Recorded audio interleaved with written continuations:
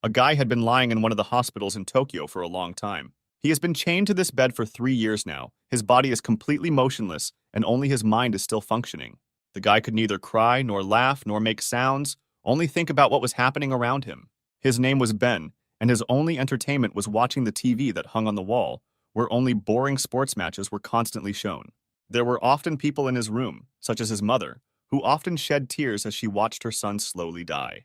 That night, the doctor said disappointing words to her that his illness was progressing very quickly and her son could stop breathing at any moment. The guy was very afraid of his death, but he came to terms with his situation and had already prepared for it. The device that showed his state of health issued a prolonged squeak, which indicated that the patient was no longer breathing. And before his eyes, he saw only darkness. At that moment, he realized that his time had come. But suddenly, he heard someone's enchanting voice, which told him to wake up immediately. She was a girl of extraordinary beauty. Her hair was thick and bright as the sun, and her body was perfectly shaped. Ben slowly rubbed his eyes, not understanding what was going on here. And then he was horrified because he could not move because of his illness, but now he could easily move his arm. But his shock was abruptly interrupted by the same girl, calling him master, which surprised the guy. She was glad that Ben finally woke up, but the guy was surprised by the picture he saw and asked her who she was. And then the main character fell into a stupor for the second time, because he had just spoken the words out loud. But he was again interrupted by the beauty, saying that her name was Jenny, and today she was his personal security. Ben didn't understand what was going on here. He was embarrassed that such a girl was sitting on him, who was also dressed revealingly. The main character embarrassedly said that he was already 18, and Jenna was so beautiful that he could get an erection. And then he was shocked. Ben's scream rang out throughout the thicket of the forest, and only the deaf could not have heard it. The main character was incredibly surprised that he got erect, and he felt these painful sensations below. It was all like an enchanting dream. He was supposed to die, but for some reason he ended up here. And besides, his illness, which had tormented him all these years, fleetingly disappeared. Jenna was surprised by the guy's reaction and asked if her owner was okay. Having calmed down, Ben replied that he was fine, and he wondered why the girl called him master. She briefly explained to him who she was and what this place was, as well as who Ben was around these parts. The main character did not understand anything from what was said, because the girl said that he was the heir to the Protoss chosen by the Heavenly Lord Kel. Jenna explained that the Protoss is the only surviving place inhabited by humanity. That is, the king of the Protoss is the king of people. The guy grinned and said, waving his hands, that Kel could not have reborn him from another world. This is not scientific and looks like nonsense. Smiling, the girl sharply bit her finger to make her bleed. Jenna decisively said that since the owner did not believe her, she would provide him with evidence. The smell of her blood should attract predators in the area, and then Ben, having met them, should understand everything. Suddenly, throughout the thicket there was a loud roar of thousands of souls. They resembled the growl of a pack of wolves, people, and bears at the same time. Footsteps were heard behind Ben, which barely followed the ground, but at the same time quickly overtook them. The main character turned around and saw a terrible picture. It was a horde of zombies who came here at the smell of blood. Seeing how horrified Ben was, Jenna said that these are the same predators, and now they are filling almost the entire earth. Determination was visible on her face. She added that these pale-faced people had turned our world into absolute horror. At that moment, Ben believed what he was being told and stood in front of the girl, ordering her to leave. Resolutely, the hero went forward, saying that he would deal with them, because finally he could move his muscles, and it was time for him to warm up after many years spent without moving. Jenna asked if he was afraid because there were so many of them, to which Ben replied that of course he was afraid and terrified at the sight of all these zombies. But he was even more afraid of seeing such a beauty die at their hands. The girl felt pleased by the words spoken, and a smile appeared on her face. Suddenly, she flew into the sky and said to herself that Mr. Kel had chosen a worthy heir. Ben looked again at the flock of zombies. In their eyes, he no longer saw anything that reminded him of people, only an animal desire to dine on fresh flesh. Somewhere, all his heroism suddenly disappeared, and he thought that since they were corpses, they were moving slowly, so the best solution would be to run away from them. But the corpses didn't think so. They were quite nimble because their hunger gave them strength. Suddenly, everything disappeared somewhere, and Ben heard a divine voice inside himself that told him that he had seen his courage and that the guy should stop being afraid. Surprised, Ben asked what this place was and who was talking to him. The divine voice spoke to him again and said that this was his inner strength and they had the same soul. Meanwhile, Jenna, watching the battlefield, thought that if Kel's consciousness really still remained in this world, then it should manifest itself right now. The one and only power, the endless darkness, it must appear at this very moment. Suddenly, a purple light began to leak from the crowd of zombies, which illuminated the gloomy clearing. The zombies surrounding Ben felt that emotion that reminded them that they were human. It was pain. The purple ball that surrounded the main character began to scatter zombies in different directions, like the wind sweeping leaves from a tree. In the center of the zombie crowd, only our hero remained, surrounded by a purple glow. This was his hidden inner strength. Ben looked at his hands, through which energy flowed, and thought that this was the feeling of rebirth. From the corpses that the guy scattered, only purple particles remained, which were incredibly beautiful. In an instant, they all rushed towards him, causing the main character to freeze in horror. But there was no need to be afraid, because every particle gave energy, and the guy felt a sharp surge of strength. The hero felt a feeling of warmth in his body. All this energy is now concentrated in him. Suddenly, he heard something moving towards him. These steps were already familiar to him, because it was the same girl. She shouted that there was no need to panic, because this was exactly the master's ability, namely endless darkness. Endless darkness can not only absorb energy around, but also during battle from opponents. The hero was not very happy with what Jenna said. He thought that this world has supernatural powers. Apparently, his illness was cured precisely thanks to these forces. Suddenly, the girl fell to her knees in front of the guy and shouted that the Protoss would not last a day without his owner. She confidently told the hero to return to the Protoss and inherit the crown. Ben thought that becoming the king of the Protoss was not the happiness he wanted. After some time, the guy saw dragons in the sky, hovering over the walls of the city. Jenna asked why the owner was not very happy that he should become the king of the Protoss, but she never heard an answer. Ben had a look of exhaustion on his face, and he couldn't think about anything other than food. The hero answered the girl that the most important thing they must do now is find a place where they can eat. When they approached the majestic wall, Ben asked if this was the city she told him about. They looked at a huge wall that seemed to have no end, which protected the city from predators. The guy was surprised that there was no gate in the wall and hoped that they did not need to climb such a huge structure. Jenna reassured him by saying that it was just a Protoss security system and any resident could open the gate. She put her hand to the wall, and at the same moment the wall began to tremble, triggering its internal mechanisms. The girl said that the wall is 700 meters high and 20 meters thick, which makes it possible to deter any predators. The door opened and a mechanical voice echoed down the corridor greeting Jenna. Although everything looked abandoned from the outside, inside the Protoss, the inhabitants can still lead a peaceful life. The girl explained that this is thanks to the Protoss guards who guard this city. The city itself is surrounded by a huge abyss, and you can only get into it through 12 entrances guarded by guards. All guards are elite fighters who have passed multi-level selection. According to strength, they are divided into levels from strong to weak, a total of 5 levels, S, A, B, C, D. The guy was tired of this story because he was still madly hungry. Suddenly, a rude voice called the girl, telling her that she had again violated the ban on leaving the city. It was a C-rank Protoss guard named Ethan. He was indignant that Jenna did not ask him for permission to leave. The girl timidly answered him that he had misunderstood everything, and she was just looking for Mr. Kell. The residents behind the girl began to whisper among themselves that she was still looking for the master, calling her stupid. The guard just grinned at what he heard. He said that her master died 3 years ago, and his corpse has not been found for a long time. The whole crowd laughed after the leader, causing only embarrassment to the beautiful girl. She was angry at what she heard because she was already tired of enduring these bullying. She remembered that very day, how she ran to that same battlefield in the pouring rain to help her master. But it was already too late because her Lord Kell died in battle. But then a guy called out to the guard. It was our hero, who advised Ethan to keep an eye on the gate. He boldly moved towards the crowd, wanting to protect the defenseless girl. Coming closer, Ben shamed the guard with a grin, saying that it was not nice for a crowd to offend such a nice girl.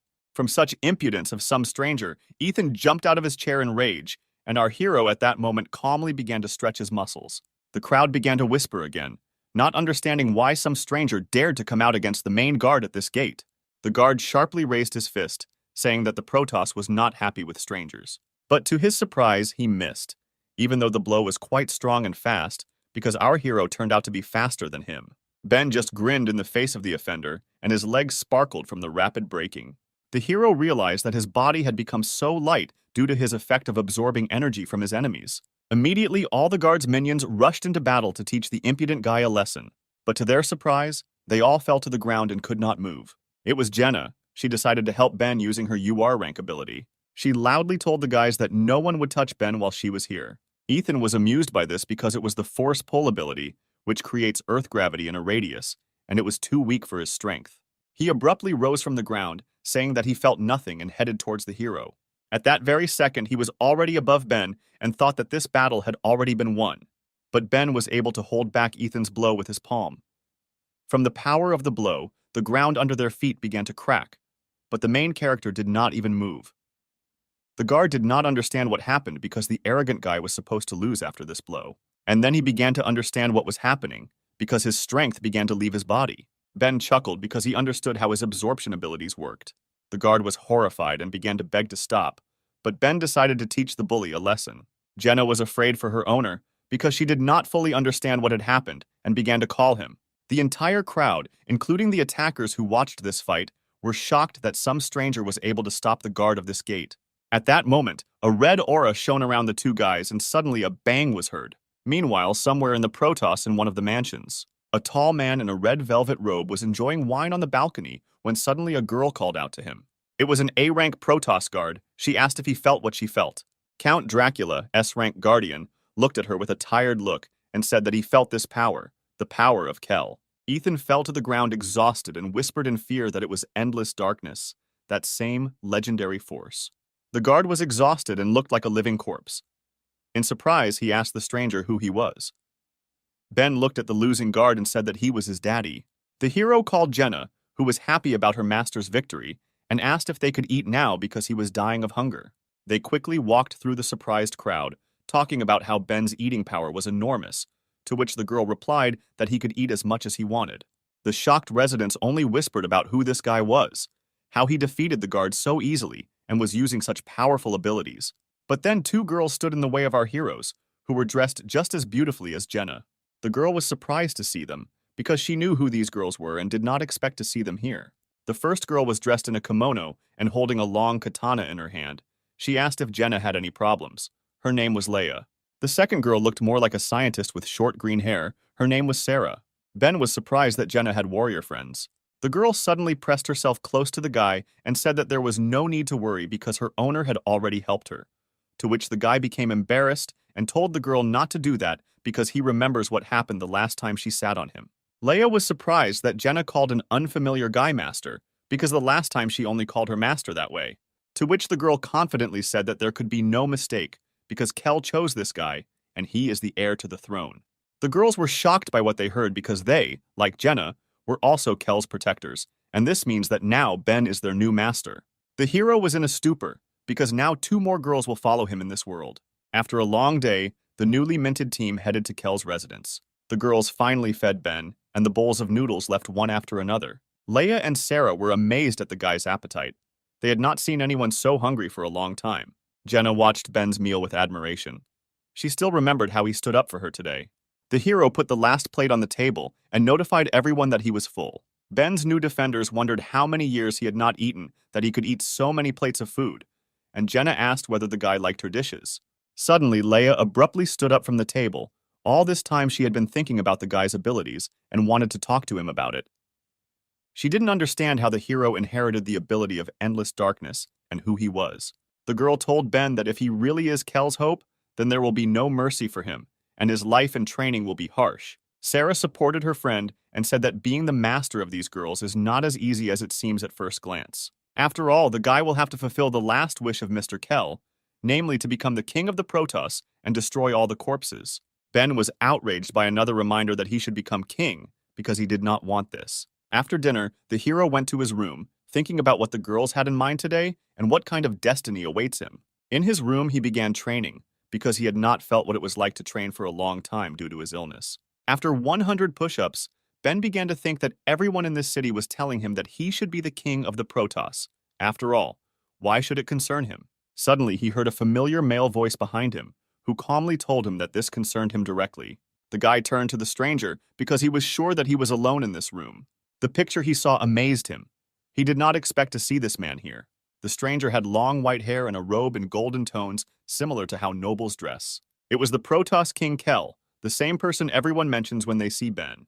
The king told the guy that he was not so stupid if he could recognize him. The hero was shocked by what he saw because Kel died long ago and should not be here. The stately man, grinning, answered the guy that this was true and his physical body had been dead for a long time. But at the same time, his soul is alive and right now it is in Ben's body. The hero realized that in this case, what was sitting in front of him now was not a physical body, but only the ghost of that very king.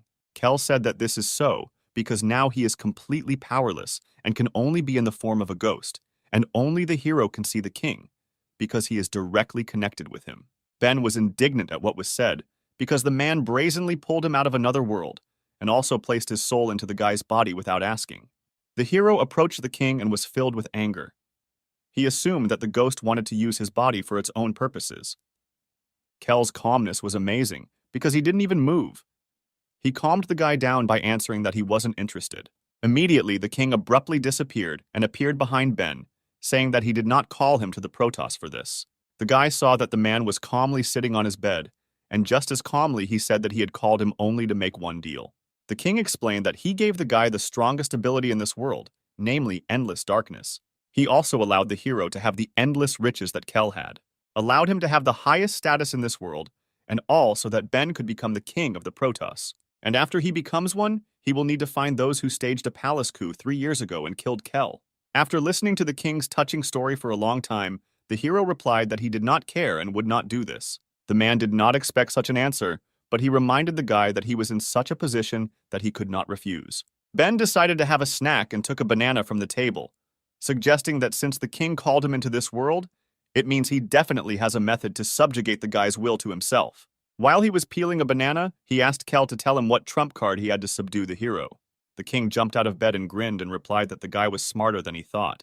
After all, the man put a seal in the hero's body that can be gotten rid of only after fulfilling his condition.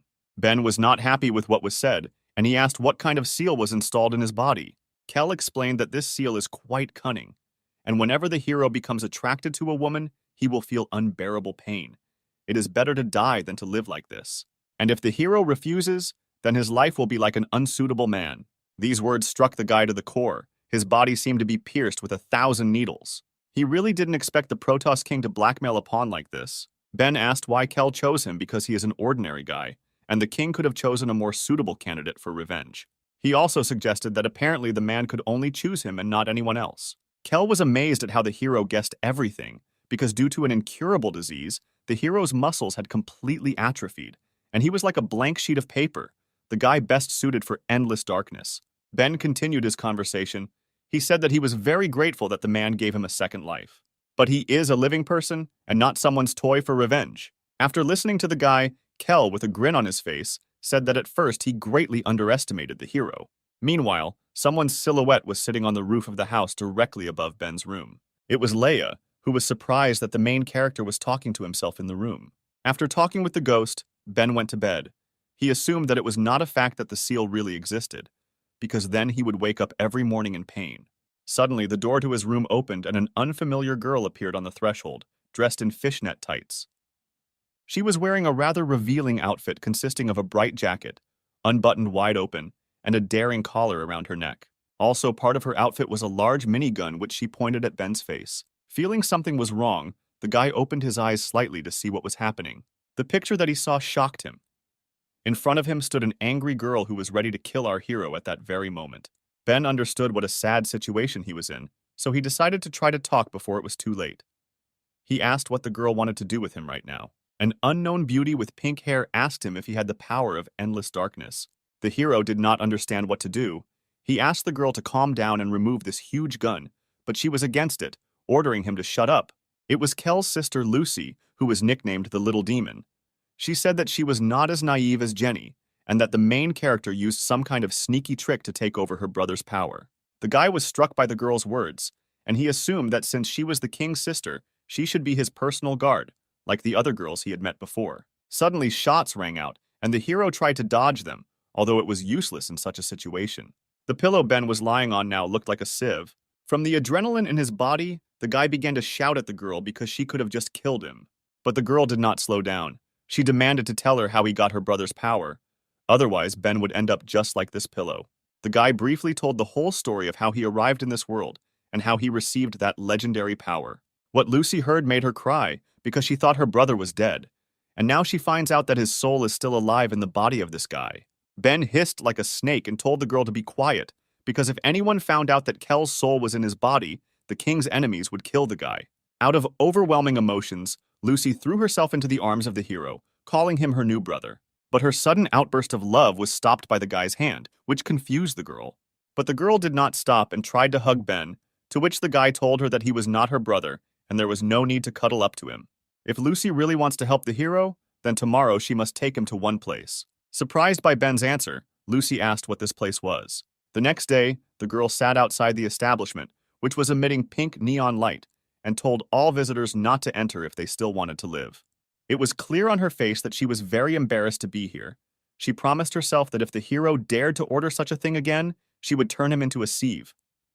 Inside the establishment, there were very beautiful girls who asked the guy if it was his first time coming here. One of the girls, slowly eating the fruit, suggested that Ben relax and give free rein to his desires. The hero was surrounded by a crowd of beautiful girls who wanted the guy to pay attention to them, but judging by the expression on his face, he was very restrained. He restrained himself because he assumed that if he did not give in to the attraction of girls, then Kel's seal would disappear. He prayed to survive this test, but the girls around him did not slow down. The guy just kept repeating in his head that he had to be persistent and not give in to his emotions. Meanwhile, the girl's passion only intensified. It seems that even the most persistent guy could not resist, and Ben gave in, shouting that he couldn't stand it. A heartbreaking scream was heard from the establishment, filled with pain and despair. The door swung open and Lucy saw Ben quickly leaving. She grinned and sarcastically told the hero that he was a dirty pervert for losing heart in front of the girls. There was only despair on the guy's face. He cursed Kel for putting such a painful mark on him. On the way home, Lucy asked whether Ben would participate in the new selection of Protoss guards, to which the guy replied that he did not know what was needed for preparation, and he did not want to look after the gates. The girl explained that in order to become a guard, you need to fulfill one condition, and at that moment, Ben turned to her. She thought that he was interested in this, but in fact the guy said that he wanted to go to the toilet because he drank a lot of water. The hero went into the nearest alley because he would not have had time to get home, and then a strange ball, similar to a baseball, fell in front of him, which at the same time had a mouth with teeth. Ben picked it up and thought it was some kind of strange toy that looked very unusual.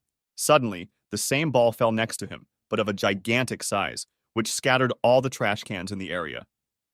The hero was stunned by such a sight. He did not understand what was happening here. It was a demon devourer, a demonic-level predator, who at that moment was about to attack the guy. At the same time, Lucy, who was waiting for Ben, began to speculate about what happened to her brother and that he decided to make this weakling his heir. Suddenly, from the alley where the guy went, loud screams and noise were heard that were hard not to hear. Lucy decided to see what this boy was doing there that was making so much noise. But what she saw there shocked her. Ben jumped out from around the corner, being chased by a huge demon and trying to eat him. The guy barely dodged him, but so far was still unharmed. The girl was amazed that a predator of a demonic level made its way inside the city so easily. The hero landed on the ground, and from behind the predator, small demon balls flew towards him. He understood that he would not have time to evade them, and apparently this would be the end. But suddenly, all the balls that were flying in his direction were pierced by bullets, leaving only traces of their own blood on the guy. Ben turned around and looked in the direction where his little friends had flown in to see who had saved him. Lucy grinned, throwing her minigun over her shoulder, and asked if this pervert had wet his pants. Realizing what was happening, the guy shouted that she herself was a pervert, like her whole family. But the girl did not pay his attention because she noticed a figure standing on the roof of the house and ordered her to come down because she had noticed it a long time ago. She understood who it was because only one person could control demonic-level predators and also bring them to the city. No one is more capable of this than her brother Kel's wife, Eliza. Ben was surprised by what was said. He asked Lucy if this girl was the king's wife.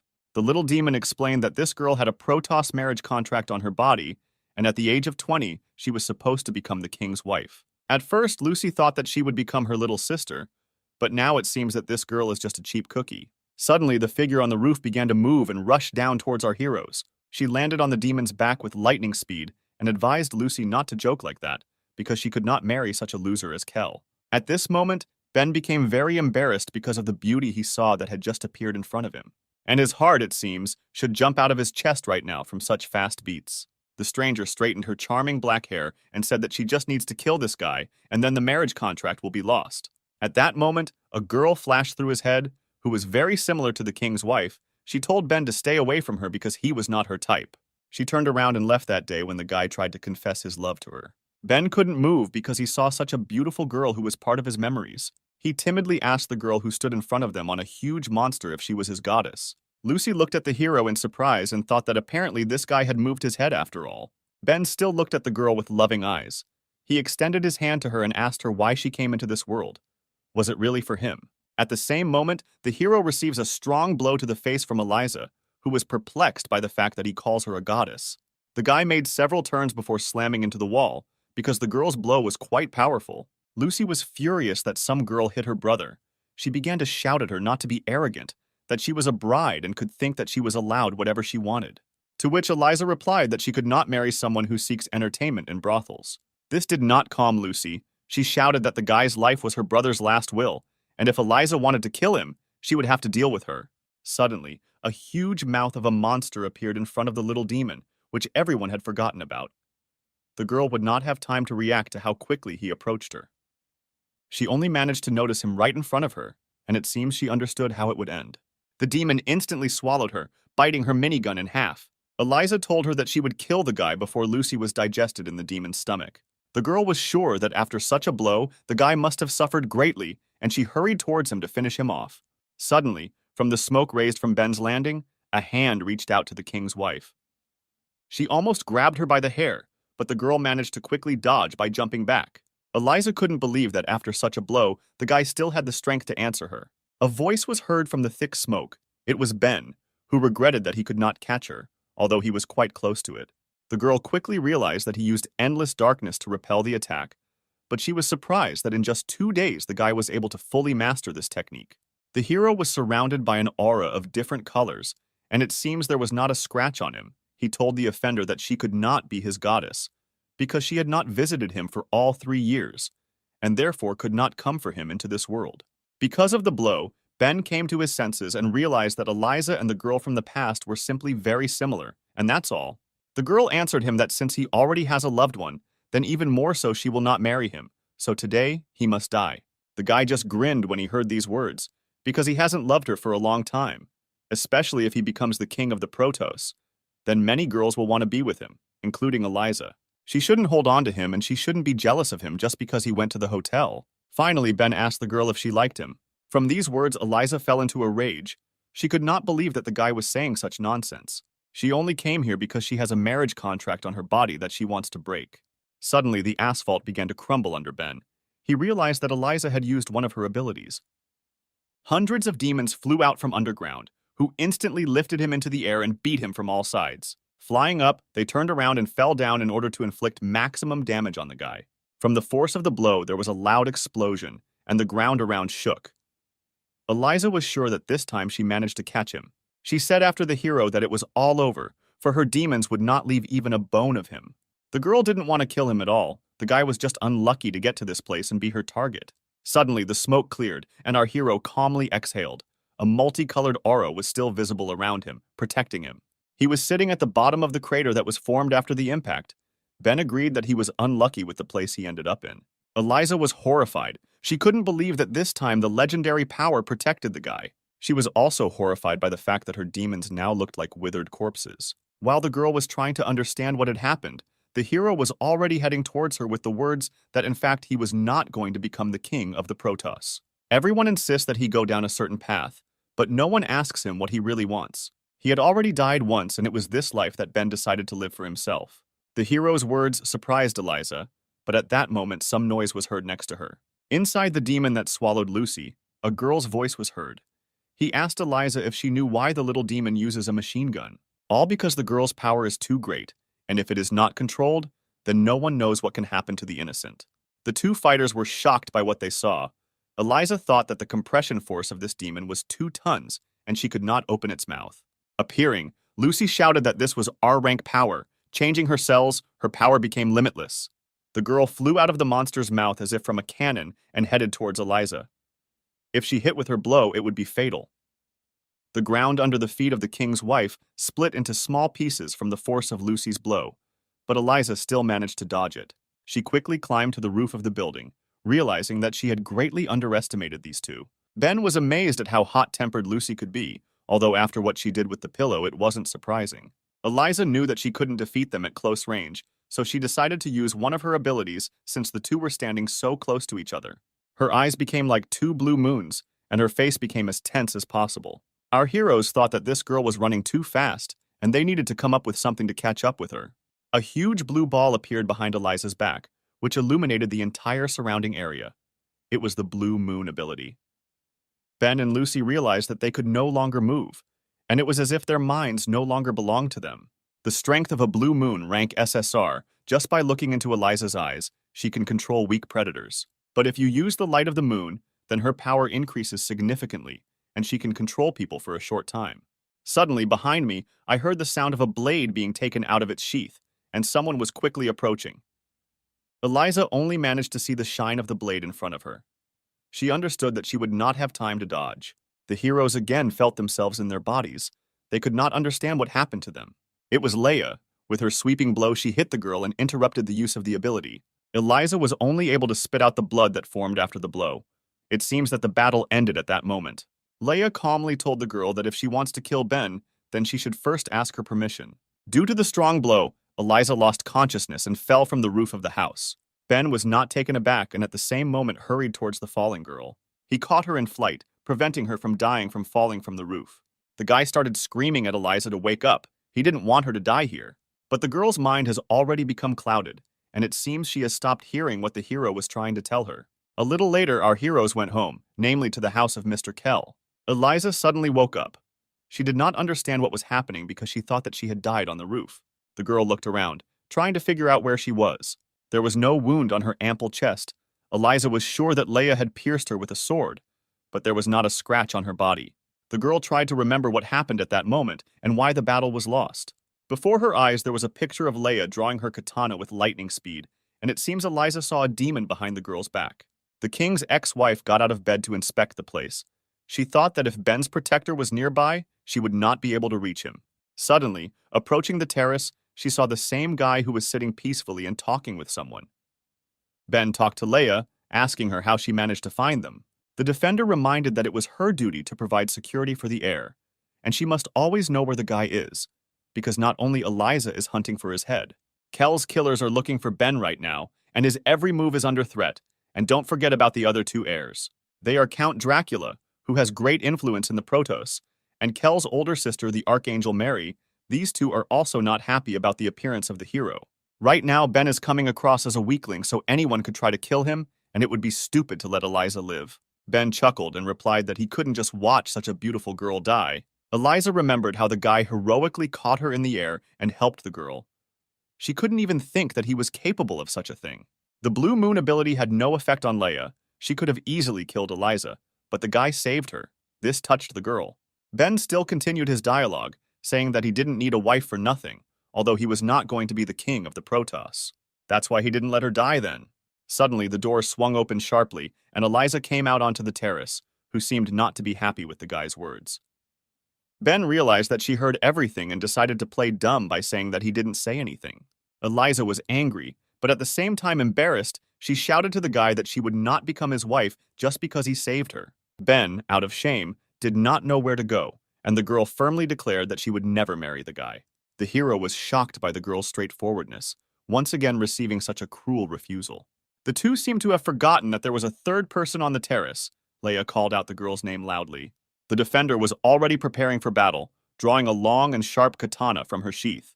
She warned Eliza that if she wanted to kill Ben, then Leia would not use the hilt of the sword this time. Now the girl understood why there was no wound on her chest.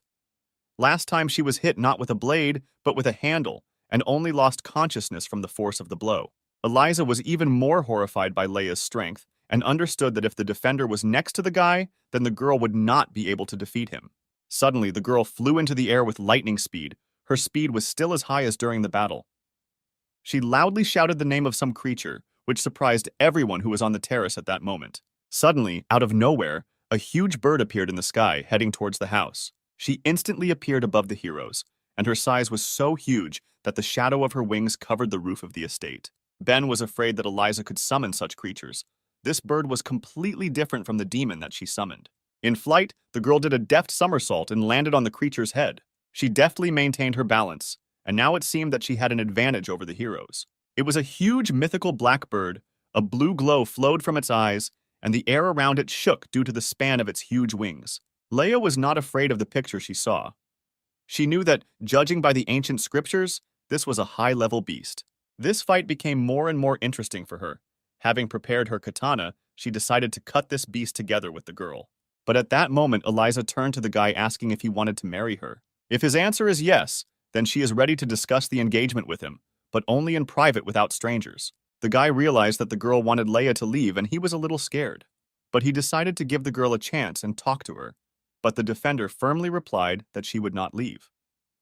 Ben confidently told Leia to calm down, because if the girl wants to kill him, she is unlikely to succeed, since she just barely jumped on her animal. The defender looked gloomily at the guy and replied that if he wants to die, then so be it.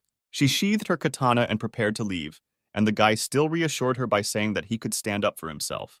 After some time they were left alone. It was a beautiful night, and somewhere nearby they could hear the chirping of cicadas. Ben understood that Eliza was afraid of Leia, so she asked to be left alone.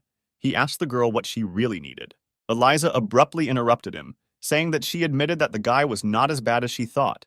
But this does not change anything, because the hero relies only on endless darkness, and for higher people he is just a pawn. Ben replied to the girl that her speech was very offensive, and this was not what he expected to hear. The girl continued her dialogue by saying that in a month, the Protoss will hold an annual selection of guards before the delegation. And if the hero defeats her and becomes the guardian of the Protoss, then she will help him ascend the throne. Ben remembered that he had already been told about this selection of guards, but he still did not understand what it was. It was a competition where heroes fight against predators and often die at their hands. The qualifying round takes place in 2 stages in order to identify outstanding newcomers who will take the place of the fallen guards. So the Protoss provides itself with guards of 72 people. This allows the Protoss to provide protection and preserve the human race. The guy heard what he needed, namely, that if he wins, then their marriage contract with Eliza will come into force. Eliza sighed and said that it was not enough to become a Protoss guard. One of the conditions was to ascend to the throne, and only then could she marry him. She can only marry a guard of the highest rank, a hero whom all Protoss rely on. Eliza became confused remembering Kel, saying that he was a very handsome and strong man, and could Ben be the same? The guy trembled at what he heard, and quietly said that Eliza really loved him. The girl abruptly interrupted him with screams. She did not want Ben to say these words out loud. The hero was very indignant. Not understanding how the girl fell in love with such a gray-haired deceiver, he has a face like a weakling. Eliza decided to abruptly change the topic, saying that the guy must remember that if he does not pass the first round, then the competition will end for him, and this means defeat. And defeat for Ben will mean that he will never be able to ascend the throne and marry Eliza. After the story, the girl was sure that the hero would refuse. But the guy was not going to give up. He said that he would willingly join her in these competitions. The days flew by and the hero trained, and now a month has passed since their conversation. An unknown guy slowly moved towards a crowd of people who were standing near a large building reminiscent of the Colosseum. It was a young fighter with a naked torso and red hair. On his hands hung bracelets around which a purple glow emanated. When he saw the venue for the competition, he was delighted. This place is perfect for the birth of guardians. At the entrance to the selection arena, the guy saw a huge number of applicants who were heading inside. This turned the fighter on more, because all these people looked very strong, and he would finally be able to test his strength. The blood of hell in his body was boiling. The guy's name was Adam, and he was from a small village that was not far from the Protoss. Walking along the corridor, Adam entered the arena, which caused him even more delight. The Colosseum was truly huge. A mountain towered over which dragons flew. Adam considered this place worthy of his fist. His admiration was interrupted by a guy who landed right at the fighter's feet. He was thrown back by a handsome guy with glasses who had ashen hair, and his suit was decorated with 2 snowflakes. The handsome stranger told the fallen fighter to take his hands off his suit, to which the guy shouted that he had unintentionally touched him. The newcomers watching this were delighted by the spectacle, because the selection had not yet begun. But something interesting was already happening. The fighter, who a couple of minutes ago was lying on the ground, flew sharply towards the offender, saying that he was stronger than him and was not afraid to fight him. Ashhair didn't like the peasant's reaction. His fingers were covered with ice, and it seemed that he already understood that the battle had been won. In the blink of an eye, the fighter who had rushed so furiously was encased in a large block of ice and could no longer move. He could still think and regretted touching the man, but it was too late. The crowd was shocked by what they saw. They wanted to know who he was and where he came from. One of those who came recognized this ability. It was an elemental level ability of SSR rank. And if he is not mistaken, then only one person can have such abilities and love for purity. Archangel S rank Daniel, who was the son of a noble family, nicknamed the Icy Soul Eater. All the girls in the crowd immediately noticed the handsome man and began to confess their love to him. But then someone touched his shoulder again. For the second time that day, someone touched him. It was Adam, who noticed that Daniel was a very strong fighter. Everyone was shocked. Did this hillbilly really want to be encased in ice like the last guy? But one of the crowd recognized the peasant. He said that Adam had killed dozens of ghost-level predators last year, and he was a real combat madman. At that moment, the bracelet on the guy's hand began to rotate, and his hand burst into flames. He told Daniel that he also had an SSR rank elemental ability and wanted him to fight him. The ash-haired man slowly turned to the guy and calmly told him to remove his hand. Meanwhile, a girl watching this whole performance, who was slowly exhaling smoke from her pipe, decided to intervene. She shouted that apparently all the fighters were full of energy and were eager to fight, but it was too early to start the game because the selection had not yet begun. It was the school judge who guarded the place, a beautiful girl with a magnificent open bust dressed in furs. Adam realized that it was better not to start ahead of time and said that he just decided to say hello to a friend. Daniel no longer thought about the impudent man. He was only worried about whether the same guy who inherited endless darkness would be there today. The crowd lost their spirit. Seeing two SSR rank abilities of the newcomers, they understood that they could not cope with this. Night fell, and it was time to announce the start of the qualifiers. The director said it was time to start. She was looking forward to the start of the competition. Daniel quietly asked to wait a little longer. It seemed he was waiting for someone. Suddenly, a hand rose from the crowd, and someone in a sweet voice shouted to the director not to start the competition. It was Eliza. She said that there was another player who did not have time to appear in the arena. The man recognized the girl. He assumed that she also came to look at the guy with the legendary ability, and perhaps because of her marriage contract. The director understood who she was talking about, because within a month, rumors about a hero with a legendary ability had spread throughout the city. She agreed that she would wait for such a valuable player, but only 5 minutes. 5 minutes passed, and the crowd started a hubbub. They were talking about how the hero was scared of the competition, and that he definitely wouldn't come. The director agreed that the time had already run out, and it was time to start the competition. Daniel's face showed disappointment. He couldn't believe that a hero with such abilities wouldn't really come. Eliza was also upset. She did not want to believe that Ben had deceived her. Suddenly, steps were heard in the distance from the crowd, slowly heading towards the center of the arena. The girl immediately became prettier when she saw the familiar figure. After all, he kept his promise. It was Ben, surrounded by his girls as guards, and he was dressed like a true king in a black robe covered with fur. He stated with confidence that all these guys did not look very friendly. The whole crowd was furious that he had appeared in the arena. Some were furious that everyone was waiting for the guy, some were afraid of his strength, and only Adam thought that it must be hot in such furs. This was not the reaction Ben expected.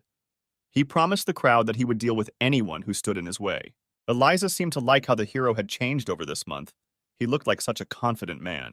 The roar of the crowd was stopped by a loud kick. It was the director who told everyone to shut up. Now that everyone was assembled, she decided to declare the Guardian Selection Conference open. Swinging her pipe, she quickly hit somewhere in the air. In this place, everything sparkled, and it seemed that space began to tear apart. A huge portal formed at the site of the impact, announcing that the competition had begun. The crowd was shocked, because before there were no space portals at the qualifiers, they did not understand what it was needed for. The director stated that the selection is divided into 2 rounds.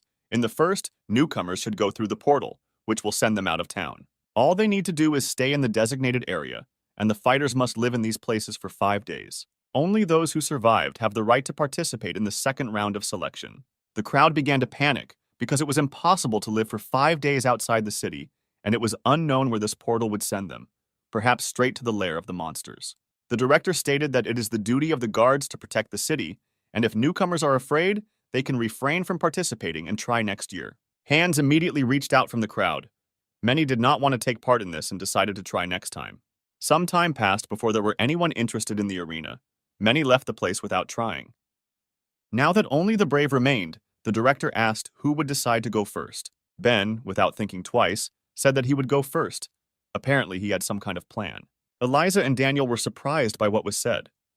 The girl understood that the guy was up to something. Ben really had a plan. He decided that if he went first, he would have time to explore the area. This would give him an advantage over others, and he should not miss it. Suddenly, someone grabbed his black robe, wanting to attract attention. It was Jenna. She was worried about the guy and told him that she had a bad feeling and he shouldn't go first. Ben hastened to calm the girl down and told her that he would meet with them after the first stage. After these words, the hero quickly walked towards the mystical portal. Without hesitation, he entered the portal, which will take him to who knows where. Coming out of the portal, in his eyes there was only horror from what he saw. In front of him was a huge, three-eyed monster that resembled an octopus. And at that moment, Ben realized that he was not very lucky after all. It was a ghostly predator who flew into a rage because some person had invaded his lair. His size was so huge that it seemed he could break through a building with one tentacle. The monster directed one of these tentacles at the hero in order to punish the insolent person with one blow. Ben did not have time to dodge. The ground under him scattered from the blow in different directions, and it seemed that no one could survive from such damage. But the guy was protected by endless darkness. He easily raised his tentacle and said that he was incredibly lucky that he teleported immediately to such an enemy. It's a pity he doesn't have time for this battle because he had an appointment. In rage, the predator sent 3 more of its tentacles towards the guy to finish what he started. But Ben deftly dodged the blow, even though the attack was quite fast. He landed on one of the tentacles to quickly get to the enemy's weak spot. While Ben was running along the tentacle, the monster thought that the hero had pretty good abilities for an ordinary person. But the guy had already approached the enemy's weak point. He understood that he needed to finish off the predator quickly, otherwise other fighters could discover his location. Meanwhile, in the arena everything was peaceful and calm, and no one knew what was happening on the other side of the portal. The little demon was worried that Ben might not be able to cope because the rules had been changed, and now no one could guarantee that nothing would happen to him. But Leia decided to cheer up the girl by saying that the guy is not as simple as he seems. From the first day he entered the Star Spirit Garden, he was extremely disciplined. He went to bed at 10 p.m. and got up at 7 a.m., keeping a perfect schedule. Every day the hero did 100 push-ups, squats, pumped up his abs, and there wasn't a single day when he missed a workout. And at the end of a long run of 10 kilometers, he never stopped despite the wind and rain. There is always energy in his body, and if he cannot move, he will die because of it. That is why he is like Leia. He has a fighting instinct, and she understands that such people will not die so easily. Ben's crushing blow made the predator's eyes pop out. It was impossible to defend against such a blow. Violet sparks began to pierce the monster's entire body, causing colossal damage. Suddenly, purple energy began to be released from the monster, which the guy had already seen before when he fought against corpses. He immediately realized that this was the energy that was left from the squid, and now he would absorb it. Suddenly, the corpse's hand came out of the tentacle, which seemed impossible because the predator was defeated. Following the hand, a zombie appeared and gradually crawled out. When it came halfway out of his mouth and eyes, green smoke began to come out, which gradually scattered. This fog began to spread throughout the area. The hero was sure that he had defeated the squid, but now he did not understand what was happening. And then he thought that probably the predator was making a signal and attracting other monsters to itself. Suddenly, everything around began to sparkle, and the air became cold as if winter had come. The predator's body was instantly covered with ice from beginning to end. Now in front of Ben, there was only an ice block that looked like a large mountain. What he saw made the guy frozen in place and did not understand what had just happened. An unfamiliar figure spoke behind him, and the hero turned to see who was there. The figure said that the predator asked for help from his kind. It was Daniel. He explained that originally it was a humanoid predator, but when people eat too much, they become like that. Ben was indignant that the stranger not only spied on him, but also stole his trophy. Adjusting his glasses, the nobleman replied that if he had not helped the guy, he would now be surrounded by predators, and the hero should be grateful to him. The guy didn't listen to Daniel and turned around and said that he didn't have time to fight him because he needed to find the person with whom he had an appointment. Suddenly, the air became cold again, and snowflakes appeared around the hero. The guy had already seen this attack a couple of minutes ago. Ben asked the stranger what he was going to do, becoming covered in his aura of endless darkness. Daniel told the guy that the rules are that everyone needs to live here for 5 days, which means that the rules allow participants to eliminate competitors. Ben turned to him, answering that it seemed that by the word competitor he meant him. Meanwhile, in the forest, one of the participants was running away from a crowd of predators. Something on his hand made a sound similar to an alert on a watch as he approached an unknown blue wall. Suddenly, there was a loud explosion that tore the guy into pieces. The competition was over for him. In the ground could be seen the cooling corpse of a zombie that had been defeated by someone. It was Jenna who dealt with the predators that attacked her. She thought about where her master had teleported because she had to find him. Suddenly, the watch on her hand began to make a piercing sound. This was a locator that is given to the player upon entry, and if it makes a sound, it means it has turned on a warning system for the player. After all, there was only one rule of the game in the competition: to survive in your own area for 5 days. If you step out of bounds, you will likely be eliminated from the competition. Jenna hurried to find the owner. She quickly moved along the branches like a cat. She also understood that she should not go beyond the boundaries of the field into which the portal sent her. Descending from the trees, she went on foot, all this being watched by a mysterious figure in a cloak. It was an unknown guest who was glad to have found her. Moving through the forest, Jenna suspected something was wrong. She had the feeling that she was being followed all this time. She suddenly began to brake in order to turn around and see who was hiding in the treetops. Stopping, the girl shouted loudly for the stranger to come out. Looking into the darkness, she asked why the ghost continued to haunt her all this time. The guy was only glad that she finally noticed him. He had been longing for a fight for a long time. An unknown figure descended from the tree with lightning speed and landed right in front of the girl. The stranger said that she deserves to be Ben's bodyguard and asked when the girl noticed him. Jenna replied that she noticed him at the very beginning and asked what this guy wanted from her. The stranger threw off his cloak in order to show his true appearance. It was an electric god, laughing, and he said that someone wants Ben to die in this forest, so Jenna must take him to the hero. But the girl was determined. She had to ensure the safety of her master at any cost. At that same second, the villain sank into the ground due to the strong gravity that pressed on him. Gravity field, one of the girl's abilities, whenever she counted the numbers, the gravitational force in the radius increased. The guy's legs were already knee-deep in the ground. In this position, he would not have been able to use his abilities against the girl. But he was only amused by the defender's ability. When he began to sink into the ground, he realized that it was a matter of gravity. Meanwhile, on the other side of the forest, another battle seemed to be brewing. Daniel told Ben that just because the guy wasn't threatening him now, he wouldn't fight him. The hero did not understand what was happening. He wanted to find out what this ash-haired man wanted. The nobleman assured the guy that there was no need to be nervous, because he came here to tell the guy one thing. Approaching Ben, he asked him to stay alive in this forest by any means possible. After that, Daniel headed forward into the thicket of the forest. The hero did not understand what he meant and asked why the stranger said that. The nobleman turned around and explained that someone simply wants the guy to die and not pass the first round. To which Ben replied that many want him dead, but so far no one has managed to kill him. Daniel grinned, because the guy still didn't understand what the nobleman guessed as soon as he heard the rules of the competition. The purpose of the rules has changed because of Ben. We need to make it easier to kill him, and anyone who can change the selection rules is definitely a very influential person. As he left, he added that if a guy wants to be in the Garden of Star Spirits, he must definitely survive the first round. As Ben watched the stranger go, he wondered who it was and why he was helping him. But suddenly he felt a strange force that affected him. The hero had a feeling that he was not moving of his own free will, and he turned in the direction where he was being pulled. He was drawn into the thicket of the forest. Ben immediately realized that he needed to run there. The god of thunder struck the girl with lightning speed, which she did not expect because she slammed him into the ground. He swung and struck another blow at the girl, and flashes of lightning sparkled at the sight of the impact. From the power of her ability, Jenna flew through the trees, breaking each one in her path. The blow was of monstrous force. After flying for some distance, the girl crashed into the ground with a roar. She was covered in bruises and scratches, but still managed to survive the landing. Jenna did not know that the guy had the power of lightning. He used it to accelerate and overcome the gravity that the girl created. Swaying, she rose to her feet with difficulty. She understood that he was too dangerous, and under no circumstances should he approach her master. At that same second, the guy was near the girl. She didn't even notice how he had covered such a long distance in a second. His speed was truly amazing.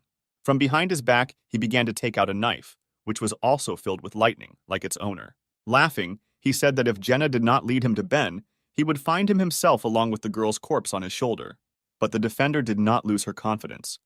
She replied that the stranger would not dare to touch a hair on her master's head. At the same time, on the other side of the forest, someone was running forward at such a speed that you could only see the dust from his tracks. 3 guys noticed the runner and realized that this was the same guy everyone was talking about. They were teleported together, which means the 3 of them can cope against 1 warrior. But then one of the fighters was surprised that the runner did not stop, but ran at great speed straight towards them. Ben ran so fast that he didn't even notice the 3 newcomers and demolished them like bowling pins. He didn't stop, because he had a feeling that Jenna was in danger. The girl was completely beaten and could barely stand on her feet. She had wounds all over her body. She only told herself that she was here to help her master and should not give up. The Thunder God only scoffed that such a beautiful girl should die because of such a short-lived master. He raised his blade above the girl's head to deal her the final blow. Suddenly, he felt something tremble behind him and move towards him. A lightning-quick elbow strike hit the guy's neck. He couldn't even figure out what happened. From the force of the blow, the offender flew forward with great speed.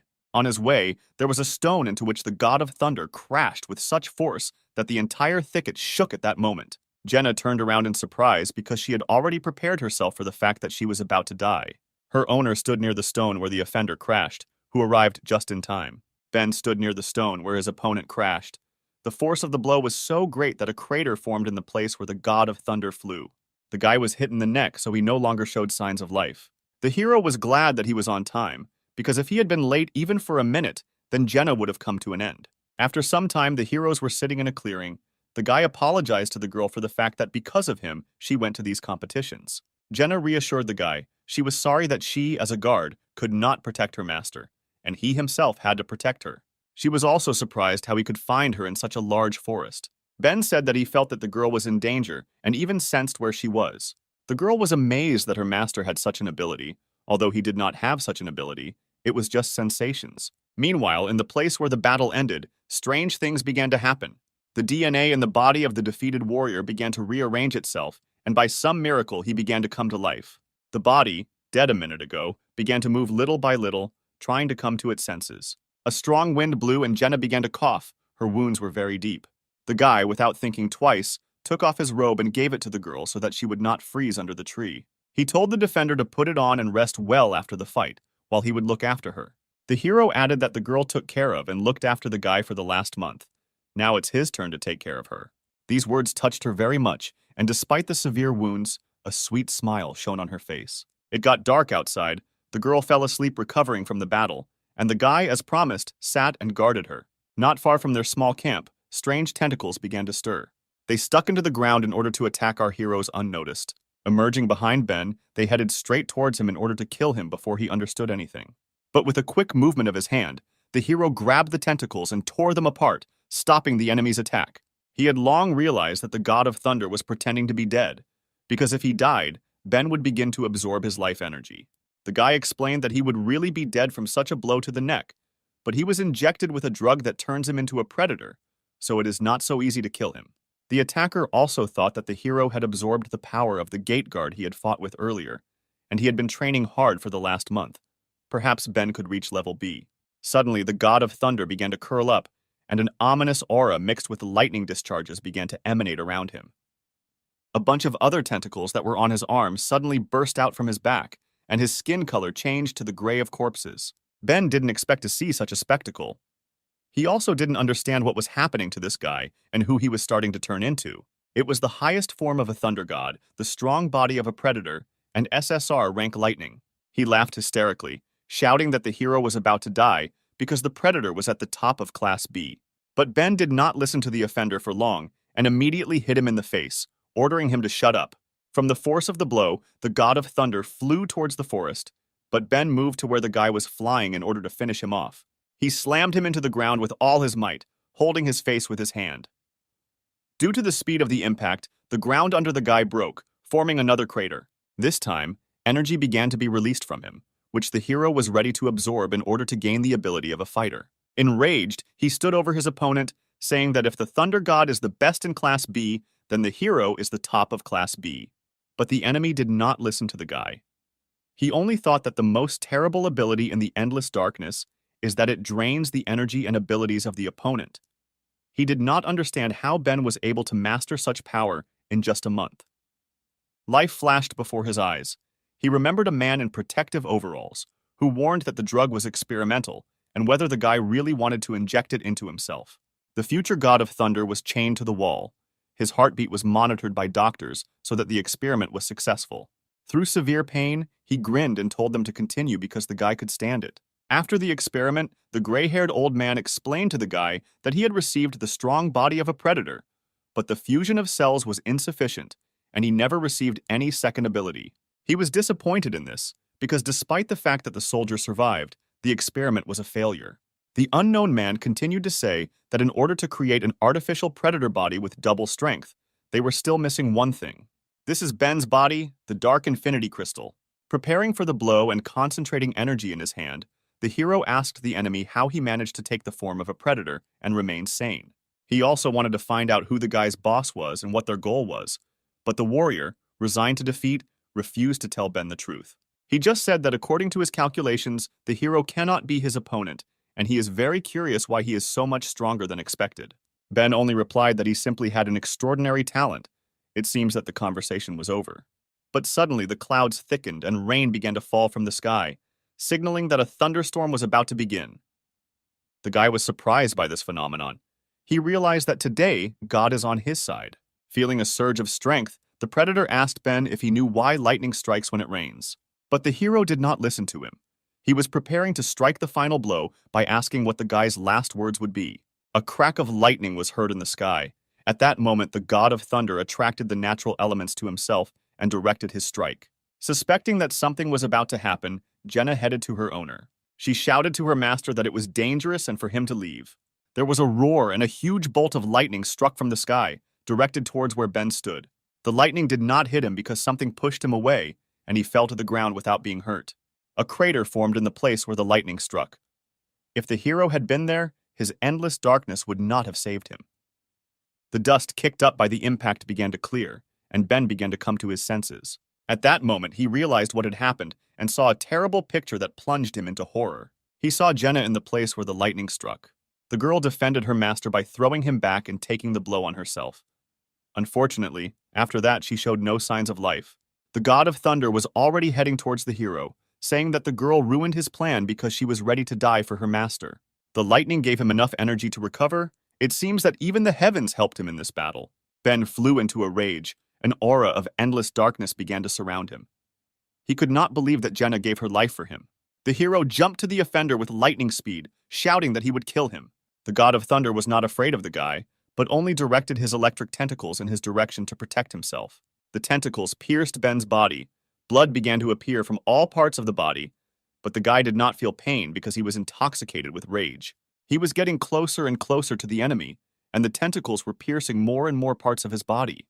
The predator thought that the guy was crazy and was still trying to hit him despite the attack of the tentacles. Ben reached his target, and his blow, in which he put all his strength, flew right into the face. With the force of the blow, the hero slammed the predator into the ground. At that moment, everything ended for him. Due to the enormous power, Ben traveled some distance along with the enemy, leaving behind only piles of stones that shattered into smithereens. The rain continued to pour, but the elements would no longer help the god of thunder. Because such a blow could not be survived, the guy put all his strength and rage into it.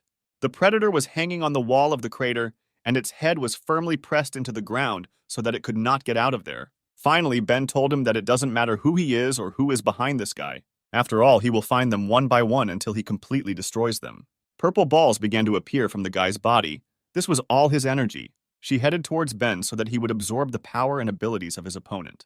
But then he was struck by lightning, which ran through his entire body. The guy trembled. He did not expect such an effect from the energy of the thunder god. His whole body was permeated with wild pain. It felt like 1,000 needles were piercing his body from the inside. From such force, Ben could not stand it and lost consciousness, remaining lying with Jenna in the rain in a dangerous forest. The girl handed a bottle of water to the guy, offering him to freshen up. This was one of the hero's memories.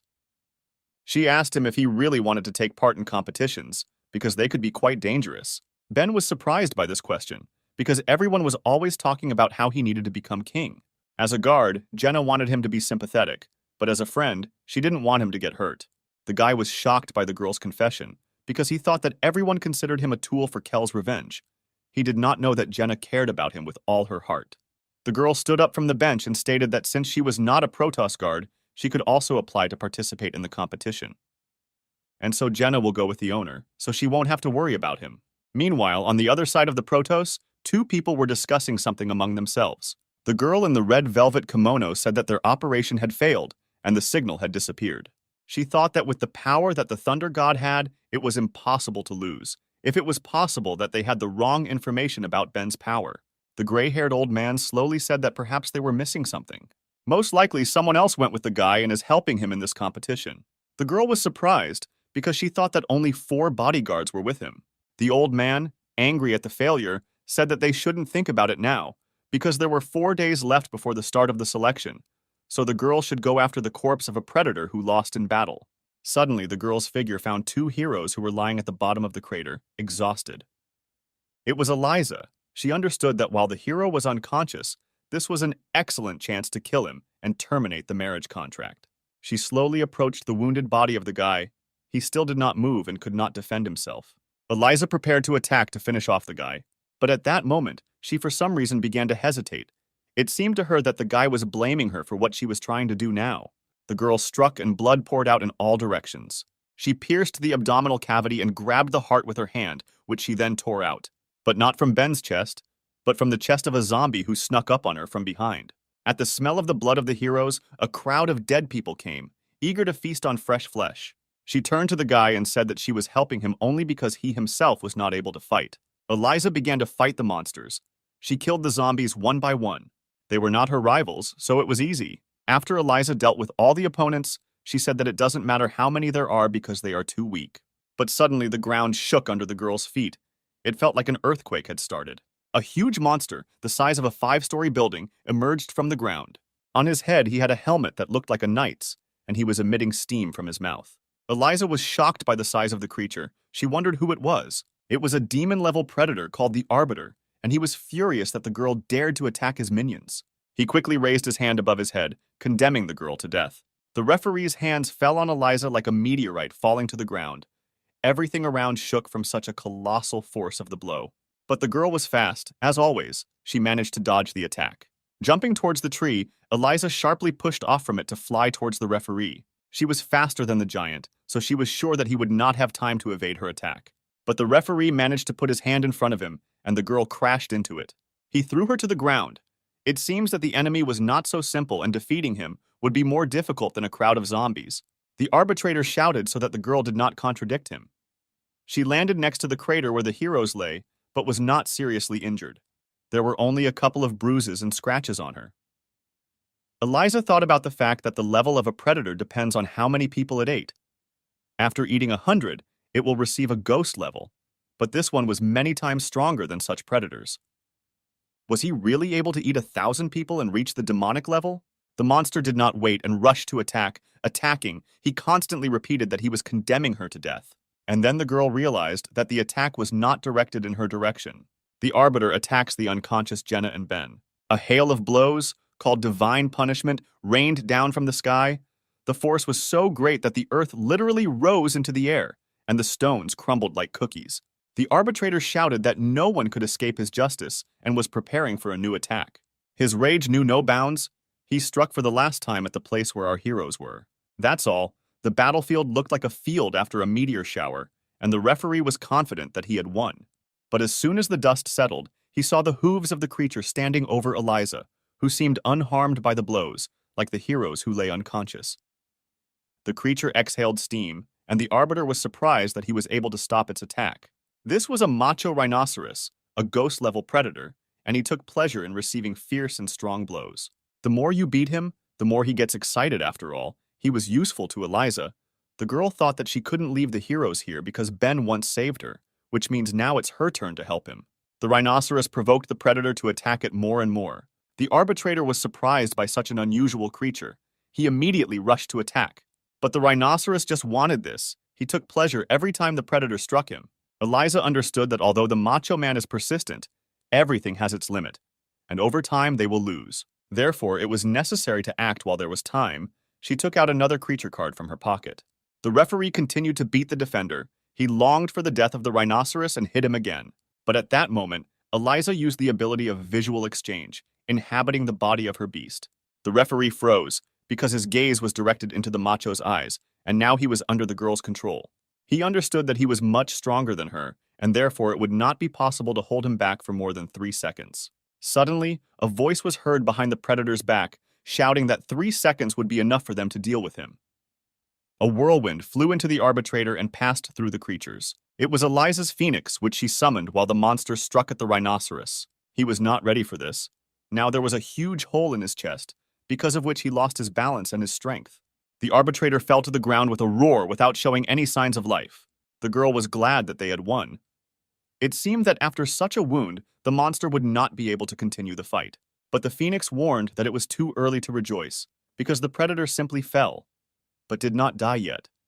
Now he is unconscious from his injuries, but it will return to him quite soon. After all, he had a unique ability to exploit. With its help, he can enslave creatures located on his territory and appropriate their life energy. Therefore, if you continue to fight him on his territory, you will not be able to defeat him, because he will constantly supply himself with energy. In this case, it is better to move away while there is time. Eliza did not like what the phoenix said. She was not used to fleeing from the battlefield. The fourth day of the first round of selection for the Protoss Guard has arrived. Our heroes took refuge in the rock after a difficult battle. Ben woke up with a start, screaming Jenny's name, his eyes still filled with the fight she had fought to protect him. He didn't immediately understand where he was and how he got here, but fortunately for him, he saw a girl lying next to him. Jenny was still breathing, albeit with difficulty. She was covered in wounds, and a green healing aura glowed around her. Next to the girl, there was some kind of animal that was intensively waving its paws. It was a white hedgehog, a low-level predator. He was a very cute, furry animal who was casting some kind of spell right now. Ben was worried about the girl, and he was afraid that this beast was now doing something to her. Suddenly, the little predator jumped up and grabbed the girl's chest. It seemed like he was excited about something. The hero was outraged by such a picture. He asked the animal where he put his paws. But then Eliza appeared and told Ben not to scare the baby, because he had been healing their wounds all this time. The guy asked the girl why she protected them, to which she replied that she did not want to remain in debt to the hero. If she saw them being devoured by predators, she would have nightmares. Ben was concerned about Jenny's condition. He asked if she could be cured, to which Eliza replied that she very much doubted it. You don't usually live with these types of injuries, but her pulse is fine. The wounds are very serious, and even if she can come to her senses, she will not live long. Pain and resentment crept into Ben's heart, because the girl suffered because she protected him. He quickly jumped to his feet, and the air around him became electric. He asked Eliza if she could help him for Jenny's sake. He was filled with rage. He wanted to find those who did this to the girl. A month earlier, Kel told the guy that Ben had little time to train, but the king would tell him everything he knew about his ability. Training will take place in this room instead of sleep. The hero realized that this was necessary so that others would not notice his progress. Kel was surprised that the guy figured out why no one should see Ben's abilities. While eating an apple, the hero said that he became the subject of discussion when he entered the city and used endless darkness. If they see him using it again, a hunt will begin for him. The guy still thought that Kel would tell him to have fun to the fullest and have fun from the heart. Moreover, because of the marriage contract, Eliza also wants him dead.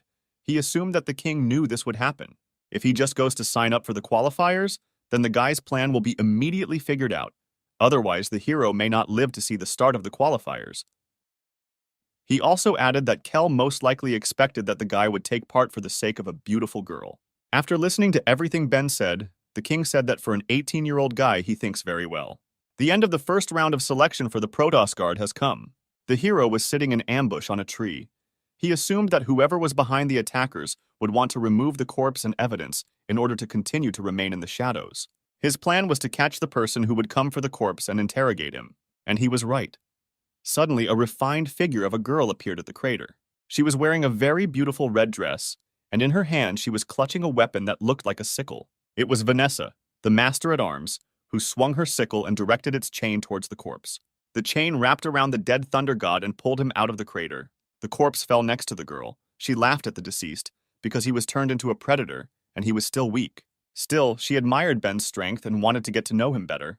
Suddenly, the air became electrified, and a bolt of lightning was moving towards the girl. Ben tried to concentrate and release energy from his finger for the first time. It turned out to be not so difficult. The guy completely mastered the power of the last defeated enemy. When the dust began to clear, he saw a strange shield from which the remnants of lightning were emanating. Behind him was a girl who said that she could change the type of her weapon at will. This is her SR rank ability. She appreciated Ben's resourcefulness in ambushing whoever came for the corpse. The guy was filled with rage. At that moment, an electric aura appeared around him, which tore his shirt to shreds. He demanded that the girl immediately tell him who was behind her. Ben's power was so high that the released lightning struck the sky, and all nearby creatures could hear the thunder.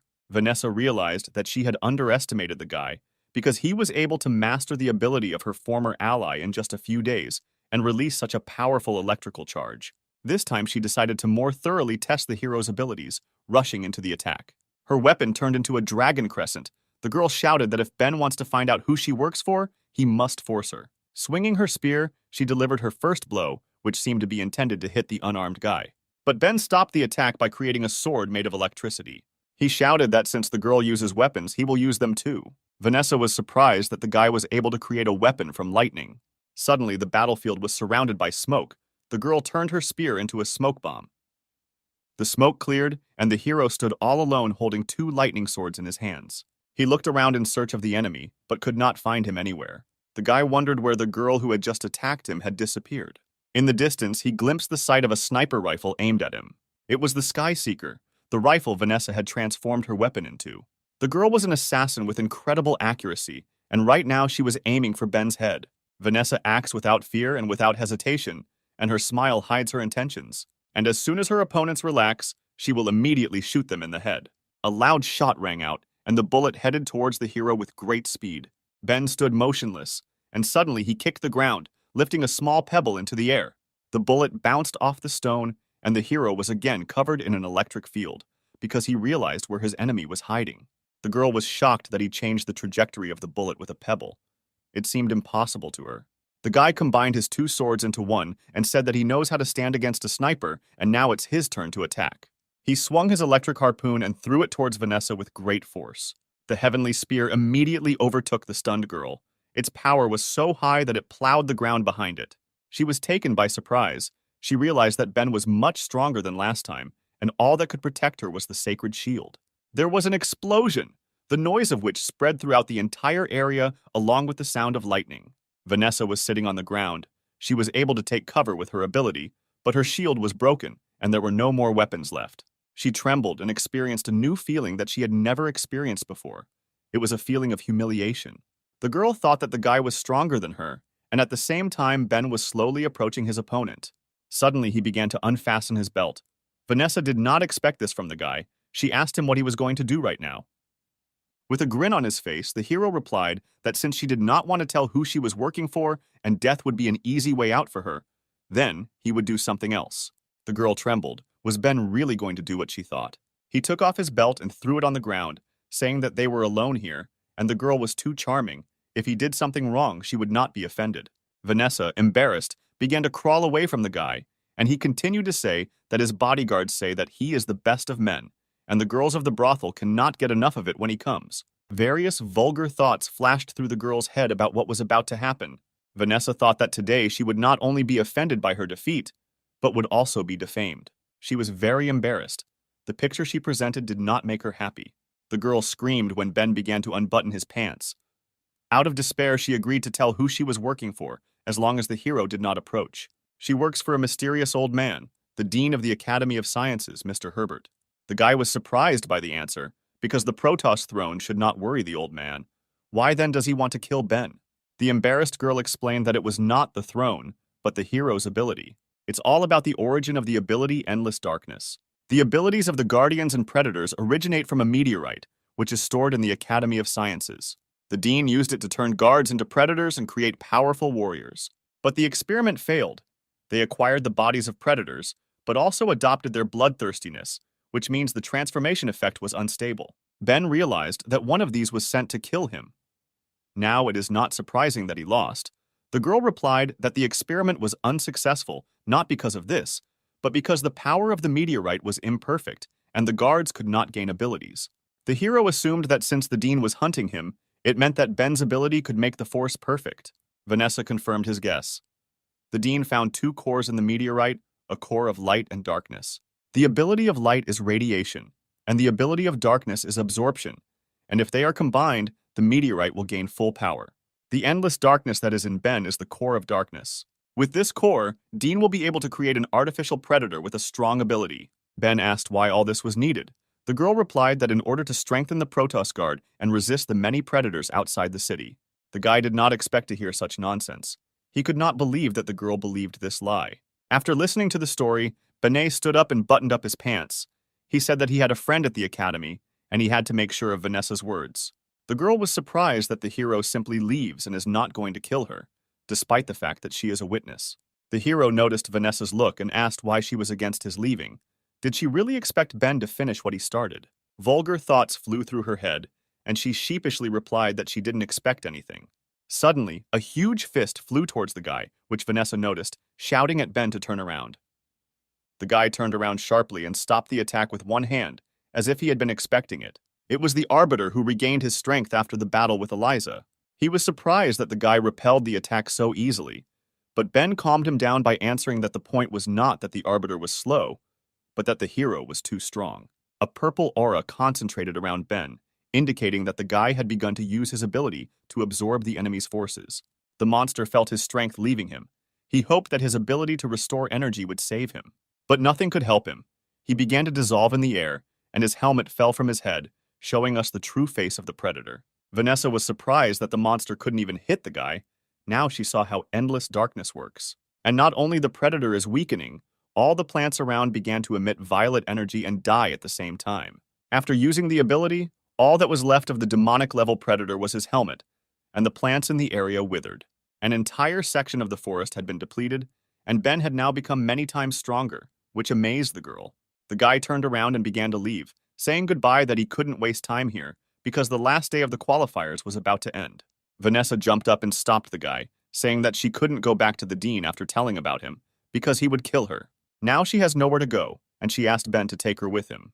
The hero did not expect to hear this from his former enemy. Now he did not know what was the right thing to do. At the same time, somewhere in Protoss, two figures were discussing the qualifiers. The girl said that in the first round, out of 33 people, only 8 remained alive. Count Dracula was disappointed by the result he heard. He expected that more participants would be able to pass the test. The director hurried to cheer up her master. She said that in addition to the bad news, there was also good news. In the area chosen for the competition, 3 demon-level predators were destroyed. The Count was interested in what was said. He asked who these 3 fighters were who achieved such success. The director replied that, judging by the data, the first person to defeat the predator was the Ice Soul Eater Daniel. The second was the owner of the Hellfire ability Adam. Well, the third was Ben, the owner of the ability Endless Darkness, and also the most interesting contender in this competition. There was barely a smile on the Count's face. He was very interested in these people.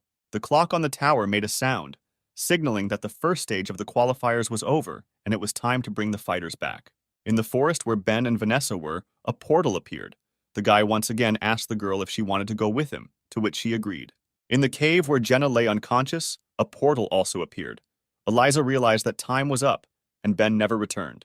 A portal also appeared in the lost places in front of the Ice Lord, and he slowly walked towards it. In the swamp of the dead on the mountain of corpses sat Adam, who was disappointed that time was up because he had not played enough yet.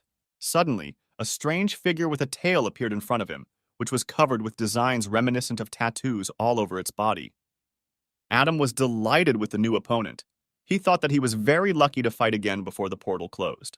A voice sounded in the guy's head, saying that behind Adam there was a portal leading to the city. The fiery fighter was outraged by what was said. He did not understand what the predator wanted. The voice in his head intensified and asked the guy to let him go through the portal. Suddenly, Adam's entire body was covered with wounds, from which blood flowed in streams. There was an explosion, and the fighter was torn into hundreds of small pieces. Adam fell to his knees from the picture he saw. It was an illusion. He began to choke from the piercing cold and fear that gripped his entire body. The fighter stood up sharply, trying to understand who was standing in front of him. At first, he thought that it was a demonic-level predator, but then he realized that they become larger depending on the people they eat, and this one was similar in physique to a human. Is this really a spiritual-level predator? This level is obtained by those predators who have eaten 100 of their demonic-level relatives. This species is extremely rare. The hero was seized with fear. He destroyed the bracelets that were on his hands.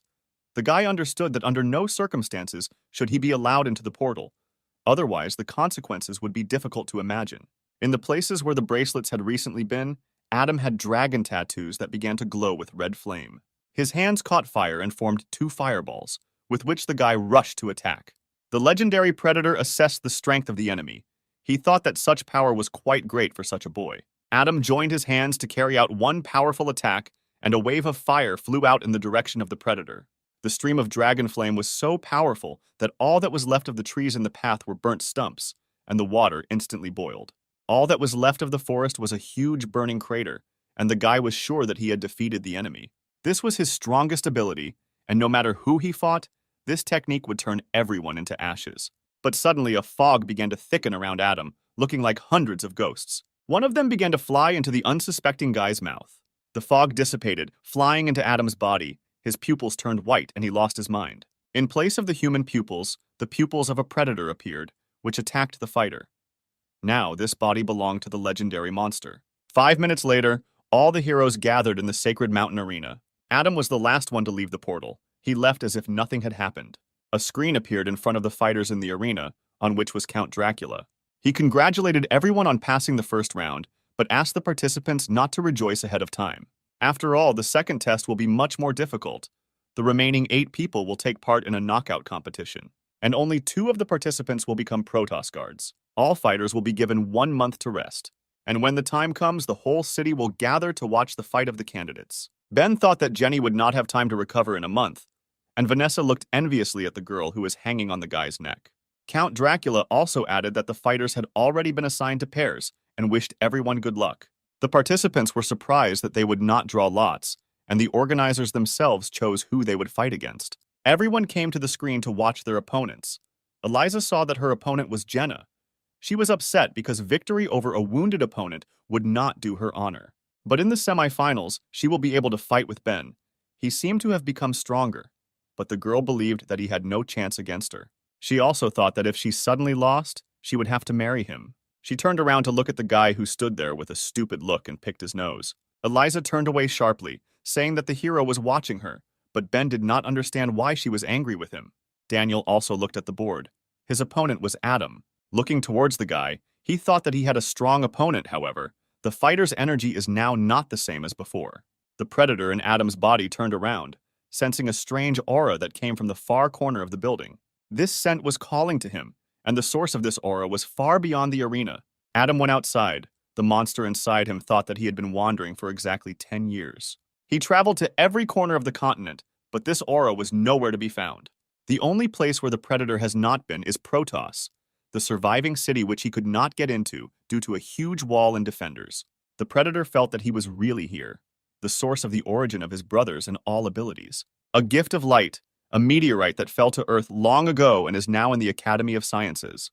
If the monster can obtain it, then he will finally surpass the spiritual level. He will achieve perfection and then the whole world will obey him. After several days of completing the qualifiers, a scandal was brewing at the Protoss Central Hospital. The doctor fearfully stated that they had done everything possible, but Jenny's health was not improving and the doctors could do nothing more to help. In front of him stood angry heroes who asked if the doctor had done everything, because they doubted it. Suddenly, Sarah appeared behind the robbers, who saved the doctor by ordering the guys to calm down. She said that there is one person who can help Jenna. The little demon immediately asked who he was. She wanted to bring him to the girl, but Sarah replied that this was impossible. Leia immediately clarified how strong this man was. They were already ready to move out. Lucy was disappointed that some doctor could be stronger than her. Sarah explained that this person is not a doctor. He is an S-rank guard and also the strongest person in the Protoss at the moment. The power of his mind is perfect, and if he agrees to cure Jenny, she will surely be healed. It's just a pity that he retired many years ago and disappeared without a trace. They tried to find him, but to no avail. Vanessa interrupted the crowd's conversation, saying that he was a master of mind flow control. His age was 56 years old, and his height was 188 centimeters. His ability is the most common N rank, but he perfected it and became a master. After Kel's death, he could control the Protoss, but he was never interested in power. He voluntarily gave up the right to rule the city, so the right to rule passed to Count Dracula, the next most powerful guard. Now he lives on the top of a snowy mountain away from everyone. Sarah was surprised by this information. How could the girl know it? But the little demon looked at Vanessa incredulously, because recently they had been enemies. The girl replied that the dean has his own secret informants, so he knows everything about the guards, and now Vanessa is in Ben's squad, so there is no point in lying to her. She also added that the guard has a strange character, and it is unclear whether he will agree to save Jenny. Suddenly, Ben spoke up. He said that he would find him and take the girl to the mountains. The guy promised that for her sake, he would seize any opportunity to keep her alive. After some time, the hero went to the top of the sacred mountain. He climbed the snowy slope for a long time. On his back was Jenna, whom he wrapped in his robe. After some time, the heroes finally found the guard's house. They were exhausted and frozen from the cold. Suddenly, Ben saw a familiar animal, peacefully building a snowman near the house. The animal also noticed the guy and was not particularly happy to meet him. At that very second, he forgot about his hobby and rushed into the house to escape from the one who once scared him in the cave. But suddenly a snowball fell in front of him, which scared the baby. It was Ben. He immediately blocked the little healer's path, saying that it seemed they had already met before. The hero asked why Eliza's pet was here, because this is the home of the master of mind flow control. The kid trembled with fear. He could not do anything with such a formidable opponent.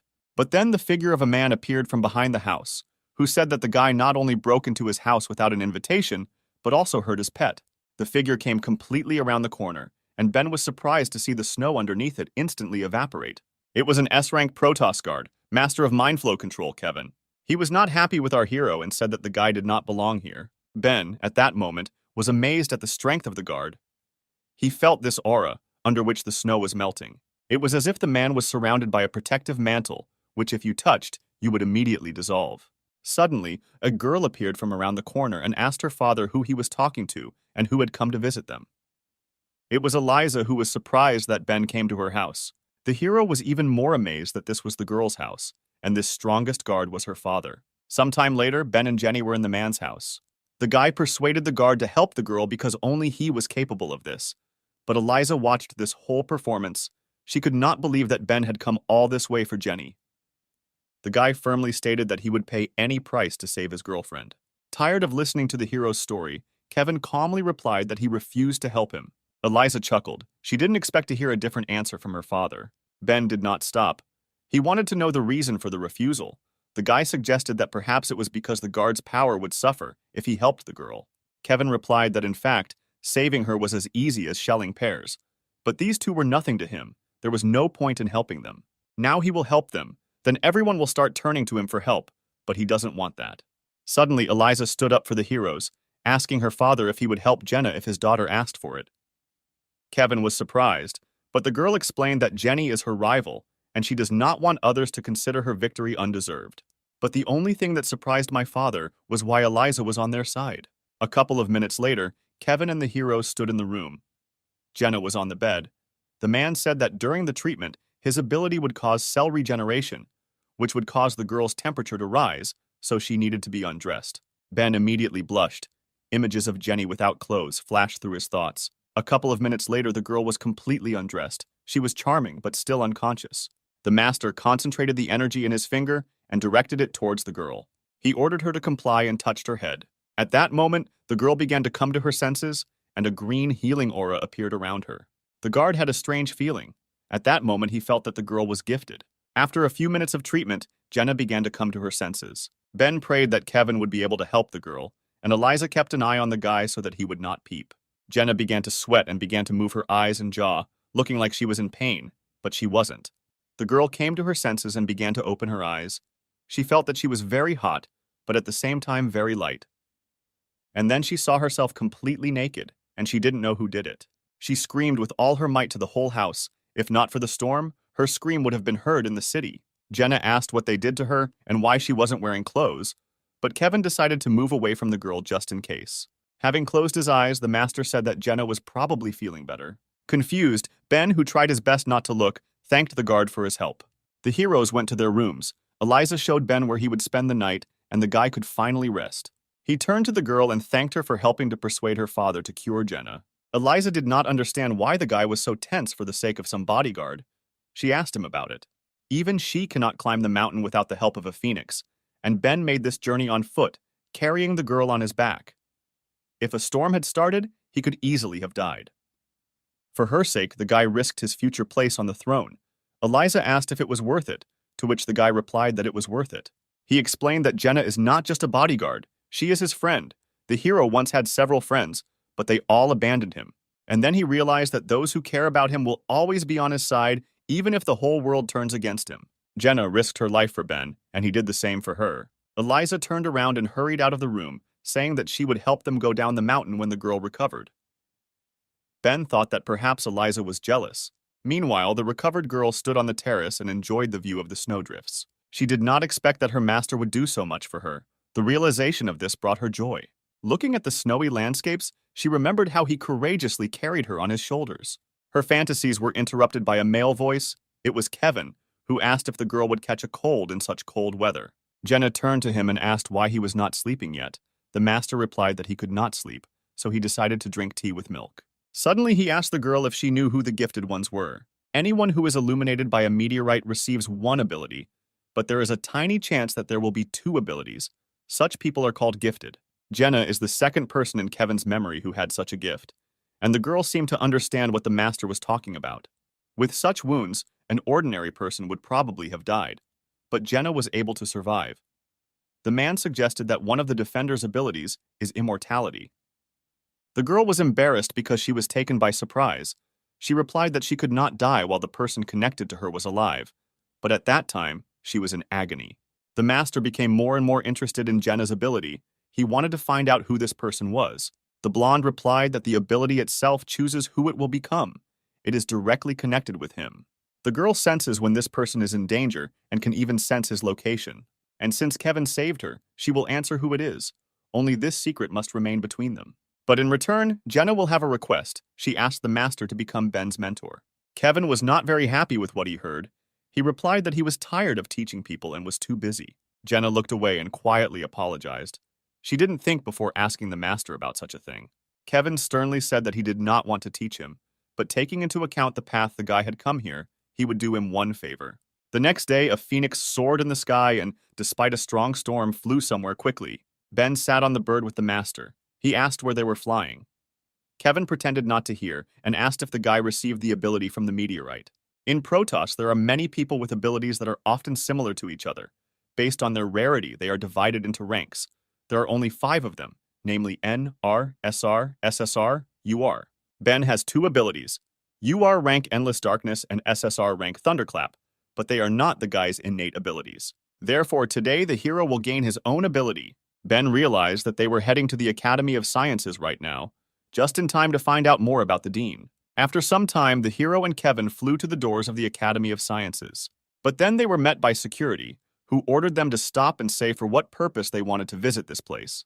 The master sighed and said that he had not been in society for a long time, since people no longer recognized him. One of the guards shouted that if the 2 men did not need anything, then they should get out of here. The academy was not a place for ordinary walks. Suddenly, he left the ground and flew into the air. The guard could not understand what had happened to him. Their body did not obey, and the entire squad began to levitate in the air as if there was no gravity under them. Their minds were with them, but their bodies were not. One of the guards was surprised that the man did nothing to lift them into the air. He just looked at them and didn't move. Ben was also amazed by this skill because Kevin did not use any skills, but just stood there. But the guy understood what was going on. He felt the aura that he saw when he first came to the master's house. The power of the mind seemed to fill the space alive. It is not surprising that the snow did not touch it. Suddenly, an old man appeared on the threshold, who recognized this unique aura because it can only belong to one person. It was the dean, who was surprised to see Kevin here because the man had not been interested in anything related to the city for a long time.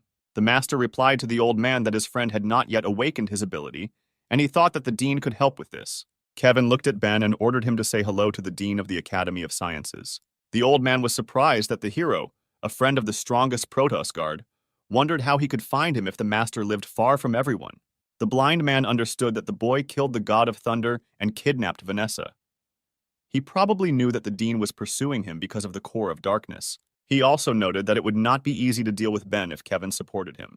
The hero came closer and said that he heard that there was a meteorite in the academy that could awaken abilities. He would like to see it. The dean coughed and firmly stated that he could not show it, because every use of the meteorite must be agreed with Count Dracula, and the gray-haired man had no personal right to dispose of it. And since Ben is a friend of Mr. Kevin, the old man could put in a good word with the Count. Endless darkness began to thicken around the guy. He decided to solve the problem in a bad way, since nothing worked out in a good way. But suddenly the wind barely blew next to him, and he saw the master who was already standing near the dean. The old man was amazed by the man's speed and was afraid of what would happen next.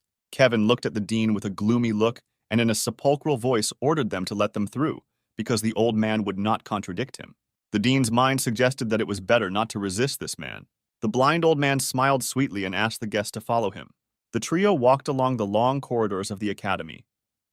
Ben had already begun to doubt that they were going in the right direction, but the dean reassured him by saying that, although he was blind, he knew the academy like the back of his hand. The hero thought about the fact that the security system here is impressive, because they had already passed 4 posts, and before each one the presence of the dean was required. If not for him, they would hardly have passed. In addition, the closer they are to the meteorite, the stronger the endless darkness reacts to it. The old man stopped. The meteorite was behind this door. He asked the heroes to listen to his instructions when they went inside. The metal door slowly opened, and the heroes entered the room where the legendary artifact was located. In appearance, it resembled an ordinary stone to which various cables were connected. This was the first time Kevin had seen a meteorite with his own eyes, so he asked the dean if this was really the same artifact in front of them. Ben calmly said that in appearance, it was an ordinary stone that did not represent anything. The master turned to the guy and began to scold him for not listening to him when Kevin was talking about the meteorite. While the couple was quarreling, the dean thought that before, light and darkness were whole and attracted each other, and if Ben came into close contact with the core of light, it could react. If the guy loses himself, the meteorite will merge with him, and when his strength is restored over time, the old man will be able to fulfill his dream and create an army of predators with abilities. And all this thanks to Kevin, who himself brought the core of darkness into the hands of the dean. His thoughts were interrupted by a fist that slammed right into the guy's face. The master beat the clueless Ben for flying in the clouds and not listening to his elders. After moralizing, Kevin asked the dean to activate the meteorite. After some time, the cables under the meteorite became electrified, and the stone itself, due to electricity, began to emit a bright yellow light. Kevin was wondering what ability Ben would receive, and the dean hoped that this ability would be rank N. The bright divine light blinded the hero. He more and more ceased to see the source of the light. After the meteorite was turned off, Kevin asked Ben if he felt any changes in his body.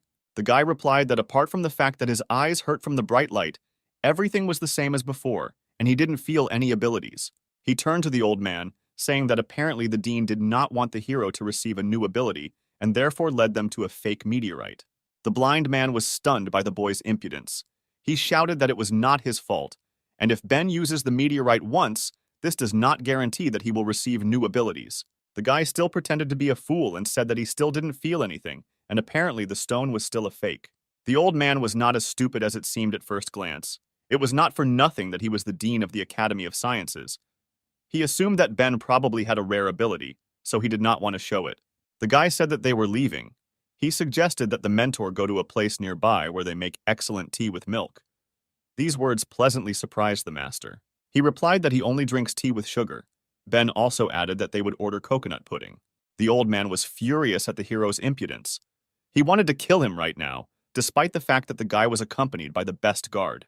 When the heroes turned their backs to the old man, he pulled a hidden blade from his cane. The dean thought that Kevin would not have time to react if he struck right now. He pulled the sword from his cane and swung it to kill the unsuspecting guy. But suddenly he froze in place and could no longer move. Kevin asked the old man if he had forgotten what it was like to cross the path of a master. Realizing that he had lost, the dean trembled with fear. He knew that the guard was very strong, but he didn't think that much. Having apologized, the old man put his sword back in its sheath and decided not to detain the guests any longer. Ben was horrified by how much rage he saw in Kevin's eyes. He understood that if the dean had not retreated, he would now be dead. Kevin looks harmless, but he hides a huge amount of power. So this is what he is, the strongest Protoss man. After the incident at the academy, our heroes were heading home on a huge phoenix. Kevin drank his favorite milk tea, which Ben promised him. The guy was surprised how the master drank a whole glass of tea in one gulp. After all, he really loves this drink. The guard turned to the hero and said that now they were alone, and Ben could show the ability that the meteorite had endowed him with. Kevin quickly saw through the guy. The hero did not want to show his new ability in front of the dean, so he fooled him. The ability had just awakened, and Ben didn't know if he would be able to show it, because he had never used it before and he didn't know what it did. Kevin waved his fingers and told the guy to stand still and not move. He decided to penetrate his mind and see for himself what kind of ability the boy had.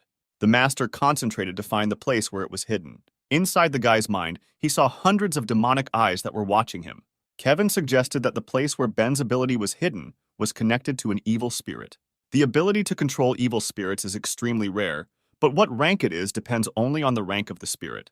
Suddenly, he noticed an ominous creature that was watching him. The master turned around and saw that the monster was huge. The man demanded that the spirit tell him his name and show himself to him. The monster was of colossal size. Its voice echoed throughout the entire space, and its name was Asur. Ben was already tired of standing in one place and not moving. He was looking forward to the master finishing his ritual. Opening his eyes, Kevin said that the boy was very lucky.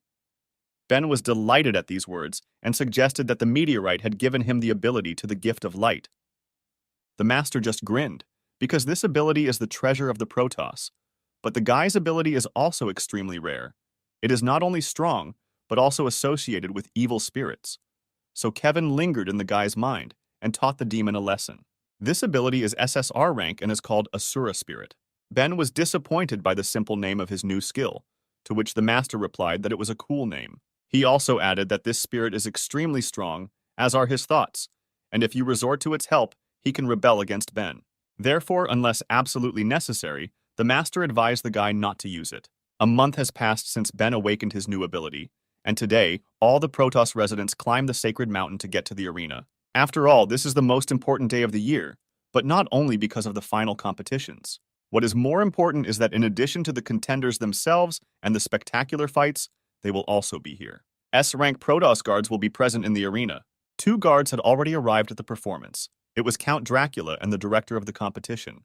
The audience was happy to see such people live, because before that they had only seen them on TV.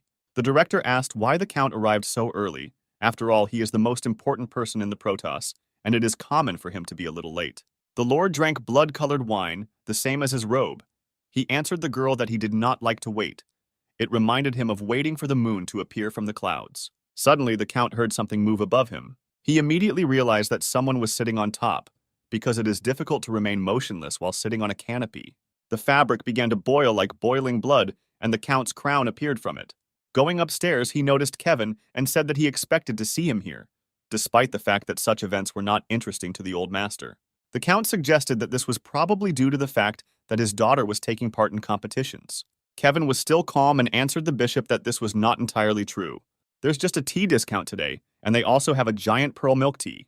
The man suggested that the Count try it, but he refrained, answering that sugar accelerates aging. Kevin was indignant and advised to live for today, because the Count and the master were the same age. But the ruler looks younger because he takes care of his appearance. Suddenly, the men heard the clicking of heels. It seemed that someone was approaching the arena. It was a woman dressed in a red dress with a large neckline, and pearls sparkled around her neck.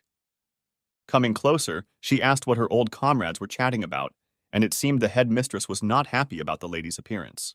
It was the leader of the Milky Way faction, Archangel Mary, and she was wondering if the warriors were discussing who, besides her son, would become the new protector of the Protoss.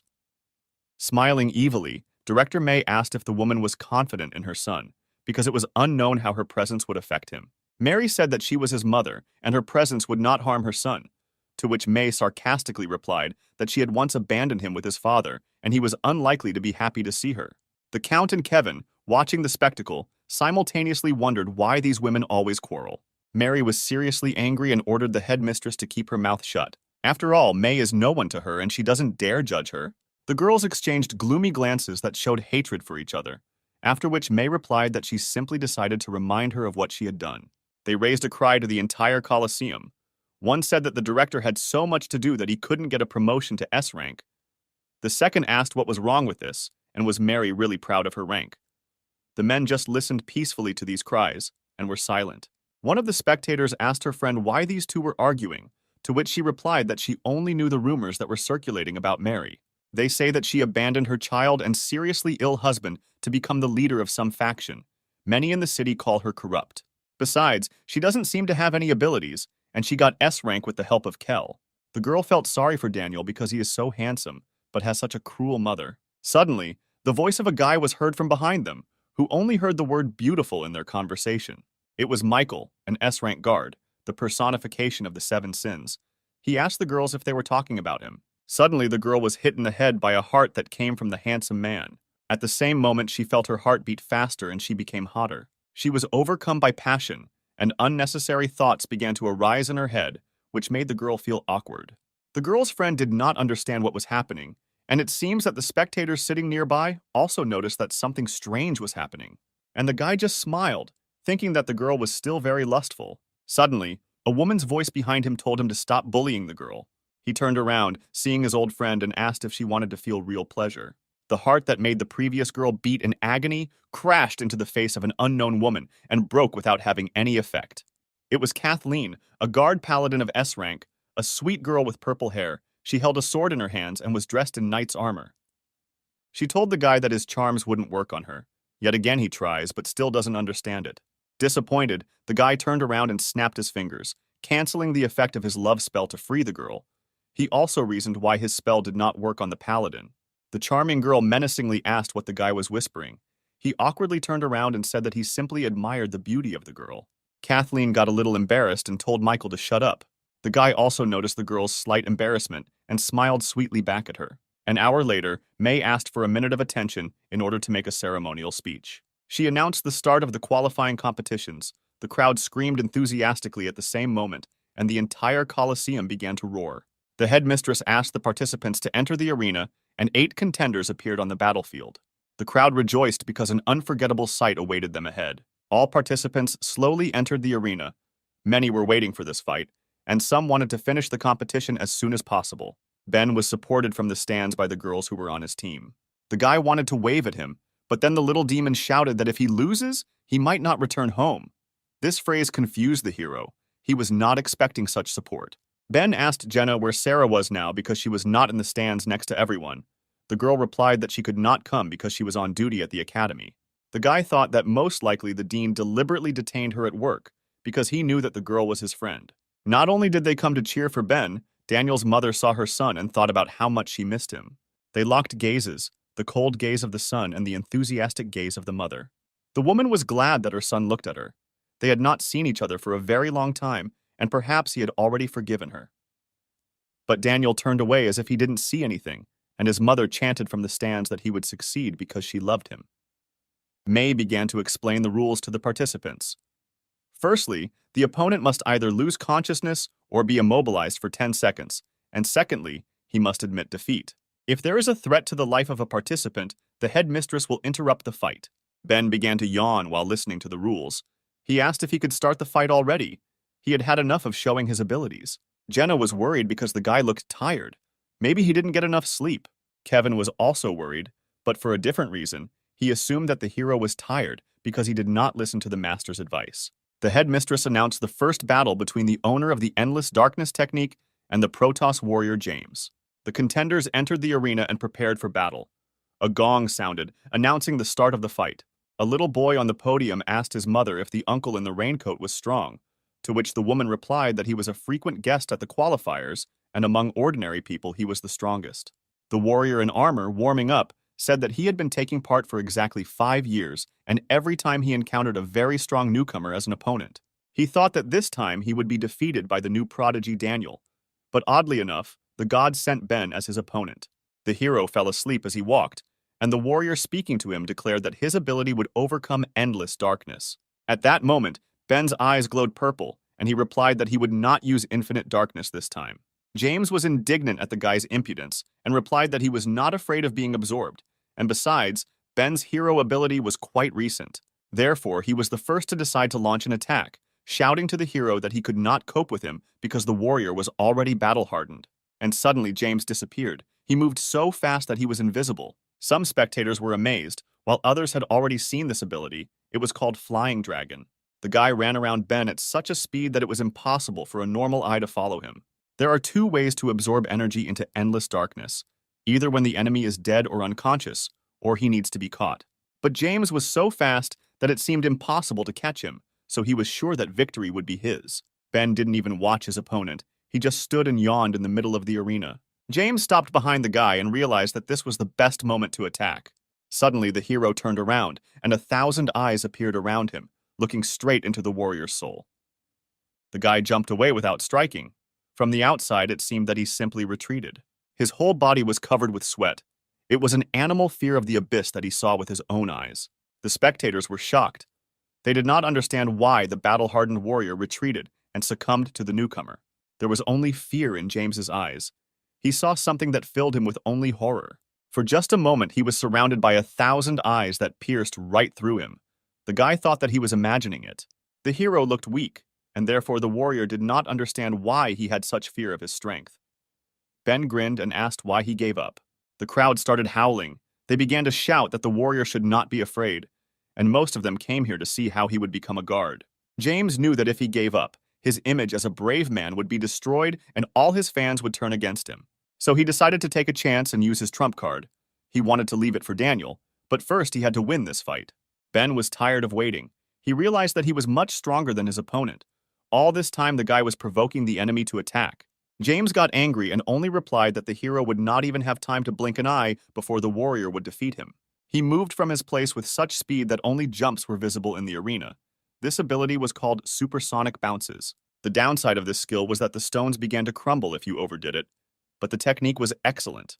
He aimed his blow towards the hero and was sure that now he would not be able to dodge. Ben turned around and stopped the enemy's attack with one blow, telling him that he was tired of waiting for the warrior to jump. Broken to dust, James only thought that this was the 6th time he had lost to a newcomer. Stunned spectators looked at the spectacle and did not understand what had happened. Ben defeated the warrior with one blow and did not even use endless darkness. This battle seemed to be won without a chance. Flashing his smile, the hero said that it was all because he reached B rank last month. The director declared Ben the winner, and he, yawning, headed towards the exit of the arena. Kevin watched the guy and realized that although the hero doesn't show it, he is very depressed. This is an indicator that Asura will soon rebel. Still, the guy could not resist the temptation to show off his new ability. A few minutes later, the arena was empty. The little demon was reading the schedule of future fights. The next fight was between Jenna and the owner's fiancée, Eliza. Two of the contenders watched the beautiful girls from the stands and chatted with each other. The warrior with the sword asked his opponent who he thought had the best chance of winning. To which the guy with the mohawk replied that it's hard to say, but both girls have equal chances. Eliza told her opponent not to cut her any slack just because her father helped Jenna. The girl agreed and replied that now she would fight at full strength. After all, she is the guard of the future king, but often she did not give it her all. She looked at the stands, where Ben was supporting the girl with a smile on his face and wishing her luck in the fight. Jenna reminded herself that the hero always bravely rushed into battle when they were in danger, helped her when she was in trouble, defended her when the girl could not fend for herself, and was the one who carried her to the top of the mountain when she needed there was help. Therefore, Jenna wants to prove to her master that she is worthy of being his bodyguard. Eliza smiled and asked the girl to show all her strength in order to find out which of them is stronger. The fight began, and the king's guard, without waiting for his opponent, raised his hand up. Suddenly, a huge piece of earth began to rise from the ground, which scared Eliza. The spectators also did not expect to see such a spectacle. They looked in surprise at the slowly rising stone from the ground. The king's bride was dumbfounded that Jenna could do such a thing. The girl lifted almost all the earth from the arena into the sky. Ben was worried about his guard, because lifting such a huge piece of earth was beyond her capabilities, and most likely she would not be able to cope with it.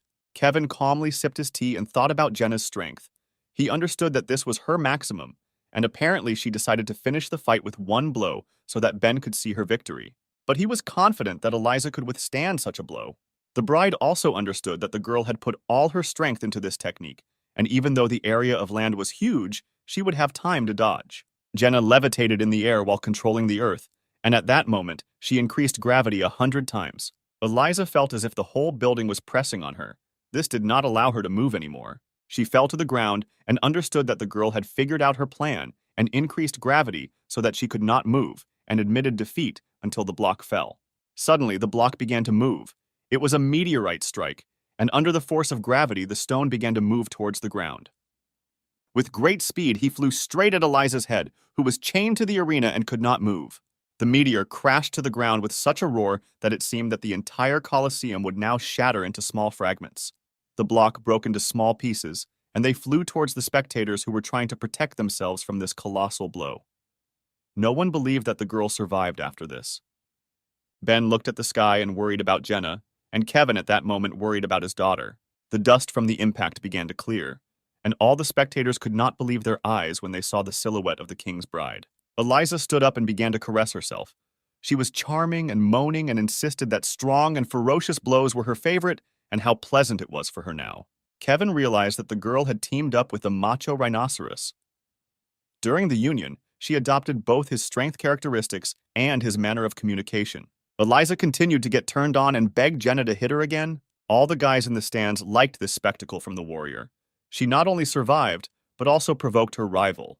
Eliza regained her consciousness and noticed that she was unharmed. The girl did not expect to see such a stunning blow. She also did not expect that gravity would return to normal right before the impact. Otherwise, the rhinoceros would not have saved her. The girl thought that Jenna saw that the bride was not going to give up and allowed her to dodge. However, the king's guard froze in the air unconscious. After such a blow, she had no more strength left, and so she could no longer hold herself in the air. The exhausted girl began to fall headfirst into the arena. At that moment, she could not help herself. The spectators were stunned. Her friends understood that if they didn't help her now, she might crash. Suddenly, Ben jumped from the stands to try to catch Jenna. Confident in his abilities, he promised that he would not hurt the girl. He barely managed to catch her, telling her not to risk her life for the sake of some kind of competition. Together, they landed near the crater left by the meteorite, and the audience breathed a sigh of relief. The director stated that since Jenna could no longer fight, the result of the round was obvious. The girl's friends were upset because she had been training for so long and was very close to winning, but still lost. May began to announce the winner, but at that moment Eliza interrupted her. To the surprise of everyone, she raised her hand and said that she was giving up, and Jenna won this round. She added that if the defender had not weakened gravity, the bride would not have been able to cope and would have lost. Kevin smiled. He was proud of his daughter and what she did. Ben looked at Eliza and thought that she preferred loss to an easy victory. Apparently, she was very proud. But suddenly, at that moment, the hero felt that someone was pulling him by the collar. It was Jenna, who was completely exhausted, wondering if she had won. The hero smiled sweetly at the girl and replied that she won, and he was very proud of her. To celebrate, Jenna grabbed the guy and hugged him tightly. She thanked him for his support, and Ben was very embarrassed by what was happening. Eliza, watching the cute couple, trembled with envy overwhelming her. It seems that this hurt her feelings. She got angry and screamed for these two to come and control themselves. Jenna's friends grinned and realized that the girl was jealous of him, and Vanessa was jealous of such a warm hug because it was probably very nice. The director declared Jenna the winner and announced a break for an hour in order to carry out work to restore the arena after the fight.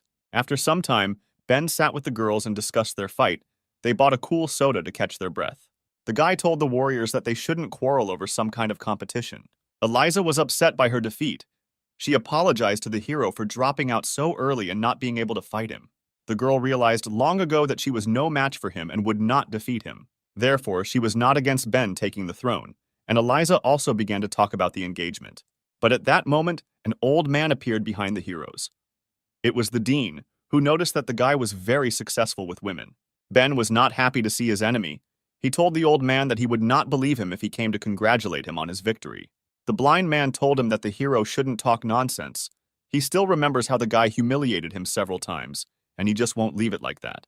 This time Kevin is not around, because the dean checked that he went to buy tea, so no one else can interfere with their fight. The old man took his sword out of his cane and pointed it towards Ben. He was sure that this time no one would protect the guy. The warriors got angry because of Dean Lee's impudence. Eliza began to say that the old man allowed himself too much. According to the contract, she was Ben's fiancée and would not let him be offended. Jenna supported her. Our hero noticed that the dean had chosen a bad place for the battle, because if he were killed in front of the audience, Lee would disgrace the Protoss guards. He asked if the blind man was confident in his decision, because Count Dracula would bring him to justice. To which the old man replied that the Count is not the king of Protoss. He is just a deputy, and it is not for him to judge him. Suddenly, Lee's energy changed. At that moment, the guy realized that the old man had decided to go on the attack. Pointing his sword at the enemy, the dean shouted that the guy was too young to teach him. Lee tried to attack, but at that second, the heroes heard the sound of crossed swords. Something prevented him from doing so. The vile old man was surprised that someone put a block. At first, he thought it was Kathleen's paladin, but then he remembered that he was not inferior to her in fencing, and she also had no reason to stop him. Of all the Protoss swordsmen besides Kathleen, Dean couldn't think of anyone who could stop his attack. It was Leia. She made it just in time, drawing her katana halfway out of its sheath and blocking the old man's attack. Lee knew this girl because he studied information about her, but he did not think that she was so strong. Following Leia, the footsteps of other defenders were heard. The little demon was delighted with the guest because they had been looking for him for a long time. The pink-haired girl told the old man that they would not let Ben be offended. At that moment, someone called the dean. He recognized this voice, the voice of his subordinate. Vanessa turned to him saying that this time she would not be on his side, because for the sake of his selfish plans, he had destroyed many innocent lives. 3 defenders stood up as a wall in front of the guy and promised that the old man would not kill him until they died. Eliza and Jenna also did not want to stand aside and also promised to protect Ben. The hero was surprised by the resilience of the girls. At that moment, he realized that after a long time, he had real friends. Flowing into a rage, Lee shouted that all these girls would die in vain because they were no match for him and he was not afraid of anyone. Suddenly, someone's heavy hand fell on the blind man's shoulder and a trembling ran through his body. In his head, he analyzed that such a silent step and a touch that made his heart stop could belong to only one person. The dean was trembling, but was able to turn to the stranger. He knew that it could only be him. Someone who loves tea with milk and never leaves his drink for a second. Kevin, the strongest man in the Protoss, who asked the old man if he really wasn't afraid of anyone. He looked at Lee with a menacing look and advised him to watch his words. Meanwhile, in a small forest outside the arena, a little boy was calling out to his brother. It was Liam, Adam's brother. He was wondering where the guy had been for a whole month because the kid couldn't find him. Adam was resting by the tree, and the little boy continued to pester him with questions. The predator inside the guy was trying to figure out how he should behave with this child in order not to give himself away. Suddenly, Liam's face changed. Something really surprised him about Adam. He asked where the seal of Hellfire was, because it disappears only when the guy is in mortal danger. Because Adam's ability is too strong, his mentor was worried about the guy's lack of control, which is why he found the best blacksmith who can seal the warrior's skills. The predator was distracted from his rest because he was already tired of listening to the child. But the boy continued to talk without stopping. Suddenly he froze and the monster's mind became clouded, losing control of his body. For a second, the eye of the real Adam appeared from behind the monster's eye. The guy screamed as loud as he could for Liam to run, because the predator in his body was dangerous. Adam immediately took hold of his eye, and it seemed that he was coming to his senses. The predator locked the guy in his own body again. Now control belonged to him. The child was scared. He realized that this was not his brother, whom he knew. Liam asked who was now in Adam's body. There was a scream, and the clearing was filled with blood.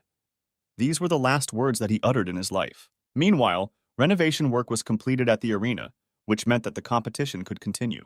Kevin suggested that the dean watch the fights together and not disturb the youth, to which he replied that he was blind and would not see them.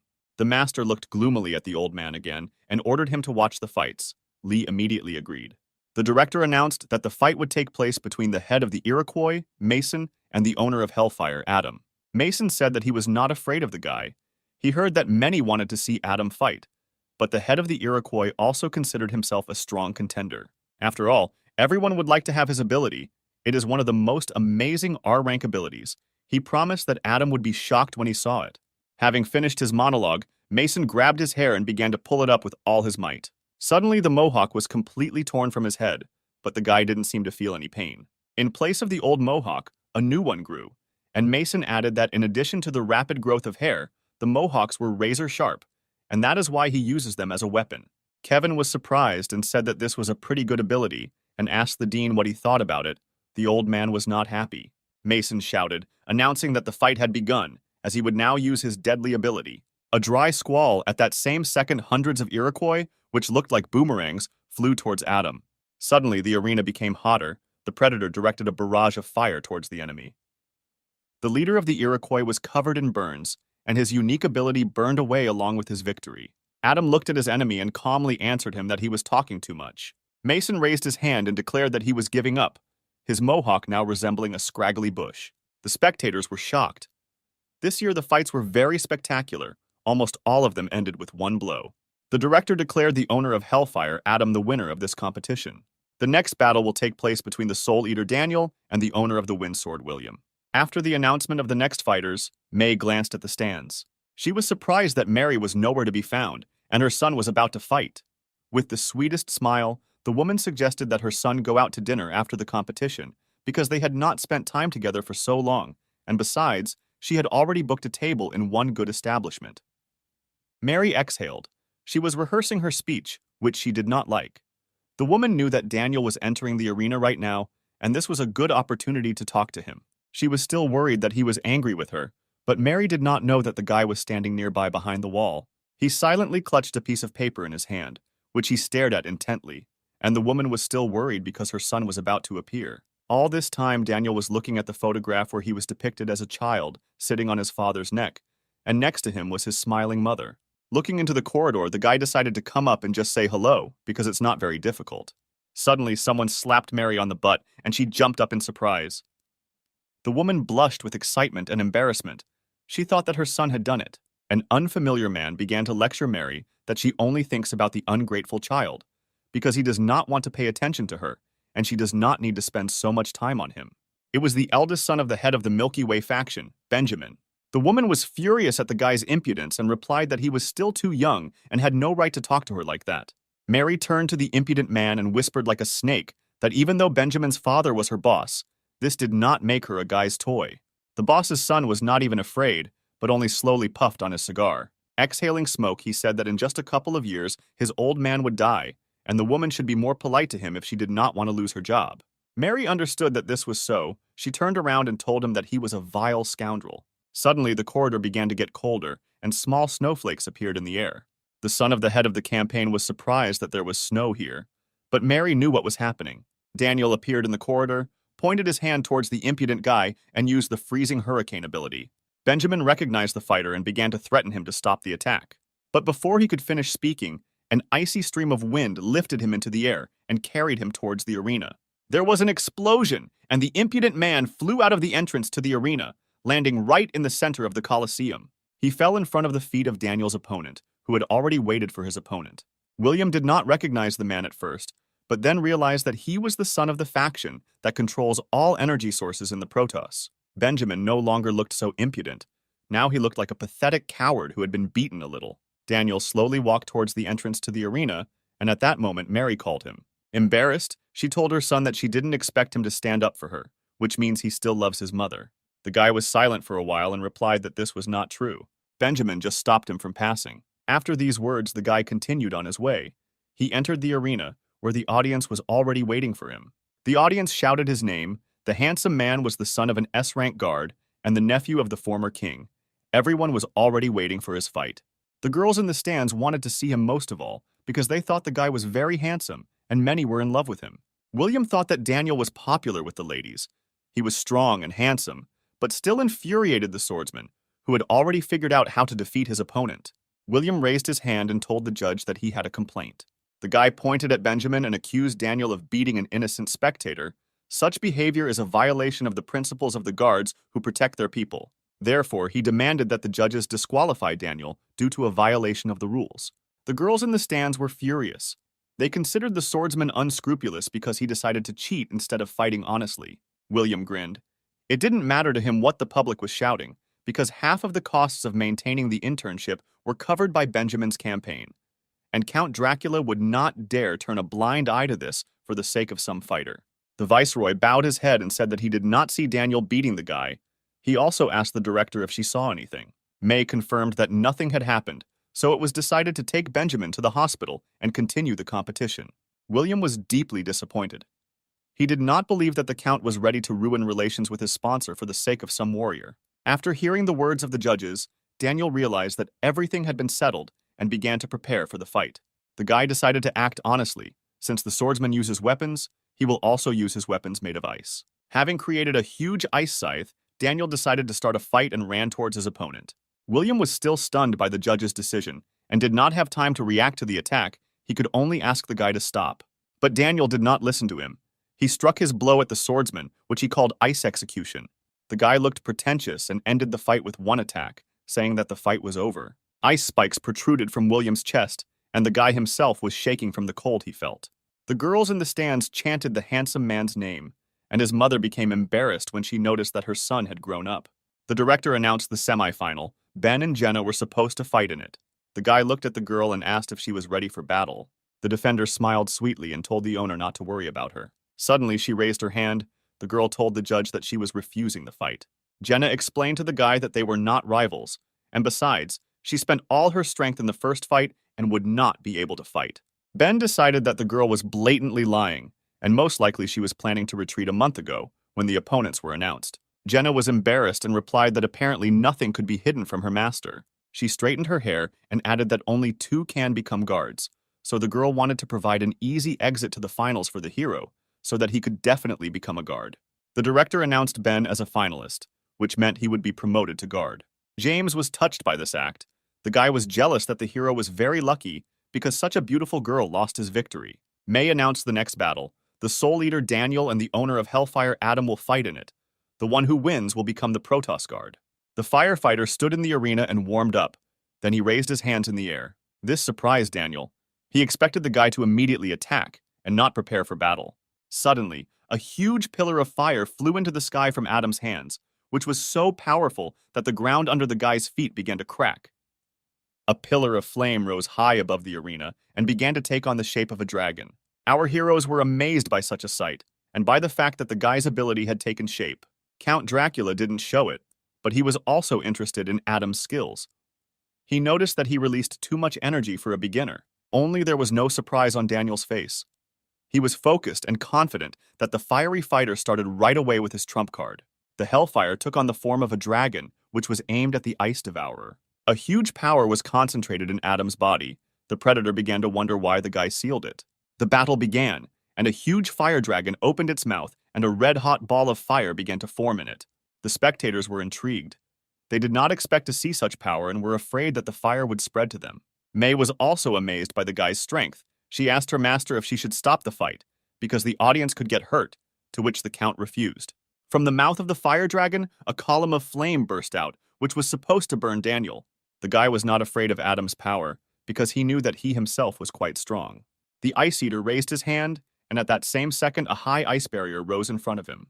Two opposing elements collided. The dragon's flame crashed into the ice wall. From such a powerful, hellish flame, the barrier began to melt until it completely disappeared. The Predator in Adam's body grinned. He knew that such a wall would not stop his attack. There was a monstrous explosion. The Colosseum shook, and flames covered the entire field.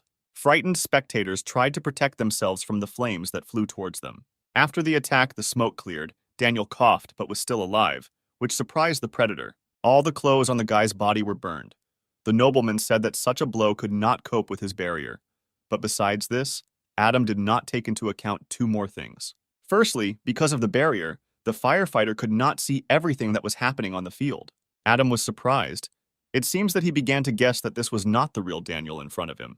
And secondly, thanks to the barrier, the nobleman was able to reach the enemy. Daniel launched a sweeping blow with his scythe, but the Predator dodged, saying that he had underestimated his opponent. His fist was hot and he was ready to attack.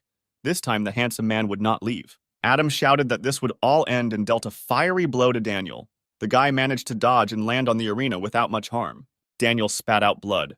A burn was visible on his face. Yet the fiery fighter was able to slightly wound the enemy. Seeing this picture, Mary realized that things were bad, because her son was very proud, and the fact that he was hit was unthinkable for him.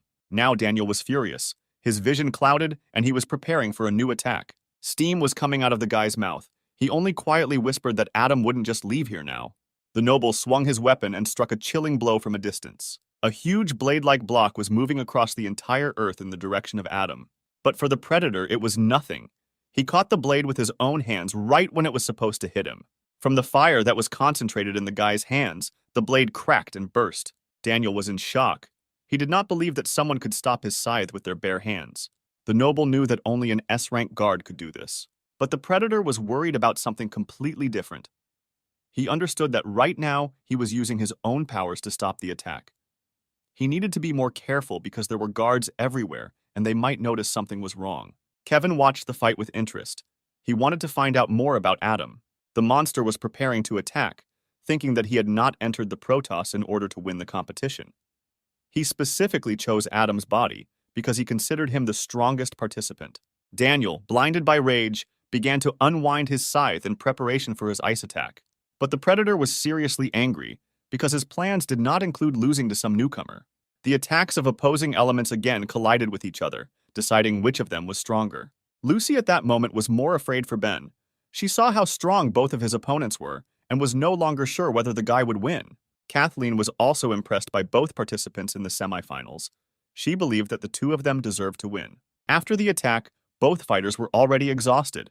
The Predator did not expect such an outcome, but thought that it would be even better. After all, he will no longer be able to squeeze anything out of Adam's body.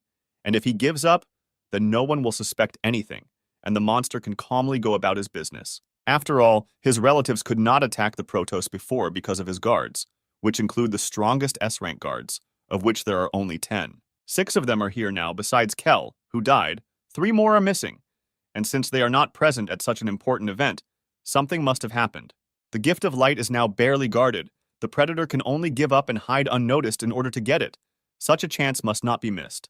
Adam turned to the judges and began to raise his hand. Daniel couldn't believe his eyes. The guy said that he had no more strength left, and he was giving up. The words he heard shocked Daniel. He did not believe that after all the powerful attacks, Adam had just given up so easily. The nobleman began to shout at the guy. He asked to show his trump card, and did not believe that he could do nothing more. In response to this, the predator only grinned, and said that since Daniel survived the last attack, victory would not shine for Adam. Something was wrong here, and the Ice Devourer realized this, because a battle-mad fighter cannot just give up. The monster inside Adam thought about the fact that people do not understand that there is no point in trying if it is obvious that there is no chance. He turned around and walked towards the exit of the arena, telling Daniel that he got off easy, so he was lucky and should be happy about it. The nobleman was not satisfied with this situation. He thought about how suspicious the guy was behaving now, because in the first round, he thought completely differently. His thoughts were interrupted by May announcing the end of the battle. Daniel won, which meant that he was now a guardian. The next battle will be the final, in which two new guards, Ben and Daniel, will fight. At this moment, the hero was interested in why the nobleman helped him in the first round. Perhaps it was because of his relationship with Kel. After the fight, the predator in the body of Adam descended from the mountain. He was no longer interested in the fight because he had a different goal. At that second, he noticed that someone was following him from the arena itself. The guy turned around and asked what the unknown pursuer needed from him. In front of him stood a tall man with a bag on his shoulder. He had overgrown hair and torn clothes. The unknown firmly said that it was not Adam in front of him now, and asked who was now in his body. There was no longer any point in hiding. The predator asked how the stranger realized that he was not Adam. Everything was quite simple. It was the guy's mentor, S-rank guard Joseph. The predator was surprised why the man did not expose him in the arena, because there were more guards there, and he would have been in danger. But Joseph is only here alone. Apparently he came to die. Suddenly, the monster received a powerful blow to the face. He did not expect such an answer from the man. Due to the force of the blow, Adam flew away and began to fall from the cliff. Joseph, after his blow, ordered him to shut up. Falling down, the predator was surprised that the mentor was hitting his student with all his might. Joseph jumped with great speed towards the guy, forgetting about his bag, which he was carrying on his shoulder. With a rush, he kicked his opponent in the stomach, saying that he and Adam had been through a lot. The force of the blow was so strong that the monster flew down the cliff like a bullet. He powerfully crashed into the ground, crushing all the stones that were under him. A mentor landed nearby, and it seemed like he didn't care about height. Joseph was so fast that he landed faster than his bag, which was falling from the cliff. In flight, he grabbed it, as if it was all intended. The man ordered the predator to leave the body of his student. He took the guy by the leg and added that if the monster continued to hide in Adam's body, he would kill him. The predator was shocked by the words spoken. He replied that Joseph had gone crazy. The man barely chuckled, saying that it was not the first time he had heard these words.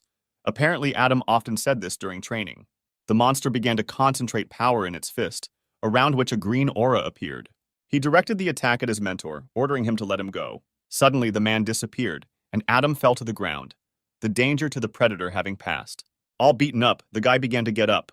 He didn't understand who attacked him, but that didn't matter anymore. After all, he will remain forever in his prison, where the souls of the people he once devoured will gradually suck all his strength out of him. Having risen to his feet, the monster thought that it was time to hurry for the gift of light before the final of the competition came to an end. Meanwhile, the main fight began in the arena. Daniel told Ben that he was already a guard, which means he was one step closer to the throne, but it was too early to rejoice, because Kel was a teacher and close person to the Ice Eater. Therefore, he wants to help him, but first the hero must show what he is capable of himself.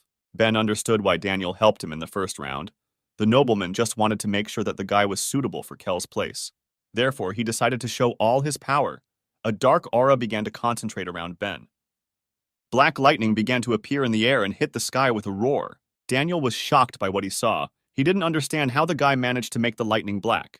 Ben released all his fury in the form of lightning. His power was felt even in the air. The spectators were surprised by what they saw. They felt some kind of terrifying atmosphere that was accumulating in the arena.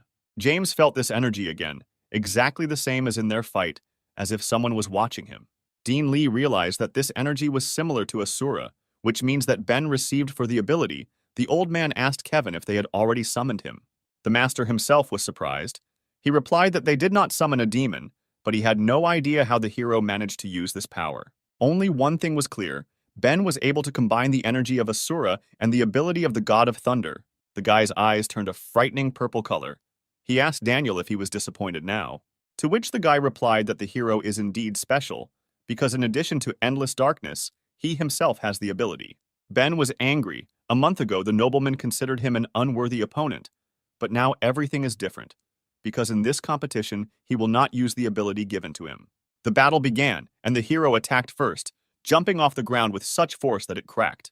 Having approached the enemy, Ben shouted that this time he would use his ability. Terrified, Daniel used one of his abilities, ice patterns, which created a wall of ice around him. But she could not protect him. The ice around the guy began to crack because it could not withstand such a strong blow. Ben struck a blow called spiritual lightning. The force was so great that Daniel's barrier could not withstand it and burst. The guy flew away from his opponent and thought that Ben was not so strong in the first round. And besides, it was still unclear what the effect of his technique was other than a feeling of severe anxiety. He drew attention to his cheek, from which blood was coming, yet the hero was able to touch him. Suddenly, at the sight of his wound, Daniel felt a strange sensation as if he was being pulled inside. 1,000 eyes appeared around him. He did not understand what was happening because he was consumed by fear. Vanessa asked why Ben stopped, because now was a great moment to attack, and Leia noticed that he was not the only one who stopped. Both opponents froze on the battlefield. Suddenly, Daniel heard a voice saying that his feelings were under control, and there was no point in continuing the fight. Opposite him appeared Ben, who was of colossal size. He advised the nobleman to surrender because he could not win. May suggested that causing fear and controlling the enemy's senses is the ability of Asura, the Count confirmed her words. But she didn't understand why Ben didn't summon a demon, because spirits are usually used for summoning.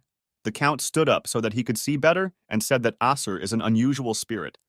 The hero does not have enough strength to tame him. Moreover, if he summons him, then Asur can rebel against his master. Instilling fear is a passive ability of the demon. Therefore, the risk is minimal. Combining it with lightning, he strengthened the attack. One small wound is enough to ensure victory. The Count was impressed that with minimal effort, the guy got such a result. He also realized that Ben was far from stupid, even though he seemed so. The hero was already tired of waiting. He did not understand what was the point of continuing to fight if the enemy could not budge. Daniel asked why, having taken control of his body, Ben would not take advantage and surrender for him. He also added that if the hero loses right now, it will be only because of his softness. Ben was surprised. He didn't understand how he could lose in such a situation. It seemed like the enemy was up to something. Suddenly his legs were covered in ice and immobilized him. But not only his legs, but also the entire arena was covered in ice. This was an icing technique. Ben looked around and saw that he was surrounded by walls of ice. He exhaled and called Daniel stubborn, because the hero gave him a chance to just give up, and he is making everything difficult. The guy didn't expect it to come to a fight, but Daniel froze the entire arena just to immobilize him. The nobleman did not react in any way to his words, but simply stood in place motionless. The hero remembered that Daniel could not hear anything, because he took control of his senses. Suddenly, the Ice Eater said that Ben was the first, not counting Kel, who could resist him. He recognizes his talent. But the hero missed something. Ice, Daniel's sixth sense. The guy froze the arena to know Ben's location, not to immobilize him. Therefore, the hero needs to prepare, because the nobleman begins to attack again even without his senses. His hand shot into the sky and the ice began to accumulate into one object. This was Daniel's deadliest attack. The ice gathered together to form a sword. It was the ice sword Excalibur. Mary was worried because her son had already received the position of guard. Why then take the risk and use this ability? Jenna was also worried, but for her owner she was afraid that the guy would get hurt. The spectators were delighted to see the legendary sword. It was enormous in size, and its cold chilled to the bones, lowering the temperature throughout the Colosseum. Ben was happy with what he saw. He underestimated Daniel, and it seems everything was only getting more interesting. The ice around the hero's feet burst. Such an attack could not hold him back for long because he was still covered in black lightning. Ben stated that since the nobleman fights at full strength, he will not give in and began to form a black ball in his hand. After some time, the ball increased in size and looked like a huge black clot of energy that was ready to explode. Without thinking twice, Ben launched the ball at his opponent to check which of them was stronger. Daniel also did not stand aside and aimed Excalibur at the hero. The spiritual realm and the legendary sword collided with each other. Both guys wanted to find out which of them was the strongest with this particular attack. But their strengths were equal, which meant that both could suffer. Even Count Dracula and Kevin were surprised by what they saw. The sphere and the sword began to crack. None of them wanted to give in, and it was not clear which of the guys was stronger. There was an explosion, and it was unclear who won. The spectators were amazed at such the power of the skills. But suddenly, something appeared in the sky. Violet energy began to gather into small balls, signaling that Ben would now absorb the energy with the help of endless darkness. Meanwhile, outside the Protoss arena, a girl with green hair was watching the fight on a screen. It was Sarah, locked in the academy. She greedily ate popcorn and reasoned that if the guy wins, his rating will be very high. Suddenly, the girl felt a strong push that almost threw her out of her chair. Because of the push, Sarah spilled popcorn all over herself and was very unhappy about it. But what happened? The girl thought it was like an earthquake. Suddenly, behind the glass, she saw the killed guards and a guy with red hair who looked like one of the participants in the competition.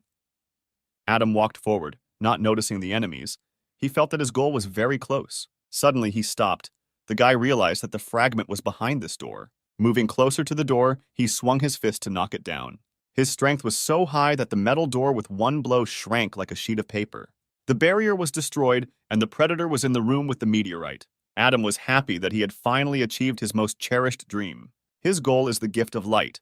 With its help, the Predator will finally be able to surpass the spiritual level and become the crown of evolution. Suddenly, the footsteps of some stranger were heard behind the guy's back. It was one of the B-rank Protoss guards who attacked Adam, saying that he was denied access to this room. The Predator saw the blade of the sword that appeared in front of his face. He was surprised by the man's impudence. Adam instantly grabbed the man by the face and slammed him into the wall. He was infuriated that this weakling was distracting him at such an exciting moment. The power of the blow was such that the mark of the guy's hand remained forever on the face of the dead defender. Sarah watched all this through the cameras. She was horrified that the fighter killed the B-rank defender with one blow. She understood that the unknown person came for the meteorite. Even the commander-in-chief could not stop him, which means the girl should not try. Sarah only got a job here to get Ben to the dean, and she didn't want to risk her life for the old man's business. She was scared, so she decided to hide and pretend she didn't see anything. Meanwhile, in the arena, the warriors began to recover from the explosion of the sphere and sword. Daniel felt his senses return, but he didn't know why, because the fight time had run out, or because Ben had let go of control. But then he saw a familiar aura in the sky, which he had seen before. He got angry and accused Ben of using endless darkness, even though he promised to fight without it. The hero was ashamed. He explained that this ability is passive, and he himself can barely restrain it. So, as compensation, he returned Daniel's feelings to keep things fair. Mary decided to leave the arena. She was angry at Ben's invincible power. The woman understood that after the destruction of the sword, her son no longer had a chance to win. She knew that endless darkness does not obey the will of the owner and absorbs energy on its own. So the hero not only won the fight, but also became stronger, and Daniel weakened. At this point, she considered the fight over and left because she did not want to see her son lose.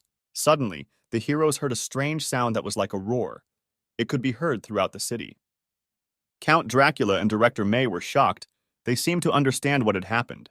The dean asked Kevin in a trembling voice where the sound came from. Kevin replied that it sounded like the sound was coming from the old man's academy. A huge pillar of light was coming out of the roof of the academy, and it seemed like right now everything was going according to the Predator's plan. He understood that S-rank guards were about to arrive, but unfortunately it would be too late. After all, what he was looking for was in his hands. The gift of light, the greatest treasure of the Protoss, which the monster had been looking for 10 years. Without thinking twice, he began to absorb what looked like a small fragment, but which contained enormous energy. Suddenly, someone's hands formed a strange sign aimed directly at the fragment. It was Sarah who used the grapple on the gift of light and sealed it. At that same second, the small fragment dissolved in the air as if it had not been there. Adam did not understand where his gift had gone. At the very last moment, it disappeared. He became very angry and looked at the silhouette that stood at the entrance to the room. The guy was outraged that at such a moment the girl simply teleported the gift of light. And besides, he did not understand how she could survive, because he killed everyone in his path. She replied that she did not want to interfere in something that was not her own business, but as a resident of Protoss, she could not stand by indifferently to the murder and theft of the greatest treasure. So Sarah decided to fight and not let the Predator get him. The girl's words angered him more and more. He once again asked where she teleported the fragment. But Sarah brazenly told Adam that it was none of his business. Suddenly, tentacles flew out of the guy's hands. This was no longer the ability of Adam, but of the Predator himself, which was called hellish chains. The girl was surprised by the attack because the guy did not use such a technique at the competition. The tentacles grabbed the girl by all parts of her body. She realized that there was something wrong with Adam's energy. It was not like human energy. In a second, she was completely at the mercy of the monster, which completely enveloped her body with its vile tentacles. The predator said that he would give the girl exactly 5 seconds, and if she did not tell where the core was, she would die of suffocation. Sarah replied that his threats would not change anything because she understood what she was getting into, and besides, if the monster kills her, she will never know where the fragment is. The girl placed a seal on the gift of light before teleporting it, a barrier blocking its connection with the outside world. And if the predator kills her, he may forget about searching for the treasure. Adam himself noticed that he no longer felt the presence of the core, so he decided to torture the girl since he couldn't kill her. The grip of the tentacles intensified, twisting the girl's arms, legs, and neck. She screamed in pain, but had no intention of giving up. Adam once again asked the girl where she was hiding the fragment while continuing to torture her. The girl just laughed in the monster's face, answering that he was where he would never be able to find him. Leia was already running towards the academy because she knew that her friend was there now. She accelerated her pace because she was worried about the girl, but at the same time she understood that everything would be all right since Sarah was on duty. Dean Lee also joined the chase, but he was not worried about the girl, but about his priceless treasure. Suddenly, Leia heard a strange squeak behind her. She turned her head to see what was there. Behind her flew hundreds of bats, the faithful companions of Count Dracula. Leia saw that the Viceroy himself and 2 S-rank guards had also arrived to help. Apparently, something serious happened. After these words, all the heroes rushed to the academy. A few minutes later, Leia landed at the entrance to the Academy of Sciences. The torn corpses of the guards lay around her. She looked around the place in preparation for battle, but Sarah's corpse was not there. Suddenly, she heard the dean's cry. It seemed that he had found the battle site. He trembled and constantly repeated the same words about the gift of light, that he was his. Leia thought that the old man had gone crazy. But when she looked away from the old man, the girl saw someone else in the room besides the meteorite. It was Adam, who lay unconscious covered in his own blood. The old man continued to rave, and Leia quickly went down to the guy to interrogate him. She thought that the fighter would have problems, because he quietly left after the fight to get here. But then the girl noticed a strange wound on the guy's body. It looked as if he had made it himself. But why? Leia did not understand. She picked Adam up and sat him down and asked him to do her one favor. If the guy is still alive, then let him let Leia know about it. After these words, she slapped Adam's face with all her might. The fighter coughed, which meant that he was still breathing. The defender asked him where Sarah was now. An angry old man appeared behind the girl, took out his sword, and only asked where his core was. He didn't know what he was doing out of his madness, but Leia managed to block his blow with her katana. The girl said that everything has its time, and let the old man wait until she finishes interrogating the guy, and then they will talk. Lee was angry that this was the second time Leia had blocked his blow, and he didn't understand how he could equate the discussion of the secretary's life with his gift of light. More figures appeared at the entrance of the room. It was the Count, who said that there was no need to fight because the surveillance cameras were broken. Adam is the only eyewitness, and if he dies, they will not be able to find out anything about what happened here. Looking at the heavily early fighter, Dracula said that he knew who could cure the guy. After some time, the heroes arrived at the top of a snow-capped mountain. Adam began to open his eyes with difficulty. Through a cloudy veil, he saw Kevin. His face seemed familiar to the guy, but due to the injury, he had difficulty thinking and understanding what was happening. Suddenly, the fighter jumped up and asked why he was here. The master replied that Adam was a worthy student of his teacher. With such wounds, an ordinary person would probably have died. But the guy survived. Apparently, life-threatening fights were not new to him. Moving with difficulty, the warrior turned to get out of bed. He knew that he had no time to lie down because the predator had sealed his teacher. But suddenly, a wild pain ran through his body, reminiscent of lightning that passed from head to toe. Adam fell out of bed and blamed himself that it was his fault that he could not defeat this creature. Kevin noticed that the guy was an exact copy of his teacher. Suddenly, someone extended his hand to Adam and asked him not to worry about his mentor, because Joseph was strong and would not die just like that. The guy was surprised because in front of him he saw one of the strongest Protoss people. It was Count Dracula, who asked to tell everything that the guy knew, and he would take care of everything himself. Meanwhile, somewhere in the forest outside the city, a meeting took place. Sarah stood in the clearing and told someone that it was time to leave, because if they hesitate, the guards will grab them. A sweet, sexy voice answered her and said that apparently the plan had failed since the guy was annoyed. The girl turned around and was surprised that he changed his body. It was a predator of a spiritual level, the sorceress Jessica. She was interested in why the guy possessed the girl, because he could choose her body. Spiritual level predator, Dark King Steve replied that this body is the only one who knows the location of the gift of light, so she could not be left there. Steve turned around and ordered the sorceress to leave, because they had very little time left. Suddenly, some rustling was heard in the bushes. Someone called the monsters and asked him to wait. The hairy hand of a creature appeared from behind the tree, hurrying to meet him. It was a Wei ghost-level predator. The monster was worried that his allies decided to abandon him, and then he would get lost and not find them. Meanwhile, in Kevin's hut, the heroes discussed the incident at the Academy of Sciences. Adam told Count Dracula all about a ghost-level predator that can inhabit other bodies. The governor had not met one for a long time, but unfortunately, he could not leave the city because power was now in his hands. Therefore, he entrusted the task of rescuing Sarah to the paladin Kathleen and the S-rank guard Michael. The count ordered the girl to be returned safe and sound, and the predator to be killed. The paladin jumped up and swore with her life that she would complete this task.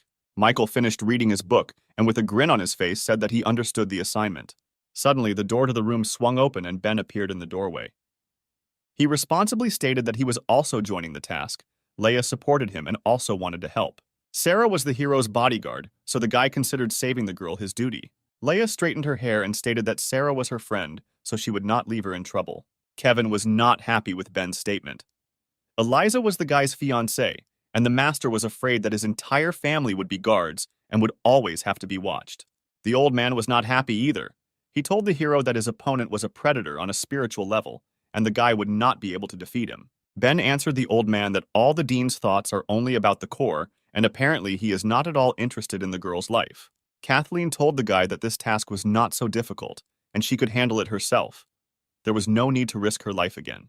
Kevin stood up for Ben and said that there was no need to suppress the guy's enthusiasm once again. Besides, the hero had become a guard, and such an outing would be training for him. He turned to the count and asked if he was against it. The viceroy was embarrassed and replied that no, which means it was decided that Ben and Leia would go with the guards. Dracula was frightened by Kevin's gaze. He thought that the master was angry with him, and in order to make amends, he would need to send the man a discount coupon to the tea house. Then the viceroy turned to Ben. He proclaimed that because of the rush, they would do without the guardian initiation ceremonies. So now the count names the guy the guardian and protector of the Protoss. It also assigns the hero A rank. He will be in the 7th squad. Adam thought about the fact that he did not expect Ben to be able to defeat Daniel. The hero was happy about his dedication and the fact that he could go on a mission. The city door opened and 4 guards set out on a mission. The fighters had to work as a team and save Sarah and the Gift of Light. During the investigation, it was revealed that the enemy was heading this way, and the team rushed in pursuit. The road was familiar to Ben. After the first round, he studied the map of the area. In addition to the territory marked Not Explored, there was another one marked Entry Prohibited. Anyone who entered this territory alive did not return. This place was called the Cemetery of the Guards. Kathleen was surprised that the hero was able to remember this unremarkable road, because the map shows thousands of paths. Michael told the hero that he was a very interesting person, since he went to study the map in his free time. Ben replied that this was a habit from a past life, but now they need to catch up with the enemy because he is trying to hide from them. Meanwhile, the trio of predators walked through the forest. Wei became bored because he was promised that there would be fights, and that is why he went with them. Jessica notified her allies that, judging by the signal traps, there were 4 enemies, and they would soon catch up with them. But after a couple of seconds, she realized that there were 5 opponents. Wei was pleased with this news. He asked permission to detain them, because the monkey was already tired of the fight. Steve turned around and replied that Jessica would take care of the enemies. That's all, because the predator will have another more important task for Wei. After some time, the monkey listened to his master, and he did not like the plan. Wei got angry when he heard the suggestion and said that Steve was just using him. The Dark King replied that he needed to quickly find out information about the location of the Gift of Light, so the monkey would have to carry it so that he could concentrate his energy on the search. They walked forward. Steve told Wei that when they get to the guards' cemetery, they will be safe. Meanwhile, the pursuing heroes stopped because Ben noticed something. It was an ambush, and right now a huge boulder was flying towards the hero. Leia was already running to help the guy, saying that she would deal with the obstacle. The girl delivered 30 blows with her blade in a few seconds. The stone shattered into fragments and did not cause any damage to the heroes. Leia ordered the offender not to hide and come out. Someone jumped from the tree and landed right in front of the girl. It was the charming Jessica who just wanted to say hello to the guards. She raised her green eyes and declared that in order to pass, the guards must pay with their lives. The girls did not like Jessica's impudence, and they said that she would pay with her life for interfering. Ben stepped forward so that the girls would not fuss, because the predator just wants to detain them, and she probably has more traps hidden. Therefore, the hero had a new plan. He had to detain the enemy alone and let the rest of the squad move on and catch up with the remaining enemies. Ben understood that he needed to catch up with the predators before they reached the guard's cemetery and save Sarah. Kathleen was surprised that the newcomer analyzed the situation so quickly and came up with a plan. The strategy was good. Suddenly, Leia jumped in front of the guy. She said that she would delay the enemy and let the rest of the squad look for a way to move on. The girl added that if this is all to detain them, then it is better that heroes stronger than her continue on their way. Leia also noticed that the predator was 1 against 4, but was completely calm. Apparently, she was very dangerous. The girl waved her sword over the demoness's head, preparing to strike. She did not want Ben to risk his life in this battle. Leia launched a series of consecutive strikes with her katana, attempting to distract Jessica. The predator was not the least bit afraid. She calmly sent her hair to attack the girl. The two heroines collided with each other. No one wanted to give in, but it was unclear whether Leia would be able to hold off such a strong opponent for a long time. The rest of the squad did not stand and watch the battle for long. They decided to pass by the succubus while they had the opportunity. But Jessica was not going to give up. She decided to detain the entire squad and not let anyone leave. Her hair instantly rushed down into the ground. She could fight several opponents at once. Ben immediately realized that the predator was using an attack from a distance, and they needed to be careful. The ground in front of the heroes began to rise, and the succubus's hair flew like blades, blocking the path. Kathleen's sword began to glow yellow, rushing forward and shouting that she would deal with the obstacle. A huge divine ray of light hit the hair from the sword, tearing the hair into shreds. Jessica did not expect such strength. She could not believe that the girl was able to cope with her bonds. At that moment, the heroes jumped over the demon and found themselves behind her. Ben landed and realized that they had managed to break through. The squad headed forward, leaving Jessica and Leia behind to fight. The hero promised that he would under no circumstances die and would return Sarah and Leia home. The succubus was upset that the heroes tore her hair, but she was more infuriated that the 3 of them were able to escape. She pointed at Leia and shouted that if she lost Steve's love because of this, it would be the Protector's fault. Suddenly, the ground shook, and green footsteps could barely be seen on the surface. Someone very quickly rushed past the girls, leaving them behind. The speed was so high that Leia didn't even understand who it could be. She assumed it was Dean Lee, and was surprised that the old man had been following them all this time. Jessica forgot that there was a 5th pursuer. She was afraid that if the plan failed due to her fault, then Steve would no longer have fun with her. Leia was serious and threw her katana sheath to the ground. Holding her sword tightly in her hands, she said that although Jessica is a spiritual-level predator, her thoughts are still just as mundane. The girl became sad. She replied that she couldn't understand, because all this time while Steve was in the Protoss, he was thinking only about the gift of light. He wasn't with her for a whole month, and it really upset her. Jessica began to cry with all her might. Leia could not know how bad she felt without him. Due to the loud crying, waves of sound emanated from the succubus, which scared away all the birds in the area. Leia was not at all moved, but only noticed that Jessica was screaming like a cat at night. But suddenly she felt that something strange was happening to her body. It was not just a scream, the sound waves affected the brain, and now the girl could not control her body. Jessica was surprised. She didn't even realize that she was capable of this. The sound waves of her scream can affect a person, causing him to lose his fighting ability. Taking advantage of the moment, the succubus went on the attack. She pointed her hair at Leia, telling her to feel how love stabs her heart. Hundreds of hairs flew towards the girl, which at the base looked like sharpened swords. Leia couldn't believe that she would die here on her knees. There was a scream and the clearing was filled with blood. Meanwhile, the hero and team were close to catching up with the enemy. The silhouette of Wei appeared in front of them, who knew that Jessica could not be relied upon. She had missed the 3. He was sitting on a tree stump. In his hands was a huge club. The monkey was sure that he could deal with everyone with one blow. Michael grinned and said that his favorite animal was the monkey, so he would fight with it. Suddenly, another primate appeared behind him, preparing to attack. The guy realized that there were several monkeys. The predator's club crashed into the ground. It was unclear whether the guard had time to evade. Wei rejoiced at his victory. He could clone himself many times, and his copies had the same strength as the original.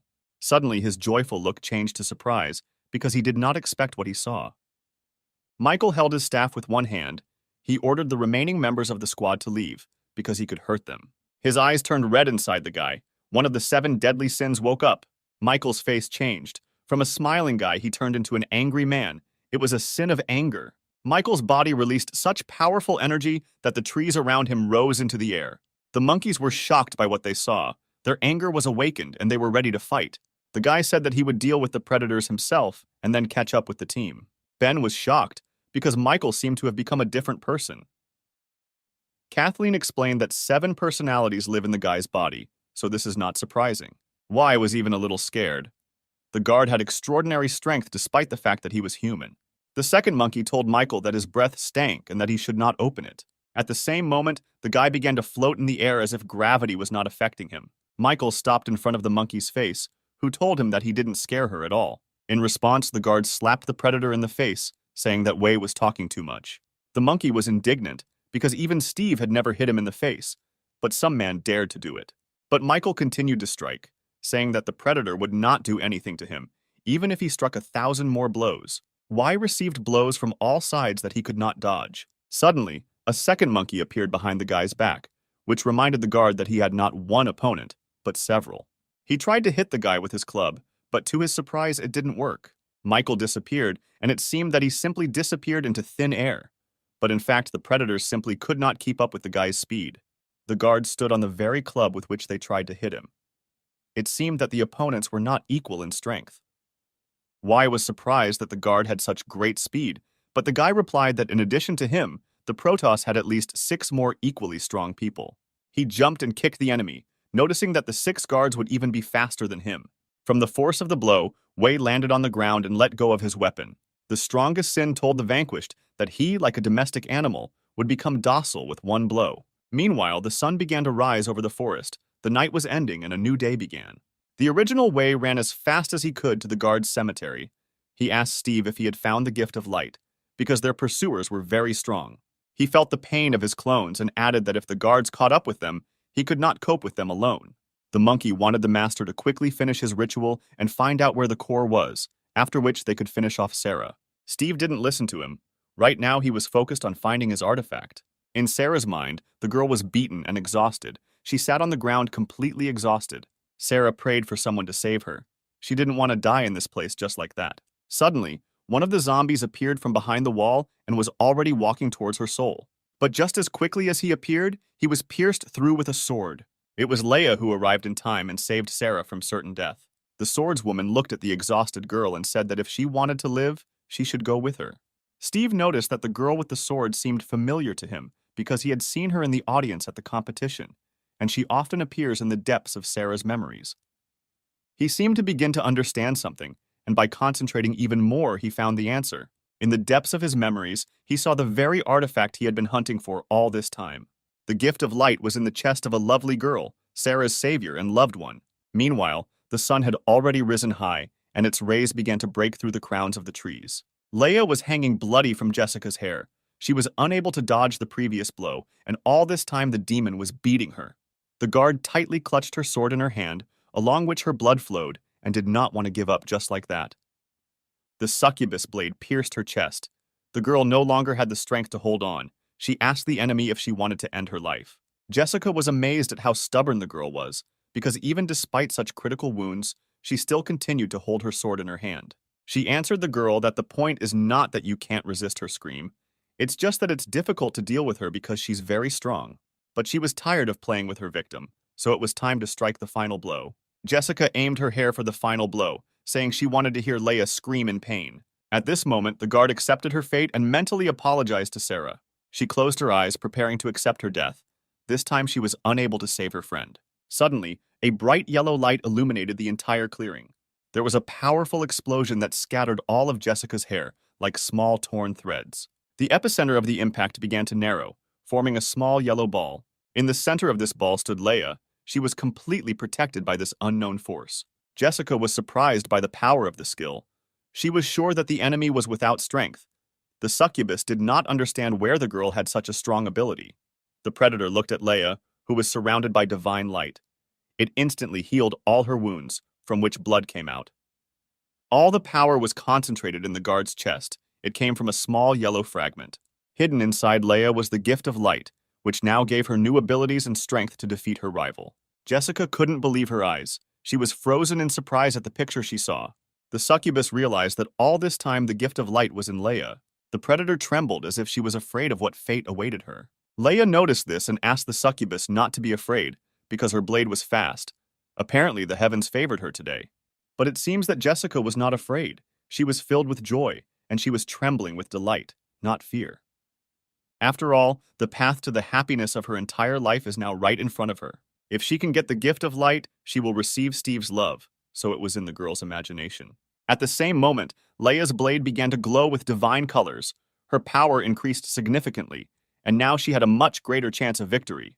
She told the demon that she would not allow this to happen, preparing to attack.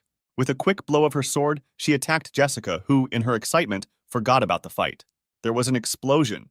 The force of the sword's impact was so high that all the trees behind the succubus were destroyed at the moment of impact.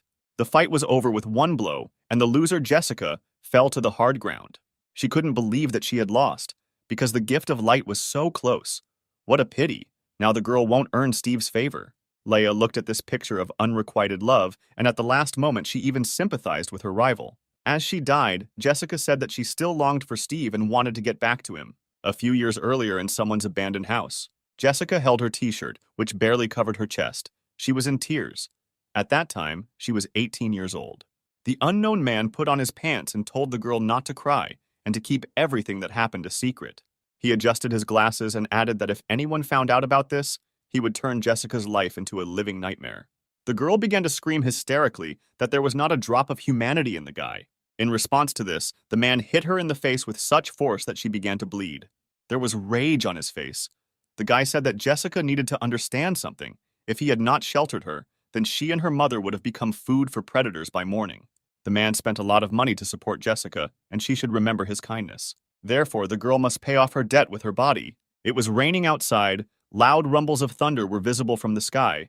At this time, it is good to stay at home and not go out anywhere. But in this weather, Jessica stood on the roof of a multi-story building. All her feelings and emotions disappeared, and even the cold rain was not a hindrance for her. She wanted to end her torment. In her head, the voice of an exhausted girl told her to take a step into the abyss. Just one step and it will all be over. She will no longer have to endure bullying.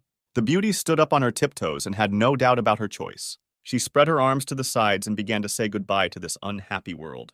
Jessica thought that if there was an afterlife, then she hoped that at least she would be treated well there. Suddenly, just before the jump, someone spoke behind the girl. An unknown person said that death is not a solution.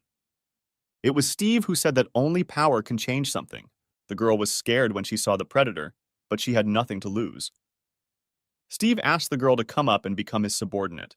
If she decides to be with him, then the Dark King will grant her a power that is unknown to ordinary mortals. At that moment, he bit the young girl's innocent neck, giving her some of his powers. Sometime later, in the same house where the girl felt only pain and suffering, a man sat on the floor and trembled with fear. Jessica looked at him with contempt and said that didn't the guy want the girl to pay him back? Now is a great chance to repay the debt. The man was scared as a kitten and begged not to take his words seriously. He grabbed Jessica's leg and insisted that he knew that he was wrong. He begged her not to kill him because the guy could find other younger people for the girl to eat. But unfortunately for him, the newly made predator did not like human flesh. For the first time, she used her hair in the form of blades, pointing them at the offender. There was a piercing scream filled with pain, and the man's blood splashed onto the wall. He died without immediately even feeling the pain that Jessica felt all this time. She didn't feel sorry for him, but only that for the sake of someone like him, the girl gave up her human essence. As Jessica staggered towards the exit, she wondered if it was worth it. Having finished the fight, Leia turned around and decided to catch up with her friends. But suddenly, the hair of the defeated rival began to envelop her legs, trying to stop her. Leia turned around and was surprised that Jessica did not die after such a powerful blow, but simply sat there and thought. The succubus turned to the swordsman. She said that she felt bad, as if all her memories had been erased. Therefore, the girl asked Leia to help her. The guard did not expect to hear such words from a former enemy. It was unclear whether it was true or the demon lied to take revenge. Meanwhile, in another part of the forest, two predators continued their path to shelter. Why wondered what kind of power the gift of light had since Steve was persistently trying to get it. Exhaling, the predator replied that the monkey would not understand him until he himself reached the limit of his strength. Steve went through a lot to reach the peak of his spiritual level, and now he feels so lonely from the realization that there is nothing left to strive for. It seemed to him that there was no one stronger than him in the world. But he was wrong. Once he managed to lose to one opponent, a young guy from the human race. Y was shocked by the story. He did not believe that his master could lose to someone. Steve replied that it was true, this man was a real genius in battles. And then a few days later he founded Protoss, which was Kel. If it weren't for the endless darkness that the guy possessed, the Predator would never have lost to him. When Kel died, Steve found his remains, but there was no endless darkness with him. This became a big problem for the Predator, and therefore, if he can obtain the gift of light, he will change beyond recognition. With its help, Steve will be able to resist the power of endless darkness, go beyond his limits, and finally overcome the spiritual level. Y listened to this story and began to understand a little of his master's desire. If Steve can get the gift of light, he will become the strongest in the whole world. After some time, the team of Predators came to the border of the guards' cemetery. It was right in front of them, yet they managed to make it before the guards appeared. Y said that they need to leave a note for Jessica so that she knows where to look for them. Steve jumped off his comrade's shoulder and replied that there was no need to do this, because Jessica will not come. When Steve asked her to detain the guards, he understood that the girl would not be able to resist them. Y was shocked by what he heard. He didn't expect that his master was planning to leave her from the very beginning, because Jessica said that the three of them were family. Steve only coldly replied that if in exchange for her he received the gift of light, then her sacrifice was not in vain. In addition, family is a word from the human world, and predators do not need families. Having finished the dialogue, he turned and ordered to follow him. After they entered this part of the forest, the pursuers would not be able to find them. Suddenly, a huge arc shot came from the sky towards the predators. The team noticed the attack. At that moment, they realized that they would not be able to leave without a fight. Y managed to dodge the attack by crouching, and only slightly the arc was able to touch his head. A line of light fell right in front of them, cutting down all the trees in the way. The monkey thought that he was lucky to evade, because a little more and he would have been left without a head. The sudden attack left behind a huge ditch that went deep into the ground. Steve was impressed by such strength. Not everyone could cut such a chasm in the ground with just one blow of a sword. Now he understood why Jessica could not detain her pursuers. In the sky, they saw Kathleen, who told the predators that whoever crossed the border would die without the right to pardon. Steve replied that it was quite arrogant to threaten him, since he was much stronger than an S-rank guard. He simply turned around and jumped over the gap, ordering his companion to follow him. Kathleen, seeing the impudence of the enemy, only said that he asked for it. She flew at lightning speed towards the predator to hit him. Y was scared. The girl was so fast that it was impossible to follow her with her eyes. Kathleen attacked Steve with her sword, but he successfully blocked the attack by creating an impenetrable shield around himself. He turned to the girl and said that she did not lie, despite the fact that the predator was in their friend's body. But as he had already said, she could not defeat him. Steve had already fought with one of the guards, and after that he created a shield based on the strength of his blow, so the girl is unlikely to be able to break through it. Kathleen replied that she has no equal in Protoss when it comes to dealing the maximum possible damage. The shield began to crack, and the sword began to penetrate deeper and deeper into the barrier. Steve realized that the shield would not be able to withstand her attack, because the cracks were becoming more and more, and the sword was going deeper. The predator did not count on such power at all. He realized that it was time to dodge. He turned around and tried to jump away from the sword after his shield burst. Steve didn't have time to escape the attack, and Kathleen was able to touch Sarah's cheek, leaving a cut on it. All the power of her strength went into the ground. The predator successfully dodged and lost only points in flight. He understood that he was lucky. The girl was good with the sword, but there was one caveat. Kathleen did not take advantage of the moment and change the trajectory. Apparently, they also need information about the location of the gift of light. The paladin stood opposite and took her sword out of the ground. She said that she couldn't hit it the first time because she hadn't practiced with the sword for a long time. Steve understood that this was a lie. She pulled the sword out of the ground and a small crack appeared in the place where it stuck. Everything around began to shake, as if an earthquake had started. This surprised the Dark King. The paladin's attack was so powerful that the small crack from the blow split into a huge abyss. Kathleen noticed that Steve could not fight at full strength while he was in this body, so he needed to return to his own because her next blow would hit the target. The girl provoked her rival to leave his body. She said that she wanted to see the real power of a spiritual level predator. She began to taunt her opponent, saying that apparently his only ability was to possess others. Steve grinned at the girl's words and did not succumb to provocation. He replied that while he was in this body, Kathleen would not kill him because this man was important to people. The predator added that the paladin was using childish tricks to try to deceive him. Y stood up for his master and shouted that there would be no mercy for the girl because she had ruined the monkey's hair with her blow. Steve was ashamed of his ally because he was stupid and did not understand that he was much weaker than the paladin. Y waved his fist, preparing to launch his attack. He shouted that there were two of them, and she was alone. There was no way she could win. Kathleen turned to the predator and replied that she did not come here alone. Suddenly, a strong kick landed on the monkey's head, causing him to forget all the words he wanted to say. It was Ben who jumped away from the weak opponent and was focused on attacking the main enemy. The guy shouted at Kathleen not to forget that they must act according to the plan. The girl replied that she remembered and prepared for the next attack. Steve heard his words and realized that the guards were up to something. Above him was Ben, who began to summon hundreds of purple balls filled with energy. The guy shouted that all this energy was collected by endless darkness. Using instant destruction, he directed all the explosive energy at Steve. The ghostly spheres hit their target, and it seemed that no one could survive such multiple explosions. But the spiritual level predator was not so simple. He closed himself with the same shield, saying that Ben lacked experience, spent so much energy and only raised dust. And then Steve remembered that the guy shouted something about a plan, and perhaps he was only distracting attention. The predator completely forgot about the hero's partner while he was watching the spheres. Kathleen was already running to meet her goal. Steve understood that the girl was a greater danger to him. She struck with her sword, but the Dark King managed to dodge it by standing on his hands and jumping away. Dodging the blow, Steve grinned at the fact that he figured out the guard's plan. A weak attack distracts, and a strong guard deals damage to the distracted enemy. Kathleen replied that in fact the predator was wrong, and that was not the plan. Upon landing, Steve saw a dark figure behind him, from which he could not get away. It was Ben, who smiled and said that their plan was a success. The hero grabbed the predator in a human body and began to use a chokehold. Steve didn't understand what was happening because right now he felt his strength leaving him. Purple spheres began to appear around Sarah, meaning that Ben was absorbing energy from an enemy weakened by strangulation. The predator remembered this aura that he once fought with and realized that Ben was the owner of endless darkness. The hero replied that the predator guessed right, and when the guy absorbs all of Steve's power, he will leave Sarah's body. The air around the opponents began to swirl into a whirlwind, and the aura became more and more frightening. There was so much energy coming from Sarah that she began to turn into a large purple sphere. Y watched what was happening and also realized that the endless darkness that Steve is so afraid of is in this guy. Kathleen was worried about the hero. She didn't know whether Ben could handle such power.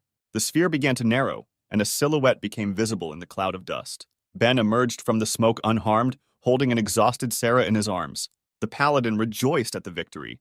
The girl was saved, and there was not a scratch on her. The hero cleverly thought of everything, and his plan was a success. Ben sat Sarah by a tree stump and created a shield around her, which he stole from Steve, so nothing would threaten her. He knew that the girl could not hear, but he told her to rest well while the battle was going on.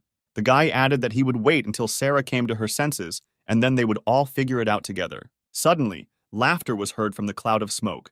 The enemy was still not defeated, but now at least you can fight him with full strength. Steve laughed because he was very lucky, because he not only found out the location of the gift of light, but now he would be able to take away the endless darkness. The predator appeared in his true form. He said that the heavens were favoring him today, so he was having fun. The Dark King raised his hands into the sky as if calling on God and shouted that he was the chosen one. Ben replied that he was rejoicing early because at least half of the predator's power had been absorbed. Therefore, it is not a fact that the second half will be enough for Steve to take away the endless darkness. The predator replied that he does not lose the same ability twice, and it does not matter how much power the hero managed to absorb. He turned to his ally and asked Wei to tell him what his master's real appearance was. The monkey smiled and replied that Steve is the lord of the underworld, and therefore he can control the souls of the kingdom of shadows. In fact, they did not come here to escape persecution. The Guardian's Cemetery is Steve's underworld prison. Many souls are enslaved here, and they are the source of his replenished strength. That is why in this place the predator becomes invincible. Kathleen noted that they had underestimated their enemy, but Ben was not frightened by these words. He said that since this happened, they had only one thing left to do: deal with the predator and complete their mission. Meanwhile, somewhere in the depths of the guard's cemetery, Joseph walked leisurely through the forest holding his bag on his shoulder. Passing by a tree, he touched it a little. The tree instantly came off like a small branch due to the mentor's terrifying aura. But Joseph didn't seem to notice this. He walked forward, and in front of him lay a huge stone. But the power of his aura was so high that it cut through the stone while it slowly walked forward. The man had made a huge hole in the stone and was approaching the exit. When he came out, the obstacle shattered into pieces. But Joseph did not react to this either. Apparently, this was a common thing for him. He was only worried about the place where he ended up. The man walked forward all night, but never came out anywhere.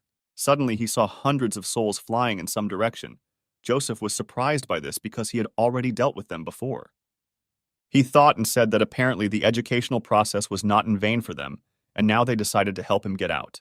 Thousands of spirits responded to Steve's call and headed to him to feed him with energy. Ben was shocked by how many spirits he saw.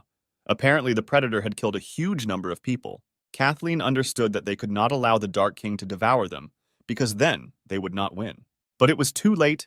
Steve began to absorb all his souls in order to continue living with them. The number of people he killed was so great that he began to increase in size from absorption. The heroes could not stand and just watch, so they decided to launch an attack on their enemy. Why stood in their way? He wanted to delay the team so that his master could make a rebirth. The paladin was not frightened by the monkey's menacing attitude. She only replied that he asked for it. Why didn't expect her speed to be so fast? Kathleen delivered a blow that killed the demon-level predator in an instant. The monkey was too slow compared to the girl, so this fight was over for him. The heroes headed towards Steve, and the once former ally of the predator fell to the ground, swaying. But our heroes saw that it was already too late. After all, the monkey managed to detain them, albeit not for long. The Dark King absorbed every soul, and from the amount of energy he became very fat. All these souls filled him, and Steve now looked like a huge ball hanging in the air. The ball grew larger and began to crack. The predator felt the boundless power that filled it. Suddenly, it burst from the number of souls it had absorbed, and a blue cloud of smoke filled the clearing. Ben was shocked by the picture he saw. He did not expect that the predator would simply blow itself up. Kathleen told the guy not to relax because the explosion was not fatal. Steve appeared before them, a spiritual-level predator in the guise of a soul absorber. He did not hesitate and immediately directed his attack towards our heroes. Ben managed to react and use the shield that he had recently stolen. He ordered Kathleen to hide behind it. An explosion occurred. The force of the released energy was crushing and formed a blue sphere in the place where the team stood. The explosion left a huge crater in the center of which was a shield sphere, one of Ben's abilities. The guy realized that if it weren't for the shield, then there would be no trace of them. With one wave of his hand, Steve released a huge amount of energy. Was this really his full power? The shield began to crack, and the hero noticed that his ability was at its limit, just a little more, and he would not have been able to stand it. The guy told the paladin that he would have to dodge the next attack. But Kathleen thought that Ben had recently become a guard, but had already rushed to protect her. You can't say that he is reliable, but at decisive moments you could rely on him. Steve was floating in the air and was disappointed that his attack did not hit the heroes. The Dark King felt that this was not the limit of his capabilities, but only 70% of them. But he did not understand why this happened. Suddenly, the predator remembered Joseph, whom he had sealed in his prison. He assumed that most likely it was his doing. There was a noise behind Steve. It was the sound of trees breaking like thin branches because someone was approaching. Joseph came out of the thicket of the forest and declared that he was tired of walking in the dark and finally got out. Steve was surprised that the guard was able to survive. He asked the man if he was the same ignoramus who attacked him recently. There were no emotions on Joseph's face, as always. He simply asked the predator who he was. Steve grinned and said that apparently the guard forgot him too quickly, to which Joseph replied that he did not understand what he was talking about because they had never met. The Dark King realized that the man was rather stupid and asked directly what he had done with his spirit slaves. The guard replied that if he was asking about those spirits in the forest, then he taught them a lesson and prayed for their peace. Steve was angry. He did not expect that by locking the guard in prison, he would lose so many souls that he had been collecting for years. Out of rage, he jumped into the air in order to attack the one who ruined all his plans. The speed of the Dark King was great, and Joseph did not have time to dodge his attack. Steve struck his opponent in the face with his hand, causing him to fly to the side. The man fell to the ground, but he never let go of his mysterious bag. Apparently, there was something valuable to him there. Steve said that even though he now has 70% of his strength, this will be more than enough for the guards. Joseph rose to his feet as if nothing had happened. This was not the first time he had been hit by an enemy. The man told the predator that he had a rather weak blow, and if he took his time, he would show him what strength is. But alas, maybe another time they will fight, because now Joseph was in a hurry to the Protoss, to reveal the identity of the one who harmed his student. A team of heroes immediately arrived and said that for this, there is no need to go to the Protoss because the one the man needs is here. Ben pointed his finger at Steve and said that he not only used Adam's body, but also inflicted a fatal wound on him. Fortunately, Kevin managed to save the guy. Joseph pondered the words spoken to him and decided what to do next. He turned to Steve and asked if they had met outside the arena. The Predator replied that it was so, although the man did not immediately understand who he was.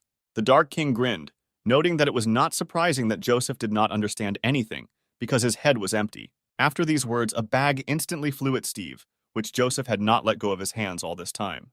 The Predator stopped him with his hand, and immediately his nose was struck by the disgusting smell that came from the bag. He asked the man what was lying there. Joseph delivered a powerful blow to Steve's stomach and replied that the bag contained his change of underwear. Then he hit the Predator again, but this time with his foot in the face. The force of the blow sent the Dark King flying into the air. While flying, he thought about how a person could have such a crushing force of blows. Joseph began to become covered in a crimson fog. He stood and concentrated in order to awaken his strength. The Guardian screamed as he released his energy. This was the path of a despot, a fighting spirit stance.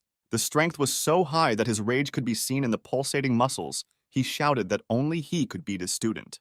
After these words, he headed towards Steve, deciding to finish the battle without allowing the enemy to land. His aura, which was flying around, began to turn into the form of a dragon and flew straight towards the Predator at great speed. Steve realized that the power of such a blow should not be underestimated since she took the form of a dragon. He put his hand in front of him and shouted that he would hold all this power. Ben was shocked by the strength of the S-rank guard. The guy thought for a second that Joseph was a monster if he had such impressive abilities. After the attack, the dust began to clear and traces of torn flesh appeared on the monster's body. Steve said that this idiot was able to break through his living armor. It will be difficult to restore it because it is armor made of human souls that can block up to 3 fatal blows. The Predator became seriously angry and began to gather his energy, shouting that the guard was greatly infuriating him. The man grinned and answered the enemy that it was mutual. Meanwhile, calm reigned at the top of the sacred mountain, and morning began. The alarm clock rang for the umpteenth time. Eliza's voice was recorded on it, shouting that it was time for her father to wake up. The man, with one blow of his hand, destroyed the annoying device that was preventing him from sleeping. Kevin was lying in his bed, half asleep, wearing funny spotted pajamas and not understanding what kind of idiot came up with alarm clocks. The master rose with difficulty, and his face showed disappointment that morning had come, because he still wanted to sleep. Still, it was time to get up, and Kevin went to do his morning ritual, and he started by brushing his teeth. After briefly rinsing his mouth, the man perked up a little. His next morning activity was drinking a glass of his favorite tea with milk. Sitting on the toilet and drinking tea, he shouted to his daughter that he was very hungry and asked if she had already prepared breakfast. He called Eliza all this time, but no one answered him. Having finished his business, the man went out and thought about where his daughter had disappeared. Kevin walked into the kitchen and saw that breakfast was ready, and there was a note on the table. It was a note from Eliza, which said that his father should have breakfast alone. Adam would be with her, so he didn't have to worry. The master took one bun that he had for breakfast and thought that his daughter was very obstinate and cleverly pulled off everything. Meanwhile, Eliza's phoenix raced across the sky towards the forest where the guards had gone. Ben's entire crew and Adam were on board the blue ship, rushing to his aid. Everyone thought about their own. Jenna was worried that the owner and Leia went to save Sarah, risking their lives, so she could not stay away. Eliza did not expect herself to take this step. She was worried that the guy had died, in which case the girl did not know what to do next. Lucy was angry that Ben went on a mission with Leia and didn't invite her. It wasn't fair.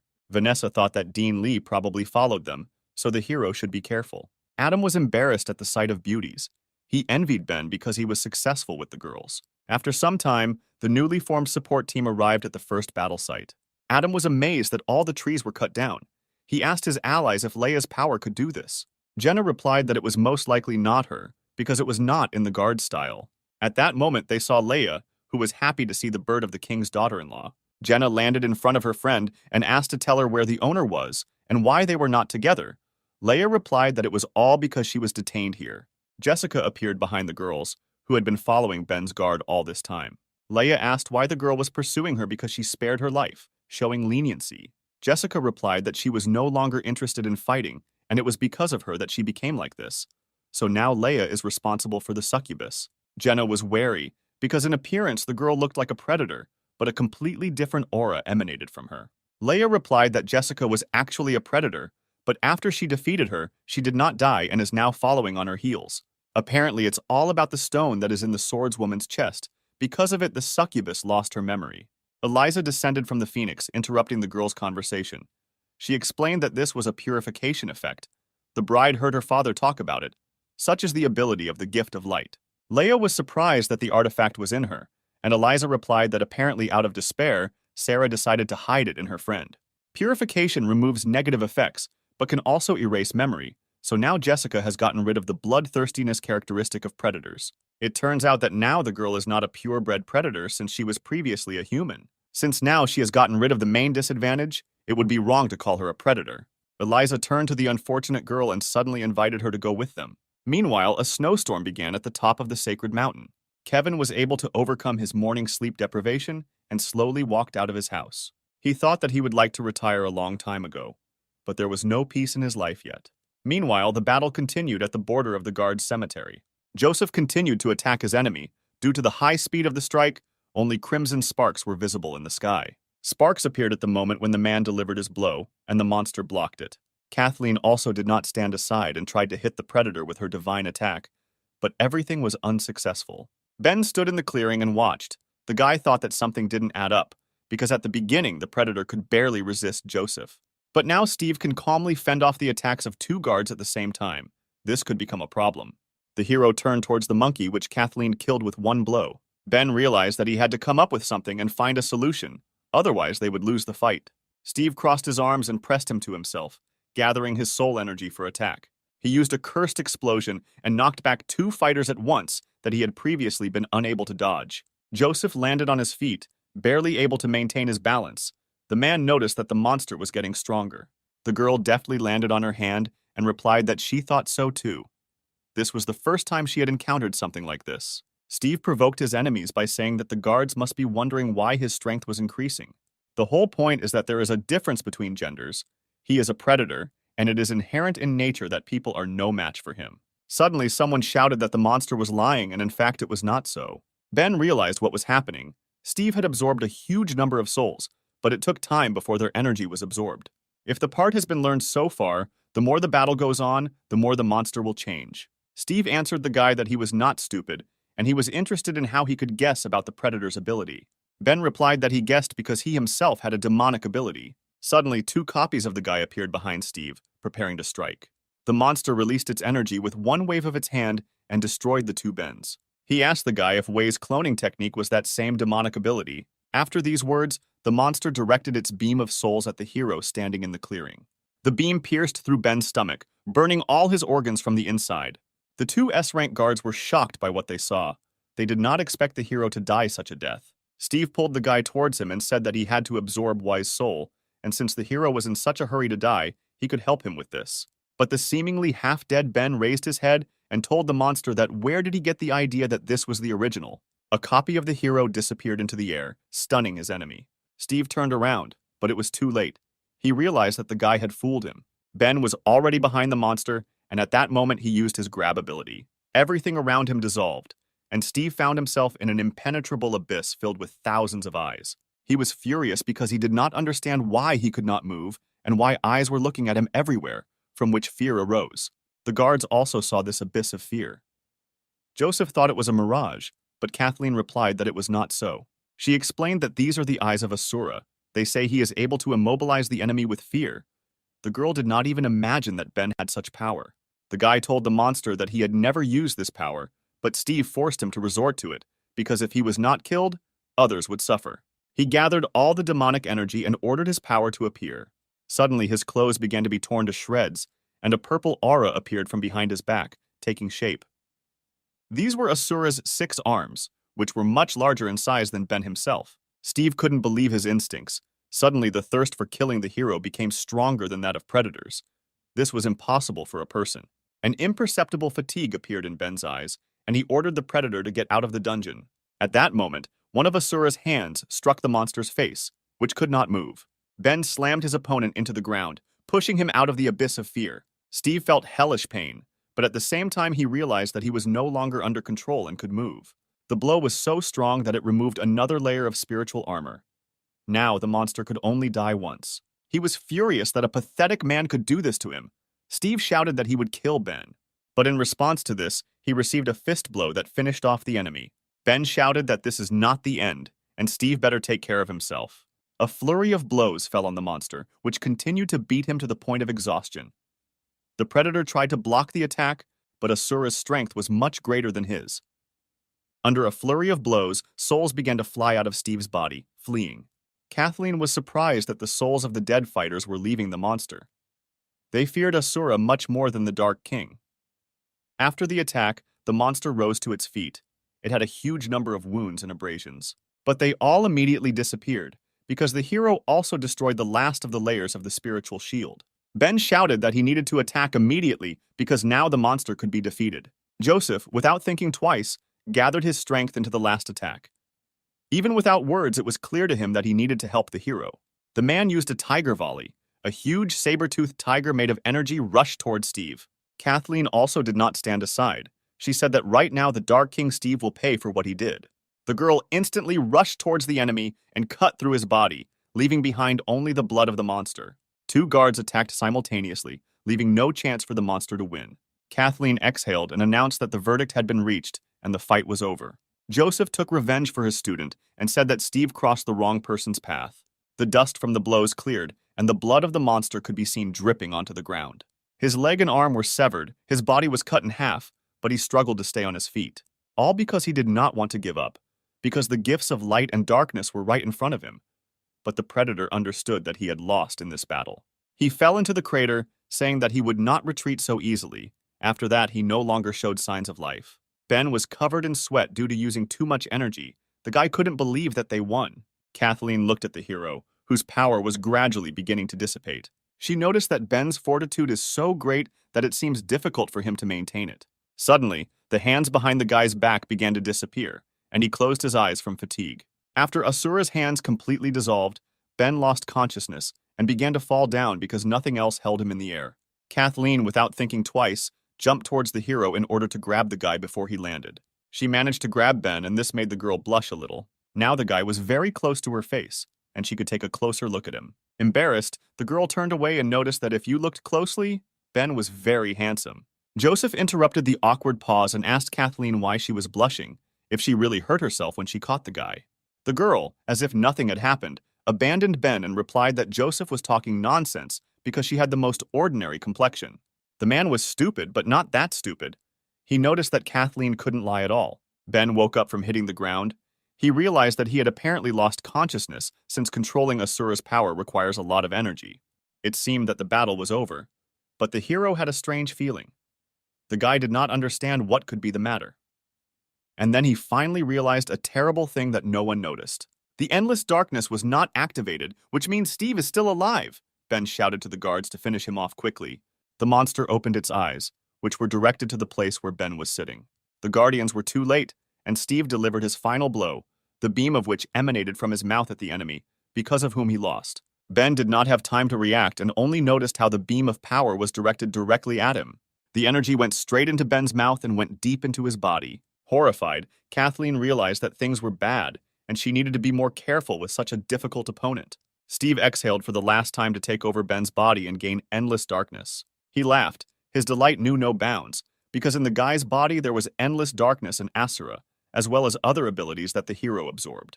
Ben's eyes changed to Steve's yellow pupils, and the worst happened. The predator took possession of the hero's body. Kathleen raised her sword and began to gather divine power. She advised Steve to get out of the guy's body, otherwise he would taste the power of her blow again. Steve just grinned. It was the best body he had ever had, and now he was not afraid of Kathleen's sword. The girl was disappointed because she also understood that she could not cope with the power of endless darkness and Asura. But suddenly Joseph came out to fight. He told Kathleen to control herself. The man had more experience in such matters, and he would sort everything out. The paladin looked at Adam's mentor in disbelief and asked what he planned to do. Joseph rushed to the attack and was already preparing his fist, answering that he planned to simply smash his enemy. But his fist was easily stopped by one of Asura's hands, despite all the power of the guard. Joseph shouted that since Steve blocked his left fist, then he would get his right one. But this attack was easily blocked. The monster replied that now the guard's fists were of no use. because Joseph cannot defeat Asura relying only on physical strength. But suddenly, the man attacked Ben's head using his despot way. Smoke came out of the guy's forehead at the place where the blow was struck. Asura's hands began to disappear, and he himself fell to the ground. Joseph said that he most likely would not defeat Steve with his fists now, but the monster did not take into account that the mentor's head is much stronger than his hands. Ben lay unconscious, and now the heroes had no idea what to do next. Kathleen was shocked by Joseph's methods. She did not expect that the mentor would simply hit the guy. The girl asked the man that since he knew a lot about these matters, he should know how to get the predator out of Ben's body. Joseph replied that he had not yet thought about how to do this. The mentor suggested that they could hit the hero again, and maybe then Steve would come out of his body. Kathleen was against this. Suddenly, a man appeared in the clearing and slowly approached the guards. The guy advised Joseph not to do that because there was no point in it. Michael returned to his comrades, who explained that Steve was in a hopeless situation, so it was unlikely that he would give up his tiny hope because of some blows. Joseph asked the guy what he was proposing, to which Michael replied that there was only one way out in this situation. To destroy Steve once and for all, they need to rely on the strength of Ben himself. The hero and the predator were inside Ben's mind. Steve was surprised that he, the Great Dark King, was defeated by a bunch of guards. However, if the monster can defeat the guy in this place, he will have his body forever. Ben grinned. He was not at all afraid of his opponent and replied that Steve only knew how to talk. The guy struck the predator in the face. There were no abilities here, just the usual solution to a dispute with fists. Attacking his enemy, the hero shouted that he would fight off his body and drive Steve out. Having received the blow, the monster fell on his hands, but was immediately able to push off to counterattack. He swung his leg attacking the guy and shouted that the hero still had milk on his lips. Ben should have been a couple thousand years older before showing off to a predator. The guards stood in the clearing and looked at the guy's motionless body. Kathleen said that Ben had already shown his trump cards and proved that he was quite extraordinary. Without him, the team would not have completed this task so easily. But the girl was worried because now the hero had to deal with a spiritual-level predator, and the guards could not help him. Michael smiled in his usual manner and replied that they had to find out who was spiritually stronger, and the team could only wait for him to wake up. Joseph asked the question that was flying in the air. What if Steve wins? What should they do then? Michael replied that then it would be clear that Ben's soul was completely enslaved, and they will have to fulfill their duty as guards, namely to kill the monster. There was a struggle inside Ben. Steve said that the guy was still inexperienced because there was a spiritual world here. Therefore, no abilities are important here, but only the strength of your own spirit is important. The monster pointed at the guy and asked what he could do on his own without Asura's abilities and endless darkness. Ben thought about the monster's words. He thanked him for reminding him of this. The guy remembered how his body was paralyzed, and all he could do was think and reflect, and most importantly, fight for his life. Steve was surprised at how the hero's energy began to change dramatically and increase in size. The guy's big spiritual eyes appeared from the impenetrable abyss. Ben told the monster that since spiritual strength is important here, he sympathizes with Steve because the monster ran into the wrong person. The predator was amazed. He had never seen someone's spiritual power be so great. The monster assumed that this was a trick, but this could not be true because in the spiritual world, it is impossible to use abilities. For the first time, he succumbed to fear. Steve didn't understand why the guy was so strong. Ben replied that the monster just didn't know what the hero had to go through. Previously, he could not even dream of moving his arms, and this body was difficult for him to achieve. Therefore, Ben will never allow a stranger to take him away. Steve shouted that he was not afraid of the guy because the monster had done this millions of times and would do it again. The Dark King had never lost in the spiritual world, and therefore he believed that he would win this time too. The huge hand of spiritual Ben fell on Steve. The monster tried to hold back its onslaught. The predator held on with all his might and said that his good name would not be ruined by any person. But Ben was serious. He told the Dark King not to be arrogant. Suddenly, Steve felt a strong pressure on his body that he was having a hard time holding back. His spirit began to collapse, and the monster realized that he could not cope with such power. Ben in the real world rose into the air, and a purple aura began to appear around him. Joseph was surprised that the guy was floating in the air, but Michael seemed to know what was going on. The guard explained that the hero's levitation is a confrontation between a guy and a predator, and now the battle is in full swing, which means that the team will soon find out who will wake up. Suddenly, another person appeared in the clearing, moving at high speed towards Ben. It was Dean Lee, who pointed his sword at the guy and replied that he doesn't care who wakes up because Steve killed his subordinates and Ben is always getting in the way. The old man considered that now he had an excellent chance to finish them both off with one blow. The guards were surprised by Lee's appearance in this place. They did not understand what he was going to do. The dean struck his blow and blood was shed. At that moment, at the other end of the forest, Jenna felt her pulse quicken. The girl became worried and suggested that something was probably happening to her owner. Scarlet blood from the old man's blow flowed onto the dead ground. But it was not Ben's blood, but Kathleen's, who caught the dean's sword with her own hand. The girl saved the guy and said that after they left the Protoss, she had the feeling that someone was following them. The paladin did not expect that the old man would decide to appear right now. Her face was stern, and she asked Lee why he needed to kill the guy. The old man thought that Kathleen risked herself to save the hero. Apparently, not only Kevin is able to fight back the dean, Lee had the feeling that Ben, for some enchanted time, everyone was helping him. He shouted that the guards call themselves S-rank, but still believe that the boy is capable of defeating Steve. Instead of letting the predator get endless darkness, it would be better to finish him off while there is an opportunity. The old man continued to insist that the team kill the guy and complete their task, and Kathleen's hand clenched the sword more and more from these words. The dean's blade could not stand it and broke from the paladin's strong grip. Her hand was bleeding very much, but she was furious after hearing the old man's words. The girl replied that Lee was wrong and Ben would not lose. After the guy wakes up, the dean shouldn't lay a finger on him, otherwise he'll have problems. Meanwhile, the battle in the spirit world was coming to an end, and the clothes on Ben's body began to dissolve into thin air. The guy thanked the girl for her words, and Kathleen heard this and blushed. The girl realized that it was Ben's voice and began to turn to look at him. Still, he was able to defeat Steve, but then she saw a charming picture in front of her. Standing in front of her was Ben, who had a completely naked torso. He looked like a strong man from fairy tales. The guy turned and asked what condition the girl's hand was in. At that moment, in her eyes, he was the most handsome young man. Kathleen became very embarrassed and replied that it hurt a little, but in her head, she did not understand what was happening and why she involuntarily said what she thought. Ben bandaged the girl's hand with the remnants of his clothes, showing concern. The hero said that it was a small bandage, but it would do for the first time. The girl replied that he shouldn't worry so much because she was a paladin and could take care of herself. Joseph and Michael watched the cute couple. Hero told Kathleen that if she didn't like it, then let her take it off. She refused. Michael was amazed that his ability did not affect the paladin, but Ben did it. It was the first time the man had seen a girl so embarrassed. Joseph said that he was already preparing to bury the hero, but it's cool that he managed to win, because his mentor didn't believe in it. The dean thought that the guy had no chance of winning, and it was just luck. Ben turned to the old man and asked why he wouldn't leave him alone, because Lee kept saying that he needed to kill Steve, but in fact it turned out that he wasn't worried about him. The hero invited the guard to settle old scores once and for all since he came. Suddenly, the dean stepped back. He didn't understand why he wanted to deviate from his will and was afraid of the guy's aura. The old man assumed that it was all because Ben managed to absorb Steve's energy. The hero continued to provoke the dean, asking why he was hesitating, because he so wanted to kill the guy. Lee found a weighty excuse. He said that an S-rank guard cannot fight people just like that, because this is already a duel, and at least 10 witnesses are needed so that Count Dracula does not bring him to justice. At that moment, Jenna landed on the battlefield and said that the old man killed people for the sake of his experiments, and now he wants to kill Ben. Does the dean really think that he can avoid responsibility? The hero's entire team was assembled. They decided to act as witnesses, because together with the 3 guards there were 10 of them. Ben was surprised that all his friends came to his aid.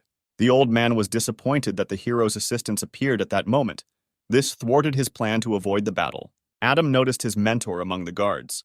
He thought that he was dead, to which Joseph replied that no one could kill him. He threw his bag to the student and replied that he could carry his laundry since he came here. The smell from the bag was still just as disgusting. Michael was interested in watching all this because Ben challenged the S-rank guard and was curious what the dean would answer. The old man realized that he had nowhere to go, and therefore he accepted the guy's challenge. Their enmity would be resolved after this fight. Lee called Vanessa. He was blind, but he knew that she was here. The girl was surprised that her former boss decided to turn to her for help. The old man asked her to give him her sword because Kathleen had broken his own.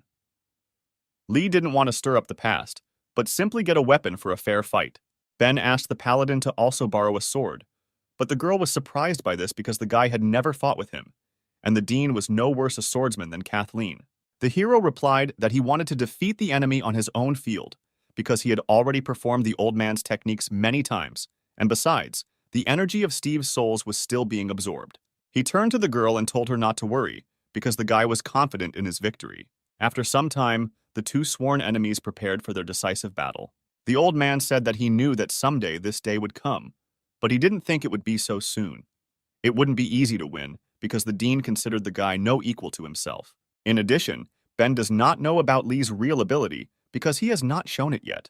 The dean gripped his sword tightly and prepared to fight the hero. A green aura began to form around him. He said that he earned his position thanks to his skills, and it was stupid to challenge him. Having gathered enough energy, Lee summoned his strongest form. The old man's body was covered with a green sphere, which completed his transformation. Ben noticed that the dean's aura was worthy of S rank because anyone would feel uneasy if such a person used his full power. In the sphere, long black hair became visible, which was blowing in the wind, and the lake blue eyes of a man who had awakened. It was an SR rank ability, a memory. Lee made his body take on the appearance of his youth. Now his body was 27 years old. The dean looked like a very handsome young man. He told Ben that only Kevin had seen him in this appearance. Joseph noted that Lee had good hair in her youth, and Adam added that this was a great example of how you can go bald in old age. Kathleen thought that she had been a guard for a long time, but this was the first time she had seen the dean's ability. Most likely the old man was serious since he decided to use it. Ben couldn't even imagine that there was an ability that could restore youth. He wondered if his vision had returned too. But one way or another, most likely this was all the dean could do, so the guy prepared to attack.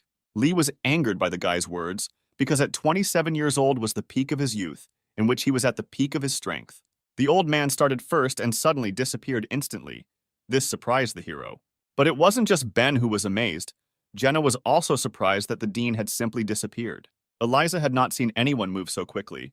It was impossible to follow his movements with her eyes. Lee used maximum speed and now he was circling around the guy. No one could see his movements. Ben waited, and at that moment the dean appeared behind him and said that this was the end for the hero. But the guy seemed to be waiting for this. He deftly repelled the attack despite all the speed that the old man showed.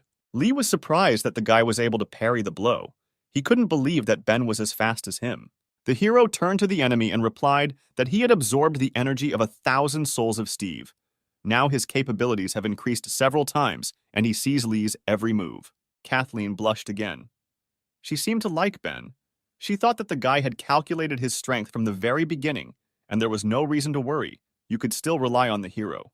In the split seconds that lasted for the fighters, Ben began to collect purple spheres for attack. The old man apparently hoped that the guy would use only the sword, but no one forbade using all his abilities. Spheres of energy hit Lee, but he managed to dodge because his speed was maximum. He jumped away from the guy and realized that he had set energy traps to catch his opponent. The old man understood that if his vision was not completely restored, he would lose this battle.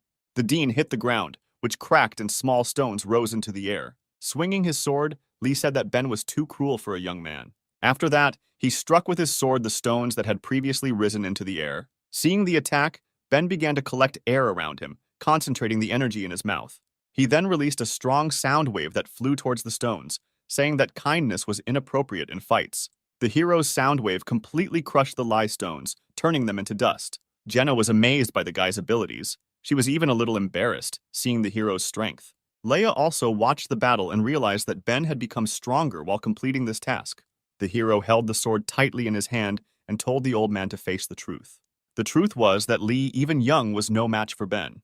These words outraged the man. He replied that he was a guard of a rank S Protoss, and a trifle of rank A would not defeat him. The old man waved his blade and shouted that in order to deal with Ben, he would only need one hand. The guy also ran to meet his opponent. It was time to check who was stronger. The two fighters collided, and from the outside it seemed that the hero had struck his opponent with one blow. Eliza was surprised at Ben's speed, because he moved in an instant, and Lucy still could not understand who won. The hero's pupils turned white. He was kneeling with a blade clutched in his hand. Suddenly, a cut left by Lee's blade appeared on his chest, and blood poured out of the guy's chest. The man also froze in this position, and there was not a scratch on him. But suddenly he had a cut, but a larger one, which touched his entire hand holding the sword. His arm began to fall away from his body, and his pupils were as white as Ben's. It was Asura's evil eye. Using this technique, Ben made it impossible for his opponent to move. He instantly stopped Lee's sword. The old man fell to his knees because he could no longer fight without his hand. The dean could not believe that he had lost. Ben's comrades began to rejoice at the victory, because now it was clear that the battle was over. Joseph asked Adam why these people were so young, but already so strong, unlike his student. The guy replied that Ben's teacher was simply much stronger than Joseph. Kathleen ran up to the hero, seeing a huge cut that ran across his entire chest. The girl became embarrassed and said that she was a paladin, so she could heal the guy. But Ben shouted at the guard not to come because this was not the end. Rising heavily, the guy said that he saw with his own eyes how the dean turned his subordinates into predators, secretly trying to create an artificial one, and did not even disdain himself. The hero's assumption turned out to be correct. Agony was a regent for turning into a predator. Ben turned to his opponent, telling him not to pretend to be dead, because the guy had recently seen such a trick. The old man laughed. He recognized the strength of the hero because he did not expect to lose here. The blind man added that for the sake of his goal, to unite people and predators, Lee must kill Ben. The old man shouted that everything he had done and would do was for the sake of the Protoss. There was a powerful explosion that was similar to the sphere in which Lee transformed when he became young. Ben was shocked by such power, and he also smelled a very strong smell of blood. Jenna knew this feeling. It was the same as when she fought with the god of thunder, but the dean's energy was much stronger. Vanessa folded her hands and prayed that the old man would give in and not be so stubborn. When the sphere dissipated, something huge appeared in front of the heroes, not resembling the former guard. Kathleen noticed that this ability is not from the human world. The old man comes out and in fact secretly conducted experiments on himself. An artificial predator appeared before them, a huge creature that was covered with eyes, and its hair was like threads and went deep into the ground. Eliza was horrified by what she saw. She could not believe that this creature was Dean Lee. Adam was also shocked by what he saw. This creature looked even more terrifying than a spiritual-level predator. Jessica, although she was a former predator, found the creature disgusting. The monster opened its mouth and slowly began to repeat Ben's name. Then it said that it wanted the guy to die, and the eyes on its body looked at the hero. Seeing the monster in front of them, the guards stated that they had originally assumed that this fight would be between the two. But when they saw Lee in such a form, they could no longer remain indifferent. Joseph said that the dean of the Protoss Guard, but himself, fell to the very bottom. The mentor added that if the old man did not stop, then he would not babysit him. The monster was like a silent statue that did not seem to hear the heroes, but only continued to repeat Ben's name. Joseph was infuriated by the monster's offensive behavior because he did not pay attention to the guard. Ben approached the men and explained that if you look closely, you can understand that Lee has lost his mind. Apparently, this was a side effect of the transformation. But even after losing consciousness, he did not forget the guy's name. Apparently, he really wants to get endless darkness and will not stop until he kills the hero. Vanessa confirmed Ben's words. The dean's experiment failed. He needs endless darkness to make a breakthrough in research. But the girl herself sees this appearance for the first time and doesn't know what to do with it. Most likely, you shouldn't count on the old man's human essence. Therefore, having summed up all the data, the girl said with tears in her eyes that there was only one way out. Joseph pointed to himself and said that if you need to kill a monster, then Vanessa is an expert in such matters. Suddenly, the monster went on the attack. He began to concentrate energy in his largest eye on his chest. He still repeated Ben's name and fired a beam straight at Joseph. The man managed to react and jumped away from the deadly beam. Joseph used the path of the despot and went straight to the old man's face, shouting that now he was his opponent, not Ben. He was still annoyed that no one was paying attention to him, so before striking, he asked if the old man dared to answer him. The answer was quite simple. The monster raised its hand to the man and folded it into one finger strike. The old man hit the man like a small, annoying insect, but the force was so high that Joseph instantly flew to the other end of the forest. Seeing such a sight, Adam began to worry about his mentor because he was his closest person. Landing firmly, the man began to stand up and noticed that after the transformation, Lee became much stronger than before. Joseph escaped with minor bruises. He was lucky that his skull was solid. Otherwise, it would have been very bad. The monster did not stop at one target, so now the same energy began to concentrate in all the eyes that were on its body. Ben immediately realized what was happening and shouted that the dean was going to attack everyone indiscriminately. The monster shouted that he would kill the guy and launched a volley from all his eyes at the creatures around him. Impact after impact, the rays hit the ground, reminiscent of the fall of hundreds of bombs. Eliza tried to dodge one such laser, but suddenly she felt a sharp pain. Her leg was pierced by a piece of wood, and because of this, the girl could no longer move. Suddenly, she noticed another deadly ray flying at her. Eliza prepared for death. She understood that she could not dodge because of her broken leg. But death did not come for her, and the girl did not understand why the beam stopped at the moment when it was supposed to overtake her. Opening her eyes, she saw something she did not expect at all. Kevin stood in front of her, holding all the energy from the beam with one hand, thereby protecting his daughter. The man waved his hand to the side and changed the trajectory of the deadly projectile, which flew into a tree. The girl's hysteria brought tears to her eyes, and she asked Kevin why he was here now. The savior turned and replied that his daughter need not be afraid of anything as long as her father was nearby. Dean Lee, in the form of a monster, continued his volley from his eyes and shouted that he would kill everyone now. The shells flew at all team members, and everyone dodged as best they could, but each time it became more and more difficult. Someone called Dean Lee in a loud voice, causing him to stop attacking and tremble. His eyes turned to the little man who came to the aid of our heroes. Kevin asked the old man why he needed all this. Did the dean really want to be sighted and with a chic hairstyle down to the ground? Because when one thing disappears, another always appears. The mentor's face was stern, and he added that it was very difficult for him to see his old friend through this appearance. Lee slowly turned his head and continued to tremble, as if he was afraid of Kevin's words. Kathleen also noticed this fear. Lee was so scared as if he was about to lose consciousness. The girl wondered what was so scary about this Kevin. Ben suggested that it was a simple instinct of self-preservation and that this reaction was unconscious.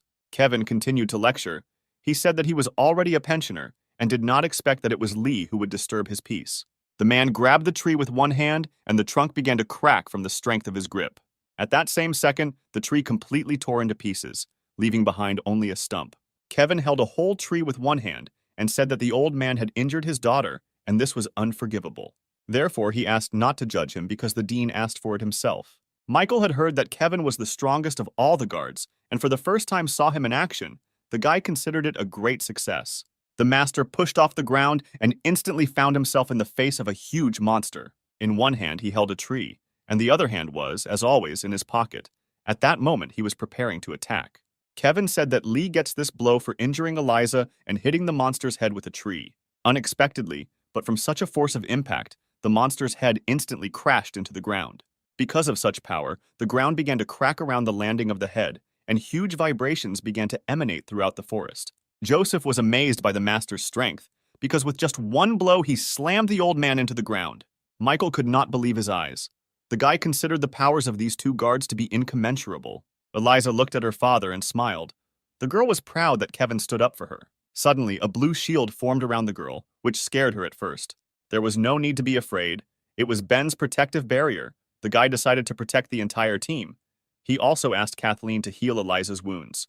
The paladin looked at the large cut on Ben's body, because of which the guy could hardly stand on his feet, and thought that he needed help more than the others. Suddenly, the monster rose from its knees after the blow and began to concentrate energy in its eyes. It furiously wanted to kill everyone who was here. At the same moment, the tree that Kevin was holding flew into his main and largest eye on his chest. The man was floating in the air after the throw. He asked his friend if the old man had regained his sanity. But apparently this was not the case. Kevin looked sternly at the monster and said that now he will help Lee learn from his mistakes. The master went on the attack. His blows and movements were so fast that outwardly it seemed as if a huge whirlwind was spinning around the monster. Michael was an S-rank guard and had high speed himself, but even he couldn't keep up with Kevin's attacks. Within a couple of seconds, the monster felt terrible pain and screamed, each eye on its body bleeding from the blows. Leia was amazed. The master was able to destroy every eye of the monster at the same time. It was truly amazing.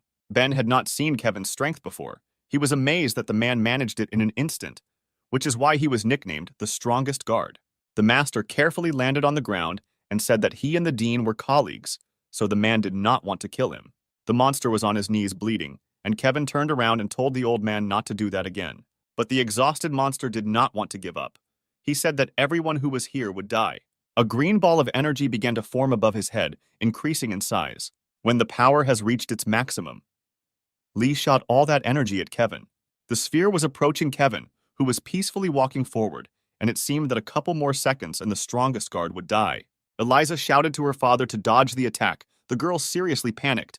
Suddenly, at the very last moment, the master turned around and spat his straw, which he had been holding in his mouth all this time, towards the ball. The massive attack stopped and looked like a ball that had been stuck with a needle and was about to burst. The guards were shocked that Kevin was able to stop the dean's dying blow with just one straw. Ben noticed more. He saw that Kevin not only stopped the attack, the master also struck back. The energy-filled straw cut the enemy charge and headed towards the monster. At that moment, the creature that once was the dean realized that there was no way for him to evade. The straw pierced Lee's head. The blow was so powerful that only the lower part of the huge skull remained. Kevin exhaled with disappointment and said that if the old man had not taken the wrong path, he would have made a good guard. But alas, the master had to stop an old friend who craved forbidden power. Kevin thought that if he had not done this, the dean would have become like those 5 guards. Having finished thinking about the battle, the master saw in front of him a team that he could protect. Stunned Joseph, Michael and Adam stood in front of him. The master asked what these 3 were doing here. The heroes saw the guard's strength, and after that did not want to contradict him, so Joseph timidly replied that they were not doing anything. Kevin calmly turned around and replied that since there were no more problems here, he needed to leave because he had another important matter. Eliza was indignant that her father would just leave the girl here. She asked what kind of important matter was waiting for the master. Kevin turned around and replied that Ethan had milk tea at half price today, so he didn't want to make a difficult choice between his favorite drink and his daughter. Flying to get his tea, he shouted for Ben to take care of Eliza. The guy was frightened by the strength of the great guard, so he agreed with fear in his eyes. After some time, Kathleen began to treat Eliza's leg, at which point the bride noticed something strange in the sky. Energy began to be released from the body of the dead dean, so much of it that it seemed as if purple snow was falling. Kathleen said that Lee lived a long life, and this energy contains all his knowledge. If Ben absorbs it, he will certainly become much stronger. One of the spheres landed on the hero's hand, but he blew it away, not wanting to accept this gift. Kathleen jumped up and was surprised that the guy just took it and scattered it. The girl asked why he did it. Ben replied that he had already absorbed the power of tens of thousands of Steve's souls, and it was still difficult for him to assimilate them. His body could not withstand more energy. Besides, all this power is Kevin's trophy, and the guy felt that he had no right to take it. A little more than a month has passed since our hero's first task. He was in his estate. The sun was already rising outside the window. It was 6 in the morning. Someone woke Ben up. The guy rubbed his eyes and asked who dared to interrupt his light sleep. Opening his eyes, he saw a gorgeous picture. In front of him was Jessica's magnificent breasts. The girl was sitting on the guy and wild passion was visible in her eyes. It was she who woke up the hero. Ben was embarrassed and asked the succubus not to overstep his boundaries. The girl moved closer and said that everything was fine. She just couldn't stand it anymore. Jessica had been watching the guy all night and finally had the opportunity to sneak into his bed unnoticed. The hero thought that although the girl had regained her human nature, she had not stopped being lustful. In this regard, she had become even worse. If everything is left as it is, then Ben cannot avoid a reaction. He did not want such difficult tests in the morning. The guy didn't know what to do, and suddenly the girl took the initiative. She put her hands on Ben's chest and said that the hero has a very pumped-up body, and this scar gives him masculinity. She blushed all over. The succubus began to fantasize about all sorts of things because the bodies of human men were more beautiful than those of predators. From the unexpected gestures of attention, Ben jumped up and told the girl that she was too carried away and to be a little more restrained. Suddenly, the bedroom window opened and a strong wind blew, blowing sakura leaves into the room. Someone landed neatly on the windowsill. It was a samurai protecting Ben. The girl said that as soon as she left for a second, Jessica had already made her way into the guy's room. Leia stood gracefully by the window and held a katana in her hands. She added that with such behavior, the succubus was asking for her blade. Jessica was frightened by her former enemy and said that she had understood everything wrong. The girl had not come to seduce the guy, but simply to wake him up. Leia hid the blade and advised him not to do this again, and besides, the hero should not let his guard down either. The guard looked at Ben and asked if he forgot what day it was. The guy replied that he remembers, because today there will be a ceremony at which Dracula will assign the hero S rank. Jessica was not aware of such news, so she shouted throughout the house with joy. She suggested that it was because Ben helped stop the dean. The guy nodded and said that not everything was so simple. He and Leia did everything possible to deal with the Count's problem. The hero slowly got dressed and added that it was he who managed to show Lee's true appearance, and that in fact the old man was defeated by Kevin. Therefore, the guy did not think that he was worthy of S rank. Simply moving up the rankings would be enough for him. After getting dressed, Ben decided to go to Count Dracula himself and ask what he thought about this. After some time, the guy approached the Count's estate, which looked like a luxurious castle with a security guard at the entrance. Before the hero appeared, another stranger approached the estate. This worried the guards. It was a strange monk, dressed in monastic robes. He had a straw hat on his head, and the old man was holding a small bell in his hand. He asked if Count Dracula lived here. One of the guards shouted for the monk to leave, because an important meeting would be held here, and tramps were forbidden to even be close. But at that moment, Ben approached the estate and stood up for the old man, saying that he did not look like an ordinary tramp. The guy turned to the monk and asked if he would mind if they went together. The old man thanked the hero. Ben didn't know how to address the stranger, so the old man pulled the rope to take off his hat. The monk showed his face and said that his Buddhist name is Kunai, and he is an S-rank Protoss guard. The hero made the same welcoming gesture as the old man and also introduced himself, saying that he was glad to meet the monk. The guards recognized the master. There were rumors that the monk left the society for several years to seal the sword and never attended such events. The doors opened and the heroes were allowed into the estate. The monk was surprised at how impressive Dracula's house was and didn't understand why such luxury was needed, because a house is just a place to relax. The old man also asked Ben if Leia was his friend and how the girl was doing now. The guy was surprised that the monk knew her. Kunai replied that he and Leia were old friends, but had not seen each other for many years and had lost touch.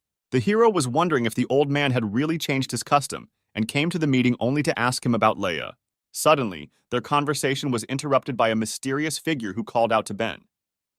The stranger asked if this was the guy who returned the gift of light and defeated Steve. And also, isn't this the same hero who is not inferior to Dean Lee in fencing skills and became the youngest S-rank guard in history? A graceful girl sat on a blade that was floating in the air. She wondered if all these rumors were about this guy. The warrior said that she was very interested in Ben after all these stories. That is why the girl wanted to check for herself what the hero was capable of. She made a gesture with her fingers and ordered her swords to appear. Suddenly, bright stars appeared in the sky and quickly approached the earth. Ben was amazed by such a greeting. He did not expect that he would have to fight in the Count's estate. Hundreds of blades began to fall from the sky, ready to strike the hero. At that moment, a bell rang in the air. It was a monk who told the guy not to worry. Because of the sound that the bell made, all the blades evaporated into thin air. The old man did not want to offend Ben because he was Leia's friend. The hero was amazed that the monk stopped such a strong attack so calmly. The stranger was disappointed. She told Kunai not to poke his nose into other people's affairs, because the girl did not come to test his abilities. The monk replied that today was the day Ben would be promoted, not the time for fighting. The stranger said that the old man was very boring, and at that moment a barely noticeable beam appeared on her face. To the girl's surprise, a huge arc of light was heading towards her. The blow immediately threw the offender off her blade, but did not cause any damage to her. The arc of divine light was so powerful that flying further and crashing into the dome of the building, it immediately cut off half of it. At the entrance to the estate stood Kathleen, who loudly called the stranger by name. Paladin was serious and said that she did not allow Ben to be attacked. The guy was surprised that Kathleen came here, and the old man thought that the guy had a lot of options. The stranger, whose name was Lillian, gracefully stood on her sword, from which she had recently fallen. She was outraged by Kathleen's appearance and replied that she was just playing with the guy and it didn't concern her. Lillian rushed to attack the paladin, saying that she reacted too strangely. Did she really like the hero? Kathleen became embarrassed and replied that this was nonsense, and Lillian had misunderstood everything and also attacked her rival. At that moment, a flash appeared. It seemed as if two girls were clashing swords. The monk noticed that Ben is very young, but has already mastered this ability. It is not surprising that the Count values the guy very much. Lillian was clenched into a purple fist and screamed to be let go because she wanted to teach her rival a lesson. Kathleen was also blocked. She replied that the girl's words did not affect her at all, and that Lillian would have no mercy for attacking Ben. This flash was the call of the hands of Asura. The guy was holding two warriors who were arguing among themselves which of them was better. Ben realized that the girls were old enemies, and he was wondering why this happened. The monk explained that the fact is that Protoss is not their home. These two were from two warring countries. The guy turned to the old man and was surprised that there were other countries. He believed that Protoss was the only place where people lived. The monk began his story. Once upon a time, there were many states on their continent, but due to attacks by predators, many of them fell into decay and ceased to exist. Several small states remain. Protoss supports them financially and also protects them, for which their best warriors become Protoss guards. Paladin Kathleen was the strongest warrior in the country of knights. This country looked like a city from the Middle Ages with castles and paladins in armor. Fencer Lillian arrived from a mysterious eastern country where female fencers live. She is also the head of the sword school there. A figure in a red robe emerged from the estate and watched as the girls argued among themselves. It was Count Dracula, along with Michael and Joseph. He stated that he had not gathered everyone here to watch them fight.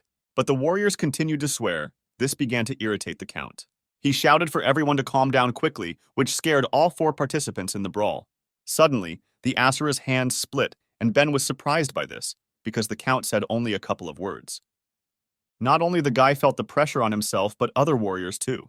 The hero noted that apparently Count Dracula is on a completely different level of power. Perhaps he is as strong as Kevin. Suddenly, a helicopter appeared in the sky and was approaching the estate. The helicopter landed in front of everyone gathered, and Ben thought that most likely it was Daniel's mother. Mary exited the transport impressively. She noticed that everyone had already gathered, but did not understand why, because only Ben would be promoted. The woman cast a cold glance at the guy. Clearly, she was not happy to see him. Ben was a little scared and assumed that the woman was staring so intently because the hero had defeated her son in a duel. The meeting began, and Count Dracula announced that since everyone was assembled, we could begin the discussion. Ben whispered to Kathleen not to be angry, because he only grabbed her because things were getting tense, and the guy didn't want the fight to get out of control. The girl became embarrassed.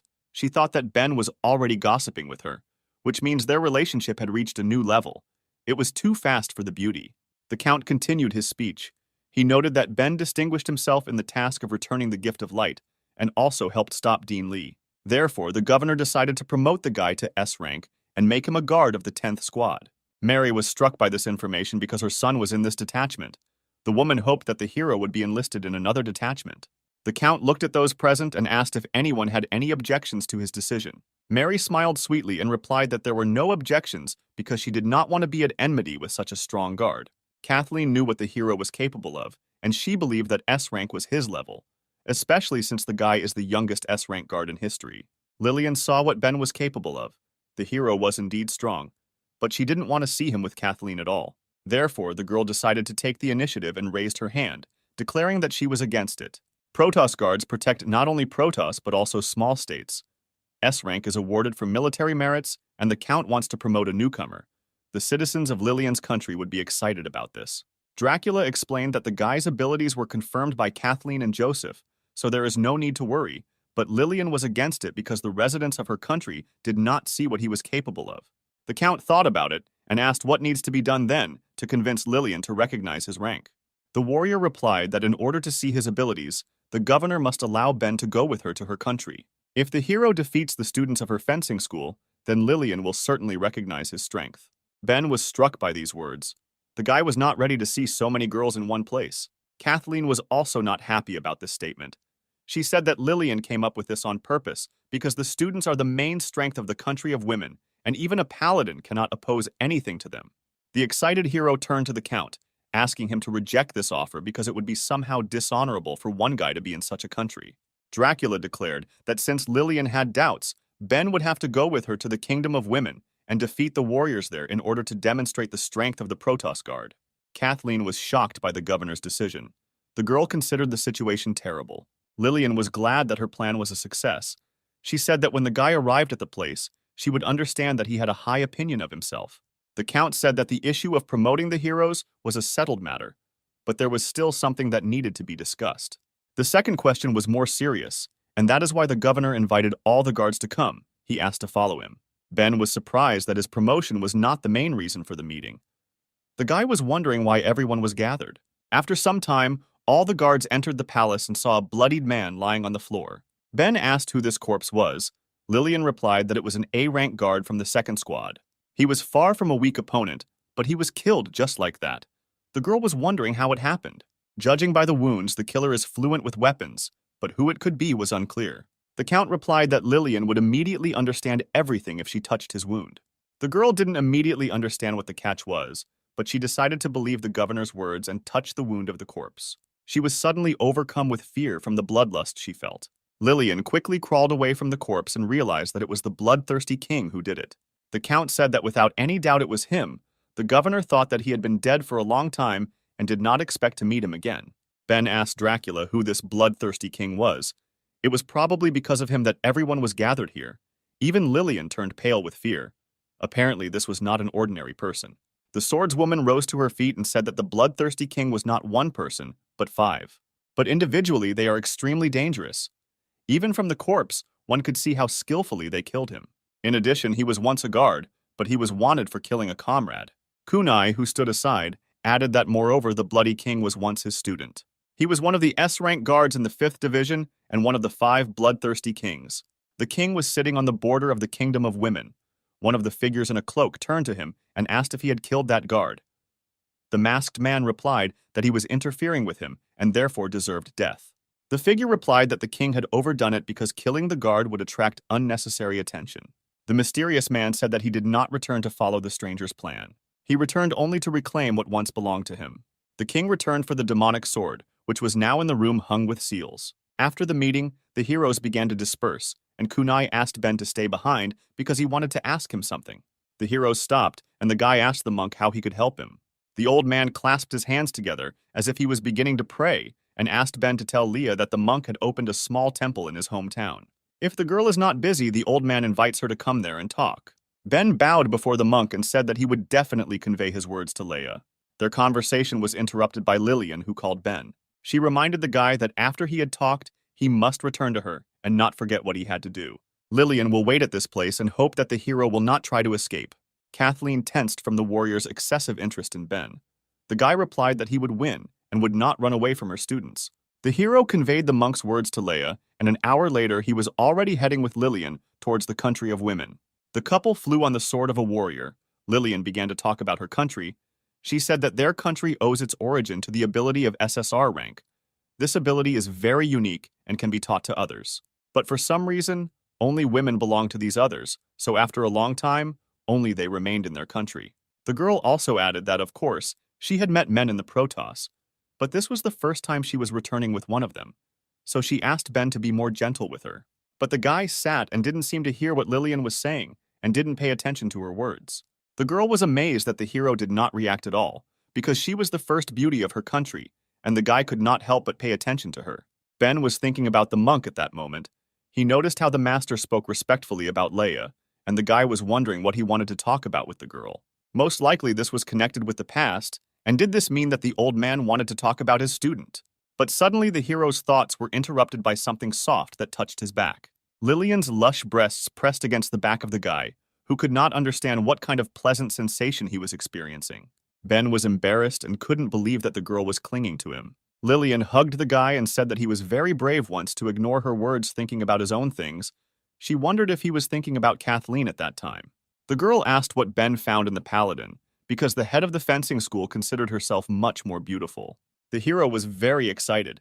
He couldn't believe that Lillian was flirting with him, which means most likely her students are the same. Ben tried to free himself from the hug, but the girl continued to ask who was more beautiful than Kathleen or her.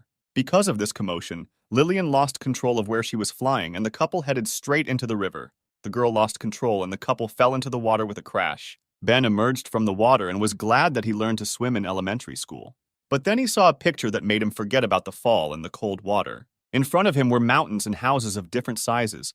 The hero realized that he had found himself in the country of women. The girls on the shore began to whisper. They did not understand who it was, a predator or a person. One of them suggested that it was a girl, but for some reason she did not have breasts. Ben saw a very pleasant landscape.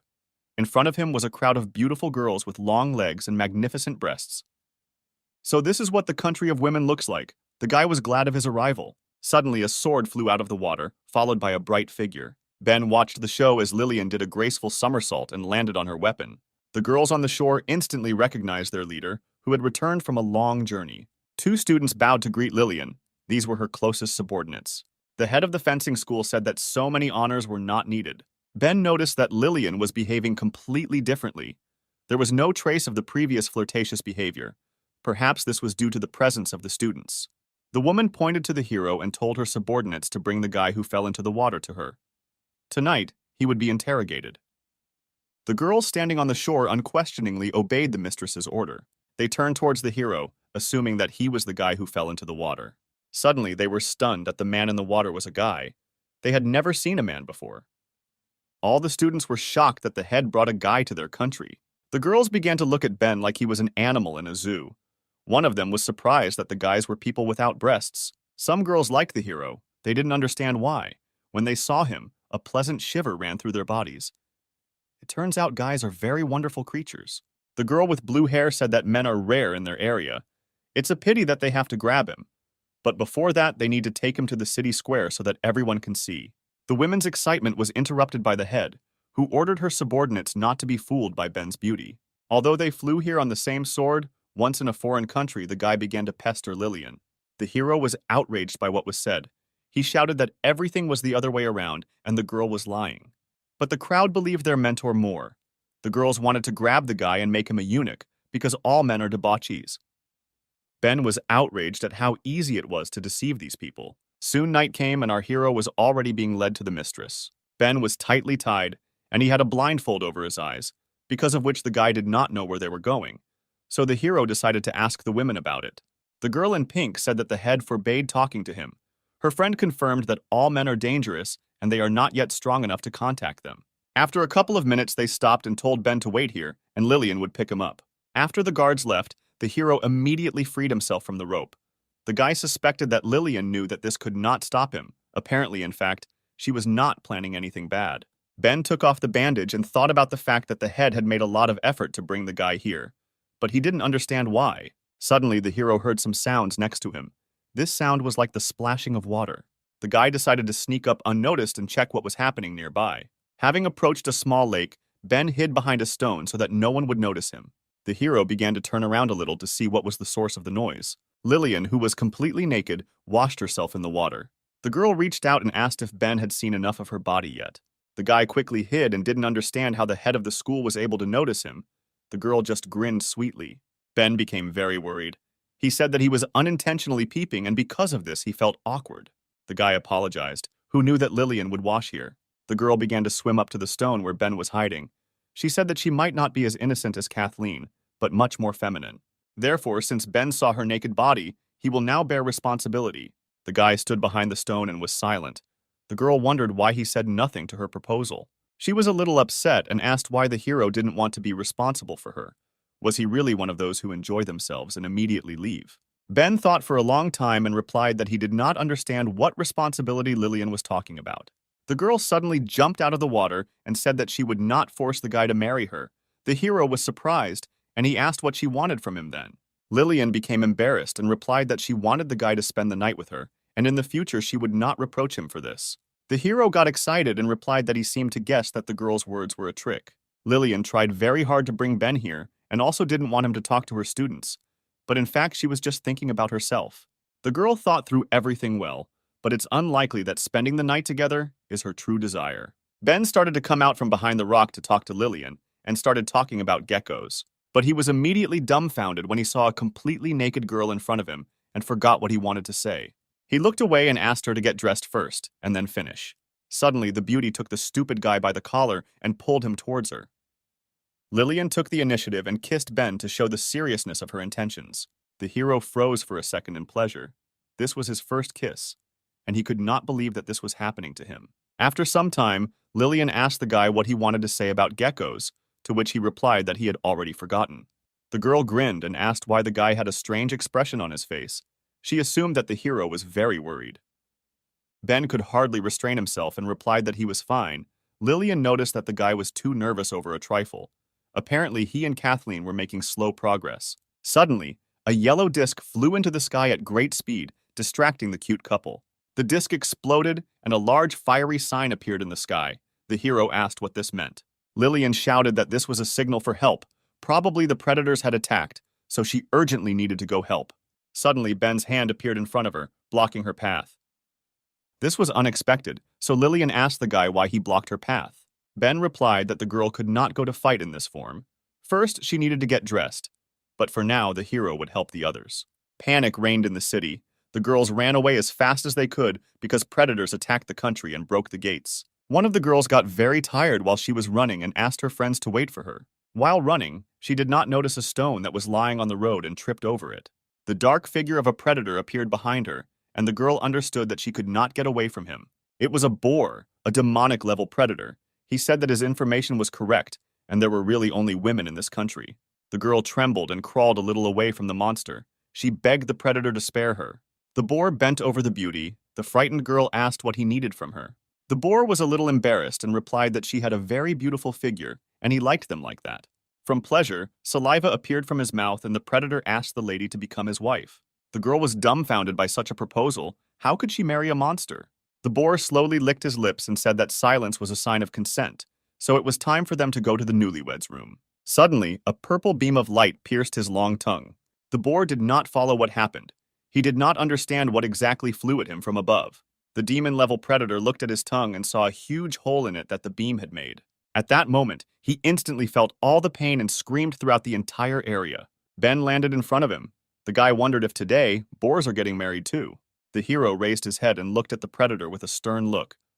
The guy said that such a beautiful girl could not agree to marry such a monster.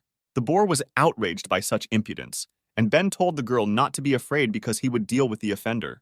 The beauty was surprised that the libertine whom their head of the school brought saved her. The boar raised his club and asked why the hero was sticking his nose into other people's affairs. He raised his weapon and added that whoever goes against the predator must die. There was a sound of impact. The monster fell into a ferocious rage and began to destroy the place where the hero stood.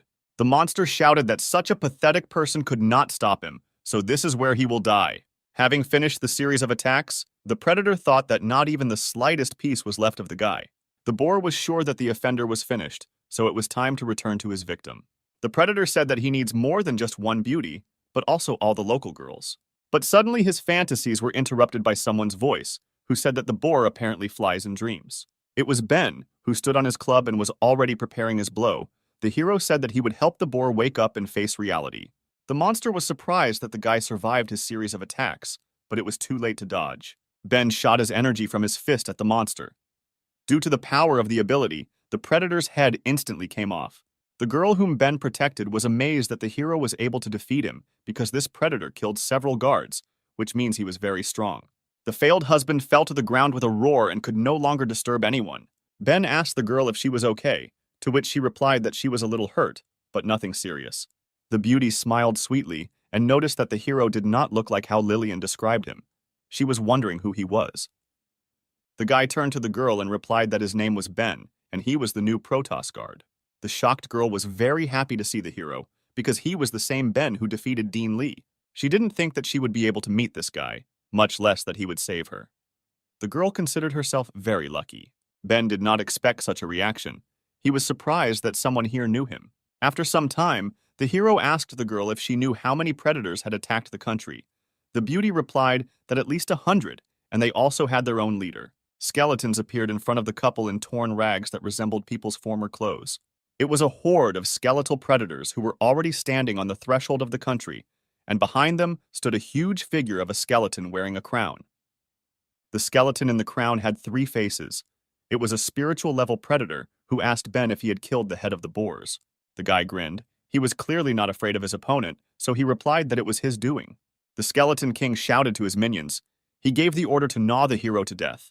At that moment, hordes of skeletons went on the attack. There were so many of them that from above, it seemed as if a horde of ants was crawling towards Ben. But this did not scare the guy. He began to concentrate the lightning around himself and advised the girl to move a little further away so that she would not be hit. The hero knew that he could deal with so many small fish in one blow. Ben put his hands forward and a huge charged ball formed in front of him. The king continued to order. He told his servants to go ahead and not be afraid of anything, even if they died. But at that moment, even he realized that the growing danger was too high, so he gave the order to evade. An explosion thundered. Ben released Asura's anger from the sphere. A huge electrical wave destroyed the entire enemy army. The force of the attack was too great. It hit many buildings but still dealt with the opponents. The hero realized that he had overdone it a little and hoped that the head of the fencing school would not force him to pay for the losses. The girl who stood nearby was shocked by what she saw. She replied that she very much doubted that Ben would get away with it. Meanwhile, not far from the city, a mysterious cloaked figure stood on a hill. An unfamiliar man noticed the energy that came from the skeletons and said that apparently the information was correct and endless darkness was here. Behind him stood a beautiful girl who looked like an Amazon. She asked her boss what she should do. A charming girl asked if her boss wanted her to grab the guy and bring him. The mysterious man refused. He believed that it was too early to intervene. The girl with violet eyes wondered why her master was so calm. Because the endless darkness was so close, she assumed that it was because Lillian was nearby. The man replied that she should not be underestimated. Even though she is only 18 years old, she is the head of the fencing school and the entire country of women. Not everyone can achieve such heights. In fencing, the girl is not inferior to the level of the 2 strongest Protoss guards, and maybe in some places even surpasses them. Moreover, the stranger had never met anyone braver and more assertive than Lillian in his entire life. Meanwhile, a horde of goblins was approaching the other entrance to the country of women. They did not want to give up all the prey to the boars and skeletons. One of the main monsters told his comrades to be more gentle with girls because no one needs mutilated bodies.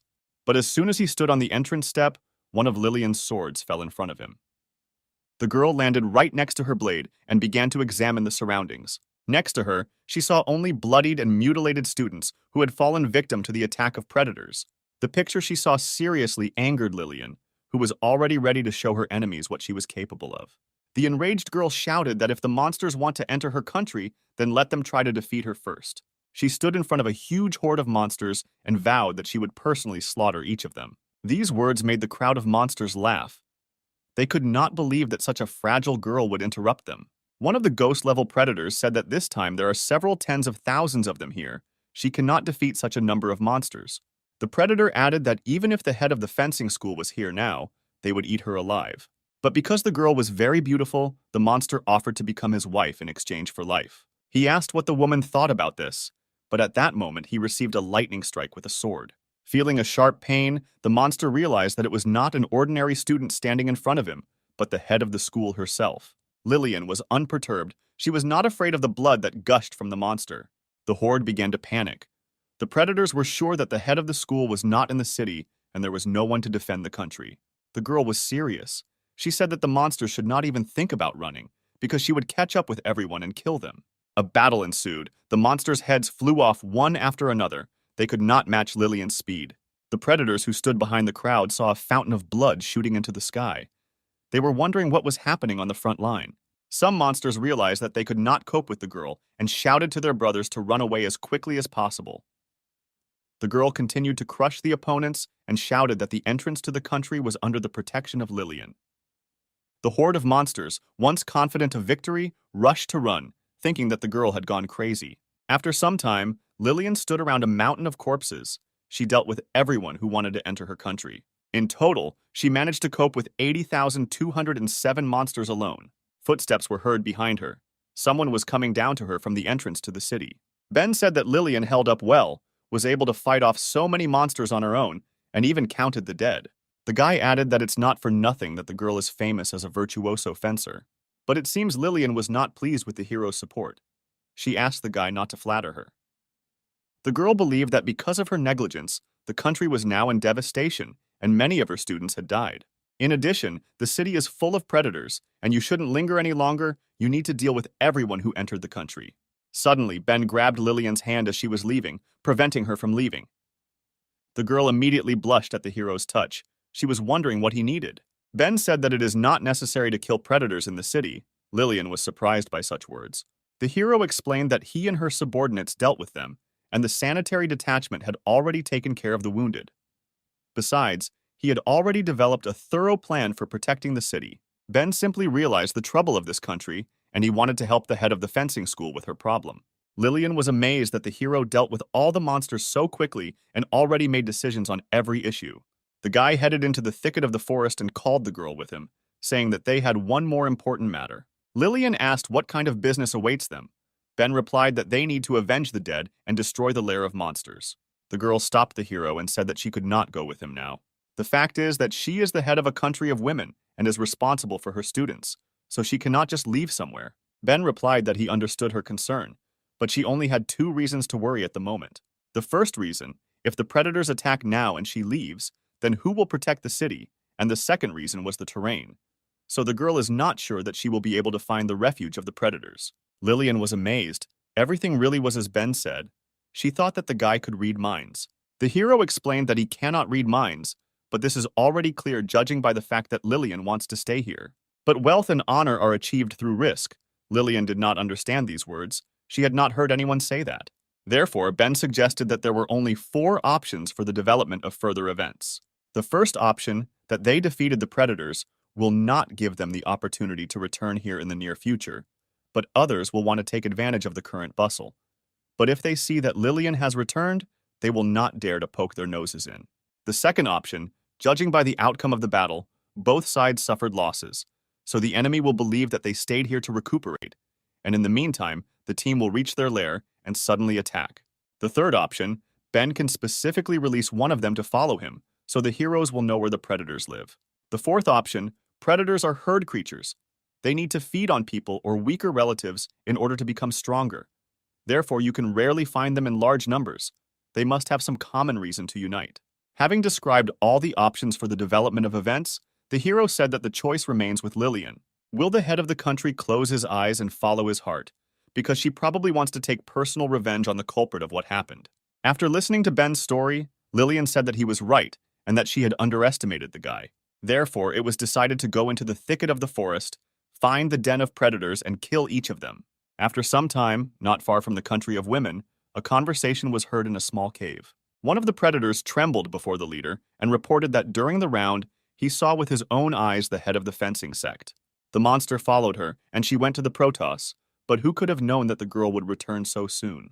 The carrion predator fell to his knees and asked his mistress to have mercy on him. From the dark, impenetrable cave, sharp feathers flew at the monster. The feathers, like daggers, pierced the predator's chest and pinned him to the wall. Footsteps were heard from the cave, and soon the outlines of a refined figure with wings could be seen. The figure of the bird girl slowly approached the scavenger, and the falling light began to increasingly show the charming appearance of the mistress. She was very unhappy that, due to the fault of the intelligence officer, several tens of thousands of her subordinates were killed overnight. It was a spiritual-level predator, Susan the Eagle. She said that the scavenger not only escaped, but also dared to ask her for mercy. She leaned over to her subordinate and added that if he had died 1,000 times in a row, it would not have made things any easier for her. The eagle swung her razor-sharp claws, attacking the defenseless predator. The blow left large marks on the cave wall and instantly finished off the scavenger. The girl thought about the strength of the head of the fencing school. She decided that she should remember the name Lillian. At that moment, a strange noise was heard. A dent began to form on the wall of the cave, and something was approaching the predator. The wall collapsed and Ben jumped out of it, finding the leader of the attacking monsters. The hero rejoiced at the find, and the eagle was surprised that she saw a man while in the country of women. The predator asked the guy who he was and how he managed to find her lair in such a wilderness. Ben grinned and advised the girl to relax because he was just showing the way. At that same second, a blade flew at the predator with great speed, and the hero added that the one who wanted to communicate with her was behind him. The predator saw a huge sword in front of her eyes. At that moment, she realized that the battle was about to begin. The girl covered herself with her wings and was thrown back by the force of the blow. The predator crashed into the wall, and the swords bounced back to their owner, but did not injure the enemy. The dust from the falling stones cleared, and the eagle noticed that if it weren't for her wings, she would have died now. The girl understood that these two were not ordinary people. She needed to understand who attacked her, so she shouted for the enemy to show himself and say his name. Lillian was already flying in her direction and said that she was the head of the country of women and gave her name. Hearing these words, the predator was delighted. She shouted that she was just planning to deal with her, and it was very good that she herself decided to appear. Lillian looked at the offender with a stern look and replied that she would sort it out here. The head of the country attacked the eagle with a longitudinal radiance, but she managed to dodge the blow. The force of the impact was so powerful that it flew further along the trajectory and cut off the nearest rocks. Seeing this picture, Susan realized that she could not cope with such power. So she flew into the sky, realizing that the best option now would be to retreat. Lillian looked at her opponent and said that the girl would not escape so easily. Her wings would not be able to carry her too far. As she flew away, the eagle understood that Lillian was quite strong, and she definitely couldn't win on Earth. But there were chances in the sky. The predator knew that no one flies as fast as she does, and if the girl follows her, she will lose in an air battle. But if she still fails to catch up with Susan, then she will safely get to help. It was necessary to gain time, because that talisman would very soon recreate a new army of predators for her. Then her brothers and sisters will attack the land of women again, and this time they will win. And when the time comes, Susan will give the inhabitants of this country to her friends for use, and their exceptional ability, which is not transmitted to men, will become hers. Suddenly, something in the chest area began to speak, and the girl felt that someone was holding on to her. Ben held on to the predator and pressed his face into her chest. Susan blushed slightly at what she saw. The guy asked him to fly slower, because otherwise he wouldn't be able to resist. Susan was in shock. She didn't understand when the hero managed to grab onto her because she didn't even feel anything. And the guy replied that he had been here from the very beginning. But seeing how the eagle was giggling stupidly to herself, I did not dare to disturb her. The girl screamed at Ben to let her go, otherwise she would kill him. The hero looked at the lush chest to which he was pressed and said that he could not unclench his hands because the Earth was very far away. Besides, Susan is like a super-fast air taxi. If he lets her go, she will immediately disappear. Whether she could kill Ben still needed to be seen. And at that moment, the girl felt that something was wrong. She began to feel strange, as if all the strength began to leave her body. The girl began to tremble and moan, asking the guy to let her go. The two enemies fell like stones down to the ground, and Susan added that if he did not let her go, she would no longer be able to resist. There was a roar from hitting the ground. The eagle and Ben landed somewhere in the thicket of the forest, not far from Lillian. Some time passed, and the head was able to find the guy along with the predator. Susan was unconscious and sitting under a tree, and she was also interestingly tied up with rope. Ben grinned and said that now the enemy would not be able to escape from them. Lillian was a little embarrassed, but still said that she had been living for quite a long time. But she had never seen anyone tied up like that. She was wondering where the guy learned this. Ben was taken aback by the awkward question and replied that he saw it on TV and that it didn't matter at all. The guy noticed that this bird has a spiritual level. Its strength is like Jessica's, which means it would hardly be able to organize such a large army of predators. Apparently, the girl was someone's puppet, so it was necessary to find out who was behind her. The hero confidently said that torture is his trump card, so he will do it. Lillian doubted his words. Ben began to wake up the eagle by hitting her cute face. The girl did not wake up, and the guy continued to wake her up, saying that he had not absorbed all the power, so let Susan not pretend to be dead. Little by little, the eagle began to come to her senses and slowly opened her eyes. But suddenly she looked at her chest, and this picture shocked her. The girl saw that she was tied up in a rather unusual way and could not move at all. Outraged, Susan began screaming at Ben, asking what he was going to do with her. The guy smiled flirtatiously and said that he had not done anything yet. He just needed to tell who ordered Susan to attack the country of women, and then the hero promised not to touch her. The eagle calmed down a little, but was embarrassed that she was in such a position. She replied that she would not say anything because it would do her no good. Suddenly, Ben slammed his hand against the tree next to Susan and said that the girl already knew about his ability. As soon as he touches a woman, suddenly her strength begins to leave her, and so on until she becomes obedient. Hearing these words, Lillian was horrified. She didn't know if endless darkness had such an effect, and wondered if the guy had tried it on her. Ben leaned over Susan and said that it didn't matter if she wanted to talk, because he would be able to loosen her tongue. Confused, the girl looked at the guy and little tears began to come out of her eyes. All sorts of vulgar scenes of Ben torturing her came into her head. She thought that this was the way the guy would get information. Throwing away her fantasies, Susan shook her head. She thought that they couldn't do anything like that because they were from different families. Ben was already bending over the girl, and his expression was both sinister and lustful. The guy said that it was time to start the torture. Susan got scared and screamed that she didn't want this pervert to come near her. The eagle quickly gave up and shouted that she would tell everything, just let the hero not touch her. After some time, the predator told about the talisman and the mysterious people in cloaks. Ben was surprised by the story. He didn't understand what talisman the girl was talking about. Susan said that the morning talisman was given to her by a man in dark robes. She could not see his face and did not know who he really was. But the talisman actually works.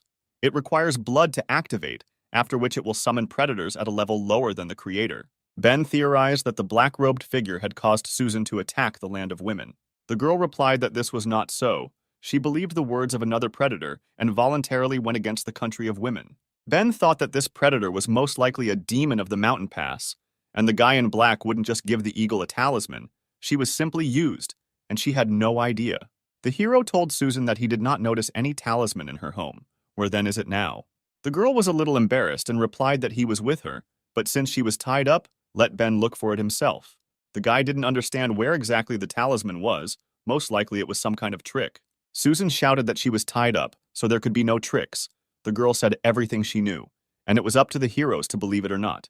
Lillian said that if the talisman really was with her, then it could only be in one place. Ben became worried and asked the head of the fencing school where this item could be. Lillian looked at Susan's chest and said that he could be in the girl's safest place. The warrior approached the eagle and extended her hand to her magnificent chest. Susan began to feel embarrassed about searching for the talisman. She said that the object was a little further away and wanted the search to end quickly. Lillian found a morning talisman, and Ben was surprised that the item was very small and looked like a fake. Susan explained that it is real, now it is small, but if a drop of blood is added, the talisman will increase in size and release its power. Lillian hid the talisman in her safe place, and Ben said that the talisman was their only clue. Although Susan was taken advantage of, but she was the one who harmed the country. Therefore, until they figure out how the talisman works, the girl will be in the country of women, in prison, where she will be tortured. Lillian asked Ben to wait. The guy asked what the girl wanted to add. Lillian was embarrassed and said that she did not want to return today and that this matter could wait until tomorrow. Night fell. Susan, tied up, slept under a tree, and our heroes sat on the shore of the lake. There was a rather romantic setting, a beautiful view of the mountains and peacefully croaking frogs. Ben was worried because it was his first time in such a situation. The guy decided that he needed to come up with something to talk about so that it wouldn't be so awkward. Lillian took the initiative, straightened her hair, and turned to the hero. She thanked the guy for today. When Ben was next to her, she felt calm in her soul. The hero said that there was nothing to thank him for, because they only found a talisman and a bird, nothing more. Lillian replied that she brought Ben to the country of women only to annoy Kathleen. But the guy not only did not protest, but also helped them when trouble came. The previous master of the school handed over her post to Lillian when she was 18 years old. In addition, the responsibility of defending her country fell on the girl's fragile shoulders. Neighboring countries were destroyed one by one, and Lillian worked hard to keep her city going, a burden that had become too much for her to bear over the past few years. Ben listened to the story and thought that the girl had to go through something that is difficult for other people to imagine, because becoming the head of an entire country at 18, and even in difficult times, is very difficult. Lillian stretched and joyfully stated that although today had been a busy day, for the first time she felt very light. The girl lay down on the green grass and asked Ben if he knew why it was so easy for her today. The thing is that for the first time in her life she met a guy she could rely on. Ben got worried and told the girl to repeat her words because he didn't hear them. Lillian sat down, looked at the hero, and repeated that she had met a guy you could rely on. Ben pretended not to understand what she was talking about. The hero asked if she was talking about him. Lillian got down on all fours and said that this was a stupid question because he was the only one nearby. The girl added that it was her first time spending the night away from home, so she asked the guy to be more gentle with her. Ben was shocked and replied that the head was behaving inappropriately and events were developing too quickly. Lillian blushed and said that her mentor once told her that men were bad people and could not be trusted. But it was a lie, because her words had nothing to do with the truth. The girl was silent for a while and then asked Ben why he didn't feel anything for her. At that moment, the guy's heart was beating so fast that it seemed like it was about to jump out of his chest. The situation was very awkward. Ben did not suspect that the head of the country of women had such a side. The hero looked at Lillian's large breasts and didn't know what to do. The guy thought that if, seeing such forms, no feelings arise, then can he even consider himself a man? Ben swallowed with excitement and thought about Kel's seal. The guy didn't know if he could overcome it. But the hero ran out of patience. He could no longer restrain himself at the sight of such a beautiful girl next to him.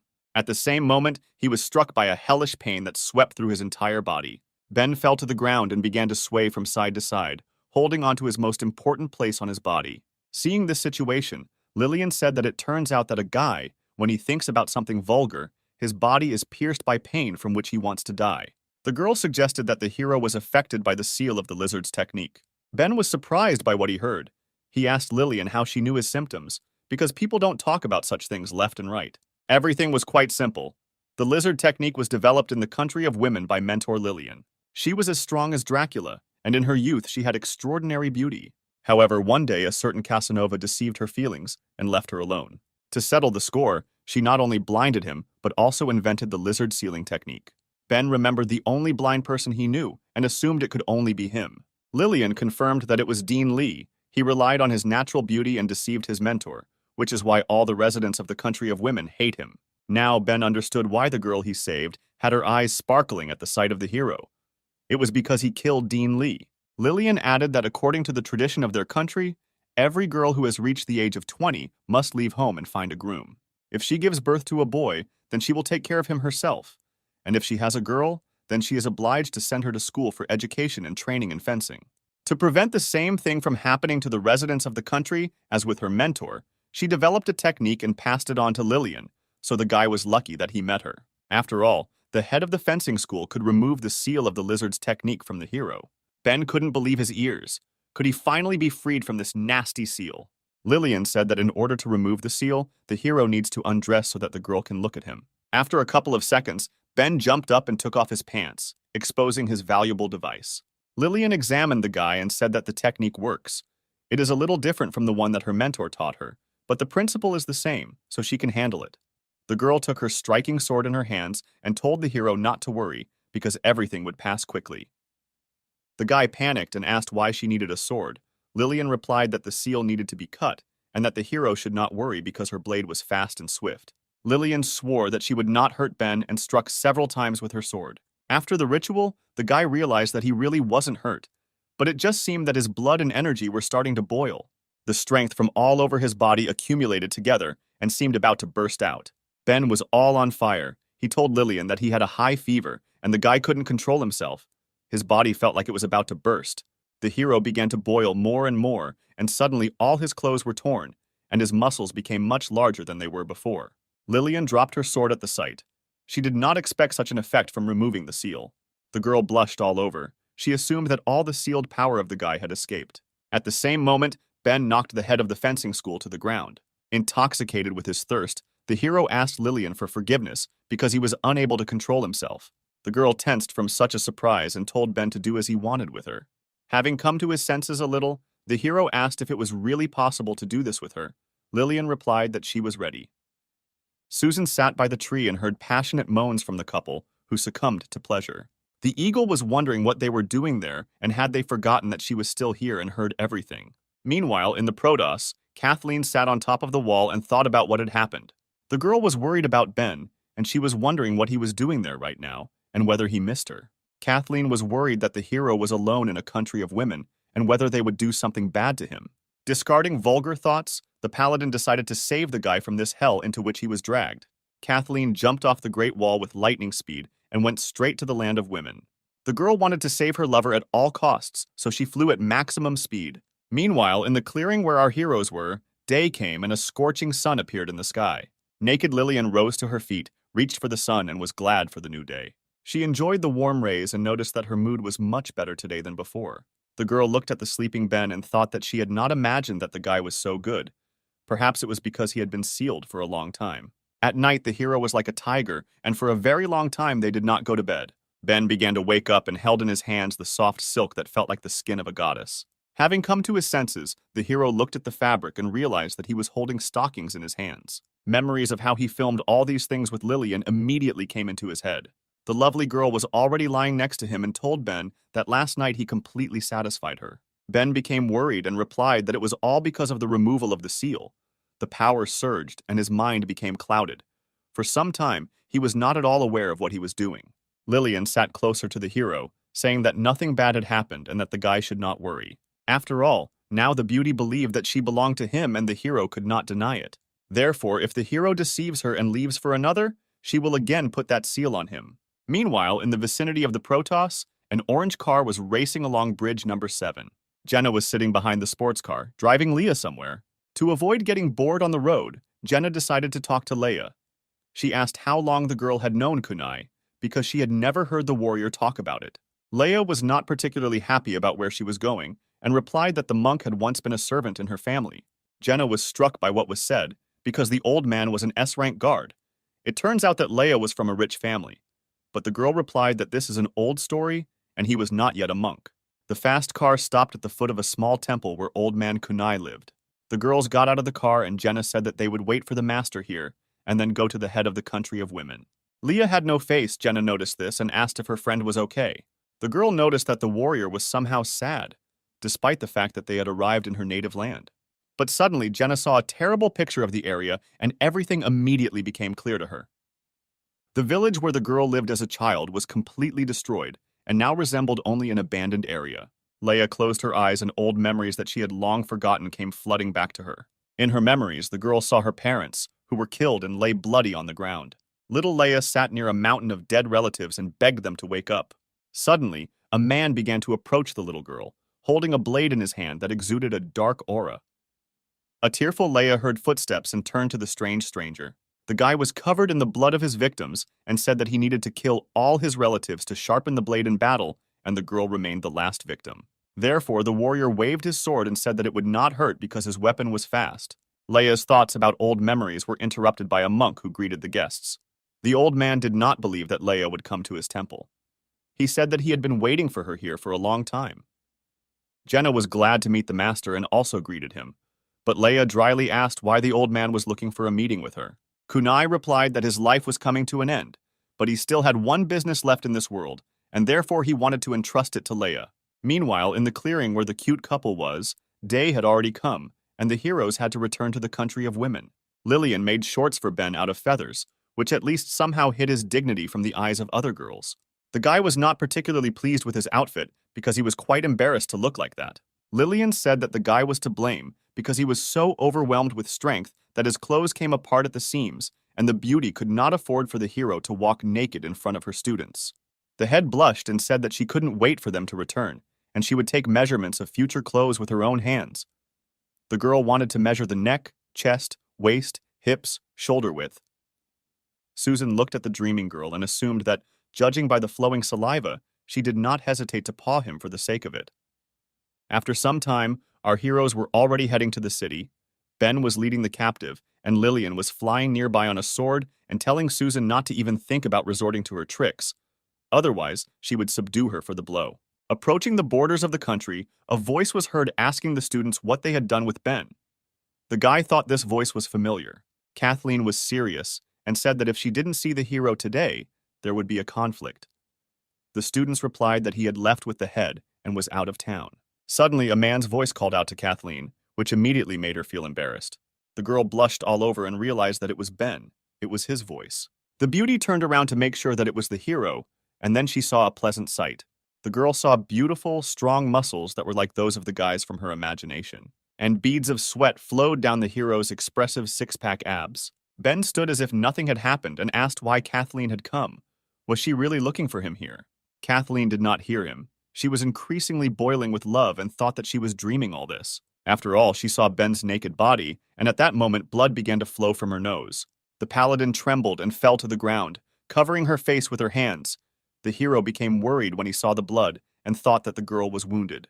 Lillian grinned, thinking that the pursuit of her man had led Kathleen all the way to the door of her house. After all, the paladin was very persistent. An hour later, our heroes moved to the house of the head of the fencing school. Kathleen woke up in bed and thought about how embarrassed she was about passing out in front of Ben. The guy was sitting next to him and noticed that the girl had woken up, which made her immediately blush. Ben held the soup in his hand and said that Kathleen had lost a lot of blood and had lost consciousness, so the guy prepared her soup from dates and lotus seeds. It is good for anemia. The hero sat down closer and offered to eat while the soup was not cold. The girl noticed that Ben was a very caring guy. The hero held out a spoon of soup to feed the girl, who thought that if they were together, she would be very happy. The guy didn't understand where so much blood came from because he examined the paladin, but could not find any wounds. Kathleen became worried and said that it was all because of the dry water. She was suffering from excess internal heat and her nose was bleeding. This is normal. Because Kathleen got excited, the blanket fell off her, exposing her ample breasts in front of Ben. The guy immediately blushed and told the girl that her blanket had fallen. Kathleen said that it was okay that it fell and looked down at herself. At that moment, she was shocked by the picture she saw. She only now realized what had happened. After all, the girl was completely naked, and her lover saw her lovely forms. Kathleen screamed so that the whole house heard her screams. The girl did not understand where her clothes were and why she was naked now. Ben replied that all her clothes were stained with blood, but fortunately, they managed to wash them.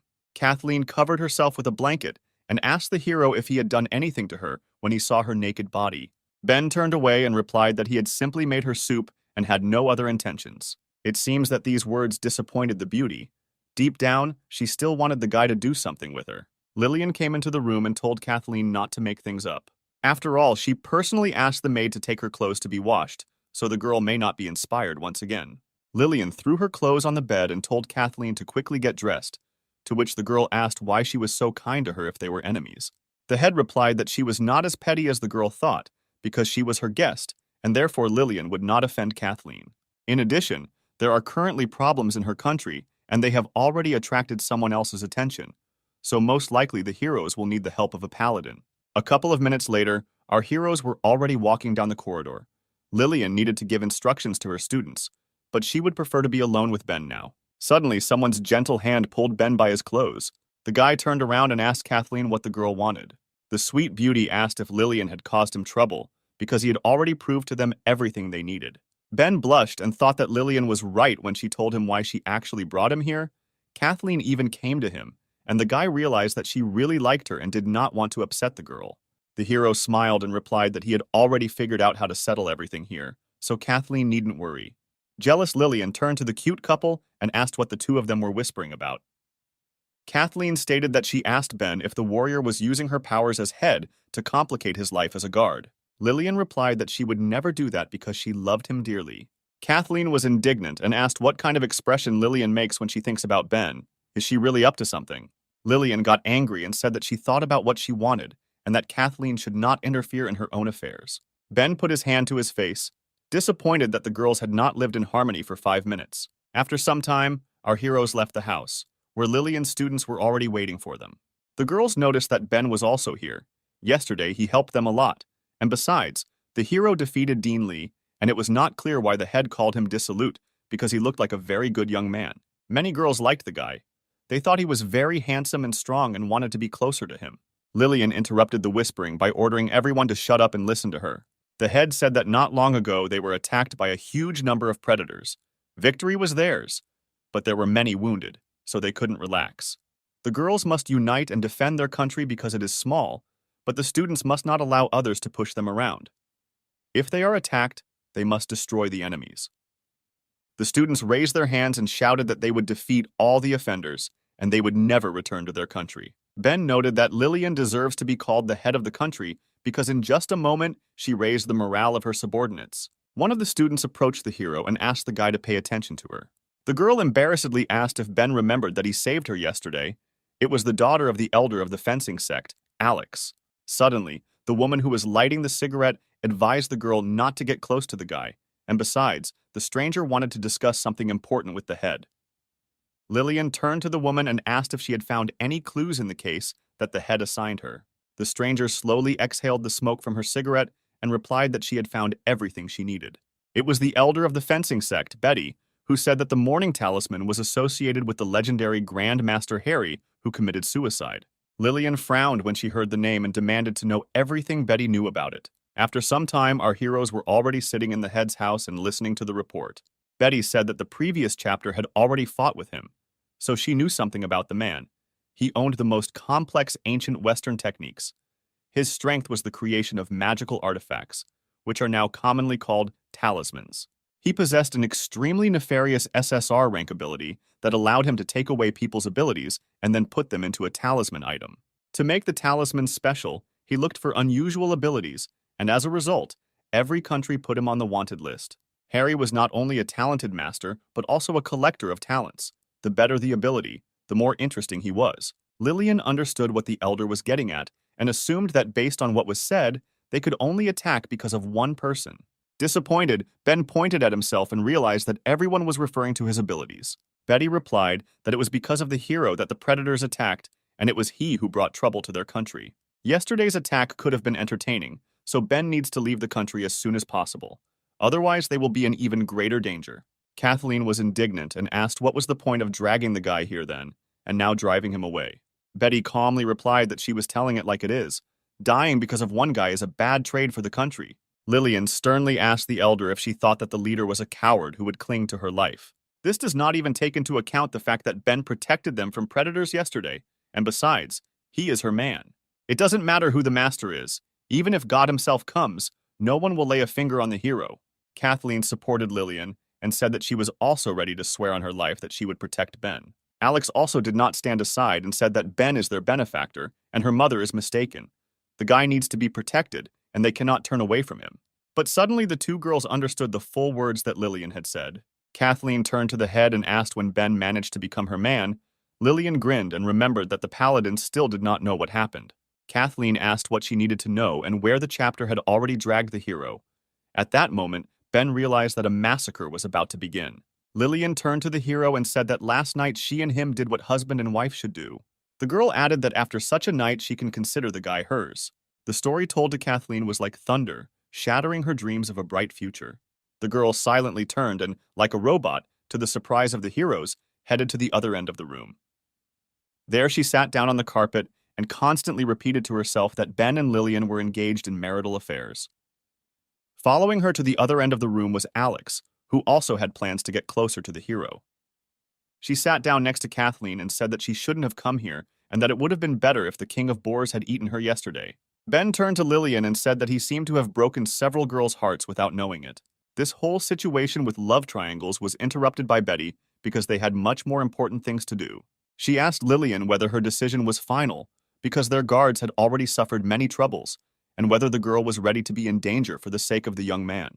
The head of the fencing school turned to the elder and firmly replied that she agreed. Ben was amazed that the warrior answered without hesitation. It seemed that she really was ready to do anything for the sake of the hero. The decision disappointed the elder. She thought that her sister's successor was very similar to her. They were both blinded by love. Betty stood up from her chair and said that if the head decided so, then they must obey. But they just need to be well prepared. If they want to kill the bloody king, then they will have to face combat power comparable to the state. Meanwhile, Susan was in the dungeon of the country of women. She was well guarded by the disciples of the head. She didn't like her situation. She cried and thought about where her brothers were now. She was tied up and asked herself why her brothers didn't come to her aid. She was so uncomfortable here that it was difficult to breathe, and she could have destroyed everyone here. Meanwhile, on one of the mountains, someone was pouring aromatic tea, the smell of which amazed the imagination. The beast with the shaggy mane picked up a mug of fresh tea and took a small sip. It was a spiritual-level predator, the king of beasts, a green lion who really liked this aromatic drink. He asked what kind of water was used to prepare this tea. The elephant brought his trunk to the tea and also drank a little, and replied that he learned how to prepare this green tea from people. They have a special technique for planting tea. It was a predator of a spiritual level, the god of prosperity, Henry. The elephant said that if the king liked the drink, then he would order his subordinates to plant their entire mountain with tea. Then they would be able to drink it as much as they wanted. The lion suggested that their sister would like this tea, to which the elephant replied that the girl was very young and had a strong-willed character. She said a few words and ran away from the mountain. After drinking a little more tea, the green lion said that he had raised the eagle poorly, and it would be better for him to go look for her. At that moment, someone kicked the guard who was guarding the entrance to the mountain, where the animals lived, with a strong kick. The weak predator fell right at the feet of the king of beasts and could not move. Suddenly, he blushed and stated that he really liked the blow and did not think that this was even possible. This feeling was similar to what you experience when you are with a woman. The green lion got angry when he saw his guest. He would not like such an unceremonious invasion. The predator said that for a tiny person she has a lot of strength, and courage too, since she allows herself to rampage in his domain. Suddenly, the king of beasts hit the table, breaking his mug of tea, and asked the guest if she was tired of living. The deadly poisonous Judy calmly replied that she came here not to provoke the animals, but to help them find their little sister. The girl took a feather from her chest and said that she knew where it was. The elephant was shocked by what he saw. He recognized Susan's feather and asked where Judy got it. The girl headed towards the table, and on the way stepped on the face of the poor guard, who had already suffered quite a bit. Sitting down at the table, she replied that the sister of the beasts was in the underground prison of the country of women. And there is only one way to rescue her. It is to combine their efforts and attack the country. The king of beasts said that it is not so easy because the head of Lillian and her subordinates are not so easy to defeat. Judy looked at her chest and replied that the lion should not worry because she has 2 talismans that will help win their sister back. God of welfare. Henry was stunned. He recognized the color of the radiance that came from the stones. The king of beasts also could not believe that he saw a stone of overcoming in front of him, and besides, there were 2 of them. Judy confirmed that this is it. These 2 fragments will allow the beast to temporarily increase their level to divine. Night fell, and by this time our heroes had already gone to their rooms. But the girls did not leave Ben alone. Lillian asked the hero if he was still tired, because he had been looking at the map all evening. The girl couldn't stand it and suggested that the guy put things off until tomorrow and go to sleep with her, to which Ben replied that Lillian could go alone because they didn't have much time to prepare. Kathleen looked at the head with disdain and firmly said not to interfere with Ben because he was planning how to organize the defense and how to conduct the battle. Lillian replied that she didn't need to be reminded because she herself knew, and why on earth did Kathleen sit in her office? The girl replied that Ben was a Protoss guard, and she was obliged to ensure his safety. The hero tried not to pay attention to the girls who were always swearing and focus on work. Looking at the map, he came up with a plan. The guy said that last time the enemy attacked to assess their strength, and they already know how their defenses are located. The enemy operates at night, and they operate during the day. So they need a plan that the enemy would not have guessed at, so that they could change their current disadvantageous position. Kathleen became more and more delighted with the hero's ingenuity. The girl thought that Ben had become a truly wise guard. Lillian also noted that the plan was worthy of her man. It was so daring that she wanted to try it. Suddenly, someone knocked on the door and said that guests from the Protoss had arrived. Lillian headed towards the door and wondered who could come to her at such an hour. The girl abruptly opened the door and saw guests on the threshold whom she did not expect to meet. On the threshold were Ben's two protectors, Jenna and Leia. The girl said that she was a Protoss guard and came to her master. Ben was glad to see Jenna, and Lillian wondered why the girl called him master. The blonde noticed that on the way here there were a lot of corpses of predators. Apparently they had a battle here. The girl ran sharply and jumped into the guy's arms, saying that she was very worried, and it was good that her owner was not hurt. The hero gently hugged the girl and reassured her, saying that everything was fine and nothing had happened to him. Lillian was stunned by the picture she saw. She could not accept that her boyfriend was hugging some girl. The jealous head sharply asked who these people were and why Ben was hugging one of them. In order to calm Lillian, the girls told why they came here. The head said that somewhere she had already heard the excuse that they had arrived in order to protect Ben. Kathleen was indignant because she realized that Lillian was laughing at her. Ben confirmed the words of his friends, saying that they had come to protect him, since ever since he ended up in the Protoss, they were the ones who took care of him. Jenna always silently paid for the guy and explained how everything works in this world. Leia guarded the hero from the street every night and took care of his safety. The girls are not only Ben's bodyguards, but also his friends and family. Lillian noticed that the hero is a highly moral guy, and you shouldn't be jealous of him over trifles. Jenna said that not only she and Leah, but all the sisters like the owner, and therefore they follow him according to their hearts. Lillian became wary when she heard about the other sisters. She asked if there were other bodyguards. The hero turned pale, because he understood that something would happen when Jenna told everything. The blonde said that she was the first, then Leah, Sarah, and Lucy joined after Vanessa and Jessica moved into their house. They also want to protect the owner. Kathleen and Lillian became gloomy when they heard how many competitors they had. Jenna added that, by the way, there is another defender, Eliza, who is the hero's fiancé. These words finally finished off Lillian. She seduced the guy who has 6 girls who like him, and plus a fiancé. Ben was covered in sweat when he looked at the head. An icy cold wafted from the girl. Lillian became very menacing in appearance and demanded an explanation from the hero. Under pressure from the interrogation of the head of the fencing school, Ben spoke in detail about his life in the Protoss. She did not stop being jealous, but came into a position realizing that not everything depended on him. The hero exhaled with relief because finally his battle on the love front was over. Leaving the house, it seemed to Ben that Leia had somehow changed in behavior. The guy turned to the girl and asked if she was hiding something from him. Jenna was wary, and Leia thought about the hero's words and did not know what to answer. The girl glanced at her sword, from which a dark aura emanated. The warrior did not show it and said that she was fine. There was no need to worry about her. It would be better if the heroes thought about how to kill the bloody king. The answer surprised the hero because he clearly felt that Leia was subject to enormous pressure. Apparently, it seemed to him. Meanwhile, Kathleen sat by the lake nearby and looked at the peacefully croaking frogs. She took one of them in her hands and asked the frog why she lacked determination. The girl thought that if she had taken the initiative earlier, she and Ben would have been together right now. Suddenly, behind Kathleen, something rustled in the forest and headed in her direction. The girl turned around sharply to see what was watching her. Standing in front of her was Judy, who didn't expect to see anyone here. The poisonous girl recognized the paladin. She was wondering what she was doing in the country of women. She did not expect to meet such a difficult opponent here. Kathleen got to her feet and realized that in front of her was not a resident of the country. She asked the girl who she was and why she was walking around here in the dead of night. Judy realized that the paladin had no idea who she was, and therefore she had a chance to leave. The predator said that she was just passing by and that the girl should not pay attention to her. Judy turned around, trying to leave, and said she wouldn't bother Kathleen, but the girl asked her to stop. The paladin took out her sword and said that the stranger emanated the smell of a high-level predator. This was extremely suspicious. Considering that she appeared near the country, Kathleen assumed that the girl was a minion of the Bloody King. Judy turned around and replied that the paladin was not as stupid as they say, since she had already thought of it. The girl with violet eyes stopped and offered to fight once the paladin realized who she was. Kathleen did not need to be persuaded.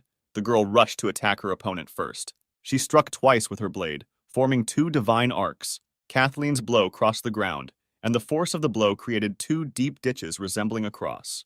Judy managed to jump away from the attack in time and did not receive any damage. The girl said that the fame of Kathleen's abilities is well-deserved, but you shouldn't mindlessly attack strangers. After this, poisonous Judy began to become covered with strange patterns similar to red tattoos. The patterns matched the girl's mouth, and after that, she released a poisonous mist from her mouth. A pink mist began to fill the clearing. The paladin was right in the center of this skill. Kathleen covered her nose with her hand and realized that it was poison. The girl guessed that the enemy's ability was poisoning. Judy said that holding her breath would not help because her poison of obscenity did not spread through the respiratory tract. This poison enters the body even through the tiniest pores and spreads instantly. The point is that only the girl's lover can neutralize it. The predator's words surprised Kathleen because it was a complex poison, and it seems she began to understand how it works. It turns out that in order to neutralize the poison, the girl needs to get closer to Ben. Kathleen was shocked that someone had come up with such a vile poison. The paladin decided that she needed to get out because bizarre pictures were already starting to creep into her head. Judy said that she wouldn't be able to leave. The more Kathleen resists, the faster the poison spreads, so she needs to quickly figure out where to find her lover. Otherwise, she will die if she doesn't manage it overnight. Kathleen fell to her knees, her head filled with only vulgar thoughts. But the paladin understood that she could not sit and wait for her death. Therefore, the girl decided to do something because she had little time left. After these words, she immediately left the battlefield, heading to the country of women. Judy was surprised that Kathleen simply ran away and didn't fight any further. She thought that Kathleen was a very innocent girl and assumed that she had gone to her lover to neutralize the poison. Meanwhile, Lillian's house smelled of delicious noodles that were on the table. Jenna prepared this dinner and called her owner to come and taste the delicious food. But suddenly she heard the sound of water flowing from the shower nearby. The blonde suggested that the hero was now there, washing himself after a hard day. She walked into the room and saw Ben in the shower taking a shower. Jenna was embarrassed because the glass in the bathroom was a little see-through, and she could slightly see the hero's body. The girl sat down next to her dinner and decided to wait for the guy here until the owner came out. Meanwhile, Lillian was walking along the terrace and thinking that she had lost her temper a little, and that jealousy was not typical of her, even though there were a lot of girls around Ben, but they had not progressed at all. The girl believed that only for her there was a place in the guy's heart, and she needed to turn up the heat tonight so that he would finally become hers. Lillian quickly walked into Ben's room and the door swung open. Before he could walk through the door, the head suggested that the heroes sleep together today. But to her surprise, she only saw Jenna, who sheepishly replied that the owner was now in the shower. Lillian was indignant and asked what she was doing in the guy's room late at night, to which the blonde replied that she just brought him food. Suddenly, the girl's argument was interrupted by a roar that shook the whole house. Lillian thought it was an earthquake, and Jenna suggested that it was a visit from the Bloody King. A crater formed near the leader's house, which was watched by Leia, guarding her master. This earthquake was Kathleen, who knelt down trying to get up. The paladin had little time, and she just wanted to spend a little time with Ben so that the poison would stop working. The girl headed to the hero's room. Leia watched this spectacle and thought that the guy already had 3 girls in the room, and it was unlikely that he would cope with 3 of them at the same time. Meanwhile, it was quiet outside the city. Judy slowly went about her business further. She didn't care that Kathleen had escaped, because her level of poisoning should have been enough to become contagious. Judy hoped that the girl would spread the poison throughout the country, which would greatly help the predator. Ben finished washing and took a brush to brush his teeth. A shower really helps to put his thoughts in order, but the hero needed to continue to develop a plan. The hero left the bathroom and thought only about how to make sure that no one could invade the country of women. But what he saw in front of him knocked all his thoughts about the war out of his head. In his room, there were 3 hot girls who behaved very strangely and flirtatiously. Lillian said that she was very petty and she needed the guy to punish her urgently. Jenna added that it was very cold outside, and her owner was hungry. She needed to feed him enough. From the sight he saw, the guy dropped the brush from his hands. He was shocked and did not know what to do next. Ben asked what was going on here if Lillian had given him a test. Suddenly, Kathleen ran towards the hero, who was very glad to see him. The girl pounced on the guy and kissed him passionately on the lips. He had never expected such an ending. Ben was amazed that such an innocent girl just kissed him. Kathleen threw the hero onto the bed, and the guy thought that this shouldn't happen. The girl he knows wouldn't do that. The hero noticed that Kathleen's gaze was clouded. He assumed that someone was controlling her mind. The girl could no longer think about anything. She only wanted Ben to save her. She said that she was able to muster up the courage and come to him. There was little time. The hero should do this to her right now. Her mind was completely clouded, and the paladin said that she could no longer control herself. At that moment, Ben realized that some kind of poison was affecting the girl. Suddenly, his head was turned by a tender, stockinged foot. Lillian asked him to pay attention to her too, and not give it only to Kathleen, because she also needs his love. A third girl with magnificent breasts, who did not want to lag behind her friends, fell onto the bed nearby. Jenna told the hero that she came to him for the first time. She hoped that the guy would not drive her away. Watching the girl's lust, Ben realized that the poison could be transmitted, and if it was picked up in the country, the consequences would be scary to imagine. The hero confidently stood up for blood and said that we need to deal with this disease right now. To the girl's surprise, he did not cope with the method they wanted. Ben folded his hands to call the technique. The hero began to concentrate his power, and endless darkness appeared around him. The ability began to suck the poison out of the girls' bodies, gradually returning their minds. Ben knew that in this way he would be able to neutralize the poison and prevent it from spreading. All that remained was to cope with its side effects. Although the guy really wanted to, he couldn't afford to do this to those whose minds were clouded. Suddenly, he felt all the effects of the poison on his skin. The hero's nose began to bleed and his muscles tensed. This side effect made him unable to stand on his feet. The guy managed to realize that this was an unusual aphrodisiac. If you resist its effect, it will only get worse. Ben lost consciousness, and all the girls were able to come to their senses and began to try to wake up the hero. Lillian began to worry about the guy. She did not want to become a young widow. Jenna didn't understand what happened to Ben, but it seemed that the hero began to come to his senses a little. Kathleen explained that this was all because of the poison that the guy had absorbed in order to save them. Lillian ordered the girl to save the guy because she was a paladin, to which Kathleen replied that her abilities would not help here. The fact is that in order to neutralize the poison, it was necessary to mix yin and yang. Kathleen said that it was her fault, and therefore she would save him herself, and suddenly took off all her clothes. The girl stood in her underwear. She decided to help Ben get rid of the poison in the only way she knew. Lillian was outraged that Kathleen decided to figure everything out herself, because the hero helped them all out. Therefore, the head decided that they should all help the guy get rid of the poison. Jenna and Lillian also immediately got rid of their things. The naked girls caressed the hero and decided to try their best to rid him of the poison. Kathleen also did not want to remain on the sidelines because she was the main culprit of the incident. Suddenly, the guy opened his eyes, feeling that something was happening to him. He stood on the street where snow had fallen. The weather was cold, but for some reason the hero stood without clothes. But at the same time he did not feel cold, but rather felt warmth and comfort. Suddenly, the voice of one of the girls reached the guy and told him to remain calm. After all, three beauties were determined to warm the guy properly. Meanwhile, Leia was sitting on the roof of the building and interesting sounds began to reach her. The girl assumed that her friends and Ben had already begun to act. A strong wind blew, which distracted Leia from listening to passionate moans, and the girl began to think. She looked at the demonic sword she held in her hand and remembered what the old man had told her. The monk said that this sword was his companion on all his travels. It's a pity that he gave it to the wrong owner. As a result, his mistake became irreparable. All these years, Kunai was next to the sword. Every day he prayed to save him from cruelty. But now the old man's time is running out, so he wants to give the blade to Leia because her soul is pure, as before. The girl replied that this sword was soaked in the blood of her family, and a couple of lines of prayers could not wash it away.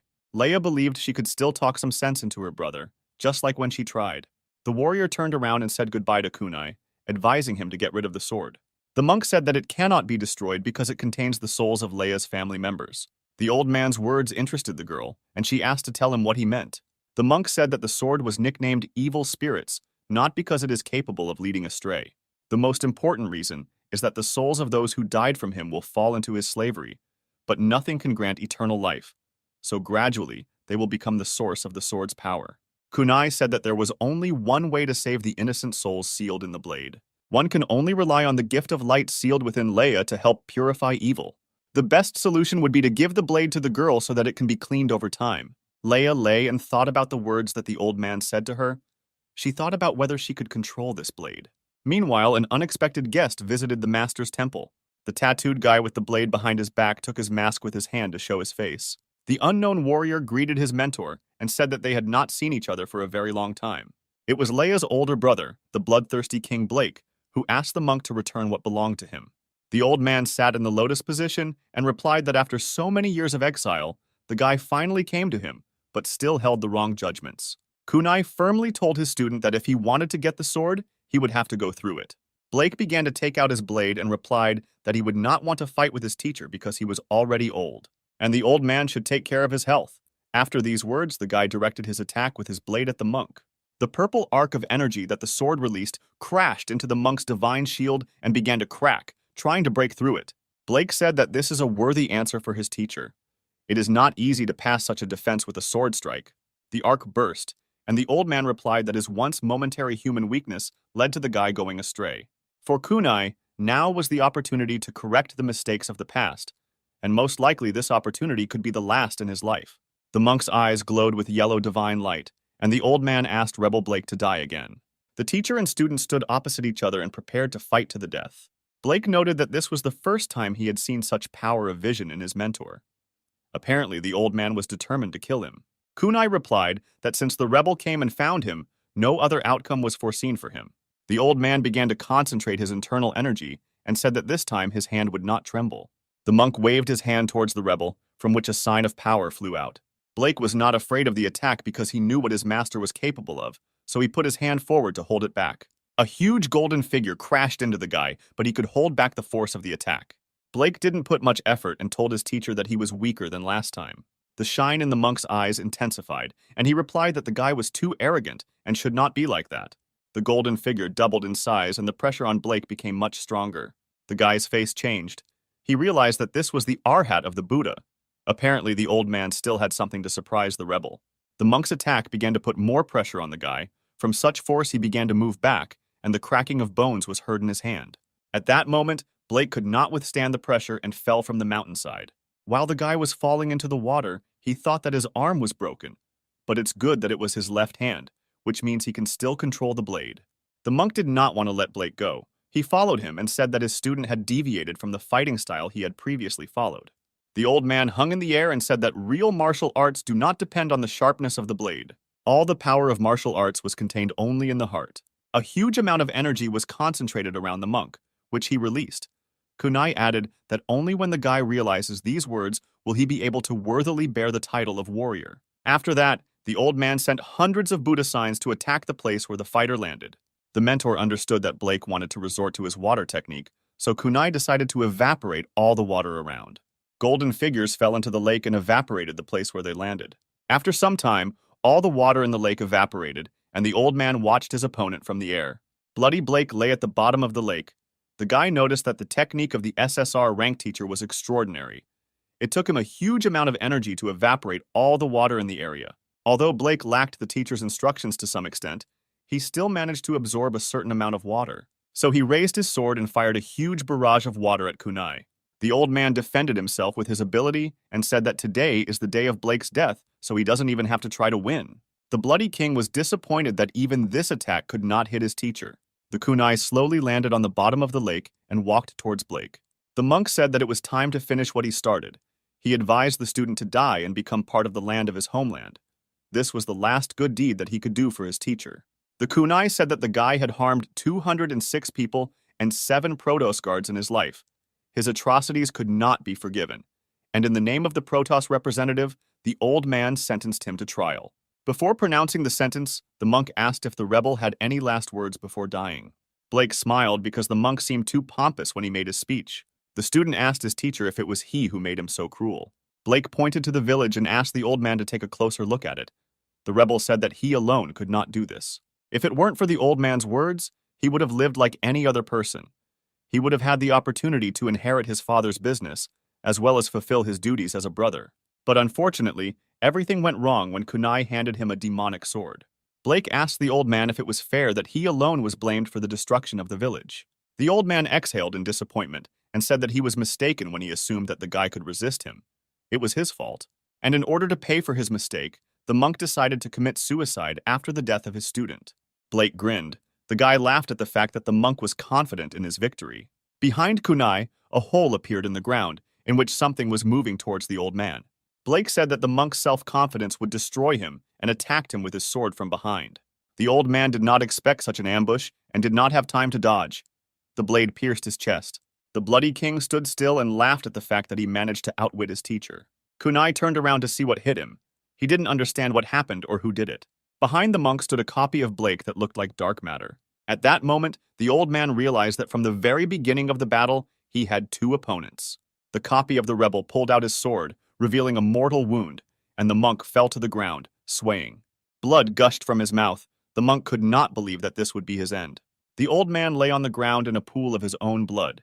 He was in pain from the fact that he could not correct his mistake. Blake approached the monk's body and apologized. Everyone who happened to see his second face was already dead, and Kunai was no exception. Before his death, the dying monk asked if he could ask his disciple a question. The old man said that the guy knew very well that his Buddha block was capable of repelling any attack on its own. So why was Blake confident in the success of his attack from behind? The rebel chuckled and replied that it was because the kunai deflected his technique. The fact is that in a normal situation, the monk would have ignored the guy's previous attack. But this time he repelled it. Then Blake realized that by simultaneously using his extraordinary techniques, the old man sacrificed his defense. Kunai closed his eyes and was surprised at the guy's ingenuity. Before he died, he smiled, realizing that at least his student had not underestimated his teacher's abilities. After some time it began to rain, accompanied by loud peals of thunder. The sky cried, having lost another guard. The student buried his teacher and stuck his broken arm next to him. Blake arrived at the temple where the legendary demonic sword was located. The guy stood at the entrance and felt his call, which came from this temple. Blake held his shoulder with one hand, where once was the hand that he had cut off for himself. All his years in exile as a rebel, his existence had been miserable in anticipation of this sword. The guy entered the temple and couldn't wait to get his treasure back. Opening the door, he entered the sealed room in which the legendary sword was kept. But to his surprise, he was not there. All the efforts of the bloody king were in vain. The picture he saw made his cheekbones ache. His rage knew no bounds. Yet the old man was able to outwit him. Meanwhile, somewhere in the land of women, Leia sat on the roof of Lillian's estate. The girl was guarding her owner despite the weather. Suddenly she sneezed and was surprised by it. She thought that she had never been sick. She had a bad feeling as if something had happened. The girl got up and thought that this was all nonsense. A new day was dawning and her watch was over. She decided to go take a warm bath. Meanwhile, warm water began to gurgle in Ben's room. The guy woke up and decided to wash himself after a hot night, and a side effect of the technology. Ben stood and thought that last night, it seems, he did something bad, and the guy was wondering what the girls would do when they woke up. The hero raised his head to look in the mirror and was surprised. A red trail similar to the one Kathleen brought yesterday came out of his mouth, and his body began to be covered with pink patterns. It seemed that the poison was activated by the ability due to the fact that Ben absorbed it, so now this ability was in his collection. The hero smiled because he had acquired an interesting skill and thought that every cloud had a silver lining. When he fell into the Protoss, he constantly relied on the power absorbed by the endless darkness. Only because of this was he able to stand on par with other S-rank guards. But Ben clearly felt that after Dean Lee, the absorbed energy did not have the usual effect on him. It was similar to the mechanics of the game, where in order to raise an already high level, many times more experience is needed. If a hero wants to overcome a barrier, he must start with his own abilities. If he can master everyone perfectly, then his power will become limitless. While the guy was thinking about his strength, he came out of the bath and was surprised at what he saw. He saw a naked Jenna, who was covering herself with a blanket. The girl said that it seemed that the poison did not have a bad effect on him. Lillian was also sitting nearby and noticed that the three of them did a good job. Kathleen didn't stand aside either. She was embarrassed and said that due to an emergency yesterday, they had to neutralize the effect of his poison.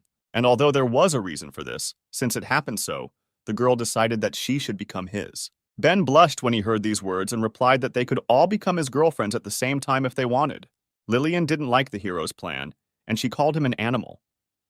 The guy asked the head if there was a spacious training ground here where no one usually looks. Lillian was surprised by such a sudden question and asked why he needed such a place. Saliva began to flow from her mouth and she thought that Ben was still poisoned and wanted to go with her to the second round.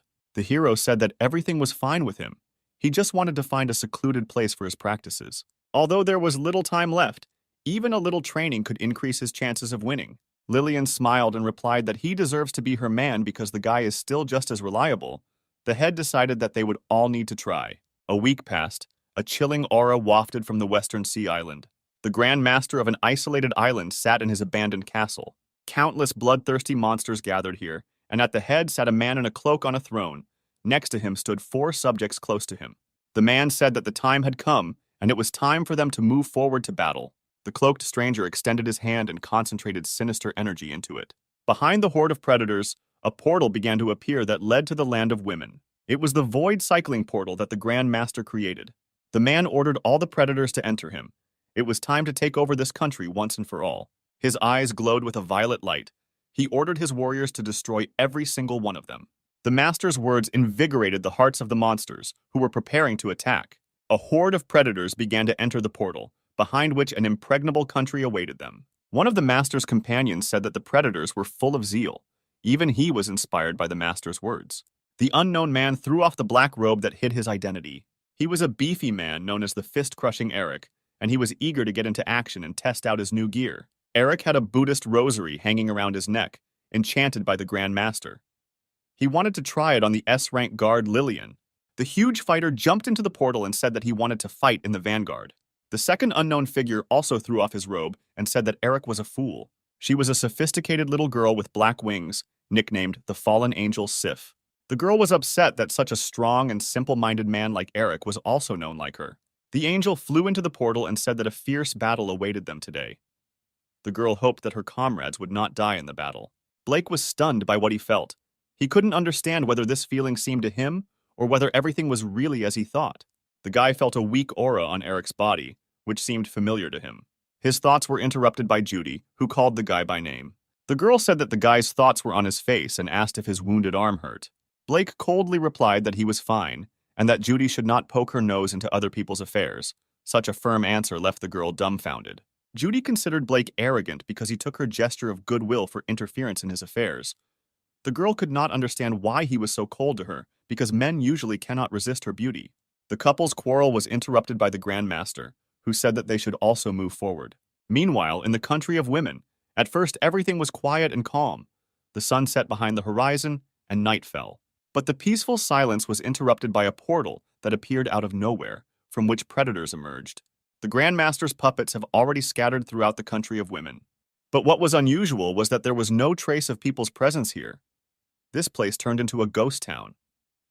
The ghost-level puppet predators looked around and tried to find anyone. One of them noted that it was too strange that in such a large city there was not a soul. Everyone had fled somewhere. Suddenly, the sky became cloudy and loud thunder rumbled. A voice in the sky said, "SSR rank lightning bolt ability. Its advantage is its wide range." The weak predator could not understand who was speaking. It was Ben, who pathetically told the predators to feel the power of thunder. An explosion thundered, and hundreds of lightning bolts struck the ground. They struck different parts of the cities, hitting predators. They were killed instantly and didn't even feel anything. Half the army died from one ability. The entire city was covered in purple energy coming out of the corpses, like cherry blossom petals in the spring. The hero said that for the first time, breaking into the country of women, the enemies entered through the front, but the head of Lillian defended her country. Ben, covered in lightning, stood with Jenna. He realized that the enemy would come from the rear this time. The entire perimeter of the country is surrounded by a sheer cliff, and there is only one road to it. This location makes it inaccessible. The easiest way to attack is to get directly inside the country, which would be the easiest way to capture it. The hero realized that the Bloody Kings were counting on this, but unfortunately, if they could find the country's weakness, then he could too.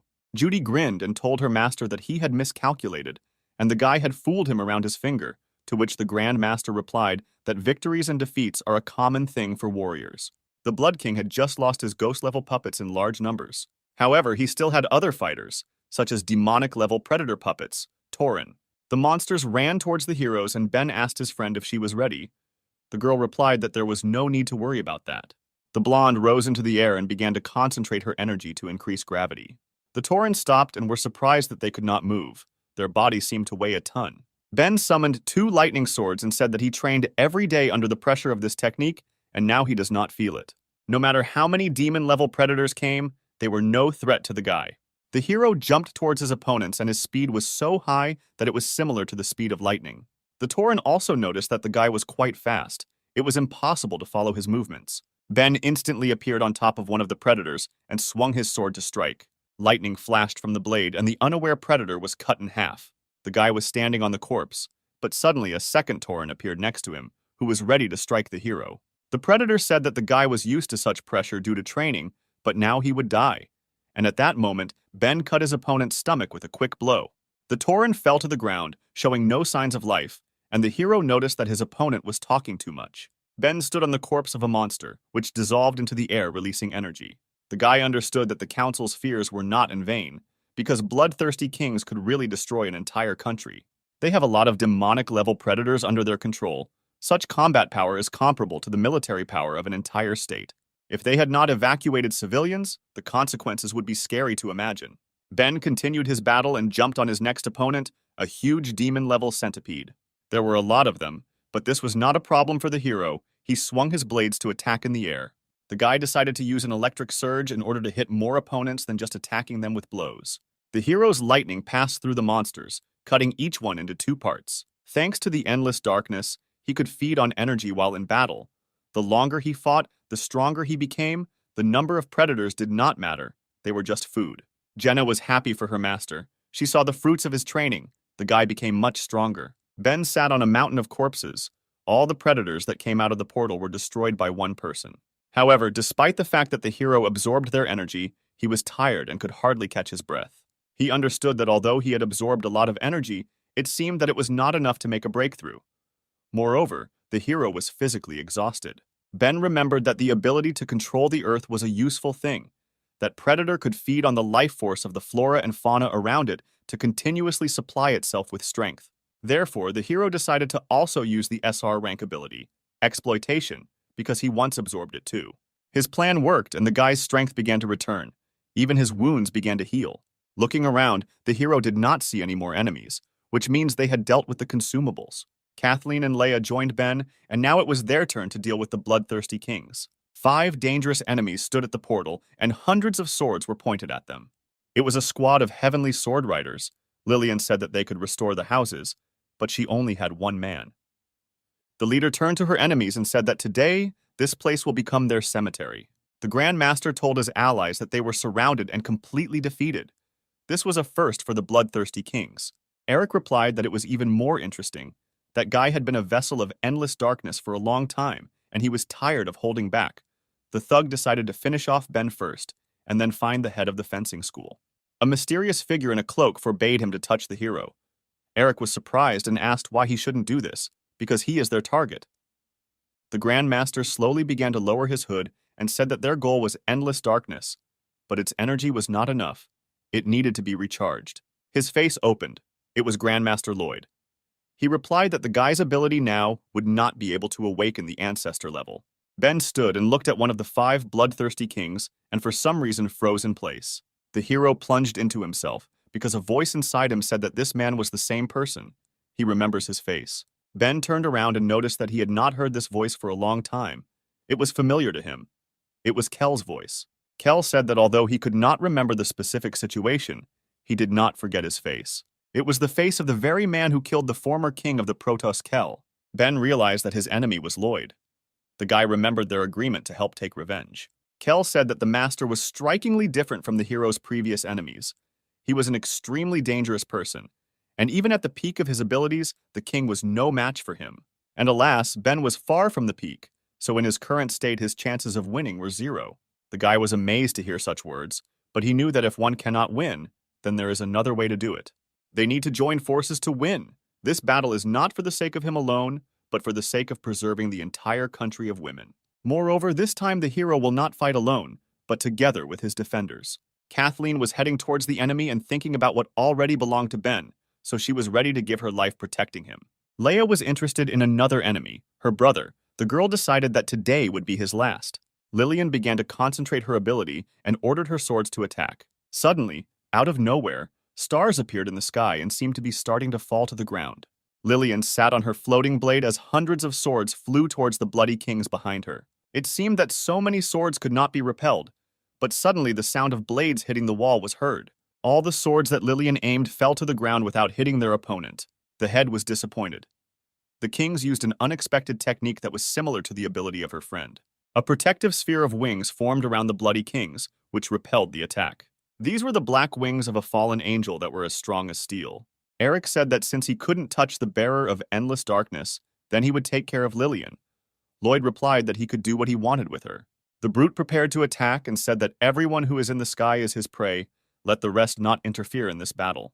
The man jumped into the sky with great speed, trying to get closer to the enemy. Eric clearly saw the target in front of him.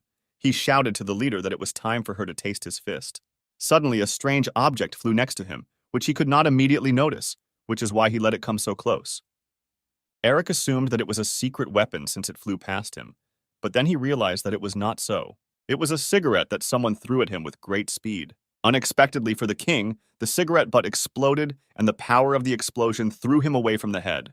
Eric fell to the ground and rolled along it, leaving a mark until he hit a rock. The dust from the fall cleared. The thug was slammed into the rock with such force that it left a small crater in it. He was furious. The man did not understand how one cigarette butt could cause such an explosion. He wondered who dared to attack him. Suddenly, someone slowly began to approach the offender, and Eric asked if this was her doing. The elder of the country of women smoked a cigarette and replied that every rabble is not worthy to fight with their leader. The girl exhaled smoke from her cigarette and said that she would be enough for him as an opponent. Eric grinned and replied that he was only here for the sake of the head, and he didn't care about the girl opposite. By the standards of the Protoss guards, his level is equal to S rank, so he wanted Betty to call the leader because only she is worthy to fight him. The elder exhaled in disappointment. She thought that the man had a lot of muscles, but his head was empty. The girl already regretted throwing a cigarette butt at him. Meanwhile, at the other end of the city, a battle was taking place between two girls. Pink threads resembling tentacles rushed to attack. Kathleen raised her leg and skillfully repelled the enemy's attack.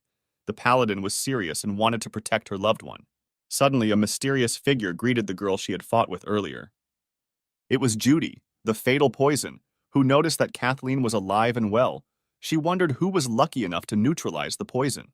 Paladin immediately blushed and replied that information about her personal life did not concern her.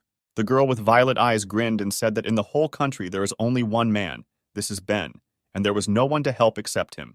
Judy added that only someone whom Kathleen loves with all her heart can neutralize the poison. She assumed that the paladin had been in love with him for a long time, and the girl did not expect that she would help bring them together. Judy lightly touched her breasts and asked Kathleen if she liked eating the forbidden fruit. The paladin was already burning with shame and asked not to say nasty things to her and to think before speaking. In her imagination, she hugged Ben tightly and thanked him for his help, and the guy replied that he could give his life for the girl. From such warm words, the girl passionately kissed her beloved on the lips. Ben reciprocated, and Kathleen thought that from now on she would be his personal paladin. No matter what happens to the hero, she will always be able to heal his wounds, both physical and mental. Kathleen shook her head and said that it was a disgrace to imagine such a thing. She could not concentrate on the enemy while there was nothing but nonsense in her head.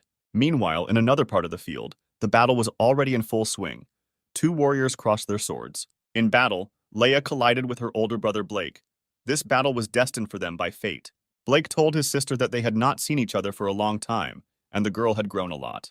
Leia also had not seen her brother for a long time, and therefore she was wondering what happened to his left hand. Blake seemed to have already forgotten that he had lost his arm, so he did not immediately understand what the girl meant.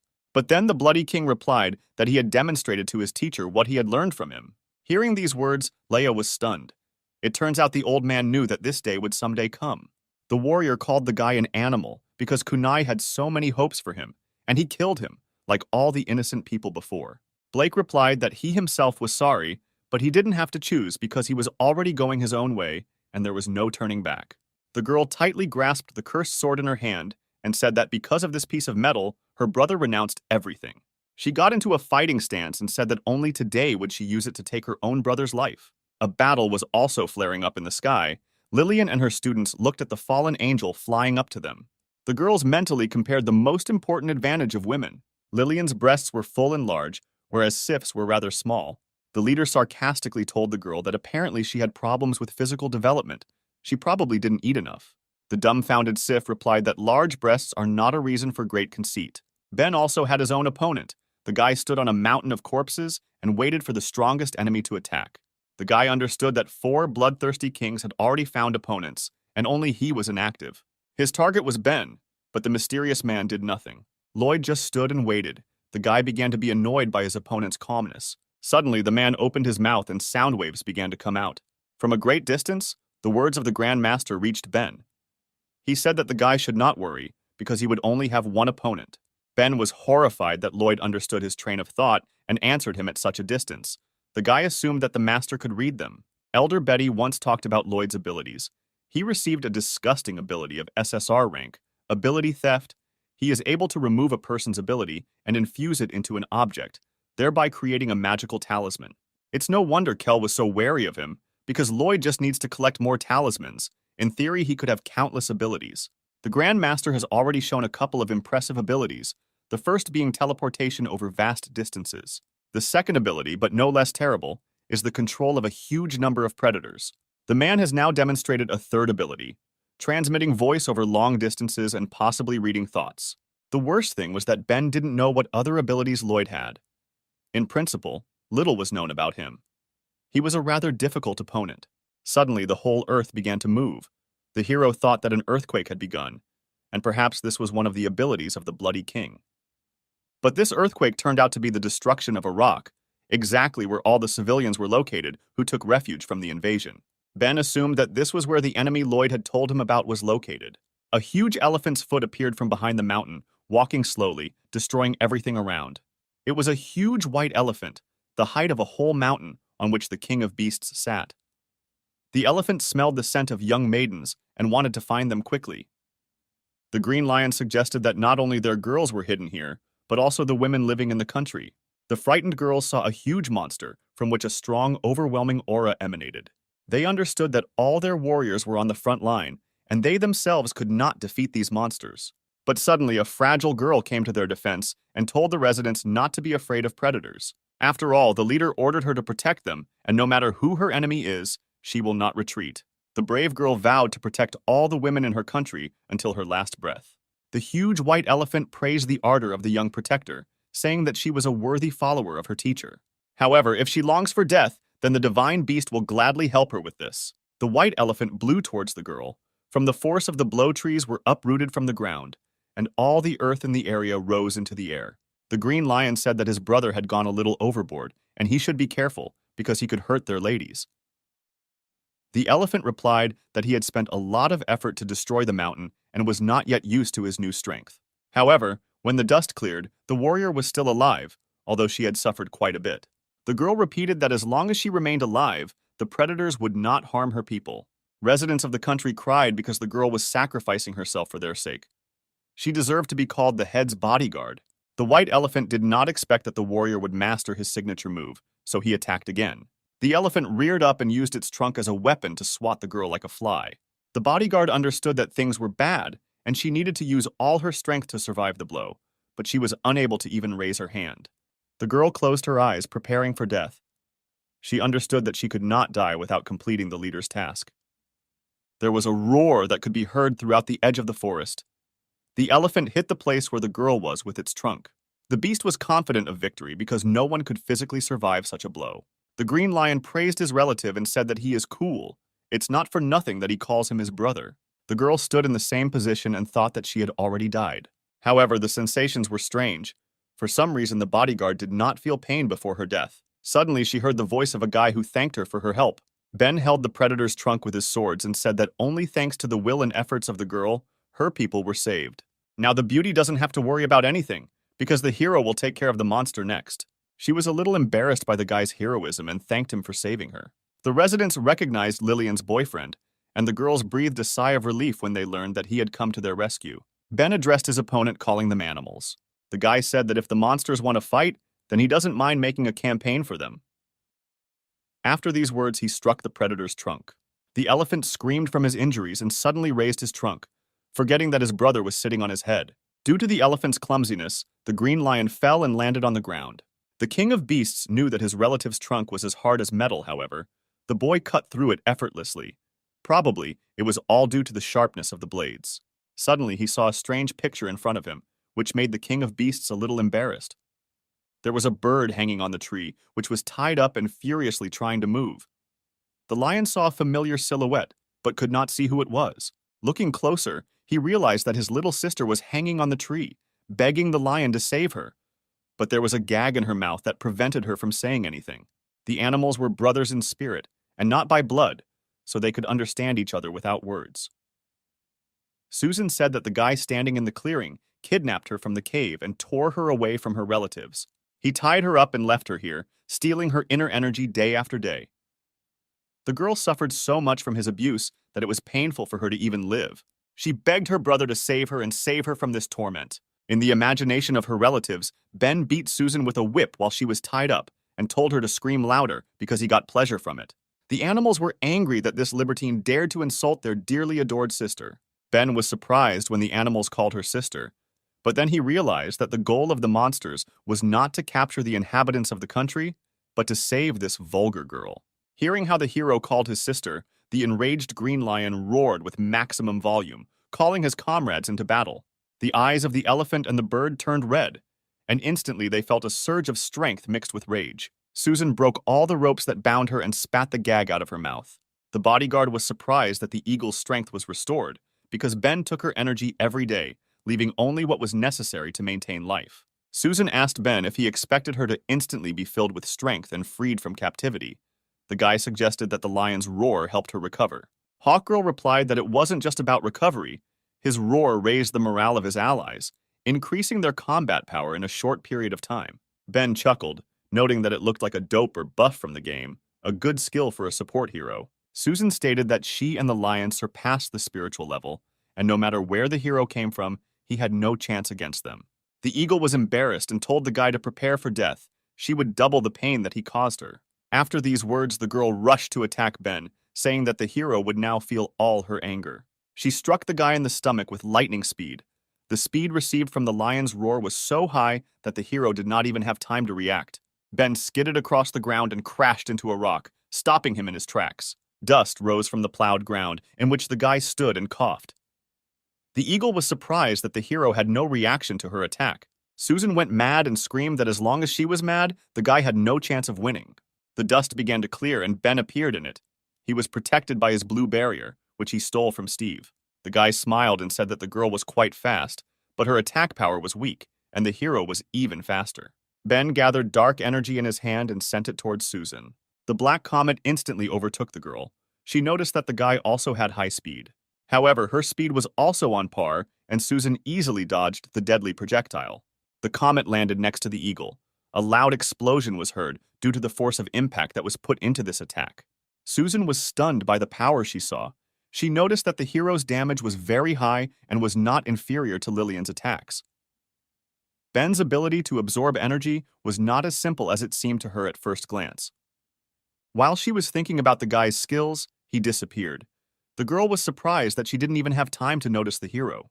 Meanwhile, Ben was already standing behind Susan and stretching his hands to her magnificent breasts. The guy grabbed the girl by the piquant part and began to absorb the energy. Susan immediately blushed from such impudence. Ben said that if the girl did not want him to absorb all her energy, then she should do what he said. Susan replied that she understood, but did not want the guy to whisper in her ear, because it was very sensitive. The eagle remembered that this had already happened. Once Ben sneaked up to the girl, and she didn't even notice it. She has always been proud of her speed and insight, but she cannot decipher the hero's movements, and the eagle was a predator on a spiritual level. The defenseless girl began to cry because she realized that the guy's strength exceeded her level. Susan's brothers did not stand aside. They were outraged by what Ben did and called him a lecher. The great white elephant shouted for the hero to let go of the girl and attack the guy with his assertive breath. His attack missed Ben because at that moment, Susan and the guy flew into the sky. The hero told her to try her best to fly away so that the animals would admit their mistake. Susan pretended not to listen to Ben and screamed at the top of her voice, begging her brothers to save her. The elephant and the green lion ran after the bird, which flew further and further. The wounded bodyguard watched as a huge white elephant walked away from civilians. It seems that she began to guess that Ben had taken the dangerous animals away from the girls. The bodyguard fell to the ground exhausted. She understood that the danger had passed and she could finally rest. The elephant and the lion looked stronger than that girl with wings. If they started fighting in this clearing, then all the inhabitants would suffer. But it was difficult to finally determine who would win and who would lose. The beauty smiled and thought that the guy was much more caring than she imagined him to be. The animals chased the offender. They came to a place where there was not a soul around. Ben understood that they had gone a sufficient distance, and now they could deal with their opponents. The hero pushed off the bird and jumped up. Once in comics, he saw a wonderful technique of fist fighting, and now the guy decided to use it. Ben himself could not emit a huge stream of blinding light, but he could use the one he already had. The green lion could not follow the guy, because in this position the sun blinded his eyes. The sun was so bright that while the lion looked at it, his eyes hurt and he closed his eyes. Ben took advantage of this situation and flew towards his opponents, attacking them. The guy hit the green lion in the face with his fist. The beast did not see this attack, because the hero outwitted him. The power of even Ben's simple attack was great, and the enemy flew some distance away from the guy. The hero summoned his two swords. He understood that he couldn't linger here because the guy didn't know how things were going in the country of women, and Lloyd was bothering him. Therefore, the hero decided to seize the moment and kill the green lion at once. The beast landed, and only he had time to come to his senses when he immediately saw that the guy was running towards him. Ben's lightning blades rang out, instantly striking the enemy. The green lion flew away from such a force of the blow and fell from the white elephant. During the flight, blood poured from the king of beasts. There were so many wounds that it seemed that there was damage on every part of his body. Susan was stunned when she saw that her best brother in the world was killed by this idiot. She couldn't believe it. Ben looked at the lion, which fell down until he was out of sight. The guy said that now it was the elephant's turn. However, suddenly a lion fist flew at him from behind him, making it difficult to dodge. The eyes of the king of beasts glowed red. He hit the hero with his blow and said that his brother had not yet reached his turn. Ben fell off the slope with a crash and crashed into the ground, scattering all the trees in the clearing. Having traveled quite a distance, the guy stopped and stood up. Ben spat some blood from his mouth and got into a fighting stance, but the green lion managed to beat him up a little. The hero wondered why he inflicted fatal damage on the lion, but it was not that he did not die, but only became stronger. The green lion stood on the back of his brother. A red aura was coming out of him. The white elephant told him to release all the energy of the stone of overcoming. A bright stone shimmered in the center of the king of beasts' chest. He said that even if he had to sacrifice his life, he would help take revenge on his sister, on the one who had offended her.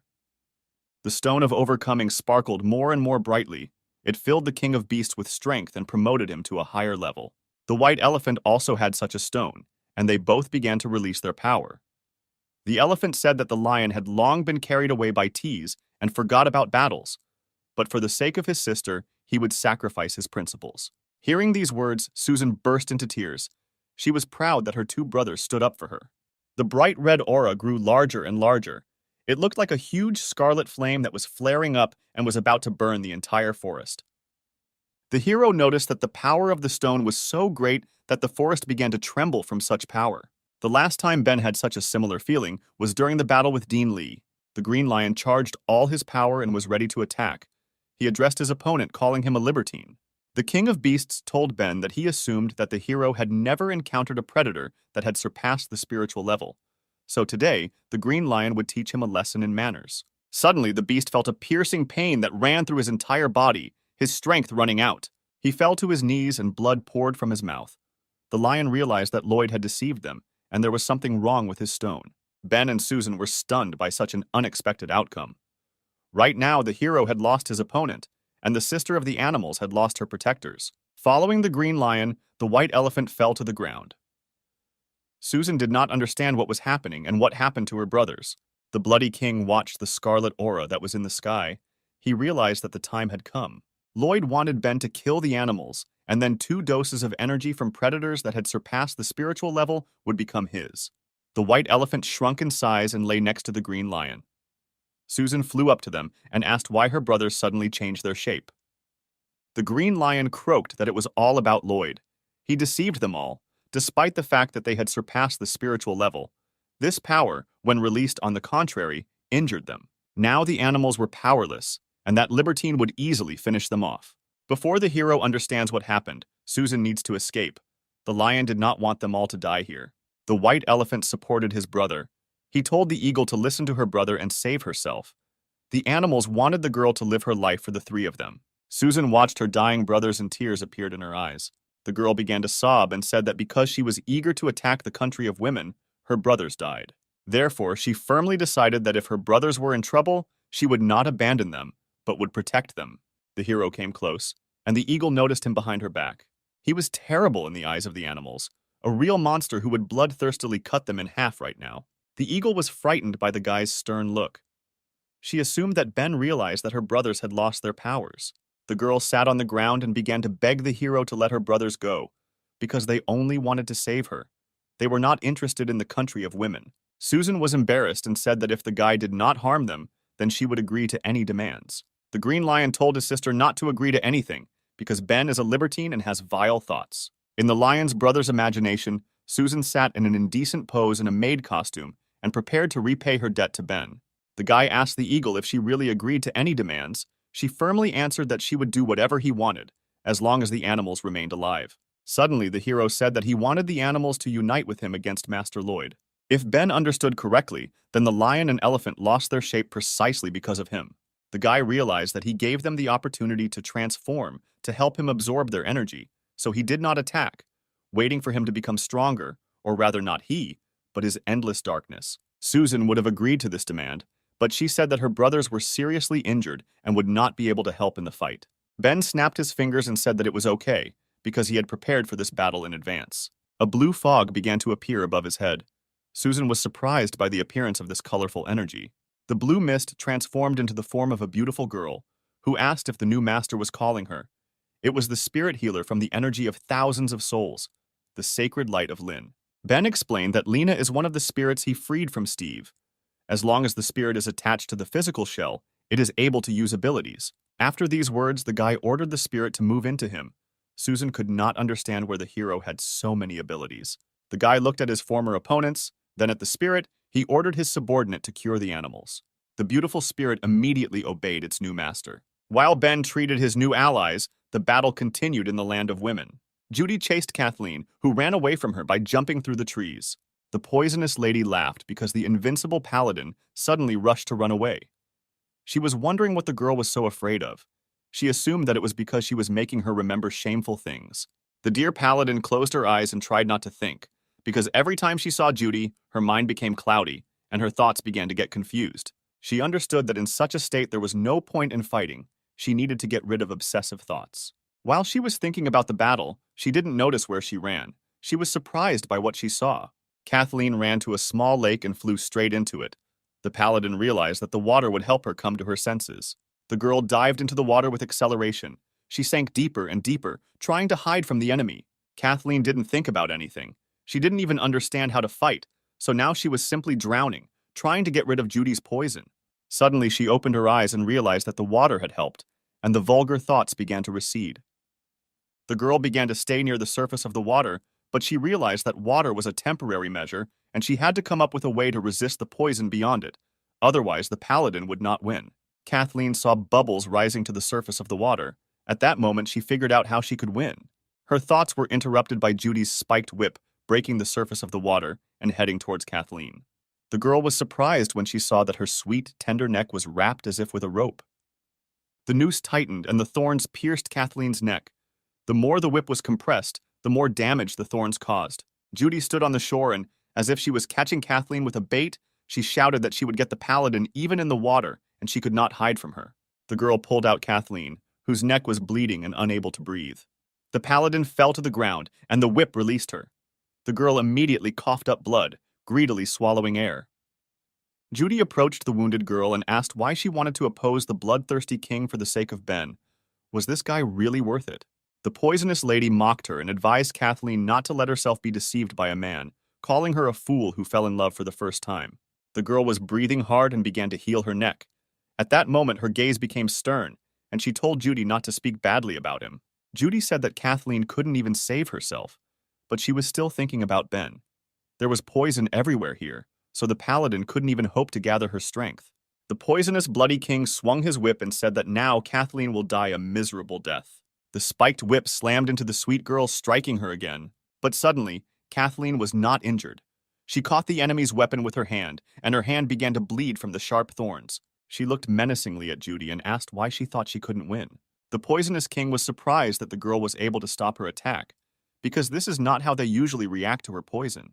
She imagined that Kathleen would sit there embarrassed and say that she was completely wet and would look for someone to help her take off all her clothes and help her dry. The paladin stood up and held the whip tightly. Judy could not believe that the girl had somehow managed to cope with the effects of the poison. Kathleen sharply pulled the enemy's weapon, pulling the offender towards her. The paladin had enough strength in his hands. Judy flew straight towards the girl and did not understand what she was doing. Kathleen caught her enemy by kicking him. The girl said that Judy will answer for the words she said about Ben. The poisonous king flew to the other end of the lake, jumping across the water like a small pebble. Furious, Kathleen said she was fighting for love, the face of which her opponent could not resist. Judy lay on the ground and could hardly move. She felt as if all her bones were broken. After all, the fame of a paladin was well-deserved. But it seems the poisonous king began to guess how the girl managed to resist the poison. The fact is that her whole body is shining. She probably covered herself with a completely energy shell, isolating herself from the poison. The girl realized that if she managed to break it, she could win. Suddenly, she looked at her chest and noticed that she was all wet because of Kathleen. At that moment, she noticed that from the other end of the river, a golden figure jumped into the sky. Kathleen crossed the entire lake in a split second and flew towards Judy. Attacking her, she asked what this pervert was staring at. Judy was amazed at the paladin's speed. The girl did not give the king even a second of respite. Kathleen closed her eyes and gathered all her strength into one blow. She told her enemy that now she would feel all the pain on her own skin. The paladin delivered a stunning blow with her sharp blade to the ground where Judy stood. The force of the blow was colossal. Instantly, half of the rock was cut, but the poisonous king managed to jump away. She fell from the cliff and was stunned by such power. The girl understood that if Kathleen had hit her, not a piece of her would have been left. The paladin was not going to stop. She shouted that now Judy would feel what it was like to be buried alive. The poisonous lady did not even have time to rest. She was surprised that the attacks were being delivered too quickly. The girl had not yet landed, but a huge piece of rock was already flying towards her, which Kathleen cut into many pieces. A huge number of stones rained down on Judy. She understood that she would not have time to avoid them in flight. Judy fell to the ground, followed by rocks that buried her alive. However, they did not harm the girl. She broke out of the rubble and shouted that Kathleen was pissing her off. The indignant girl wanted the paladin to kill her as quickly as possible. Kathleen landed next to her with lightning speed. The girl was not going to stop and wanted to win. She heard Judy say something to her, but it was hard to hear at the height, so she asked her to repeat it. Judy became agitated and replied that she didn't say anything. The paladin must have heard it.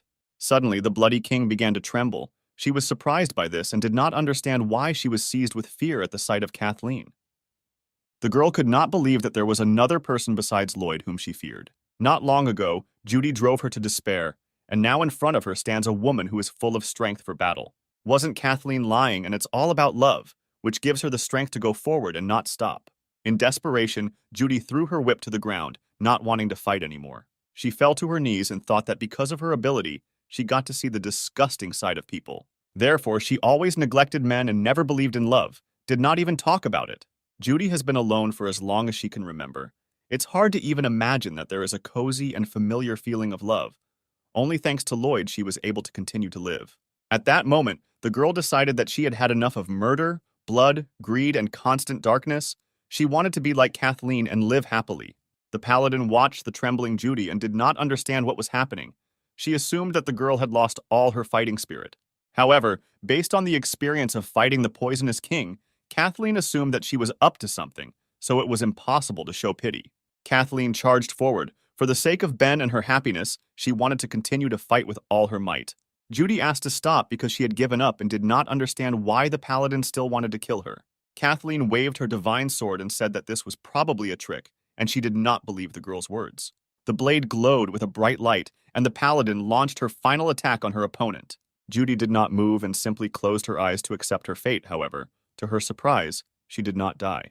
In front of her stood a figure in a dark robe who saved her from death. Kathleen was amazed that someone could stop her devastating attack. She was also stunned that Lloyd, who had suddenly appeared, was able to stop her blade with just one finger. The Grand Master came to the aid of his subordinate. If he had not arrived in time, then Kathleen would have won this battle. Judy couldn't believe her eyes. She asked her master if he had come specifically to save her. Lloyd calmly replied that he did not expect that the enemy would be able to break the psychological defense of one of the 5 bloody kings. The Grand Master looked at Judy gloomily and said that he was very disappointed in her. The girl was more afraid of Lloyd than Kathleen, and excitedly shouted that she was very sorry about this. Realizing that the enemy was very dangerous, the paladin decided to retreat. She sharply jumped away from Lloyd. The girl understood that this old man was different from other people. His true strength was immeasurable, there was no need to panic, and Kathleen needed to be more careful when fighting him. Suddenly, something crackled. The paladin looked at her sword, on which cracks appeared. The sword could not withstand the load and burst. The paladin was stunned that just the force of one blow from Lloyd was enough to split her blade. The Grand Master asked if Kathleen really thought she was stronger than him. The Master offered to become his subordinate because he needed to replace Judy, who had retired, with someone. The poisonous lady became sad and bowed her head. She again realized that she was simply used and abandoned. Kathleen shouted that Lloyd might not dream of the paladin becoming his subordinate because she was going to stop the bloody king with her own hands. The black robe barely noticeably moved towards the enemy. Judy noticed this and was once again convinced of how strong her master was. Grandmaster Lloyd closed in on his enemy in a split second and grabbed Kathleen by the neck, lifting her into the air. His strength was colossal. The defenseless girl could not even move from the pain she felt. The gloomy, bloody king replied that he was very sorry because this was not the answer he wanted to hear. Meanwhile, at the other end of the forest, another battle was in full swing between a girl and one of the bloody kings. Betty ran away from Eric while smoking her cigarette. The fighter was furious that the girl was constantly running and not fighting with him. The elder turned around and answered the enemy that he was a fool and that he had better look around. Eric stopped and saw hundreds of sparks around him. He didn't understand where they came from and assumed that they were attacking from Betty's cigarette butt. At that moment, he realized that the elder had outwitted him. She was not running away, but setting a trap. There was a powerful explosion that shook the entire area. Every spark left by the girl exploded. Instantly, the entire forest was engulfed in fire. Now the battlefield was engulfed in flames and made it impossible to retreat. Betty sat on a tree and said that this is an SSR rank ability, detonation. At her request, even one spark can create an explosion with the power of a grenade. Since Eric was the king of heaven, she wanted him to taste more explosives and turn into ashes. The girl thought that she had won, but suddenly she heard a man's voice, which appeared in the center of the raging flame.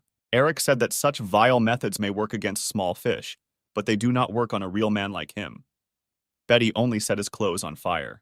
The thing is that the ability of his rosary is to neutralize the magic around him. The ability is called Golden Arhat. The rosary blocks all the damage done to Eric.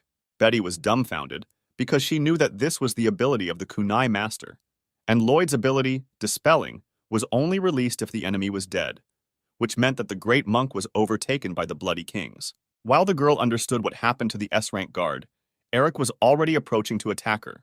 The guy threw his blow, but Betty managed to react and jump away from him in time without receiving damage. She smiled because she realized that she was still fast enough to evade the king's attack. But suddenly, to Betty's surprise, her clothes were torn and a sharp pain pierced her body. She fell to the ground with a crash and blood poured out of her mouth.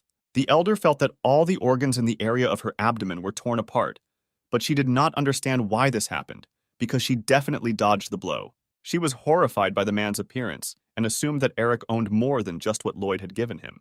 The bloody king continued to beat the girl. She could not avoid his blows and became more and more helpless. The girl lay on the ground exhausted. All her organs were damaged. Eric said that she was too weak. Betty began to lose consciousness. The man was disappointed in the elder's powers because he had just begun to have fun.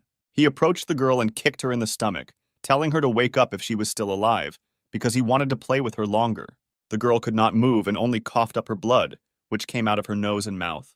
Through the unbearable pain, she whispered that it was all about the gloves. They enhanced his attack. Eric grinned. He said that the elder of the country of women was still understanding something. She was right. His gloves were also enchanted by Lloyd. From all the damage he received, the guy could make an air explosion. So the more damage he received, the stronger his attack became. This is one of the abilities of his explosive fist. The bloody king said that due to the fact that Betty was on the verge, it would be boring to play with her further, so he decided to finish her off with one blow. Eric charged his gloves and delivered a savage blow to the girl that should have killed her. However, right before he struck, his fist stopped and hundreds of gloomy eyes appeared around him. Eric didn't understand what was happening. He couldn't move, and even an air explosion couldn't be used. And where did all those eyes come from, which made the guy's body numb? Suddenly, someone kicked him hard in the face. The bloody king was sent flying by the blow straight into the raging flames. It was Ben who managed to come to the rescue in time.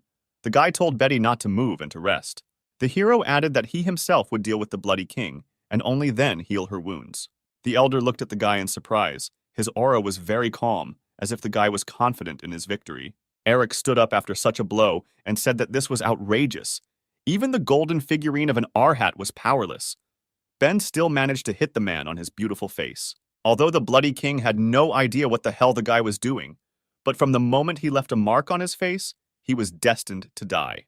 Suddenly, to Eric's surprise, a white elephant, a green lion, and an eagle emerged from the flames and joined Ben. The bloody king was indignant. He asked why they were together with the hero and not on their side. Susan shouted that the bloody kings dared to plot against her older brother, so the three of them went over to the light side, and now Ben is their older brother. Eric grinned.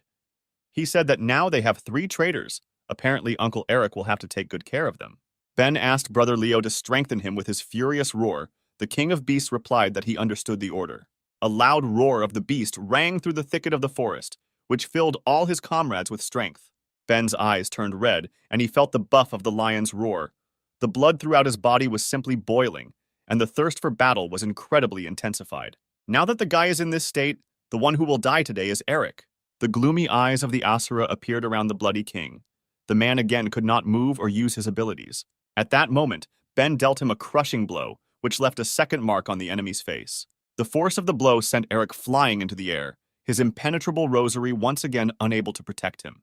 Before he had time to land, Ben flew up to him. The hero said that the spirit of the Asuras was intimidating his target and spiritually weakening it. For a short time, all the powers were sealed, including abilities. For Eric, this was a disgusting ability. Ben used it again so that the kunai beads could not save him. The hero, overcome with rage, dealt a powerful blow to the bloody king's stomach. Due to the powerful blow, Eric went to the ground with lightning speed, so the hero helped him land faster. The power was so high that the man, when he landed on the stones, bounced off them like a ball. All his clothes could not stand it and burst. The animals watched this picture and could not believe their eyes. Susan said that they seemed to have chosen the side of the right person. Betty was also stunned as she watched the fight. Ben's power was so high that he instantly forced Eric to suppress his incredible thirst for killing. Now the elder realized that the hero actually had a chance to become the savior of the country of women. Eric lay on the ground and did not understand how the guy managed to strike him, because he had never lost in his life and had never experienced such humiliation. The bloody king was furious. Lloyd told him that the golden Arhat figurine would protect the body, and the explosive glove would give him strength. He was supposed to become invincible. However, these strange eyes were an exception. Eric believed that Ben was not his opponent. The hero sat on a tree and said that, judging by the way Eric looks, he is not ready to accept defeat. The bloody king defeated Betty only with the help of the advantages that the artifacts gave him. But Ben believed that there was no way the guy could defeat him. However, the hero understood that all the energy that he spends on the Asura spirit can be saved and increased because he has already used this power 3 times, so he needs to do without it for some time. The guy decided to bluff. Eric didn't think that he would ever meet a person who didn't value him at all, because not everyone can become the owner of Lloyd's artifacts. These magical objects absorb all the enemy's hatred before death. When worn for a long time, the body absorbs the spirit of grievances and then goes out of control. Besides Lloyd, only Eric could endure the effects of these artifacts. Betty and Susan were surprised by what the bloody king was saying. They understood that the cooler the body, the more artifacts they could use. Eric flew into a rage and said that his flesh allows him to use 12 artifacts at once. Light shone around the fighter's body, the flash blinded our heroes, and the king transformed. Sparkling armor appeared on the body of the bloody king, which was filled with ominous power. Eric summoned his artifacts and said that this is his most powerful equipment. On Earth and in the sky, no one will surpass his perfect armor. The fighter laughed hysterically and assumed that Ben was already so scared that he couldn't utter a word. Betty looked at Eric. His armor that covered his body sparkled. She understood that when he fought with her, he did not use all his strength. The girl was worried about Ben. She wanted to know what the guy would do in the face of such power. The hero stood and was silent. His new animal comrades supported him, saying that he was their strongest brother. Suddenly, he said that in order to wear his armor, he just needed to resist the spirit of hatred. Eric was surprised by what was said. He realized that the guy was up to something, and he had a plan. Ben replied that the bloody king's artifacts looked too pathetic, and he thought they would suit him better. Eric was shocked by the words he heard. He realized that the guy wanted to take away his artifacts. Meanwhile, the first sounds of battle were already heard in the sky above the country of women. Sif said that there are a lot of people in the country of women. She asked Lillian if she knew why the angel chose them as her opponents. The leader exhaled and replied that of course she knows, because other than this reason there is no other explanation. Sif was surprised by the answer. She thought that Lillian had already guessed everything if she said so. The head of the country of women enthusiastically said that the real reason is that the fallen angel is simply jealous of her because her breasts are larger than Sif's. The girl was indignant at such stupidity. She asked not to discuss her breast size with her. She looked so defenseless just to accumulate energy. The girl grinned and said that she still had an ace up her sleeve. Suddenly, the defenseless, fragile girl began to transform. Her breasts became much larger, and her body no longer looked like that of a small girl. Sif transformed into her true form, a 6-winged fallen angel. Now the situation has completely changed, and now the inhabitants of the country of women should have envied her. Her breasts were simply huge. Lillian would no longer be able to mock her because she was clearly losing this battle. The students of the leader of the fencing school were embarrassed when they saw such a size. They understood that they pale in comparison with her. Sif must have exceptional talent. Lillian replied that the girl had turned from flat to a cash cow. She advised her to be careful with this image, otherwise her breasts would sag. Sif said that the girl is pretending because her envy is written on her face. She is already lost in the breast issue, and now she needs to show her real skills. Chains began to appear around her delicate hands, which emitted an ominous aura. Sif ordered her soul shackles to entangle her opponents. Lillian grinned and said that these were just pathetic chains and they would not hinder her in any way. Such an attack was too naive. Sif looked at the head and replied that she had not thought of attacking her. This attack was not intended for her. At that moment, Lillian realized what had happened. She was fast, but her student was not. The leader of the fencing school turned to look at her subordinates. All her students were shackled in gold chains and could no longer move. The girls tried to escape, but it was useless. Their bodies were numb, and all they could do was watch the battle. The students begged their leader to help them because the girls would soon not be able to breathe. Lillian was afraid for her subjects. Each of them could only rely on the strength of their mentor. The leader was worried, but was able to firmly answer her students that everything would be fine with them because she was nearby. She proudly raised her sword and said that Lillian, the leader of the school of swordsmen, would protect them from everything. The proud girl swung her sword in order to cut all the chains. But suddenly her blows did not go through and could not cause even the slightest damage to the bonds. Lillian did not expect this. She did not understand what was happening and why she could not cut the chains. Sif laughed. She told the girl not to waste her strength in vain because these chains are made of metal, hardened in hell. There is no person who could cut them. People entangled in soul chains will be quietly attacked by the inhabitants of hell. Their will gradually be suppressed. The girl screamed in pain. Sif added that within a few minutes, all the students would meet death in horror. Watching Lillian's dear followers die one by one, she will not be able to fight. Nothing plunges people into despair like this. Lillian was saddened. She told the cash cow not to rejoice too quickly. From the moment she became a swordsman, there was nothing she couldn't cut. The girl gathered all her power into the blade and swung it with lightning speed. To Sif's surprise, all the chains broke, despite their demonic strength. The girls were glad that now they were not trapped and did not see the monsters from hell. Sif looked at this sight and did not understand how this was possible, because no one had ever been able to completely free herself from the chains of the soul. But this girl took and cut all her chains. She asked Lillian how she managed to break the chains of hell, no matter how strong she is. In the end, her abilities are no greater than those of humans. Lillian was outraged by the fact that she was called an extraordinary person. She advised Sif to open her eyes. After all, right now the battle will unfold in the face of the fallen angel. Lillian stood proudly and prepared to attack. Several divine blades appeared behind her. Sif realized that a fencing master, these were not just big words. Lillian was really very strong. It seemed to the fallen angel that the shining power over the leader was the height of perfection. However, this still could not scare her. She is Mr. Lloyd's best warrior and cannot lose in this battle. Therefore, the girl decided to attack first. She sent dozens of her hellish chains towards Lillian. The chains almost flew towards the leader, but she calmly commanded her phantom sword to protect her.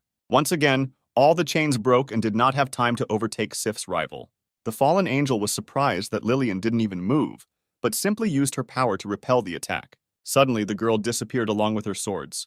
Sif realized that Lillian was going to attack, however. It was too late. She was on top, right above the head of the fallen angel. Lillian said that the girl's large breasts seemed to be keeping her from moving. After these words, the graceful leader struck the fallen angel with her blade. The girl instantly rushed to the ground and landed in the forest with a roar. Sif lay on the ground and tried to catch her breath. For her, this attack was terrible, and she could not allow herself to be exposed like that again. The girl tried to get up and was shocked that she, a fallen angel, was knocked to the ground by some person. If she did not kill Lillian, she would no longer be able to look the master in the eyes. While Sif was thinking about her place in society, the leader of the country of women was already preparing to attack her. Lillian pointed at the fallen angel and ordered her swords to give her a meteor shower. Suddenly, hundreds of swords rained down from the air, piercing the defenseless Sif's body. The fallen angel noticed that the swords were so fast that she didn't even have time to blink an eye, and they had already pierced her. Behind the girl's back, two wings lost their shape. She understood that even with such skills, Lillian would not be able to kill her. The leader also noticed that her wings were disappearing and assumed that each wing could neutralize fatal damage. Suddenly, Sif clasped her hands and began to chant a spell in the ancient language, a pentagram appearing in the center of her hands. The pentagram rotated faster and faster. Then a huge purple beam burst out of it, with which Sif wanted to shoot down her enemy. Lillian readied her sword and said that she was not afraid of this attack. The girl rushed towards the fallen angel and cut the deadly beam in half. Sif was shocked because Lillian was only a human. The fallen angel thought that the girl seemed to have merged with the devil or a deity. She looked at Lillian, who froze in the sky. The girl was able to cut through the stream of hellfire with her sword and not take damage. However, this attack was difficult for the girl, and she was a little out of breath. Lillian asked Sif if this was her strongest move, since it looked like a show. The leader immediately landed on the girl and said that a real warrior would not show off. Sif realized that the girl had landed too quickly, and there was no way she could dodge. Lillian pierced the fallen angel with her sword and said that every blow she struck hit the target.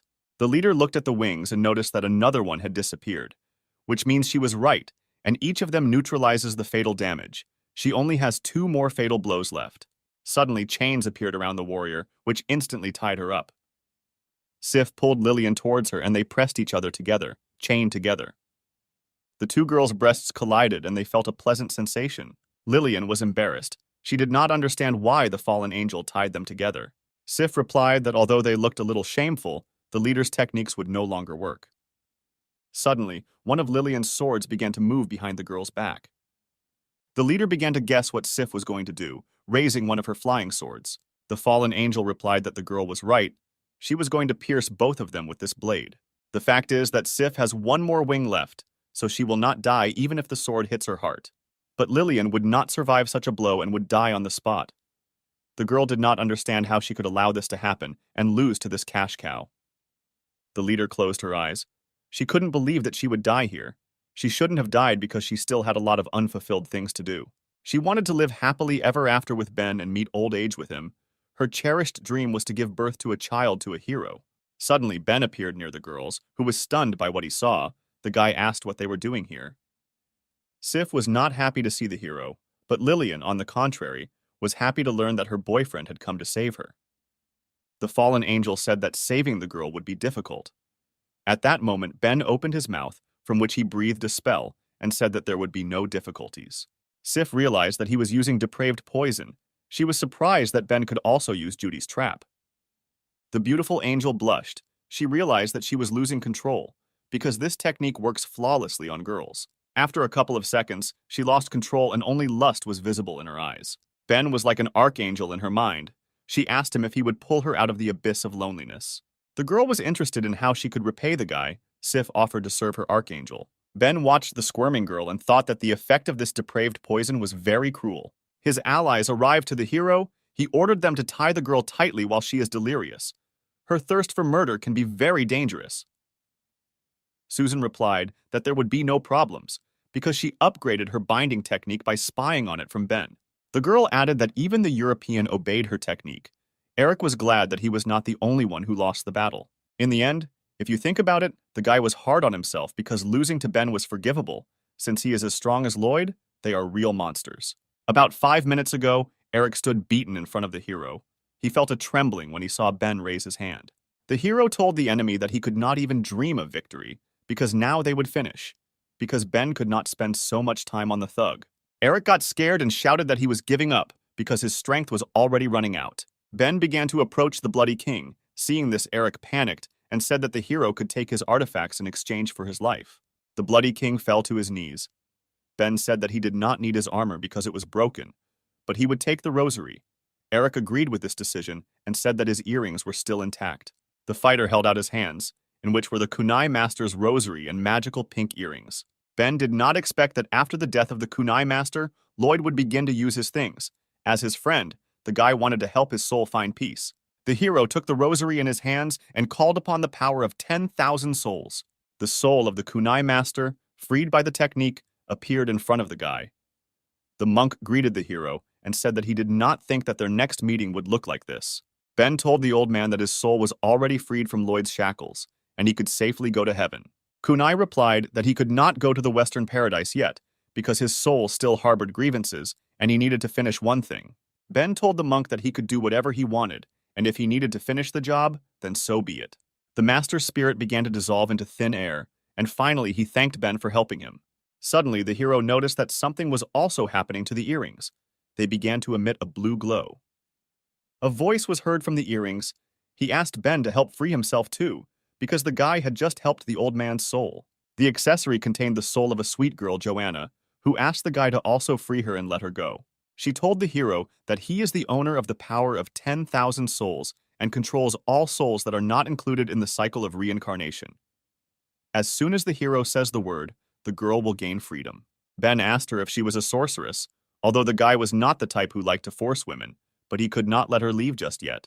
The hero needs Joanna's strength. He asked her to help him in the war with Lloyd. Hearing this name, the girl was surprised. She was amazed at the calmness of the guy. Joanna assumed that the hero did not know who the master really was. However, judging by Ben's determined eyes, he was confident in his abilities, and his words were not an empty phrase.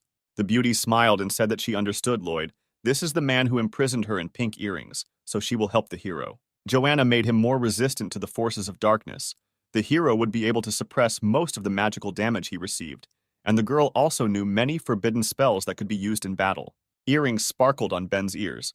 The guy said that Joanna is very strong, and he hopes that she will take care of him. Eric was shocked. He was content only with reducing damage, and thanks to the control of the dead, Joanna revealed all her techniques to the hero. Meanwhile, at the other end of the battlefield, another battle was in full swing. Blake commanded water and said that his family's previous techniques were lost. Even his father could not defeat the guy, and Leia especially could not.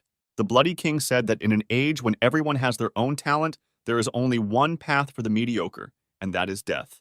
Leia sat bloodied on the shore. She shouted for the guy to shut up, because he has no right to defame the name of the head of her clan. Blake replied that this sword that the girl was holding in her hands was just a waste of resources. Therefore, the guy decided to destroy Leia and began to collect water in his sword for attack. Streams of water headed towards the girl. Leia knew that this was a comprehensive attack. Apparently, the guy decided to destroy her once he used this skill. Suddenly, a golden aura appeared around the warrior, and someone told her not to be afraid, because he would protect her. The spirit of Kunai appeared in front of the girl, who came here in order to continue his fight and correct the mistake. Streams of water hit the place where Leia stood, but a golden aura shone beneath them. It was the dome that Kunai created. The girl couldn't believe her eyes. She asked the old man why he was still alive, because Blake killed him. The monk replied that it was all about Ben. He gave the poor old man a chance at redemption, so the master will help Leia defend against Blake's attacks. The girl only needed to attack. She replied that she would rely on the master. Blake also noticed a familiar soul. He said that the monk had died, but still wanted to stop him. The guy had already lost his arm in a fight with him. The Bloody King would not run away in the face of the blade. Blake looked at the master and said that he was a coward, and it was not his fault. Kunai did not listen to the student. He told Leia that she did not need to suppress the power of the demonic sword. She needed to release it. Otherwise, they had no chance of winning. The old man looked at the core that was glowing in the girl's chest and added that she did not need to be afraid, because the light was merciful to her. This core, which the girl once acquired, will help cleanse herself of the magic of the demonic sword. Leia decided to take a risk. It might take her a little time, and so she trusted the protection of the kunai. The old man spread his arms wide and told the girl not to worry. He would not allow her to have problems. A golden barrier appeared around Leia, protecting her while she tried to control the power of the demonic blade. Blake was already losing patience. He sent another attack towards the barrier. Water flows hit the impenetrable shield of kunai. However, the golden barrier protected him. Blake kept trying to break through the defense, but his attempts were unsuccessful. The master asked the student if he had forgotten the power of the teacher's protective techniques. Blake's water could not harm him in any way. The Bloody King flew towards the barrier and said that the old man had relaxed in vain, because the golden figurine protects too, therefore its power should weaken. Kunai knew that the guy was right. He was surprised that the Bloody King was able to guess about his weakness. Blake raised his sword and cut his old master's spirit in half. Along with the spirit, the dome of the kunai was also cut. The guy said that in fact the monk could no longer hold back the full force of his attack. However, Blake looked at Leia and realized that he was already late. The old man managed to detain him. A demonic aura was concentrated around the girl. The guy guessed that she wanted to seize the power of the blade. The blade became covered with a scarlet color reminiscent of blood, and at that moment he awakened. Leia opened her eyes. Her pupils became dark with red outlines. She said that she saw in front of her someone who was about to die. Blake was furious. He shouted that the blade belonged to him, and no one would dare take it away. Suddenly his hand was grabbed by Leia. She was much faster than before. Blake could not move. He asked the blade why he was doing this because the sword chose him, not Leia. The guy had been waiting for this sword for more than 10 years. Blake did not believe that the blade did not remember him. Leia, suddenly dizzy, struck the guy. Blood poured out of his body mixed with demonic black power. Before his death, Blake was stunned. He did not believe that everything would end this way. The guy fell to the ground, right into a pool of his blood. He coughed and died in front of his sister. The blade that possessed the girl said that he was just thirsting for blood and did not care who his owner was. Suddenly, Blake's second personality began to appear behind the girl and said that the sword would be his only. The dark personality said that only he can awaken the sword and no one has the right to take it away. After these words, the king tried to attack the girl. However, Leia cut off the head of Blake's second entity with one swift blow of her sword. The Bloody King did not believe that this was possible. This was not the outcome of the battle he expected. Deciding that the battle was over, Leia wondered who to kill next. She tried to leave, but suddenly the dying Blake grabbed her leg. The guy said that obviously the blade chose him. After all this, he couldn't just leave Blake here to die. The cruel demon in Leia's body turned around and stabbed the sword into the guy's body with one blow. This time, Blake died completely, and the demon was happy that the guy had finally calmed down. Leia said that she hates people who say the same thing over and over again. Suddenly, the girl felt a strange energy next to her. The warrior stood up and realized that a strong aura was hiding behind the mountain. She should go there and kill everyone there. Meanwhile, a new battle was unfolding behind the mountain. Ben came to Lloyd, followed by a drugged Sif and Eric, both tied up. The hero rejoiced that the Grand Master had finally entered the battle. Lloyd said that the guy exceeded his expectations because he was able to capture two of the Master's subordinates. Sif looked at the guy and thought that when he gets angry, he becomes even more beautiful. Ben asked the Master where Jenna and Kathleen are now because he doesn't see them on the battlefield. The Grand Master did not keep the hero waiting. He ordered the captivating cube to appear. Suddenly, a sparkling cube appeared in front of the hero. In this cube sat the captive Jenna and Kathleen, who were glad that their master had come to save them. Ben told his subordinates not to worry because the guy would definitely get them out of the trap. Jenna replied that everything was fine with them and the hero need not worry. She asked if her master was injured. Kathleen was also more worried about the guy than about herself because Lloyd was very strong. Ben said that he understands this, but no matter how strong the enemy is, he will not allow anything to happen to his girls. The hero turned to the master and offered him an exchange. The guy wanted to exchange Eric and Sif for Jenna and Kathleen. Ben added that this was a fair exchange, 2 people in exchange for 2 of the hero's friends. Sif was glad that in this form she could still help the Archangel and be useful to him. The Grand Master replied that he would gladly accept this offer, but the exchange would be for the wrong 2. Lloyd offered to exchange the girls for Ben, namely for the endless darkness that is hidden within him. Ben expected such an answer, because the Master was obsessed with endless darkness and wanted to create an ideal body. But there is one caveat. Even though Lloyd was very strong, he still won't be able to make this ability stronger. The old man noticed that Ben was a very smart guy. He was even able to partially guess what the Master's power was, but he only half understood the reason why he needed endless darkness. The hero did not wait long and summoned his 2 lightning swords. He said that no matter what Lloyd's motives, he would stop his enemy with his own hands. The guy asked the lion to roar. At that moment, 4 figures jumped from the thicket of the forest and joined the battle. The 2 figures were Susan and the Green Lion. They wanted to repay Lloyd for daring to play on their brotherly feelings. The other participants were Lillian and Betty. The leader said that the Grand Master would answer for hurting her sister and her boyfriend. The Grand Master raised his shining staff and said that they overestimated themselves. This could not be solved by negotiations. The Master charged his staff, which he hit the ground with, and immediately a green pentagram appeared on the surface. Tornadoes began to appear from it. This was the power of the insane wind that Lloyd possessed. Betty fell from such an onslaught. She realized that the Master's staff could create a tornado of incredible power. Susan also came under attack. The eagle could not even get close to Lloyd due to the strong wind. However, there was a warrior who had nothing to do with this wind. It was Lillian who got close to the enemy. She tried to attack with her divine blade, but the old man easily dodged the attack. The Grand Master was surprised and praised Lillian's skills. She was worthy of being called a fencing master. The girl shouted to Ben that they would cope with the Master and let the guy for now take care of saving Kathleen and Jenna. Lillian advised Lloyd to defend himself because now she would summon 72 of her amazing blades. The fencing master launched crushing attacks on the enemy until there were exactly 72 strikes. The master was not frightened by the warrior. He spun his staff and called upon the power of the fire of karma. A huge raging flame consumed Lillian. There was a lot of it, and it seemed to occupy the entire forest. After the attack, the girl stood completely exhausted. She could only say her boyfriend's name. Betty came to her mistress's defense. She said that it was unforgivable to treat Lillian like that. Next to the elder, jokes with fire are very bad. However, the master used the third element, piercing ice. Betty was surprised that he also possessed ice techniques. The girl froze in place, her fragile body was frozen in ice, and she could no longer move. The Grand Master was not going to stop. He raised his staff into the air and summoned furious lightning. Susan looked at the electric sky and couldn't believe that the old man had electricity techniques too.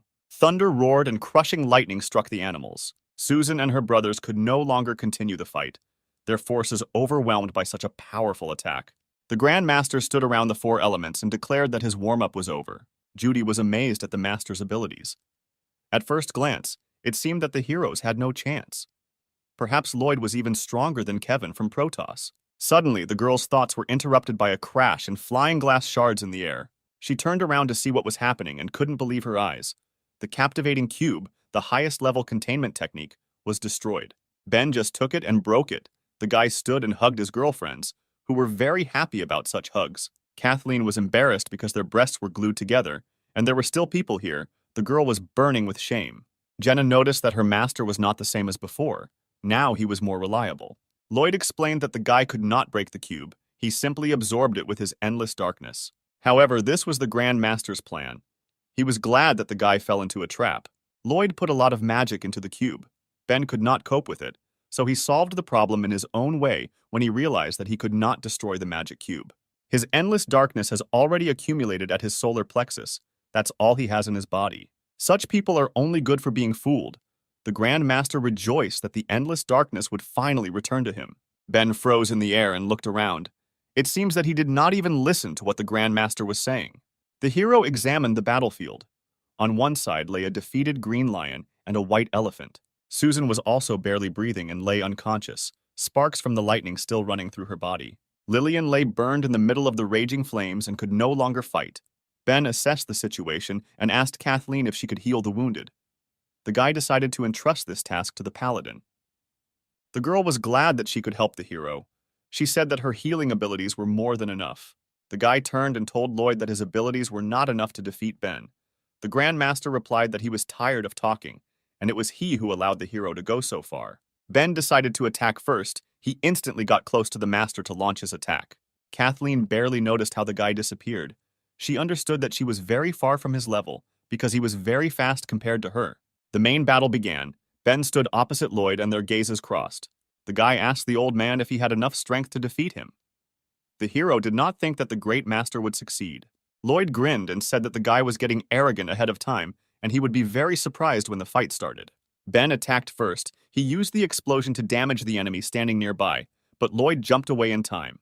Joanna's soul in the hero's body uttered a list of forbidden rose techniques. One of her techniques was the pink dance. A pink pentagram appeared under Ben, which summoned orbs. Lloyd said that he was not afraid of the rose techniques, because eggs do not teach a chicken. He extended his hand in order to absorb the attack of the spheres. The pink comets hit the Grandmaster's pentagram, but they were unable to go further. Ben gave orders to the girls. He told Jenna to reduce his gravity for maximum speed, and Kathleen should heal her teammates when the opportunity arises. Gravity began to decrease, and stones under Ben's feet rose into the air. The guy started towards the Grand Master. The speed was maximum. When he ran, all the stones on the surface flew up from such speed.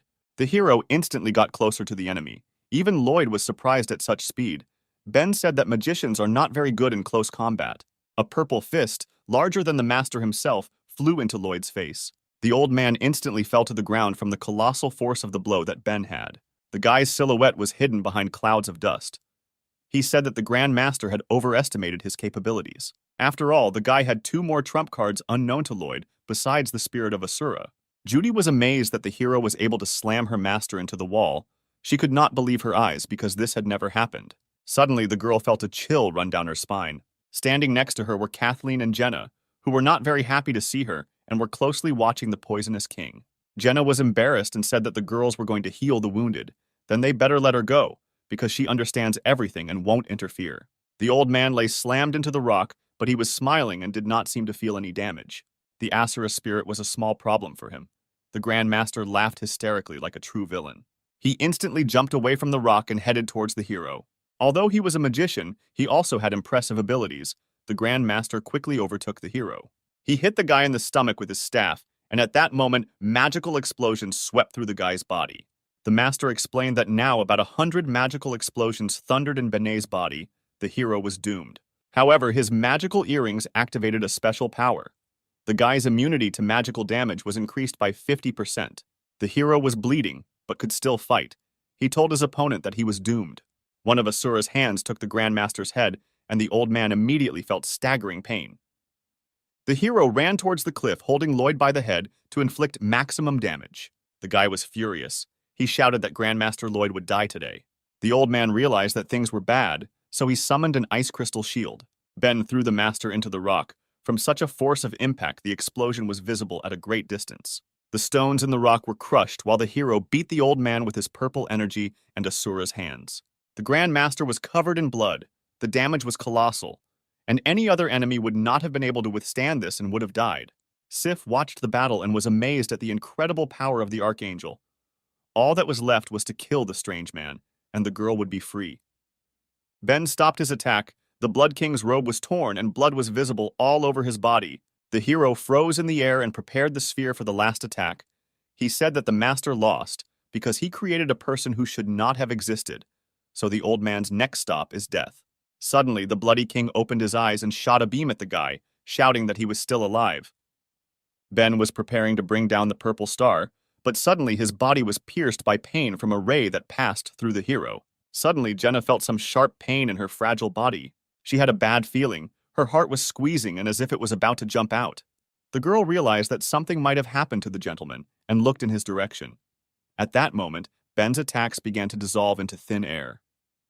The distraught old man said that the hero turned his own weapon against him and even mocked him. Pink earrings can neutralize only half of the magical damage.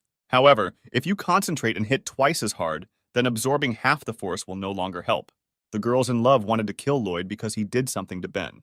The warriors tried to attack the Grand Master, but were immediately frozen in ice. A beaten-up Lloyd said there were problems, but it was all over. Ben hung in the air without signs of life. Lloyd decided that it was time to deprive the guy of his abilities. An ominous green aura appeared around the old man as he used his main ability, skill extraction.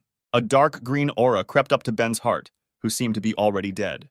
The forces of the Grand Master tried to take away the endless darkness that the guy had.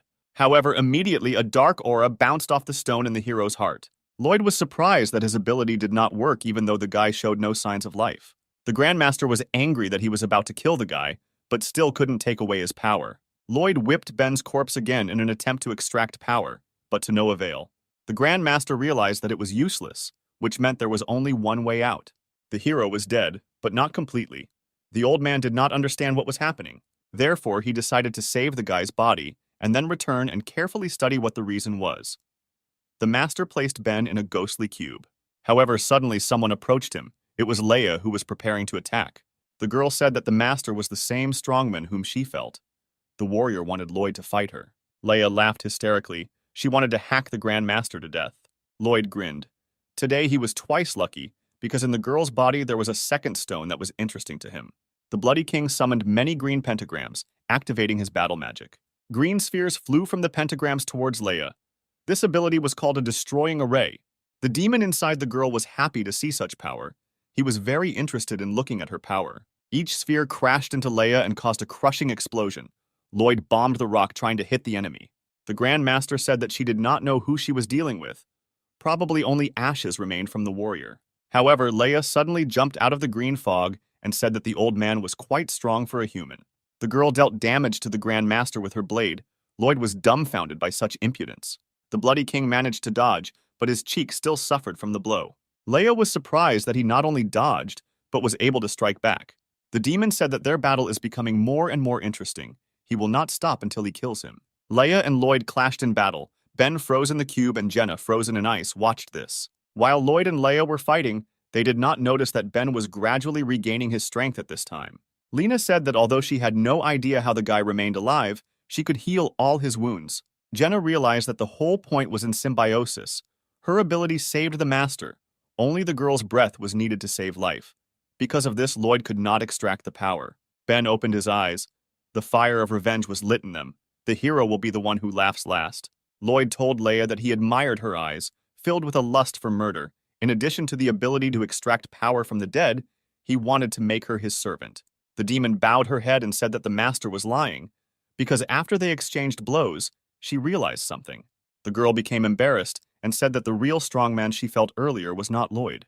The old man grinned. If it wasn't him, then who? Because there was no one stronger than him here. Suddenly, a tired voice calmly called Lloyd. The old man knew who it was. The bloody king turned around to see who was calling him.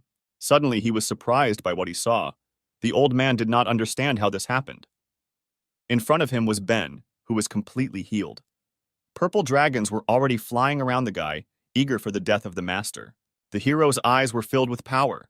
He told the Grand Master that the time had come for his death. The old man suggested that Ben's trump card was resurrection, but all strengths have a limit. He will not be able to resurrect several times. Suddenly, strange souls of bluish tints appeared in the air. Stray souls flew towards the Grand Master. They were ready to take revenge on him for everything he had done. The old man did not understand why there were so many of them. The fact is that they flew in from everywhere. For example, the souls of predators from the country of women who died in the mountains. There are also souls on the shore of the women's lake. One of them was the murdered Blake. Souls from the forest, where many guards died, also flew to the aid of the hero. Leia watched this spectacle. She realized that there were not so many souls even in her blade. All these souls gathered around Ben. It seems that he was the strongman whom the girl felt. She fell into madness, realizing that if she could kill the hero, then all these souls would become hers. Suddenly, Kel appeared in front of the hero. He said that he didn't think that the hero would now use the power of 10,000 souls. To be honest, the former king was also a wandering soul. Under the influence of the power of 10,000 souls, he clearly heard Ben's orders. Kel apologized to the guy for underestimating him. All this time, the former king slept in the hero's body and regained his strength. So now he wanted to help Ben avenge his death. The hero's power increased many times over. He thanked Kel and said that he would keep his promise. A bright flash of light shone, blinding Lloyd and Leia, Ben gathering all the souls into himself.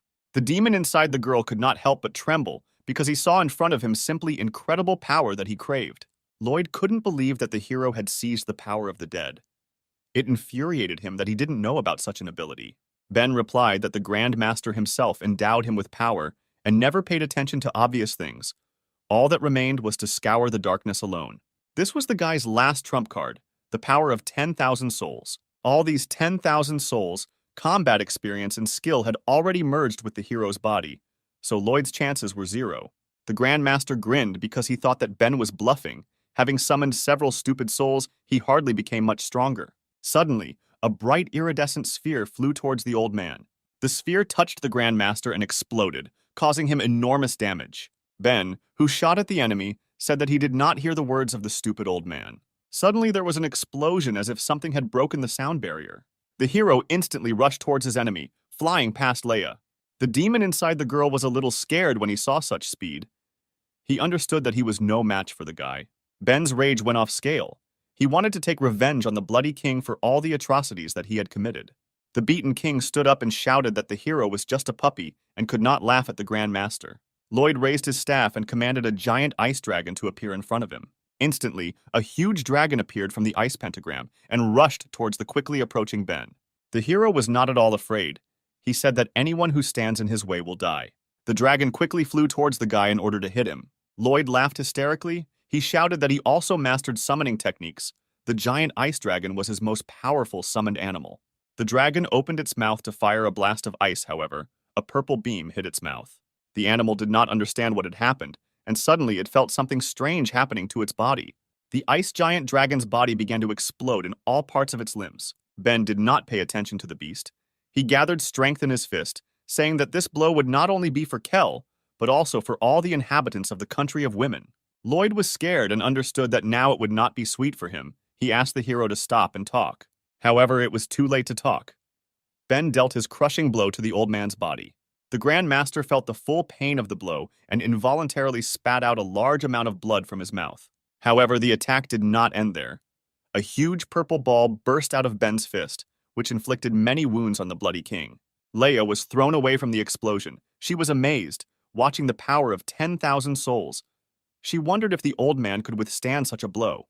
The stupefied Sif rejoiced at the guy's victory. She wanted to fly with him far and long after the battle. Judy watched the fight from afar. She was also surprised by the hero's strength. The girl assumed that at this rate Lloyd would definitely lose, but it was unclear how Ben would treat her after the fight. The Grand Master lay in a pool of his own blood and coughed, a large bloody hole in his stomach from the hero's blow. Ben was serious. He was no longer playing with his opponent and asked what his last words would be before his death. The beaten old man wheezed that the guy was rejoicing early because he still had an ace up his sleeve. Suddenly, the crown on his head began to shine, and strange red rays shot out in all directions. Leia, who was nearby, did not understand what was happening and what kind of light was blinding her eyes.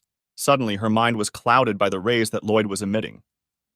The old man went wild with madness and said that he had won because his ray of reason controls people with evil thoughts. Therefore, right now, Ben will have to fight with his ally, but if he does not want to kill Leia, he can surrender to the Bloody King. Ben turned around and looked with a stern look at his bodyguard, who intended to kill him. Suddenly, gloomy dark eyes appeared around the girl, and she could no longer move. Lloyd trembled, realizing that his last trump card had not worked for the hero. Ben grabbed the old man's head with his hand, intending to make a final attack.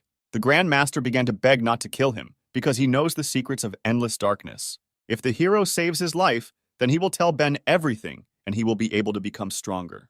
The hero leaned towards the Bloody King and said that this was not necessary. Ben clenched his fist and blew up the Grand Master's head, the lifeless body of the invincible fighter falling to the ground. The enemy's blood was dripping from the hero's hand. He supplemented his words by saying that he could ask Lloyd's soul all the questions that interested him. After the death of the Grand Master, the ice in which Kathleen and Jenna were chained began to crack. Suddenly, the ice mountain split, and the blonde realized that apparently Lloyd had lost. Kathleen also guessed that the guy had won. She was glad that the battle was over. Lillian also came to her senses after the burns. The girl knew that her boyfriend could be relied on. The battle was over and our heroes were now no longer threatened. Ben stood near the master's corpse. Suddenly, he began to use the 10,000 souls technique. The hero named the old man and ordered him to appear in this world. A blue aura began to emerge from the body of the once former king, which gradually gathered into one form. Restrained by the technique of 10,000 souls, Lloyd appeared to Ben. He called the hero master and said that he would listen to all his orders. Eric was shocked by what he saw, because his former leader bowed his head in front of some guy and called him his master. Ben ordered the old man to tell him everything he knows about the power of endless darkness. The Grand Master said that endless darkness is associated with the original predator. It is the key that helps to remove the seal from it. On the deadly island where Lloyd once lived, there is one sealed lair where such a predator lives. He said that if his master mastered this power, he would be able to rule the whole world, but the hero was not interested. Lloyd suddenly bowed his head and apologized for his rudeness, and Ben realized that no matter how strong a soul is, it will still obey him unquestioningly. The hero decided to talk to the spirit about the original predator later, because now it was necessary to restore order here. Leia was still under the power of the demonic sword. She said that the old man whom she could not kill for half a day was easily killed by Ben. The guy really deserved to be called the main strongman. The hero knew that Leia was under the power of a demon. He asked if the demonic sword also wanted to measure its strength with him. The girl replied that after such an impressive fight, there would hardly be a fool who would want to fight him. Ben bowed his head. He was glad that the demon understood that he was weaker than him. The guy used Asura's power and ordered the demon to leave the defenseless girl's body.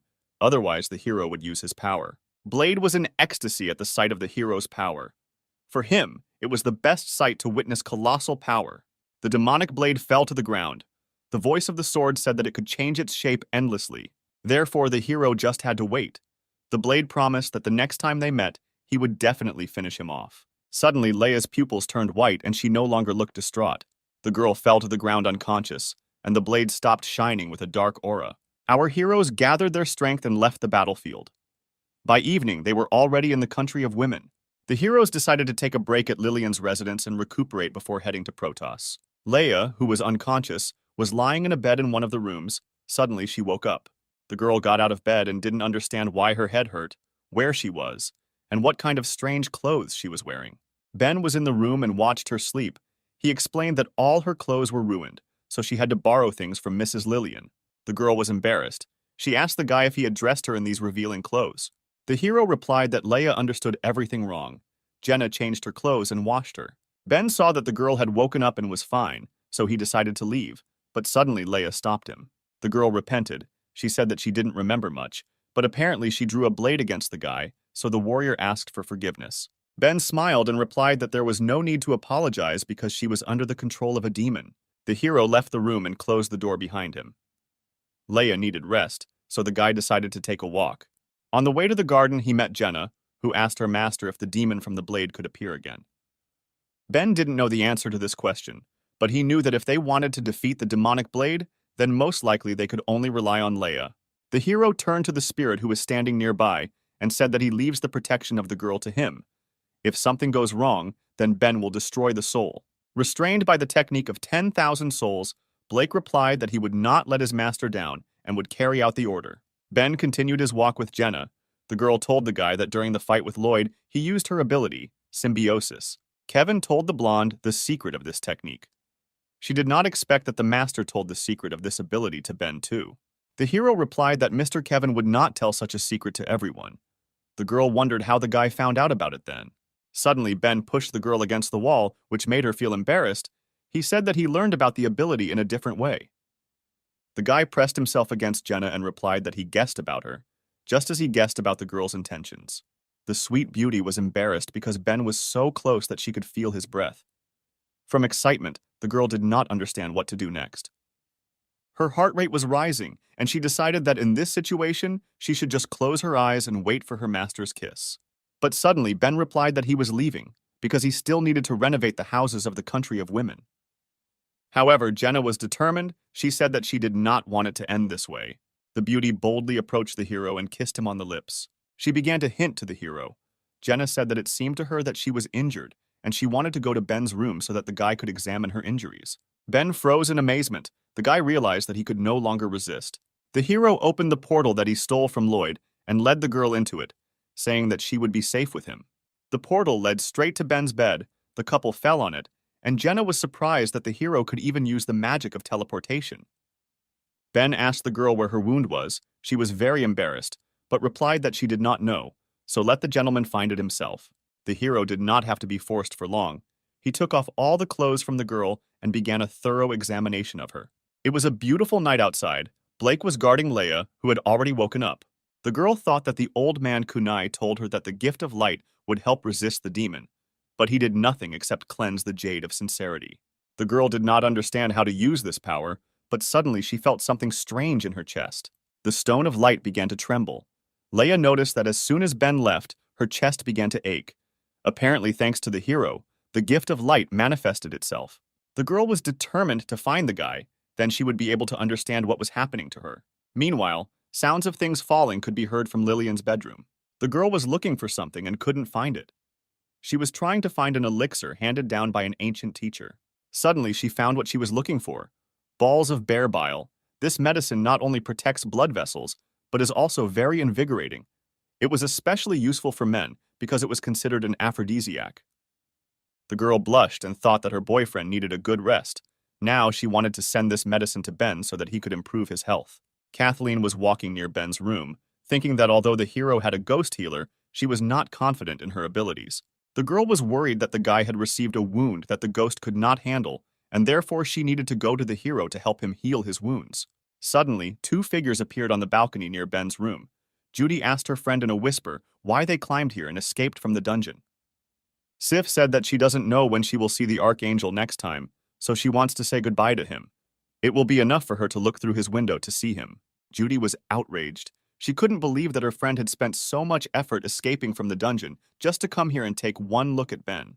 The poisonous king understood that her spell, which the hero used, affected the fallen angel so much that she could no longer be saved. The girl did not know why she followed her. Suddenly, the two friends heard sounds of love that made them shiver. They turned around and didn't understand where this female voice was coming from. At that moment, everything only became more interesting. Sif couldn't stand it anymore. She opened the window and said that the Archangel broke her heart. He does such things, but not with her. The girl was disappointed. She asked the hero if she was beautiful enough for him. Suddenly, Lillian entered Ben's room, hoping to get a night with the hero. Kathleen and Leah entered the room with her, also hoping to get a little attention from the hero. Suddenly, Lillian realized what was happening and saw her boyfriend without clothes. The sight made her salivate. Kathleen was also stunned. She immediately blushed and watched the spectacle. Only Leia did not want carnal pleasures from the hero. She realized that in this situation, it was better for her not to meddle in this room. However, the threat of the gift of light again led to Ben, and the stone only began to react more strongly.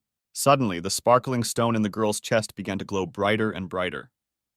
Leia's body did not obey. The stone in her chest carried her straight to the hero's room. Ben didn't understand why the endless darkness reacted this way and why he was being carried in the other direction. Naked Jenna lay in ecstasy on the bed and did not understand where this bright light came from. Ben and Leia slammed their chests together, the two stones pulling towards each other with incredible force. The gift of light and the endless darkness resonated and began to emit a bright light that radiated throughout the room. Ben got embarrassed and said that Leia bumped into him with her balls. The girl was also not happy with this pose. She asked the guy not to say what was already clear. Sif was shocked. She said that it was mean to jump in line. The girl forbade Leia to be rude to her archangel. Lillian said that Leia had not been taught etiquette. Kathleen supported her friend and said that of the three of them, she was the last in line. Everyone seems to have forgotten about Jenna, who thought she should be first in line. Passionate moans were heard from Ben's room, mixed with bright rays of light that came from Ben and Leia's stones. Lloyd's soul sat nearby and heard these sounds. He realized that his master's genius was manifested not only in battles. The guy was cool in everything. The old man knew that if light and darkness could unite in his body, he would become the strongest man in the world. The hero tried to deal with the girls all night. Morning came in the land of women, and the roosters had already begun to wake up the inhabitants. Ben also woke up after a hard battle. He stretched and declared that he slept very well. The guy understood that he spent too much energy on the battle with Lloyd. He felt that his body was overexerted. But after sleep, this feeling disappeared. Suddenly, the hero noticed an update in his body. Endless darkness and Leia's gift of light united into one. The hero did not understand where the golden stone came from. The guy tried to pull him out, but it was unsuccessful. The hero realized that now they were one. Suddenly, a half-naked girl appeared in front of the hero, waiting for him. Ben turned around and saw that one of his companions was also standing behind him. 6 girls stood above the hero, who said that they were really looking forward to him waking up. They asked if Ben had gotten enough sleep yesterday. The hero was embarrassed. He couldn't believe that he did this to all of them at the same time. Sif blushed and said that she woke up and felt something strange. It seemed like her size had become much larger. Leia also said that she felt how her body was filled with vital energy and strength. It seemed that they all became stronger. Ben understood everything. After he received the gift of light, anyone who sleeps with him will become stronger. Although endless darkness is an inexhaustible source of power, the human body is not capable of continuously using it. However, the gift of light, in addition to purification, is intended to bestow abilities on people. Light and darkness are united in Ben's body, which means he can freely control his power and gifts, divide them between girls or someone else. Kathleen was already looking forward to a night with a hero. She thought that now they could all become as strong as Ben. The hero replied that in theory it would be so. In the end, they would be able to find out in practice. Jenna asked what kind of practice the guy was talking about. Judy became embarrassed and began to touch her lock of hair. She said that everything was clear here. Everyone needed to sleep with the hero again. Ben confirmed the girl's words. Ultimately, practice is the only way to know the truth. All the girls immediately took off their clothes and rushed to the hero in order to have a good time. After their diligent practice, Ben finally confirmed his theory. After one evening of relaxation in the land of women, restoration work began. Leia was surrounded by Ben's spirits, who seemed to be waiting for something. The girl lowered her sword. Suddenly, the tree that stood opposite her began to crack. Leia gracefully chopped the tree into many planks to repair the houses. The spirits were happy that the deforestation was over. The girl noticed that the speed of the sword had increased. Apparently, this is the power that Ben gave her. Jenna also helped with the repairs. She lifted the tree into the air and, together with the spirits, carried it to the master. A legion of trolls carried a tree. Jenna watched over them so that no one shirked. They brought harm to the country of women, so now it's time to repay their debt. The animals also helped. The white elephant said that he would never have thought that they could build. He noticed that he was born for this. With so many souls and former enemies now working in the city, it seemed that there would be no more problems. Ben, Lillian, and Kathleen sat on the roof of the house and watched the spirits. The girls were worried that the souls might rebel, to which Ben replied that they were too weak. Kathleen asked how the spirits fight then.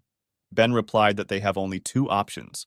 The first is to rely on him, sharing experience and strength with him, as in the battle with Lloyd. The second option was quite simple. You just had to give them their own bodies. However, providing spirits with bodies was not an easy task in reality. The reason is that there are no people willing to joyfully give their body to a spirit that is in no way connected with them. Lillian told the guy not to worry because she could help him find the bodies. There is such a thing as engineering. The girl asked if the hero had heard anything about it. Ben asked if Lillian meant the instant doll creation technique and if the girl knew how to use it.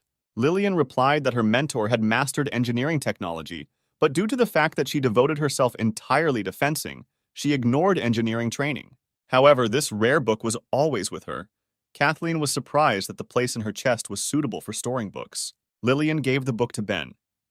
If he can master engineering with the help of it, he will definitely build dolls for those spirits. The hero was very happy about the gift because it was a real treasure. After several months of hard work, the work of rebuilding the country of women was completed. Although Eric was freed from the ropes, Ben deprived him of half his strength. For his crimes, he will guard the gate to the country of women for 30 years. As for the rest of the women in the country, they had almost recovered from the battle with Lloyd. Of course, their lives have also changed a little. Today, Lillian and Ben will report on the execution of the order. The girls gathered at the gate of Lillian's house to see more of Ben. After defeating Lloyd, he rarely appeared in public. Meanwhile, in the chambers of the leader of the country of women, Ben was talking to someone. The ghost of the past king admired his doll body. It was simply perfect. Even the clothes seemed to be from his past life. Kel asked Ben if he was sure of his decision to give the doll's body to the king. The hero replied that this body was created specifically for the master, so from now on he can be free. The shackles of the 10,000 souls technique were removed from Kel, which made the master even surprised. He realized that he was now free, and the dispelling of the technology felt like the beginning of a new life for him. Kel asked the hero why he needed all this, because he could still be useful. Even as a ghost, the king could enhance his techniques. Moreover, now he had a new body. The spirit of the former king did not believe that Ben, like him, wanted to give up such power. The guy replied that this was not a refusal. If Kel had not brought him into this world, the hero would now be chained to a hospital bed. It was the king who granted him freedom. Therefore, in order to thank the master, Ben also decided to grant him freedom. Kel thought that in fact the hero had freed himself from all obligations much earlier. For the fact that the king saved him during the battle with Lloyd, the guy did not owe him anything. Creating such a human body is not so easy. The hero must have tried very hard. Kel did not doubt his choice. Using the light core and darkness core, and the technique of 10,000 souls, also together with Kathleen and Lillian, those high-ranking generous assistants. Only Ben can become the new king of the Protoss, and even the whole world. The hero asked what the master plans to do when he leaves. He replied that he had not thought about it yet. Ben said that today he would return to the Protoss throne room. He wondered if the master wanted to join him.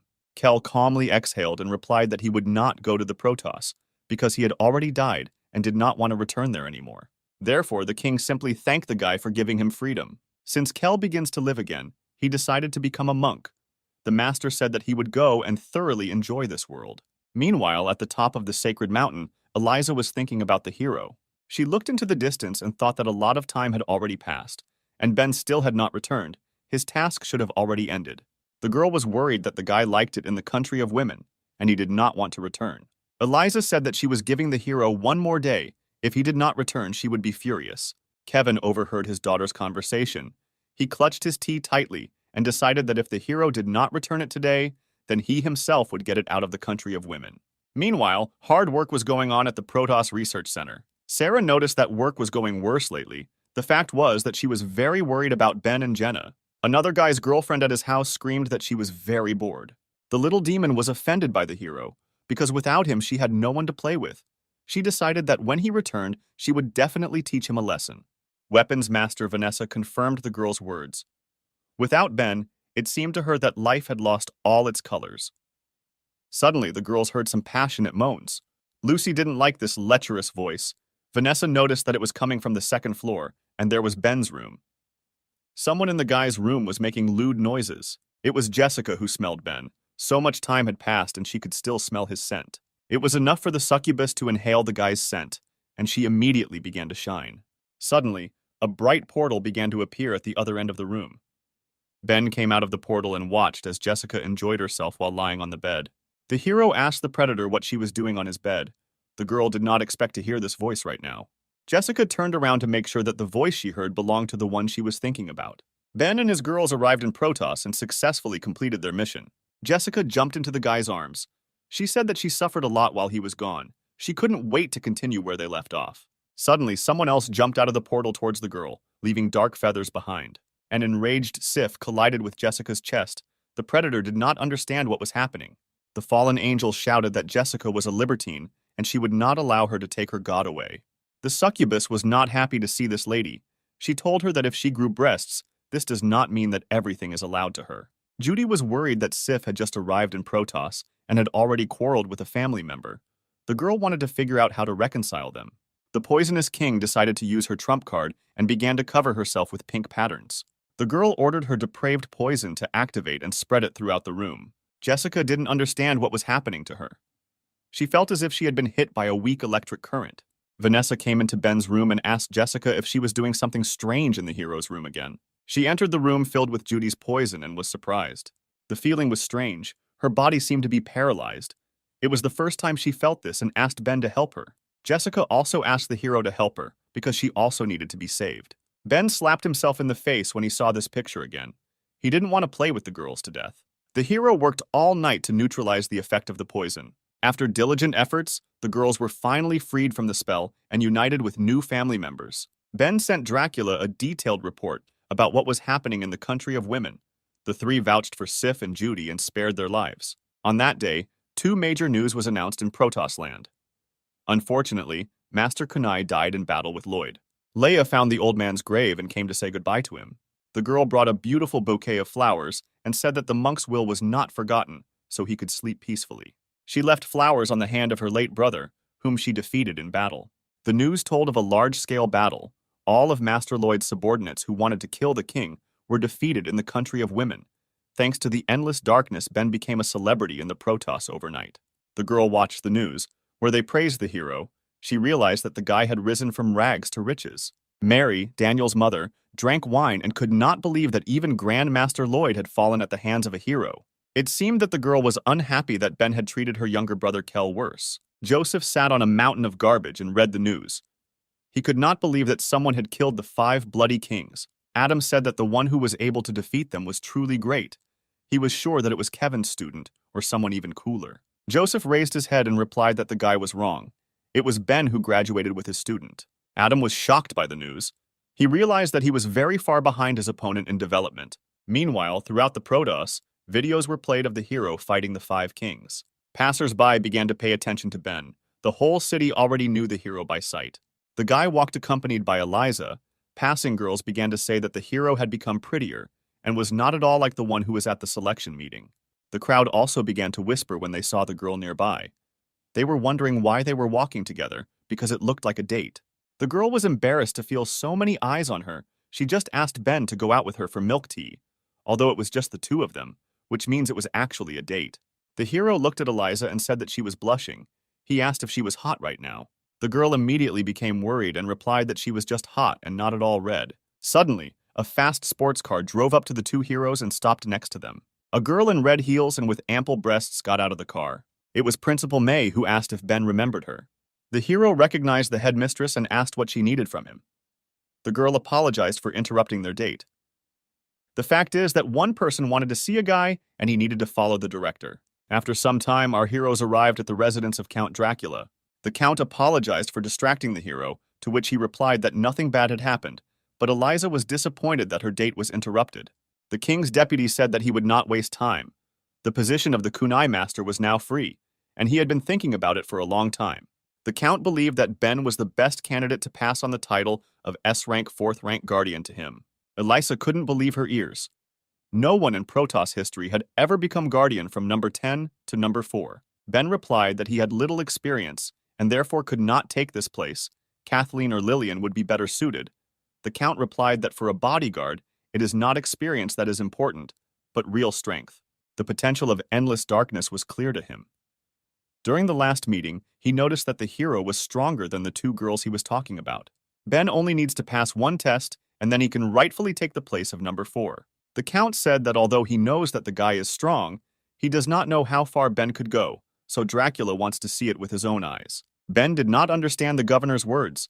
He assumed that Count Dracula wanted to fight him. The master immediately coughed and said that, of course, he did not want to fight, because his methods were more delicate. He turned around and invited someone to come out to them. A beautiful girl appeared from the door of the palace, ready to carry out the orders of her master. It was the king's bodyguard, Shaman Claire. She did not expect that Ben himself would become her task. The girl became embarrassed and said that if the guy is the target of the examination, then she cannot vouch for the accuracy because the rest will not understand. Count Dracula tried to calm the girl down and told her not to be embarrassed because expertise is her strongest side. Eliza decided to ask a question. She asked what this examination meant and how it would be carried out. The hero explained that with the help of her gift, the girl would determine specific indicators of strength, almost like a research probe converts combat power into numbers. Claire confirmed the guy's words. Only her result is not numbers, but colors. Her hair changes color as soon as she feels someone else's power. The powers are divided into red, brown, yellow, green, blue, indigo, and violet. And taking samples is a rather specific process. The girl needs to lick the skin of the subject with the tip of her tongue. The hero understood why the girl began to feel embarrassed then.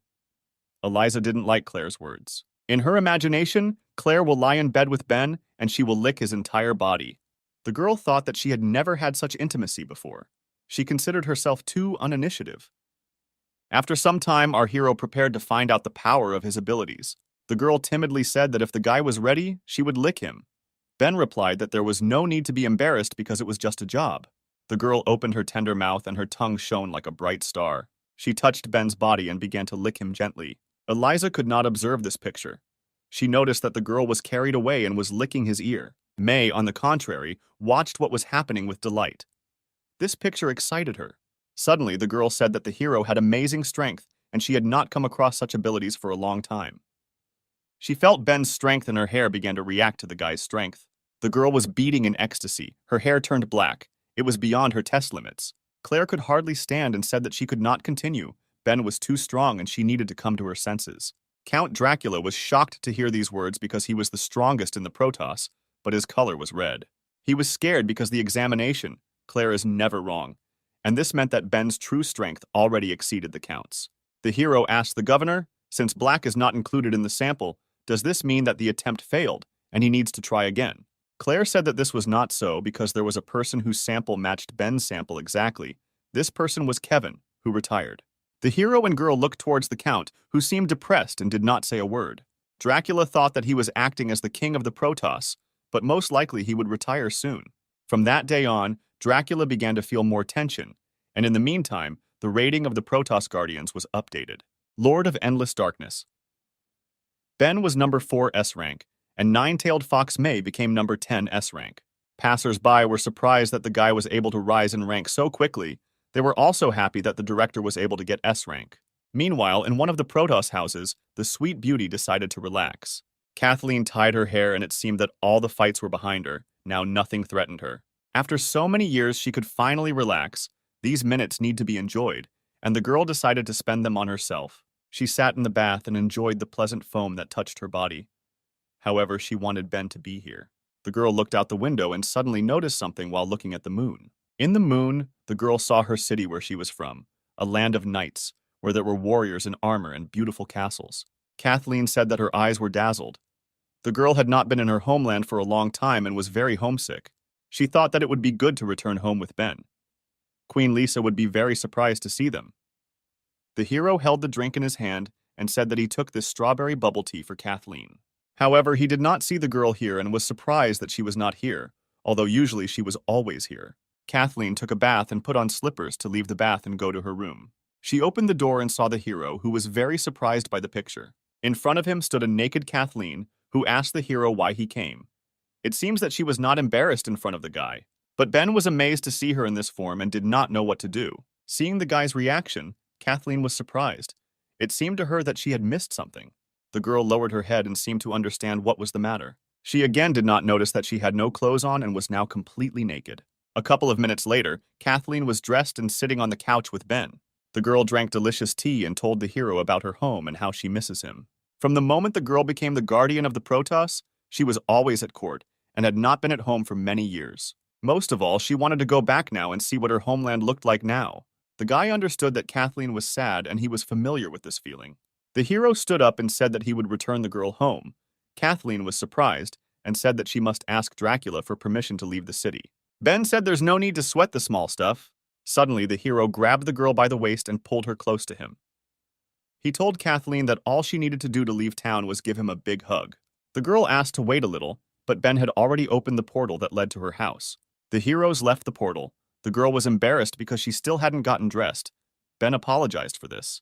Suddenly, Kathleen forgot about her clothes because she saw a terrible picture and the place into which her house had turned. The country of Knights was engulfed in flames and people fled in different directions. One of the villagers was trembling when the monster approached her. She said that a squad of heavy swordsmen would not spare the enemies. The troll swordsman, who was not inferior in level to predators, only laughed at the girl's words. The thug said that let this detachment come running quickly, because in this world they have no equal in strength. Suddenly his body was cut in half and he felt hellish pain. Kathleen cut the offender to pieces and said that he could not defile knightly greatness. In battle, the girl was stern. For her, cutting apart such opponents was like crushing an ant. One of the city's defenders was surprised to see the girl's strength. She had a large sword in her hand, and he assumed that she was from that detachment. His partner explained that she was not just from a squad of swordsmen, she was their leader before becoming the guardian of the Protoss. The trolls trembled because their leader was killed before their eyes. They did not know what to do next, attack or flee. Kathleen stated that if the opponents take even a step, she will kill them without hesitation. The trolls immediately realized that they were no match for the paladin and made the best decision of their lives, to run away from the girl. Suddenly, an unknown man appeared in front of the girl, who seemed to know her. The guy with red hair asked why Kathleen decided to return to their city. It was the current leader of the heavy swordsman, Leo, who said that the city did not need the intervention of the Protoss Guardians. The guys from his squad greeted the commander, and Kathleen was surprised that Leo became the leader in their squad. The girl boldly said that she was a member of the Knightly Order and was protecting her city. There was no problem with that.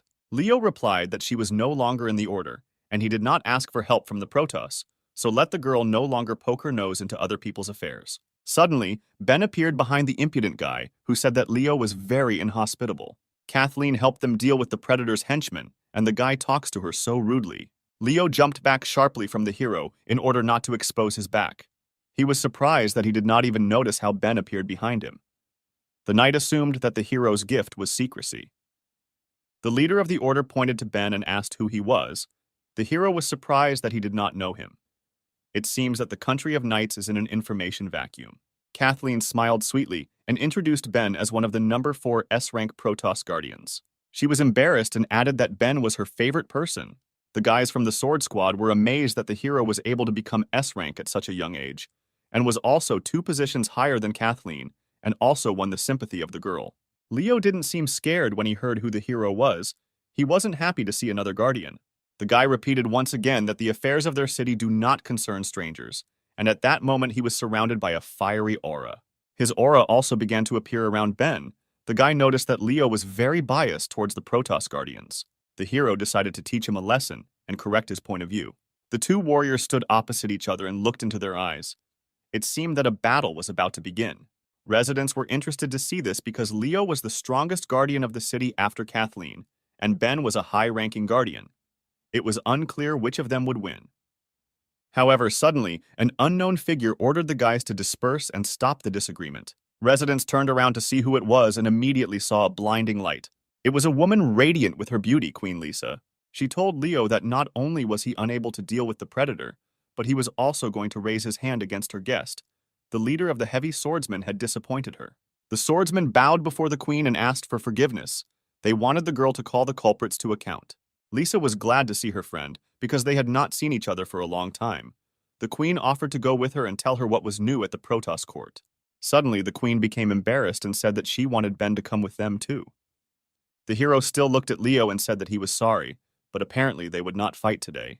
Before leaving, the guy added that if the knight had a desire to fight, he would come at any time. The heroes headed to the palace. Ben asked how the queen knew his name because their city was closed to information. Lisa got excited and replied that she just guessed. One of the swordsmen noticed that Queen Lisa had spent many years in the palace, and today she suddenly appeared for the sake of the Protoss Guardians. This was a strange rarity. He turned to his leader and asked if he was listening to him. Leo was trembling with fear at that moment. He realized that Ben had incredible strength. The hero destroyed all his fighting spirit. He did not believe that there could be such a gap between the head of the knights and the guardian of the Protoss. Our heroes went to Queen Lisa's chambers to chat. The queen sat on her luxurious sofa. Ben looked out the window and Kathleen changed her clothes. The hero was the first to start the conversation. He asked Lisa if they were often bothered by predators lately. The girl was surprised by the guy's question and replied that recently there have been more and more of them outside the city walls, but they do not pose much of a threat. The knights can handle it. Ben turned around and replied that he had assumed so. The queen was surprised that the hero had guessed. The guy offered to share his thoughts, and moreover, he noticed that the queen herself understood a lot. Lisa replied that upon entering the city, Ben paid attention to the situation around him and noticed that these predators were outside the city. Even the fire only slightly affected the area at the city gates. The fire did not affect the main area of the city. This is different from the usual behavior of predators who kill people for meat. They would harm people more. According to the queen, the likelihood that they will harm is very small because there are traitors among the knights. Ben praised the girl and said that this was worthy of the queen of the city of knights because they thought alike. Lisa replied that she never figured out what the traitors needed, and Ben didn't understand it either. Ben exhaled and decided to look into this conspiracy. Most likely he would have to spend more time in the country of knights.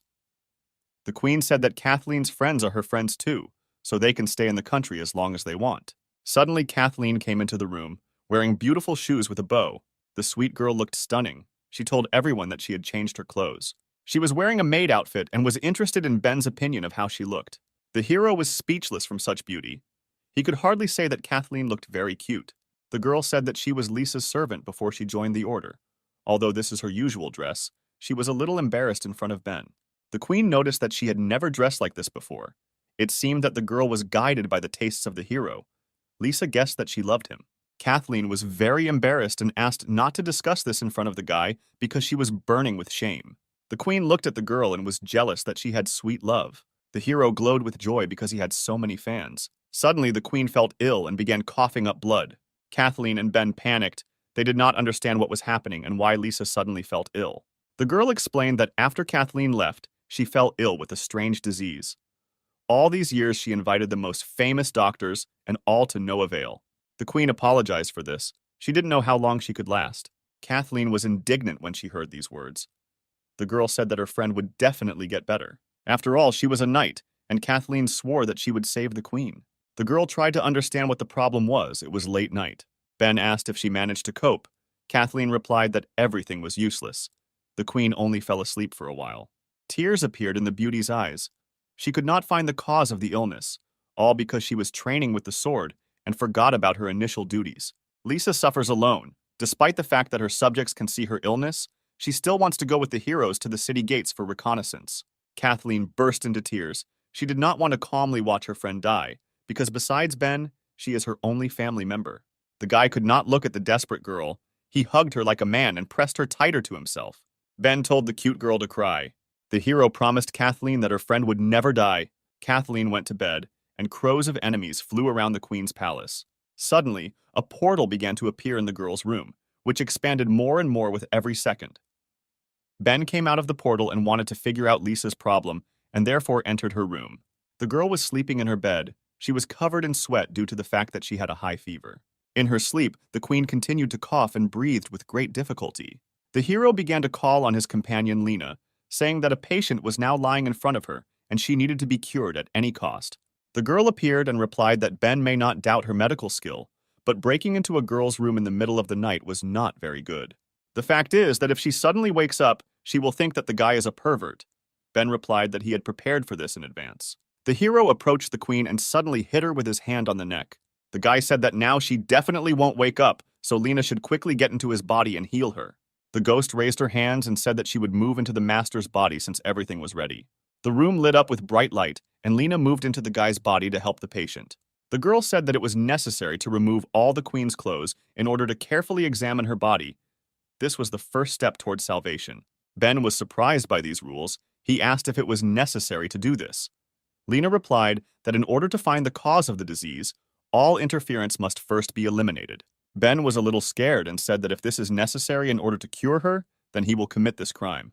The hero gradually began to remove all of Lisa's clothes, exposing her lovely breasts and hips. After a couple of minutes, the girl lay completely naked, but still did not wake up. It was possible to begin the study. Lena, in the hero's body, told the guy to carefully examine everything and find any violations, because this war cannot be won with medicine. Suddenly, the ghost activated supervision and the hero's eyes began to glow blue. Using his ability, the hero saw that in the center of the girl's lush breasts, something was glowing red. Lena took a closer look at the object and said that she had found the cause of the disease. It was located right in the queen's heart. Ben didn't understand what he was seeing in front of him. This insect was continuously sucking nutrients from Lisa's body. Lena explained that this is a centipede, the fruit of the ancient art of poisons. She had only seen this in books and would never have thought that someone in this city could use it. Although there was a lot of harm from this creature, it was curable. You just need to suck it out with your mouth and the cause of the disease will be eliminated. Ben was surprised at the method of eliminating the centipede and understood that now he would need to kiss the girl. Lena added that after eliminating the disease, the queen would need to eat well, and gradually everything would return to normal. The hero was a little embarrassed. He thought that the girl was now unconscious and would not know anything about the kiss. The guy still saved her life. Ben approached the queen and kissed her on the lips, trying to suck the insect out of Lisa's body. Suddenly, the hero felt a centipede. He sucked it and understood that now everything would be fine. The hero finished his kiss and spat out the cause of the disease into his hand. Ben squeezed his hand and the insect burst. The hero thought that being a ruler is not so easy. The guy swore that he would find the one who betrayed the queen because he wanted to help not only Lisa, but also Kathleen. The hero coped with the illness and left the queen's room, leaving her to sleep peacefully. Ben went out into the courtyard and decided to take a walk. The crows that flew around the palace were watching him. One crow with bright red eyes croaked loudly and flapped its wings. The hero noticed this and said that he immediately realized that something was wrong. Ben turned sharply and pointed at the bird, saying that he had been watching it for a long time. The crow felt a strong pain that ran throughout her body. The bird exploded in the air and suddenly a voice appeared from somewhere, advising the hero not to meddle in other people's affairs, because those who serve the gods closely monitor everything. An unknown voice said that if Ben prevents the coming of God, then cruel punishment awaits him. The hero replied that he does not believe in any gods, and if he really exists, then let him not hesitate and begin to act. Feathers flew in the air. The voice grinned and replied that a leaf could not move a tree, and the guy would pay for insulting God. All the crows that were circling above the palace disappeared, leaving only black feathers. Ben turned to one of the souls. He asked Lloyd to appear and asked if he was busy now. The Grand Master appeared and knelt down. Suddenly, he told the hero that he had better not mess with them. These are a bunch of people obsessed with their god, hiding in the crowd and waiting for the opportunity to resurrect their god. This group calls themselves servants of God. They are quite strong and secretive. The hero was surprised that the employees were able to worm their way into human society. He realized that the attack by predators was their doing, but it would not be so easy to reveal them. Ben asked Lloyd if he knew anything about their god. The master replied that he did not know the details, but the purpose of their battle was to disperse the inhabitants of the murderous island. The old man had an idea why they did it. The god these people were talking about was the original predator sealed on the murderous island. Ben thought about the words of the Grand Master. He noticed that Lloyd wanted to do the same thing as them. The hero assumed that the Grand Master was one of them, but the old man got scared and said that this was not so. After all, these servants betrayed humanity. They want to awaken the original predator only for the sake of serving him. Lloyd raised his head and said that he had no such goals. He just wanted to subjugate his power. The hero said that although the old man had become a ghost, he still remained impudent. The Grand Master apologized and replied that in fact before meeting the master, he had never lost, so he was a little arrogant. Ben exhaled in disappointment and replied that the Grand Master knows how to flatter, which made him embarrassed and thanked the guy. The hero thought about Lloyd's words and came up with a small plan. The guy did not know how to expose his enemies. Therefore, he decided to wait until they appeared on their own, because the key to the resurrection of God was right in his chest. The hero went to his room, and a few hours later morning came and it was time to get up. Queen Lisa began to wake up and felt that her neck hurt. It was very strange. Suddenly, she heard a familiar voice coming from the street. This interested the girl very much. The queen got out of bed, got dressed, and went out onto the balcony. She assumed that it was the hero who was training so early. Her assumptions were correct. Ben trained every day and now he was doing push-ups on one arm. The hero noticed the queen and thought that he had woken her. The girl replied that this was not so. Ben asked how the queen was feeling after Kathleen's healing. Lisa became embarrassed and replied that she felt much better. The guy noticed that the queen was blushing again, as she had been at their first meeting, and last night he had to take off all her clothes. The hero panicked that the girl had guessed everything. Ben was quite embarrassed and did not understand what to do, so the hero decided to diffuse the atmosphere. But the queen was faster than the guy. She asked him if he had ever been to these parts. If he had never been here, then Lisa would be happy to show him the area during a walk. Ben was dumbfounded that the girl said what he himself wanted to suggest just now. The hero at first thought that Lisa had predicted his words. It seemed like a coincidence. However, if you think carefully, her reaction to the appearance of Ben and Kathleen is sharply different from the others. It seems this is not accidental. The City of Knights is closed to information. Other people do not know about Ben, but Lisa casually called his name.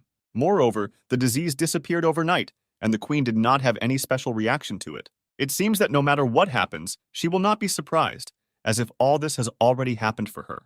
Although the hero knew that she had no evil intentions, he still could not figure out the Queen.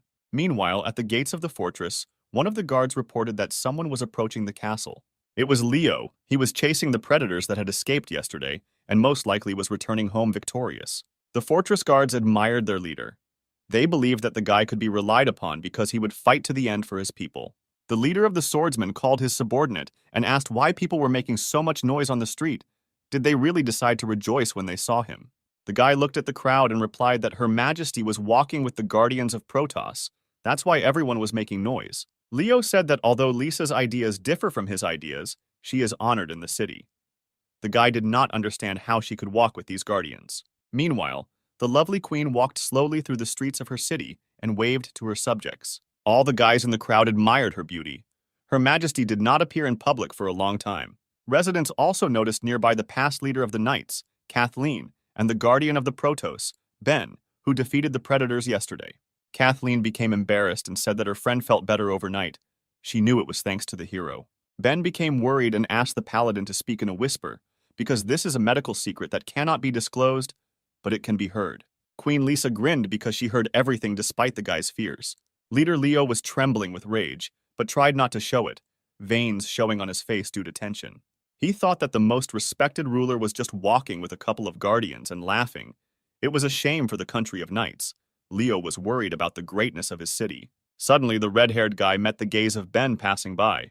The hero, as if nothing had happened, raised his hand and greeted the one with whom he wanted to fight yesterday. Ben's equanimity amazed Leo, and the patience inside the leader of the knights cracked. Meanwhile, the strange crows reappeared and flew to the place where the queen was walking with our heroes. It was not for nothing that Kathleen was the leader of the knights. She immediately noticed that the birds looked suspicious. Suddenly, Ben put his hand on the fragile girl's shoulder in order to draw her attention to him. The hero asked the paladin to protect her friend. The guy said that he had been walking for so long just so that these crows would appear again.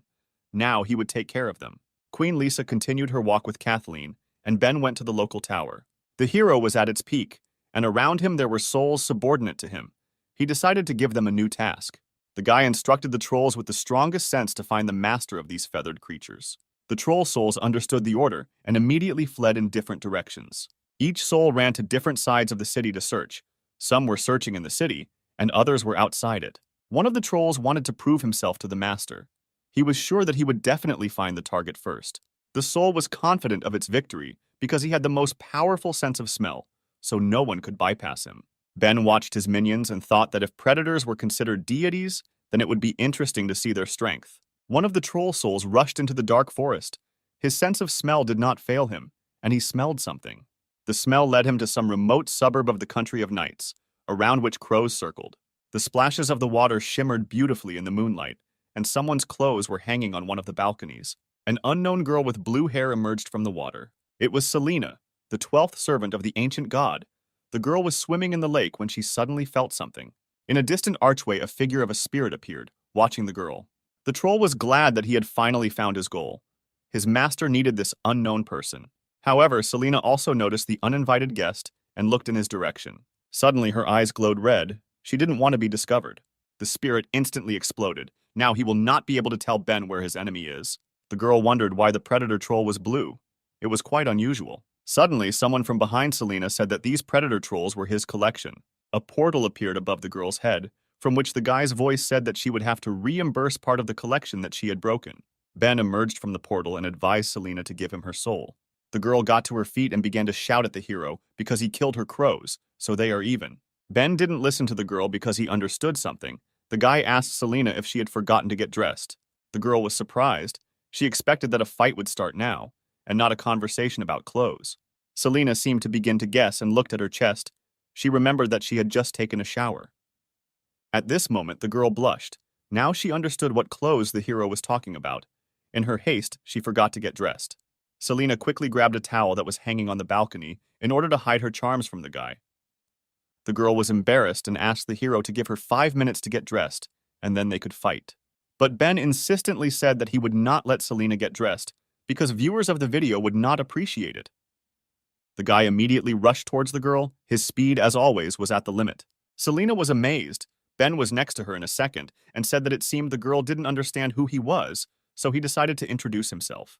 The girl was outraged by the guy's impudence. She asked why he came. The hero replied that he wanted her to convey his message to all the employees. Suddenly, Ben began to rise into the air, and the water that was under him began to fly away in different directions. Selena trembled. She noticed how the water splashed under the hero as he took off. Moreover, even the water in the lake changed color. It was a superhuman force. The hero said that he is the guardian of Protoss number 4, Ben, the Lord of Endless Darkness, and the Gift of Light. If the servants want to resurrect God, then they need him, because the key to the seal is in his body. Therefore, the hero invited the servants of the ancient god to try to take the key from him. Selena was shocked. She thought that the guy was just Lisa's assistant, but it turns out he has the power to resurrect God. The girl panicked. She understood that the hero was too strong to fight. And this was not the limit. With every second, Ben became stronger and stronger. Suddenly, the crows flew into the air. They also felt animal fear, feeling the strength of the hero. All the crows that were in this place flew away. They did not want to deal with such power. The girl was shocked that the crows, her close comrades, ran away at such a moment. She understood that she was left alone. Selena exhaled. The girl thought that there was nothing to be surprised about because survival, the main animal instinct, in their place the girl would have run away even faster. Suddenly, the hero interrupted Selena's thoughts. He kicked the air and walked on it as if on solid ground. Selena looked at the guy's power and trembled. She realized that the key to the resurrection of God was in front of her, but her strength was not enough to resist. Ben told the girl that he was expecting God's punishment, which was promised to him, but it did not happen. Apparently, God abandoned Selena. The girl only exhaled in disappointment, realizing that she could not cope with the hero. Ben said that he was new to the land of knights, but he was already fed up with the mess that was going on here. Lisa, the knights, the Protoss court, it looks like these three are having a serious confrontation. This is clearly the work of those serving the god. The hero asked why they needed all this unrest in the country of knights, because their goal was to resurrect the original predator, who was locked on a murderous island. Selena was shocked to learn that the hero knew about the murderous island. Those serving God would never reveal this secret. Ben asked the girl what she was thinking about, because he asked a question. Selena replied that it was useless to waste energy on interrogations, because she was not spineless. Even if God is not with her now, she still will not betray what she believes in. The hero began to be annoyed by the girl because she was adamant in the face of absolute power, and pink stripes began to appear from the stone in the guy's chest. Ben decided to use one of his powers, lecherous poison, to get Selena to talk. The girl immediately blushed. She did not understand what was happening to her and why she felt a weak electrical discharge in her body. Selena was aware that she was not dressed, but she was very hot. She had never experienced such feelings. Meanwhile, in the thicket of the forest not far from the heroes, someone appeared. Electrical discharges were heard. The arrow of the unknown guy was filled with power. He pointed his bow at the girl and said that her faith in God was too weak because she allowed herself to be deceived too easily. An unknown guy said that Selena is not worthy of a place in God's servants, so he excludes her. The sound of a bow was fired, and a lightning-fast arrow rushed towards our heroes. The shot flew past Ben and headed straight for the defenseless girl's face. She barely had time to notice the arrowhead in front of her face when it suddenly stopped. Ben held the arrow with his hand and said that Selena's comrades were not happy about their heart-to-heart conversations. At that moment, the girl realized that if the hero had not stopped the arrow, she would already be in the next world. The guy, with a slight movement of his hand, broke the deadly arrow filled with electric current. A portal appeared behind the hero, from which a man was emerging. Ben ordered Lloyd to find this shooter. Ben turned to the Grand Master and added that the old man should bring his soul to him. The hero returned Lloyd's body and his weapon. The old man said that he would carry out his master's orders. The Grand Master immediately headed into the thicket of the forest to complete the task. Lloyd thought about how his master gave him the body and returned the staff, but he could not repay him with anything. It was his first time fighting on the side of his master, and he wanted to win his favor. Every step affected his impression of Lloyd. Suddenly, he noticed some movement in the forest. The guy who served God tried to run away from his opponents very quickly. Lloyd immediately rushed towards the stranger in order to stop him. The Grand Master instantly overtook his opponent and said that it was he who had angered the Master, and this time he would not allow him to escape. The point is that the Master needs the guy's soul, so Lloyd can't lose. The guy who was the eighth servant of God, Jake, was surprised that the head of the king's killers, Lloyd, began to serve some boy. He wondered how much power Ben had that even the Grand Master bowed his head to him. Lloyd raised his staff and began to create a storm. He said that Jake would receive the answer to this question after his death.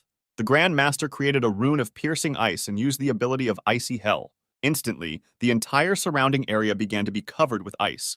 The trees and earth turned from living places into an icy desert. Lloyd suggested that God's servants had already penetrated here. Jake replied that this was a reliable shelter for God. It was their mission to recapture it. The Grand Master got angry. He told the guy not to confuse the main and the secondary. After all, the murderous island is not the hideout of the owner Jake, it is Lloyd's home. The servant of God panicked. He realized that the old man's aura had intensified after their last fight. He did not think that he would meet such a monster. Meanwhile, Ben looked at the building, which was covered in ice, and thought that Lloyd was blown away with joy after receiving the body. Suddenly, his thoughts were interrupted by a girl who sneezed. Selena sat still without clothes and was trembling not only from fear, but also from the cold that was chilling her to the bones. The hero felt sorry for the girl and told her that she could get dressed. He would turn away and not look. She was surprised that the guy wasn't afraid that she might just run away while he wasn't looking. Ben turned away and replied that it was her business. If she wanted to run away, then let her run if she could. A few minutes later, the beauty got dressed. The guy waited for her. The girl did not run away and allowed the hero to turn around. Ben looked at the clothes and noticed that she was hardly any warmer in these clothes than in a towel. Selena said that even though she ranks only 12th in the hierarchy of God's servants, she did not plan to betray them. Who would have thought that Jake would not give her a helping hand, but would try to kill her? The girl became embarrassed and thanked the guy for saving her. In exchange for saving her, she decided to tell him the plans of those serving God. The employees are targeting Lisa because she is closely connected with the Protoss. She has always tried her best to unite the surviving countries. Her orders have worried the employees, so they want Lisa to fail. Besides Lisa, power belongs to the head of the Knights, Leo. He is a very hot-tempered guy. The employees secretly provoked him a little, and he hated the Protoss to the core. One has only to gradually isolate the country of Knights, and the servants will have an excellent chance. Ben asked why the employees were doing all this, what they wanted to do with the country of the Knights. Selena replied that they want to sacrifice all the inhabitants of this peaceful country to their god. Ben was surprised by what was said. He did not believe the girl and said that she was exaggerating. The hero asked if there was someone with such an ability to destroy an entire country. Selena replied that it might have worked before, but now it's unlikely to work because Ben has appeared. The guy thought about it. He didn't understand why the employees wanted to do such a big thing. It couldn't be that it was all because of the love of God. Everything was not as simple as it seemed. The girl assumed that Lloyd had already told the hero everything. Even though he lives on a murderous island, he has already defeated the employees. His faith in God is not so strong. Celine didn't want to say, but the fact is that endless darkness is not needed to resurrect a god. Ben was surprised, because it was she who Lloyd was hunting for in order to resurrect the original predator. Selena said that a long time ago the goddess came to this continent after a comet. The merciful divine light distributed its powers to people. But because the power was exhausted, the divine goddess fell into hibernation. However, she did not disappear completely. Every divine gift given to people comes from her. For this reason, other servants believe that many gifted ones must be sacrificed. Then the powers will be transferred to the deity and bring her back to life. Even if this method is cruel, you just need to bring the goddess back to life, and this world, mired in pain, will be saved. Ben listened to the girl and thought that she was brainwashed, because everything she said was very different from Lloyd's story. In her words, the original predator is the Messiah. The hero told the girl that he doubted that the other employees perceived God the same way. Selena replied that in fact their views differ. Some are quite radical.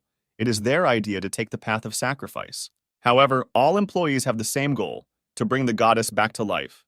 The hero listened to the end of the story and said that now everything became clear to him. But he still had one last question. The guy asked if the centipede in Lisa's body was Selena's doing. The girl was frightened and said that this was impossible because she was only engaged in observation and was not a military servant. And besides, she was not capable of such ancient magic. Ben found out everything he wanted. He believed Selena and told her that now she could be free. The girl was surprised that such a strong enemy would let her go so easily. She thought he would kidnap her and torture her or do something naughty to her. Selena became embarrassed and asked again if the guy wanted to let her go. She thought that he would be sorry if she left. Ben said that Selena is a good person and there is no need for him to kill her after all. She has already given out all the important information. But the hero did not want to let go of that shooter, so he jumped into the air and went in search of him. Finally, the guy called the girl a crow and said that they would see each other again soon. Selena was embarrassed and couldn't understand how she could come up with such a stupid nickname. Meanwhile, in the forest, the battle was coming to an end. Jake was bleeding and realized that he was not Lloyd's opponent.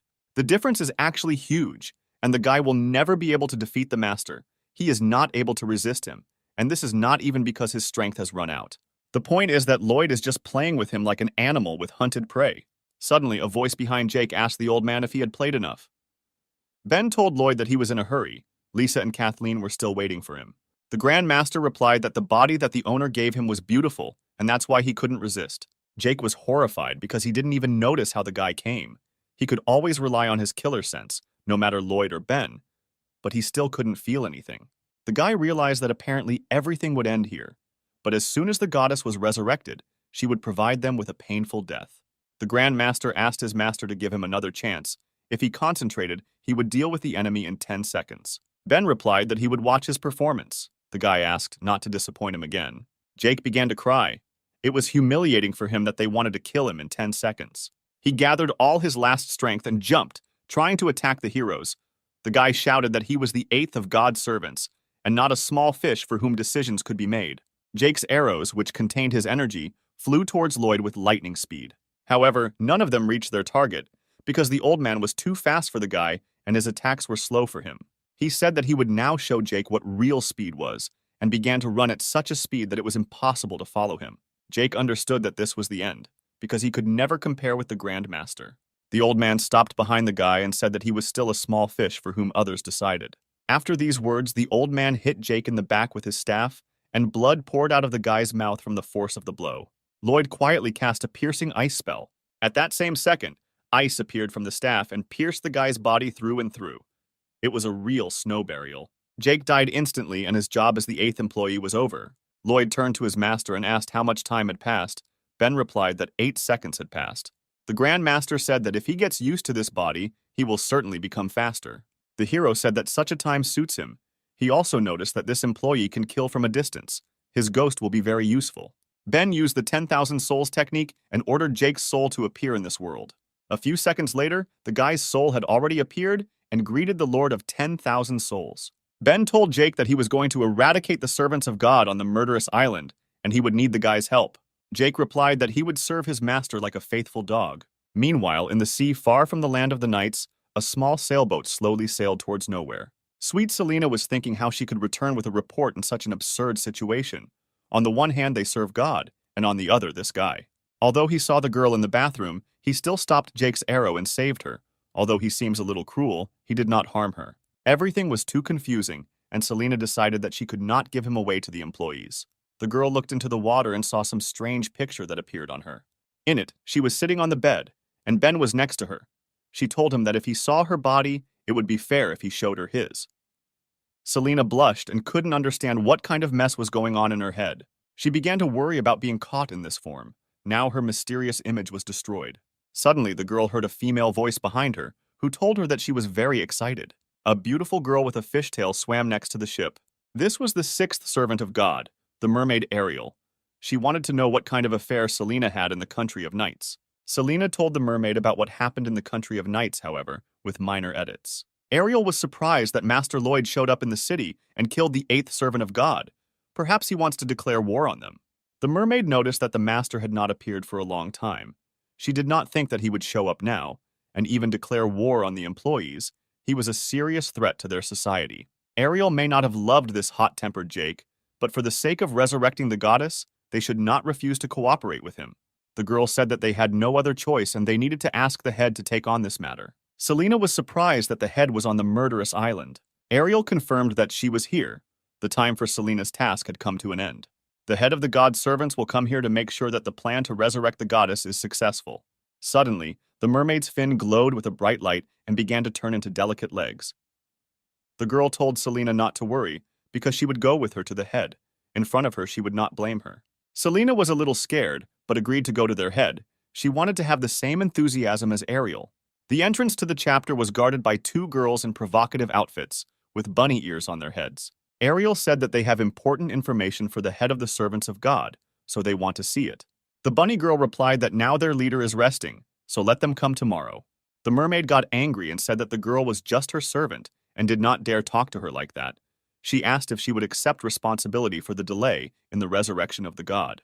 The girl replied that her duties included taking care of the head and nothing more. She had nothing to do with other matters. Suddenly, a voice from the building told the girls not to be smart, but to let the guests in. Approaching the gate, Selena began to get nervous. She felt strange. Her heart was beating very quickly, and her hands were shaking.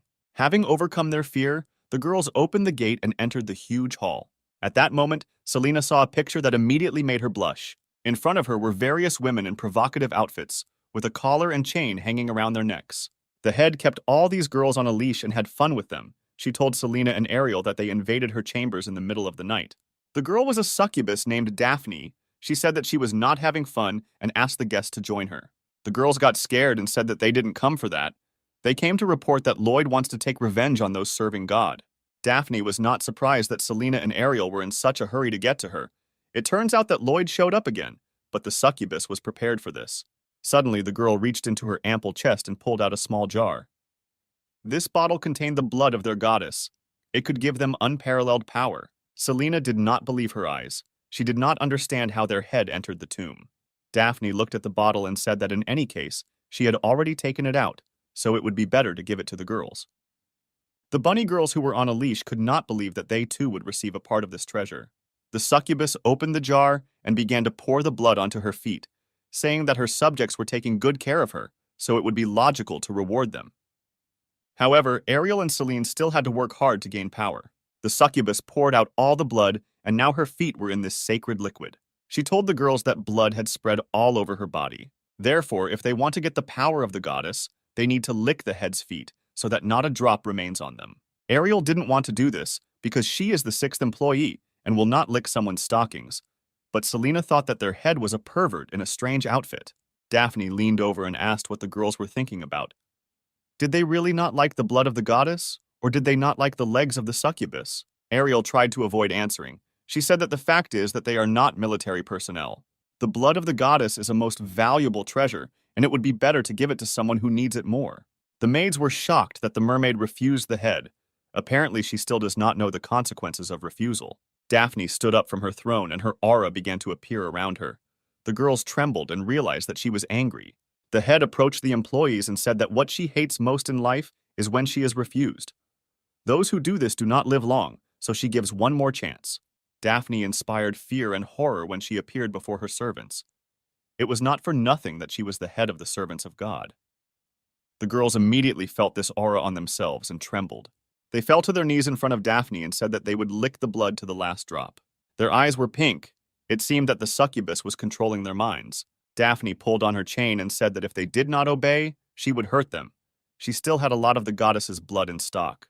She also added that the girls should not be afraid of Lloyd because there is still no person in the world who is capable of defeating a succubus. Meanwhile, in the queen's castle, the clock indicated that night was already falling. She drank aromatic coffee and said that the time had come. Ben should return at this moment, which means that she needs to look more natural. At that same second, the door to the queen's room opened and the hero entered. The girl pretended to be surprised by the guy's return, but Ben didn't expect that Lisa was still awake so late. The queen became embarrassed and replied that she was hungry, so she prepared a night snack, just as she was about to eat. Ben told Lisa that snacking at night was bad for her. A girl with her body shouldn't eat at night. Suddenly, the hero fell silent when he saw that same snack. Saliva immediately flowed from his mouth. He was surprised by such a snack. There were different types of dishes on the table, ranging from hamburgers to baked trout. The girl said that her illness had subsided and her appetite suddenly woke up, but it seems that she slightly overdid it with the quantity. Lisa smiled sweetly and asked the guy to accompany her because she couldn't handle such a table on her own. Ben blushed a little and agreed. To be honest, he was a little hungry too. Our heroes sat down to dinner. All the food was simply wonderful, and soon they emptied all the plates. Ben praised the dishes that the girl prepared. They were exactly the way he likes them. The girl said that she cooked it at home and didn't think he would like it, however. It was a lie. She panicked because she had prepared a whole table of what the hero likes. She knew she had screwed up, but it was still normal to be a little nervous on her first romantic dinner with a man. Suddenly, the hero asked the girl if she was a telepath. The queen was surprised by such a question. Ben said that he guessed that Lisa had set this table for him, and she knew when he would return. Besides, she had mentioned his name before. This cannot be guessed with the help of intuition. The queen repented and said that nothing could be hidden from the guy, but she did not hide it on purpose. In fact, her true gift is not telepathy. Queen Lisa can see the future. Ben couldn't believe his ears. He didn't know that this was even possible, but in theory, the abilities could be absolutely anything. Judging by the girl's words, she can know about everything that will happen in the future.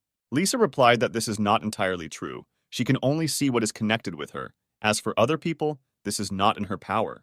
Although it's hard to believe, as soon as Lisa falls asleep, her consciousness is transported to any day in the future, no matter tomorrow, the day after tomorrow, in 3 days, in 3 years, or in 5 years. She has already lived in a dream countless times. It's a pity, but as soon as she gained the ability to see her future, any surprises disappeared from her life. Ben said that this is a really cool ability, but knowing the whole scenario in advance can lose all meaning in life. Suddenly, the hero realized that if the girl can see the future, then she probably knows about the secret treatment. The queen blushed and replied that she knew in advance how the guy would cure her. Her neck still hurt a little. Ben was shocked. He hoped that this night kiss would remain a secret. That's why she was embarrassed when she first saw him. She already knew what he would do to her that evening. The queen reassured the guy. She said that he shouldn't be embarrassed because in the end he did it to save her. Lisa should only thank the hero.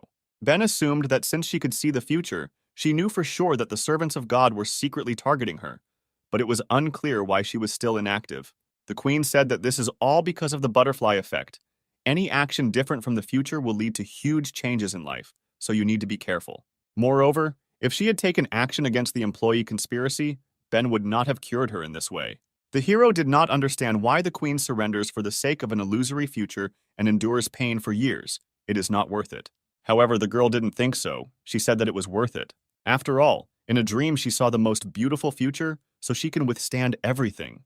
The hero thought he was wondering what the future should be like for Lisa to be so obsessed with him. Suddenly, the guy asked the queen if she supported the unification of the Protoss and the Kingdom of Knights. The girl was surprised that the guy knew this part of her life. The hero replied that a spying crow told him this. In truth, Ben thought the same thing. He wants to stop the tyranny of predators in this world so that no person will have to rely on force. He wants to help Lisa fulfill her dream, so that the country of knights, women, Protoss, as well as still unknown tribes of survivors will unite into one, completely changing this fragmented world. The queen said that this was impossible because she had worked for this for many years and nothing had happened. And most importantly, in the future of her dreams, her dream never came true. Ben got up from the table and said that the future from the dream has not yet become reality, which means they still have a chance. You can't live in the future all the time. Queen Lisa panicked. There was no such conversation in her dreams. She did not understand what was happening. Ben noticed this reaction and told her that she had already talked about it, about the fact that any of her actions different from the future may change it. They used the threat posed by the original predator as an opportunity to unite all countries. Meanwhile, on the murderous island, the head of Daphne noticed that the goddess's blood had begun to act. Divine power spread throughout the girls' bodies. The succubus liked it. Now they are the most faithful warriors of the goddess. Meanwhile, on the mountain where the country of women was located, everything was quiet and calm. Eric still sat and guarded the entrance to the country of women as he was ordered. Suddenly, a portal appeared in front of him, and the guy thought that he finally had a job. Ben and Kathleen emerged from the portal. The hero noticed that Eric was working hard and praised him. Suddenly, the former Bloody King stood at attention and said that his brother and his fiancée had returned. Working for their peace of mind was an honor for him, and not at all difficult.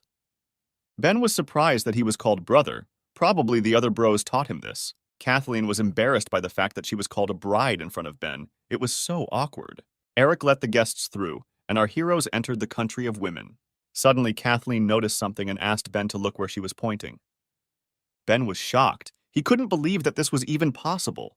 High above the land of women stood a huge statue with its arms spread wide. It was a life-size statue of Ben, on which it was written that the hero of Mount Shu was depicted here.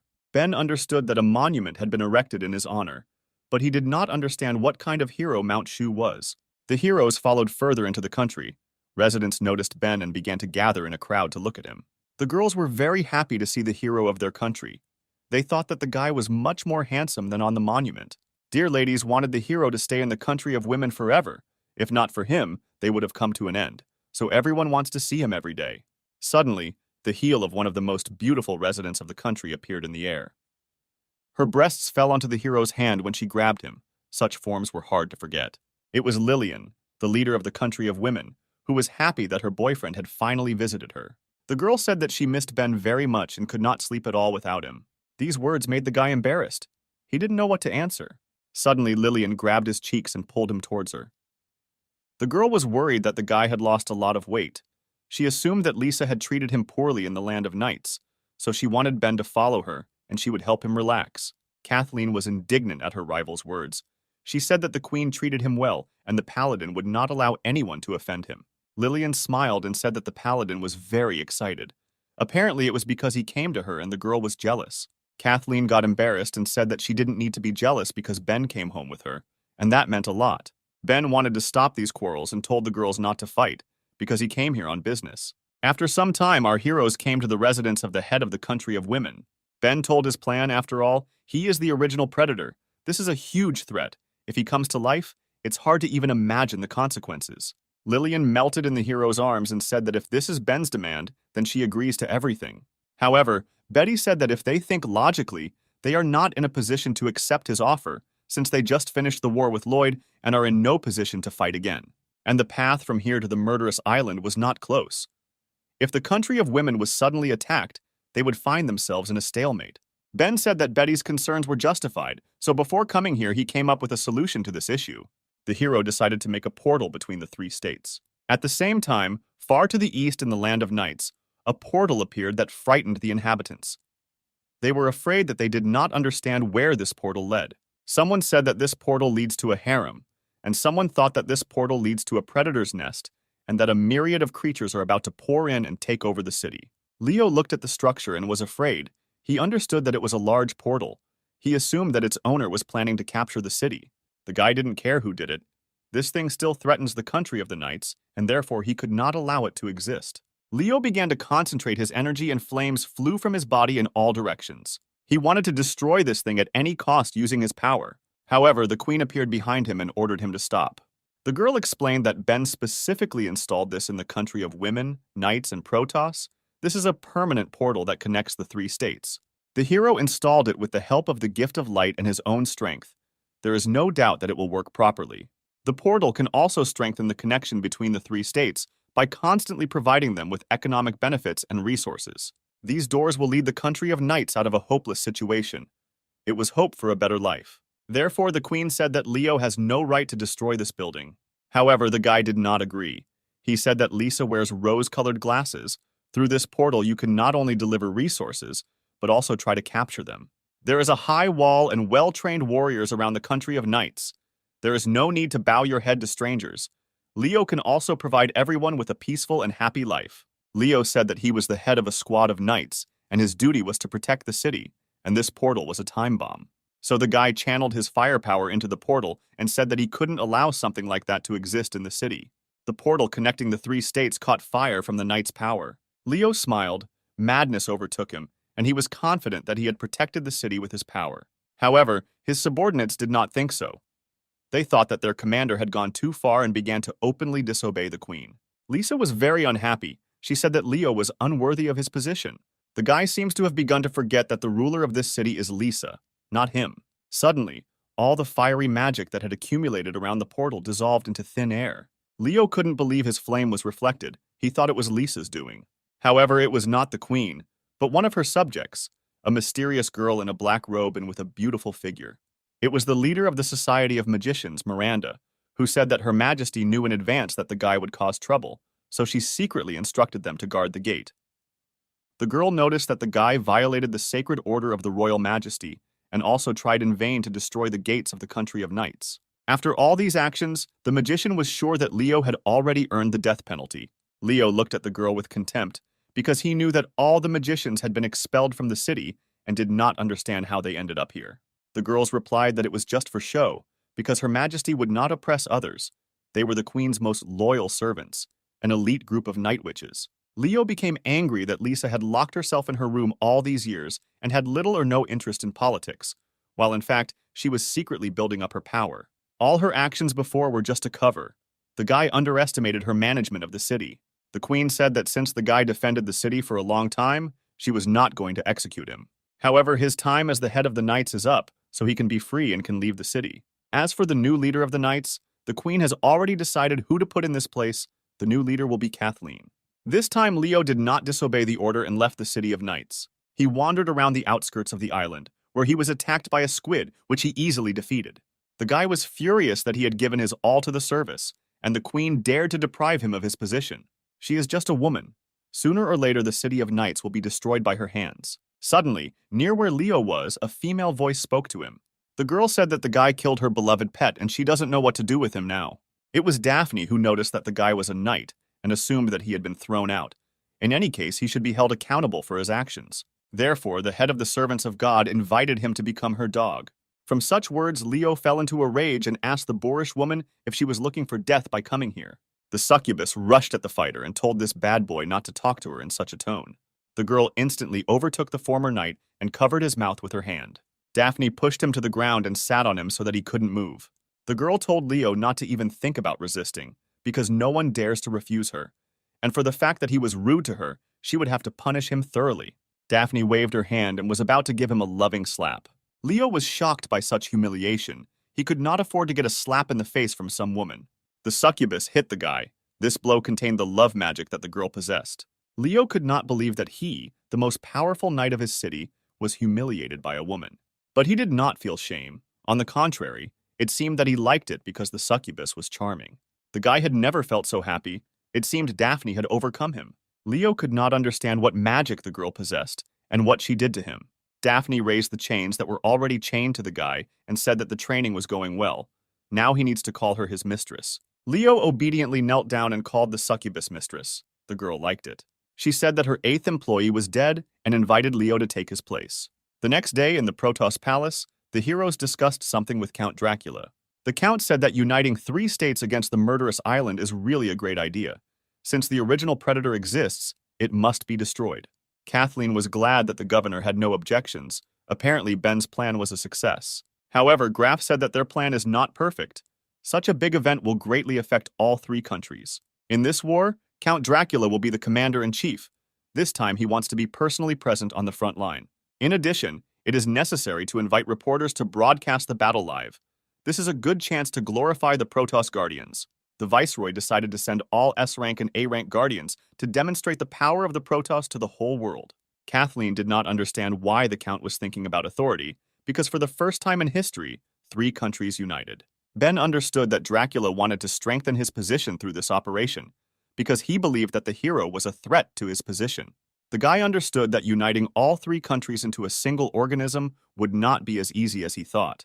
10 days later, the combined forces of the Protoss, the country of women, and the knights moved into battle. Ships and airships emerged from the portal to attack the murderous island.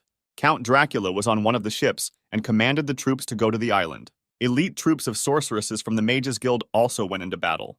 The leader of the Magicians Guild, Miranda, ordered her subordinates to show their fighting spirit. They needed to not disgrace themselves in front of the inhabitants of the country of women. The leader of the sword battalion noticed that someone had joined them. She said that they, the heroes of their country, invited by Ben, would never disgrace him. A detachment of fighters from the country of knights also did not want to lose face.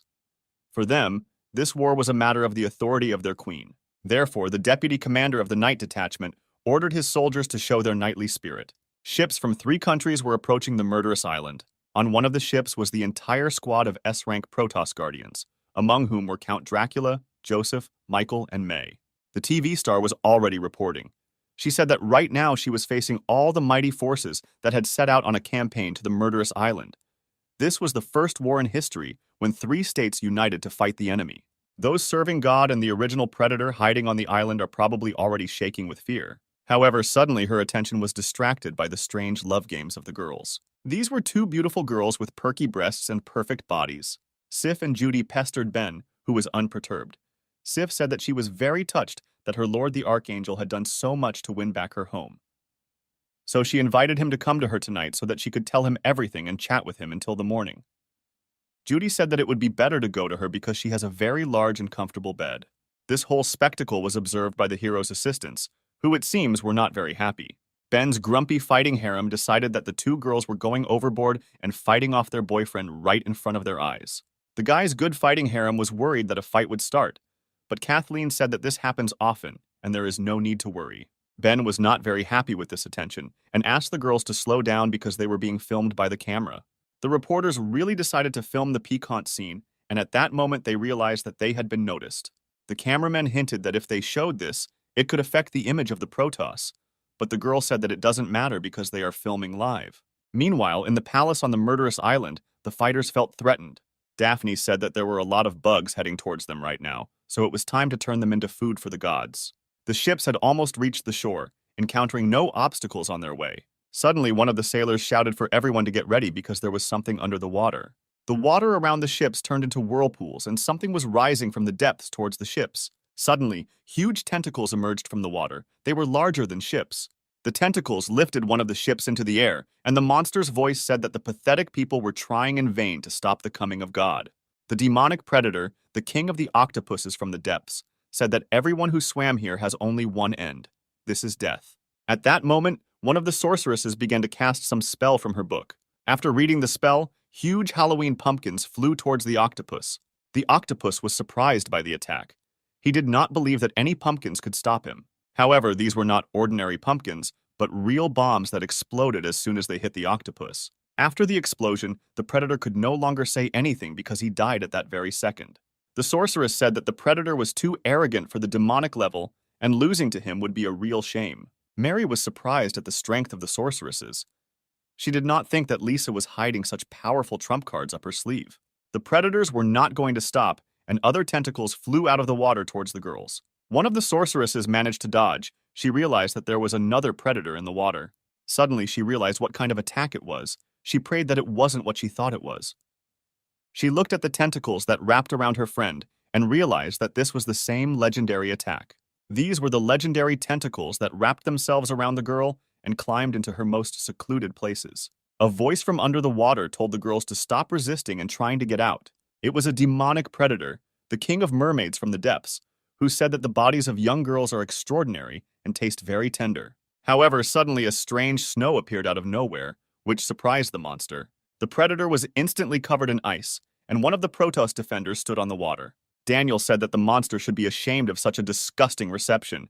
Even death would not atone for his sins. The hero's mother rejoiced at her son's victory. She supported him with all her might. At the same second, another fighter jumped from the ship who did not want to lag behind his comrades. Adam didn't want Daniel to take all the credit, so he decided that the final blow would be his. The guy hit the predator with his powerful fire strike.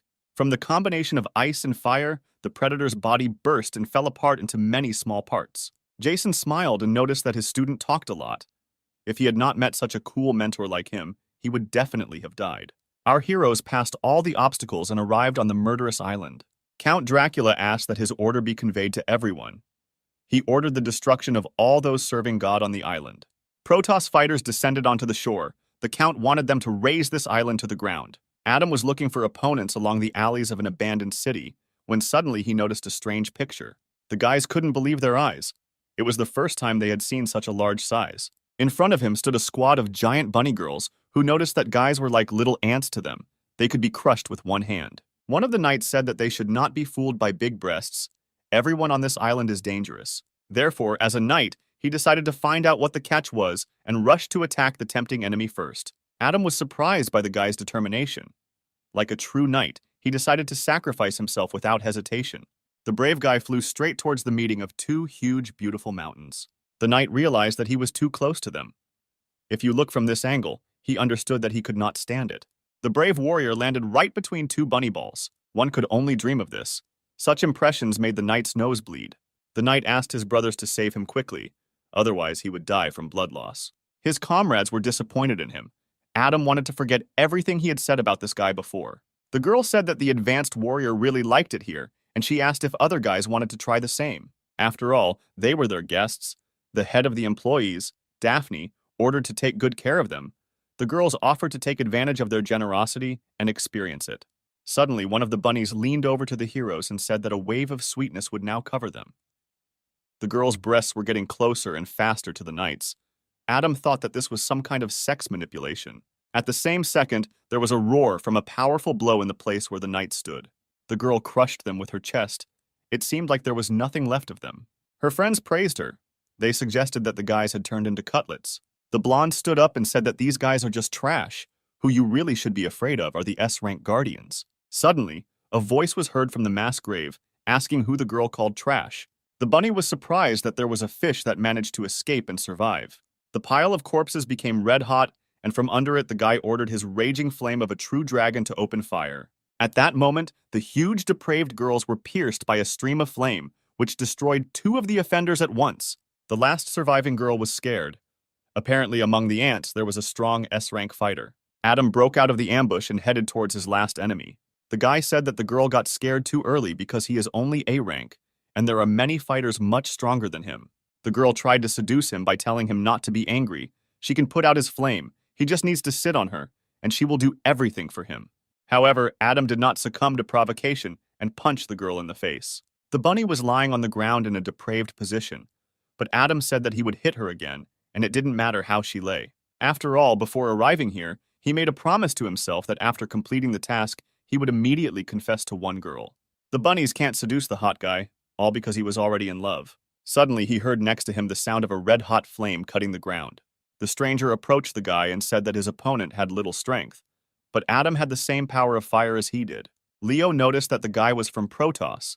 He said that what he hated most was their belief in their own uniqueness and love of poking their nose into other people's affairs. Since Adam had encountered him, he would have to die. The fiery guy replied that Leo speaks too pretentiously. The main thing is that he does not ask for mercy later like these bunny girls. Meanwhile, in another part of the island, the knights' airships were already above the temple. A detachment of fighters landed right in the rear of the murderous island. But suddenly, someone attacked them and pierced a couple of fighters through. They died instantly. The detachment commander was dumbfounded that enemies could fight in the sky. Celine said that reaching the rear of the murderous island from the air was a crazy idea. The knights dangling in the air could not offer resistance and became just targets. The girl who controls the crows said that here will be the grave of all these soldiers. The servant of God commanded her subordinate pets to create a real hurricane of crows. There were too many crows. They attacked in all directions. The commander understood that if they landed surrounded by this flock, they would destroy all the knights. But suddenly, the wounded guy was surrounded by a purple magical shield. It was the Mages Guild that came to the rescue. They created a shield around the knights that brought them down at maximum speed and prevented the crows from attacking them. The knights landed on the battlefield with lightning speed, and no one was harmed by the crows' attacks. Selena noted that they were very lucky that they managed to survive. She was wondering what they would do after landing. The knights prepared for battle. The girl told them that Daphne had given all the employees powerful powers, so they had no chance of winning. But in the sky, the witches supported the guys. This battle was supposed to atone for the sins of the knights. They had to win. Suddenly, a huge bird appeared in the distance. It was a black dragon heading towards the witches. The dragon said that his guests were very arrogant. They created such a mess in his domain and didn't even say hello. It was the 10th servant, the dragon knight Evan, in the sky above the murderous island. The last word was always his. He had a strange expression on his face. The guy said that he wanted to play with the little flying witches. The head of the Mages Guild immediately felt the enormous power that the dragon radiated. It could not be compared with the monsters from the sea. But what happened to his body anyway? It seemed to be growing out of a dragon. But the main question was why he didn't open his eyes. Was he really looking down on the girls? Meanwhile, in another part of the island, a detachment of fighters was finishing disembarking from the ship. Count Dracula finally came to Ben to give him an assignment. He told the guy not to rush to go ashore because he had a more important task, namely, protecting the rear of the Allied armies. They made a long journey here for the sake of battle. The port is their rear. It is the last hope of the Allied forces, so the Count is forced to give this task to the most reliable person. Ben replied that this is a good reason for him not to refuse, but this is not the Viceroy's real plan. He just wants the hero to sit here modestly and not take all the attention to himself. Dracula coughed and replied that he had never even thought of such a thing, but that was exactly what he was counting on. The governor called reporters to him. He ordered them to follow him and not miss this exciting battle. This war was extremely important for Count Dracula. He needed to restore his reputation in front of the whole world. While the battle was going on the front line, Ben and Lisa sat on the ship and guarded the shore. The girl asked the hero why he so easily agreed with Dracula's plan. The hero replied that he had no choice, because the Count is the head of the United Troops, and he must think about the general situation and maintain the authority of the head of the troops. But the most important thing is that the governor's words made sense. If their rear was unexpectedly attacked, their troops would be unable to attack or retreat. However, the Queen noticed that the governor had invited reporters with him. It seems that he was not particularly worried about the war. He wants to strengthen his authority. But knowing his mentality, something bad will most likely happen. Ben said that he had thought about it too. But what he was concerned about now was not Dracula's power, because he wanted immediate results. The hero was worried that they knew nothing about the employees except for the Crow and Jake. If Dracula underestimated the enemy, he would pay for it. Lisa said that the Count is leading the United Troops. While the process is broadcast, people all over the world are watching him. He must under no circumstances allow problems to arise. As soon as Dracula loses, the United Troops will immediately be defeated. Ben opened the portal and advised the girl not to worry, because the hero understands the importance of the governor. For the sake of the United Troops, he would never allow him to lose. Two dolls with human souls emerged from the portal. The head of the Emperor's assassins, Lloyd, and the 8th employee, Jake. Ben gave orders to the employees. Lloyd should accompany the Viceroy and help when necessary. And Jake, as a long-range assassin with good eyesight, should go to the top of the mast and observe what is happening on the island and keep the hero informed of events. Since Dracula does not want the hero to interfere, he will send someone else, so he will not violate the order. At this moment, Lisa was surprised. This was different from her predictions, and such moments began to become more numerous. She wanted to know what awaited them during the war. Meanwhile, the Count and reporters entered the center of the murderous island and began searching for opponents. The operator said that he already regretted taking on this job. It was too dangerous here. Predators could jump out at any time, but the TV star reassured him and said that there was nothing to be afraid of. She believed that there was no safer place in this world than next to Count Dracula. The girl advised me to look at the Count's aura. No predator would come close to such terrifying power. Suddenly, May, who accompanied the Viceroy, said that she felt something. The Count confirmed the girl's words. Unknown fighters stood in front of him. The Count had long felt a strong smell of blood somewhere here. One of the fighters was a lovely, charming girl. The 5th employee, she said that they had just made a bet to see who could bring Dracula's head. The 7th servant, the divine child, said that although he was young, he turned out to be so strong that the world of magic rejected him. He was a genius that could not be found again. The 9th servant of God, the slayer of gods, said that he draws a sword faster than lightning and can cut a dragon flying in the heights in one fell swoop. The 10th employee, the heavyweight boxer king, said that he was also endowed with superhuman strength and his power shook the earth and destroyed mountains. The cute fox told the Count that he can choose the one he likes best and at whose hands he wants to die because they don't want to offend him. Dracula calmly asked if they were trying in vain to resurrect the original predator. The 9th was surprised that the governor was aware of their plans, even about the deity. The Count was aware. The guy confirmed that they serve God. Suddenly, Dracula appeared behind the guy and said that he would finish them all off. The guy was scared when he saw such speed. He did not even notice how the governor was behind him. Dracula hit 9 with his hand, and from such power he instantly flew to the side. The guy's arm was torn off from the force of the blow. He slammed into the wall and died instantly. The fox girl did not understand what happened. She assumed that the guy was not given the power of God. Or the girl suggested that perhaps this bat was much stronger than she imagined. Count Dracula said that they do not need to attack one at a time. He came here in order to completely destroy those who serve God, so they can attack all together. The governor added that it was good that he found them all together. He would not have to look for them one by one throughout the city.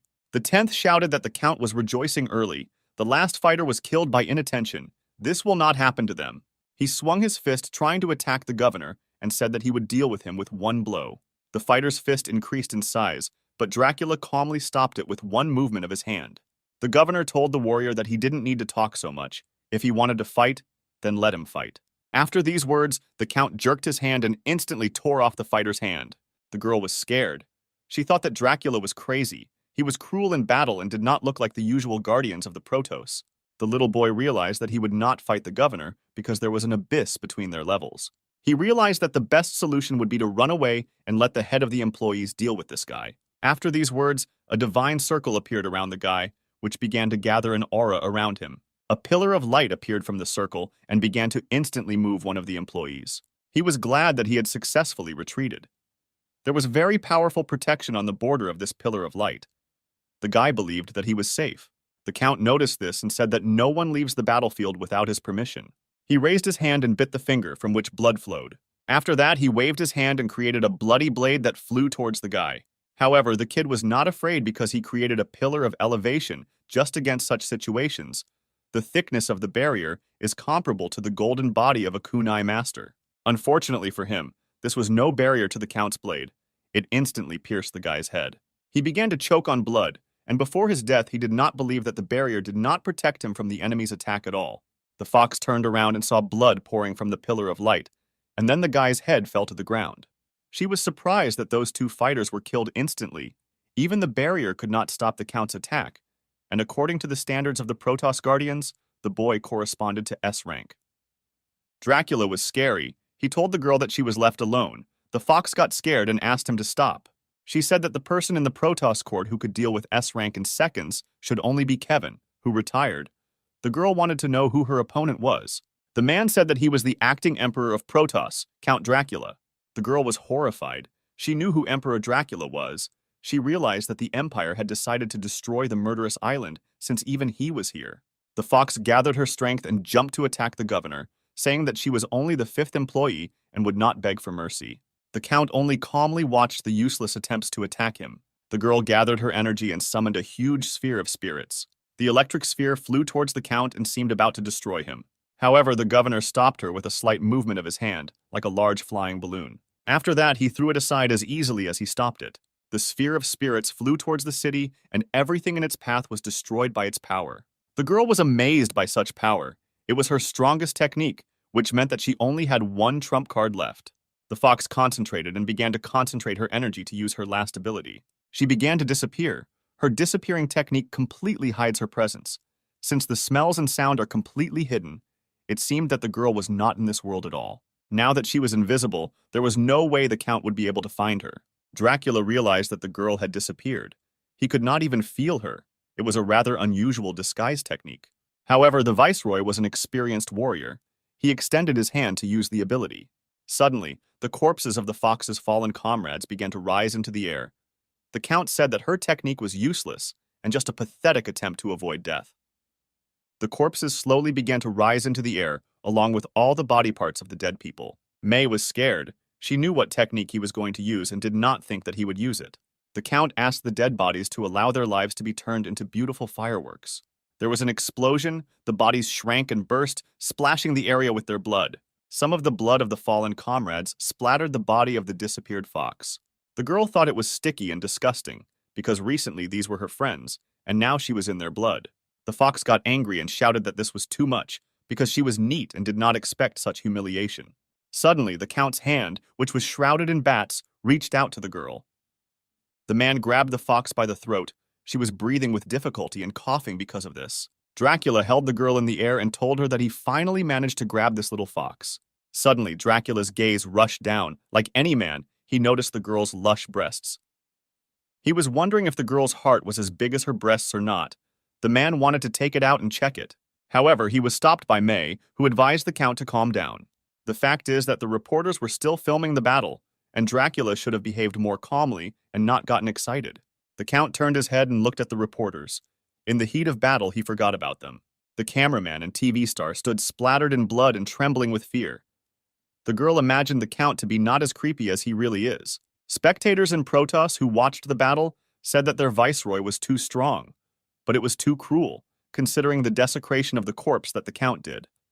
Some believe that such a psycho should not lead the city. One of the girls said that all these virgins do not understand that affection towards enemies is cruelty towards oneself. The Protoss army has already suffered great losses. Count Dracula came to his senses and did not kill the girl, but simply threw her to the ground. He apologized and said that he had lost his head a little at the sight of fresh blood. This girl was from the Fox clan, so the governor decided to leave her to May. The girl did not know what to do with a prisoner of war. She had never been in such delicate situations.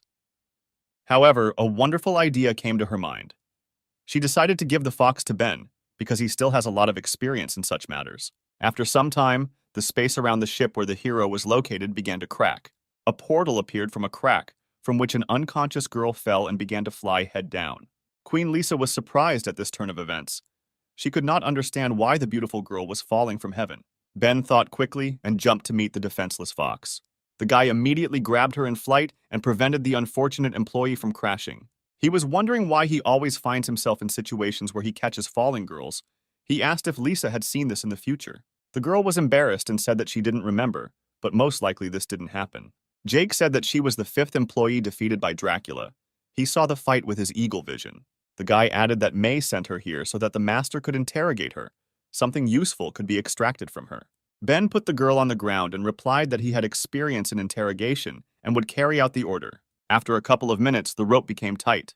The fox opened her eyes and thought that she had died and was now in the afterlife. However, she was still alive and tied up. The girl was embarrassed that she was in such a position. She did not understand what was happening and called for help. Ben told her that there was no need to resist because she was already in his power, and as the fifth employee, she could tell him many interesting things. He has countless ways to loosen a girl's tongue. If she doesn't want to suffer, then let her tell everything now. The girl grinned and said that the hero was just bluffing. She knew that the truly strong guardians of the Protoss were already fighting on the front lines. Even the ruler Dracula was no exception. And the guy who remained on the ship in such a critical situation was just some kind of rear warrior. The fox added that it would take him 10,000 years to scare her, at which point Ben became outraged at being called a home front warrior. The girl said that they still don't have long left, so she will tell the truth. They initially lost this war. Even Dracula's personal participation will not help.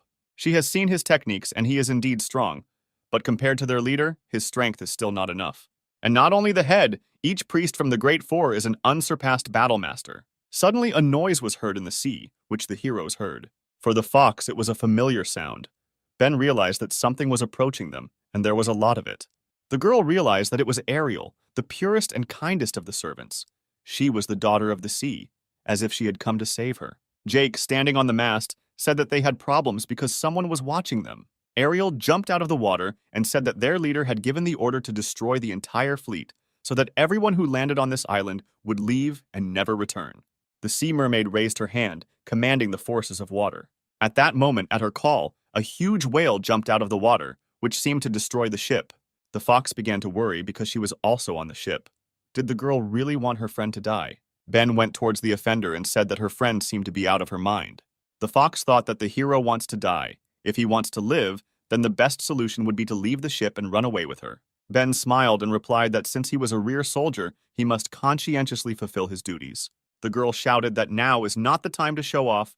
Ariel is the daughter of the sea. The ocean is in her power. In the water, even she is not her opponent. Exactly a minute passed. The fox looked in surprise and did not understand what had happened. Ariel was hanging tied up just like her. The girl thought that although the guy was sitting in the rear, he had very great strength. The mermaid had some strange behavior. Her eyes were cloudy and she moved like a lustful animal. Lisa also noticed her friend's abnormal behavior. She usually doesn't behave as rudely as she does now. She clearly must have heard her cries for help. Ben, who stood opposite the girls, told the fox that he knew what was wrong. Ariel is not who she thinks she is because someone is controlling her. This technique will quickly suck all the juices out of her. The guy said that maybe he knows how to help her. The fox was amazed that Ben knew so much. He certainly didn't look like a home front soldier. Queen Lisa explained that the hero is not on the front line, not because he is weak, but on the contrary because he is very strong. So much so that Dracula is afraid of him. Most likely, he will be the one who will replace Dracula. He is the guardian of Protoss S rank number 4, the Lord of Endless Darkness. The girl couldn't believe that the hero was so cool because he looked completely unremarkable. She looked at Ben, who was pulling his hands to Ariel's chest. At that moment, she shouted to the hero that he could not take advantage of the moment and let go of his hands. Ben touched the mermaid, and she felt a strange feeling as if energy filled her entire body. Suddenly, pink eyes opened in the girl's mind, calling her name. The head's eyes asked her why her heart was beating so fast. Was her faith in God so fragile? Fortunately for Ariel, Ben appeared in front of her and asked the head what god she was talking about. The guy looked gloomily into the employee's eyes and asked if they had met before. He picked up the chain that hung around Ariel's neck and said that the gods do not bind their followers with chains. The real Ariel asked the hero to stop. She did not understand what he wanted to do. But the hero did not listen to her. He broke the chains that fettered the girl. Finally, Ben said that let their god clear his neck and wait, because he is going to meet him. Daphne's connection with Ariel was severed, and she no longer felt power over her, which surprised her. She didn't understand why her heart was beating so wildly. It was like fear. The guy penetrated the divine world and broke her chain. She was wondering who this man was. He was the first who could interest her and frighten her. Her thoughts were interrupted by an unfamiliar figure who asked why her mistress was sweating so much. It was the third employee, the witch Medusa, who assumed that it was because of Dracula. She told her mistress that she could deal with him. Another unknown guest hit the ground with his staff and said that it looked like someone was running ahead. The fourth of the servants, the messenger of death, Caesar, wanted Dracula to be given to him. Otherwise, the heads of all strangers on the island would be his. Daphne exhaled and said that he could do as he wanted. The employees went hunting, but the head was still restless. She wanted to speed up the execution of the plan. She ordered the second of the servants, the living corpse of a young girl, Megan, to wake up because she needed her. The sleeping corpse slowly opened its violet eyes. The girl heard the mistress's call and asked what help she needed. Meanwhile, on the ship, Ben said that Daphne now poses no threat to Ariel. The girl greedily gulped air and thanked the guy for saving her from suffering. But she had one more small request. Her friend Selena was under the same technique. She understood that her request seemed rude, but she wanted the hero to save the Raven Girl. If she had not taken her to meet the head, she would not have been in this position. The head saw that their faith had been shaken, so she applied the technique only to them, turning them into obedient puppets. Ben replied that he owed the crow so the girl need not worry, he would save her too. Suddenly the sky turned purple and the queen told Ben to look at it. She couldn't believe her eyes and asked the guy if he had seen this before. A girl unfamiliar to them rose into the sky, emitting the purest light. She raised her head and said that when the sun rises, all the fighters go into battle. Then she ordered the secret barrier to appear.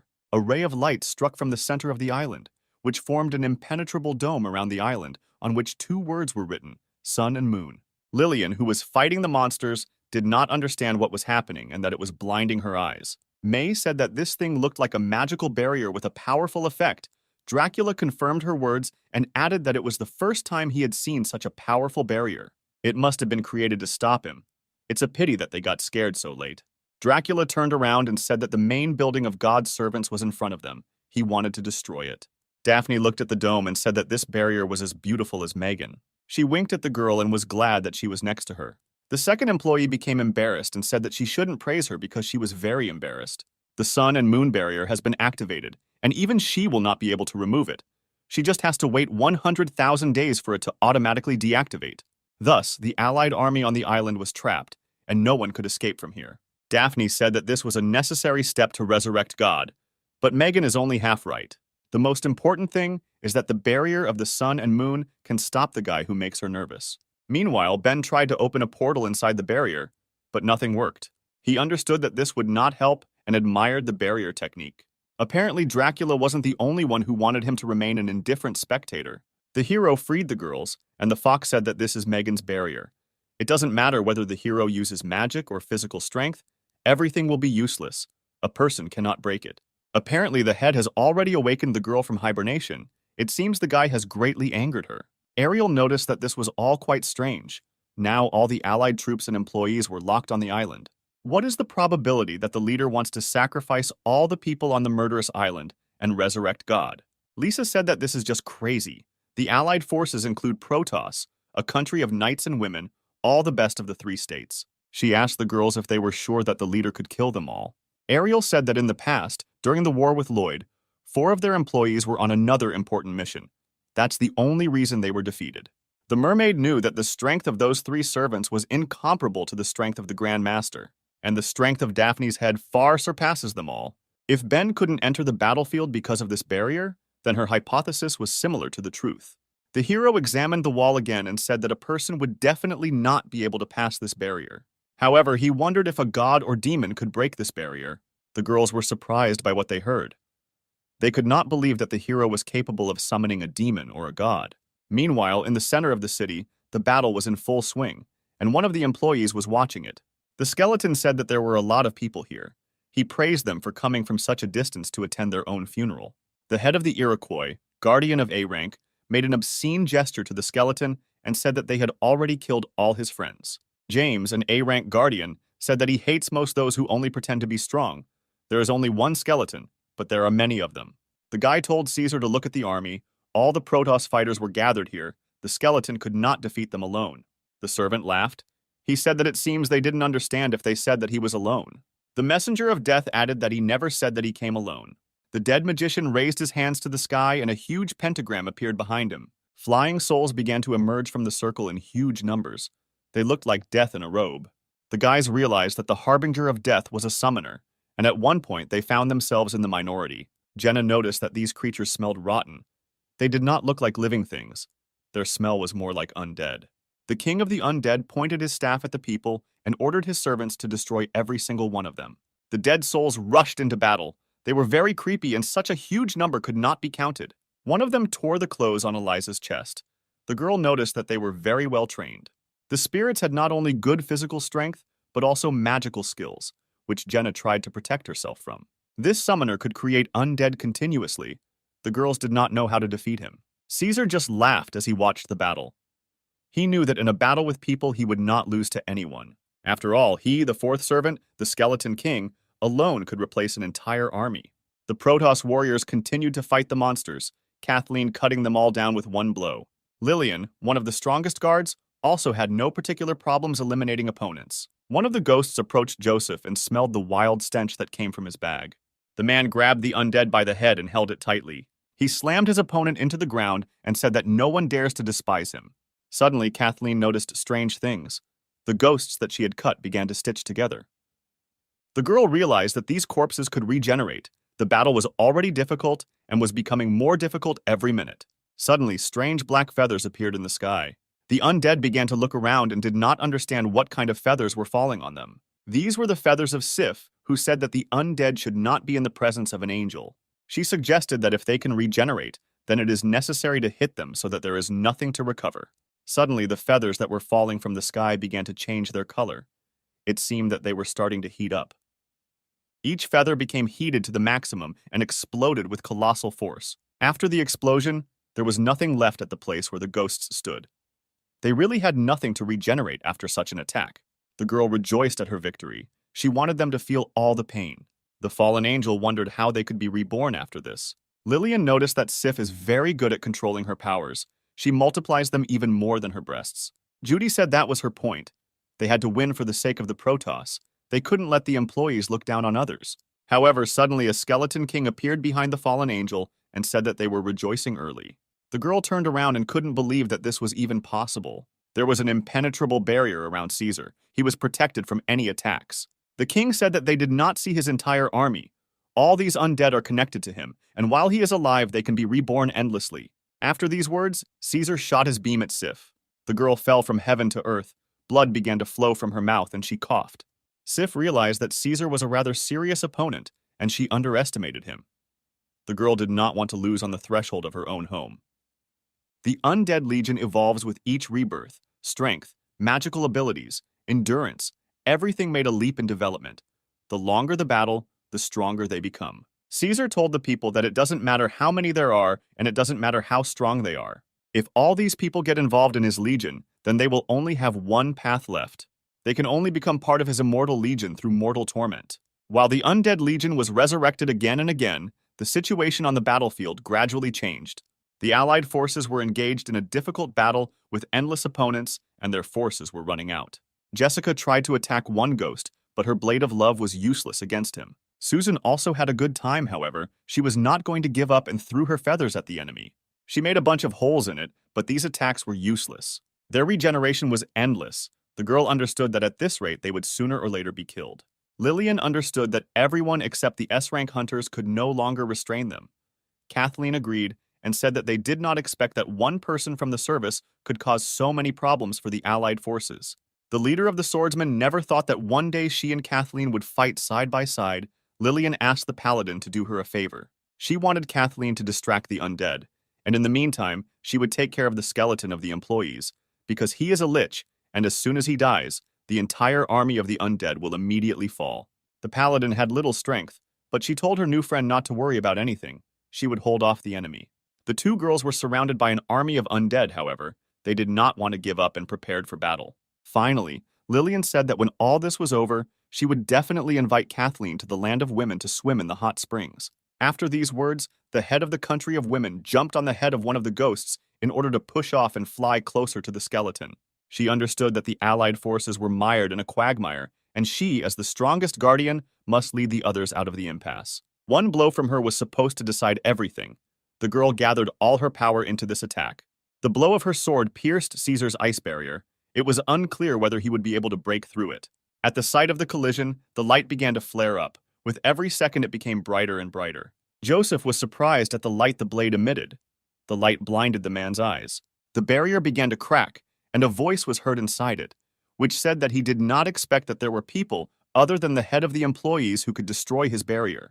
The barrier burst and slightly injured the servant, however. This was not enough to win. Lillian did not expect that the thickness of the shield would cause her blade to deflect. Suddenly, a ghost appeared behind the girl, who was ready to deal with her with his club. The undead hit the girl and her blood immediately spilled. Lillian fell to the ground and was covered in blood. She was still alive, but breathing with difficulty. Caesar stood in front of her. He explained that he could control such a large legion of undead due to incredible amounts of energy. If you add the same number of people into the battle, then still no one will surpass him, so people will never be able to defeat his legion. Caesar said that the girl's death would become a symbol of the defeat of the coalition because she was the leader of the allied forces. Suddenly, the skeleton heard a male voice behind him. It was Ben. The guy said that he had not yet joined the battle, and the skeleton had already declared the defeat of the allied army. Meanwhile, 3 girls at the edge of the barrier stood and looked at the huge hole in it.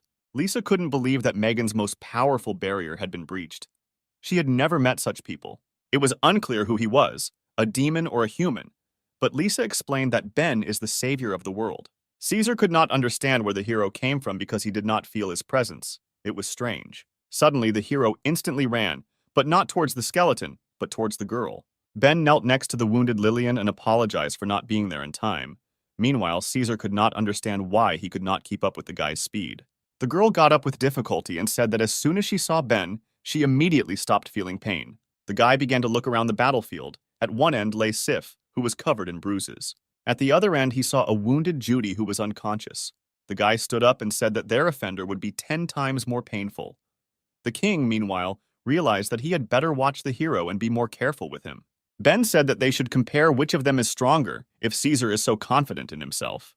The hero raised 2 fingers in the air, and the king immediately noticed this. He instantly stepped back, for he thought that Ben was going to suddenly attack him. However, nothing happened. The guy just stood there and held 2 fingers in front of him.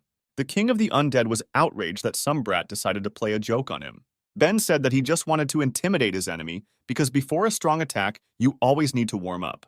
He invited Caesar to look at the result of combining the nuclei of light and darkness at the true power of the gift of light. Suddenly, Lillian was overcome by a powerful force that Ben transferred to her using his power. Sif also felt the ability and did not understand what was happening to her. The pain disappeared somewhere, and even the wounds disappeared. Jenna noticed that not only were they healed, her body was filled with energy. It felt like her whole body was on fire and she was about to explode. Kathleen noticed that these were the same sensations as that evening with Ben. Most likely the guy decided to share his power with them. Joseph rejoiced at this effect, his morale reaching its limit. Caesar could not believe what he saw. These half-dead people are filled with blood and return to life like the undead from his army. Ben also noticed that this is similar to the effect of Caesar's legion. He shared his strength with others so that they would fight for him, because for him, this is a mere trifle. Every person from the allied army was imbued with the power of light. Ben was able to heal everyone. Caesar was furious, because the Legion of the Undead is his invincible technique, which he has been perfecting all his life, and this guy can do absolutely the same without effort. He was still young. The king realized that perhaps Ben had the strength to compete with him. The hero told Lillian that now is her exit. She must release her inner beast and return the pain that she experienced. Ben told the girl that now she could cut Caesar down with her own hands. The girl began to concentrate energy to use the secret style of the country of women, the style of flying blades. She pushed off the ground and jumped to attack the undead king. Thanks to Ben's strength, she could rise again. Only a sad end awaited the hero's enemy. Caesar shouted that this was impossible because he had already defeated Lillian. She could not become a Superman after receiving a little of this light. The commander summoned his legion of undead and ordered him to destroy everyone. Ben told his troops that they should not allow the undead to rampage. People must win this battle. The hero's girls and Protoss guards rushed into the attack with renewed vigor to help Lillian. Meanwhile, a flock of ghosts was already approaching the head of the country of women. Now no one could stand in her way. She advised them to attack all at the same time. The girl flew forward like a big flash of light, pushing the undead away in front of her. She landed at lightning speed right in front of the skeleton king. Lillian raised her hand and made a gesture. Suddenly, swords filled with light flew from behind her, and she was now controlling them. Caesar said that this was just a show trick that would not work on him. The Skeleton King jumped and tried to evade the attack of the head of the country of women. However, the flying swords began to pursue their target. Caesar realized that the battle was becoming more difficult for him every second. Lillian said that it was useless to run away from her. At this rate, the king could run to the ends of the earth, but her blades would follow him even there and pierce his throat. The girl added that the skeleton has not yet realized that it is gradually slowing down. The skeleton grinned. He couldn't slow down because he was full of strength and not the least bit tired. However, at that very moment he was pierced by swords that were still able to catch up with him. They cut him from all sides, and the king of the dead fell to the ground. He trembled and struggled to his feet. Caesar did not understand why he was weakening, because he should still have plenty of strength and energy. The skeleton suggested that this is because the legion regenerates too quickly, and that is why it spends so much energy, but even so it should have been enough for its own battle. Lillian heard the dead man and told him to look more closely, because his legion of undead became a charge for Ben. With the help of endless darkness, he sucked all the energy from Caesar's army, and with the gift of light, he transferred this energy to the allied forces. This is his strategy. The skeleton dared to measure his strength with Ben alone. This is quite self-confident. His self-confidence was what destroyed him. Caesar began to frantically beg to stop, because he still had not released something. However, Lillian did not listen to her opponent, but simply cut off his head with one blow. The dead man's head fell and rolled across the field like a soccer ball. She stopped right at the feet of the fragile head of the School of Swordsmen. Caesar continued to say that he would not give up because he had not yet shown his full strength. Lillian heard these screams and only calmly began to take her foot out of her shoe. She raised her leg above the dead man's head and said that she felt sorry for him because he had no chance of winning. After these words, she stepped on Caesar and broke his skull into small fragments. At the same moment, the entire Legion of Death began to disappear into thin air. Victory lay with the strength of the allied army. Lillian looked at the disappearing dead and realized that it was all over. Suddenly, she heard Ben's voice, pleasant to her ear, praising the girl for a good job. The guy said that this is the first time he has united power with her, and the result has already turned out good. Now she is his most capable girl. The girl noticed that the guy's strength was incredible, because it not only made it easy for her to use the style of ever-floating blades, she also allowed others to reach a whole new level with her help. Ben's strong and passionate energy always attracted her. It was a pleasant feeling, as if he had broken a taboo again like that night. She still remembered how wonderful it was. Every time she remembered this, her heart beat nonstop. Right now, she wanted nothing more than to repeat this moment with her boyfriend. Ben was embarrassed and told her that she needed to be patient and wait for her return. They couldn't do that here. At this moment, the breasts of other girls pressed against the hero from all sides. Jenna said that it was awkward to do this in public, but it was even more difficult to wait patiently for her to return. Kathleen confirmed her words and added that the hero did something strange to them, so he needs to take responsibility. Ben shook his head and looked at the girls. He couldn't understand why even they had such a reaction. Jessica told the guy to look more closely because they weren't the only ones with this reaction. Joseph said that the hero will have to deal with these girls. Judy asked the girls not to be nervous because she had seen this many times, and she had a solution to this issue. The guys watched the method that the poisonous queen came up with, which made them blush. After that, Judy asked the girls how they were feeling. It seemed to her that they felt better. Lillian replied that she actually felt better. One kiss from Ben could solve everyone's immediate needs, but this was a temporary effect. After this battle is over, she will certainly fight with the guy day and night. Ben was all kissed by the girls. He realized that he had managed to avoid a disaster, but he had to be careful with this technique. Meanwhile, on the other side of the murderous island, Count Dracula continued his search. May felt that something was approaching. The Count replied that this was not the head of the employees, so he would figure it out in no time. The door next to him began to crack, as if something was about to appear. The wall burst and a huge cobra emerged from it and wanted to eat the governor. Count Dracula didn't even move and the snake swallowed him whole. May was shocked by this picture. She did not understand what the Count was doing. The reporters also couldn't believe that the snake simply ate their only protector. Now they would definitely die here. It was a demonic-level predator, a godlike Titan boa constrictor. At that moment, a green aura appeared on his head, and it seemed as if someone else was appearing on the battlefield. The third employee, the witch jellyfish, said that it is rare to meet someone who can remain calm. After seeing the Titan boa constrictor and one of the employees, she thought that May was the same Dracula who defeated the Fox Squad. The director replied that she did not think that there would be such a beauty among the employees, But it seems that she is mistaken, because she was not the one who defeated them. They were defeated by the one who is now heading into the stomach of the jellyfish beast, the interim emperor of Protoss, Guardian number 3, Count Dracula. Suddenly, the snake felt strange sensations inside its stomach. She couldn't hold it in any longer and spat out a huge amount of bats. Medusa thought that Dracula was Batman since he could summon so many mice. The mice gathered together, and the Count appeared in front of the employee, concentrating the power in his finger to attack. He looked at the girl and said that he would take her life here and now. The governor shot at the jellyfish, but she deftly jumped back and dodged the attack. Upon landing, she said that it was not surprising that the Count could control so many bats, because he was a vampire. This is her first time fighting a creature that uses mythical abilities, but the Count had more experience in these matters. He thought that his attack was unexpected, but the girl was able to dodge it.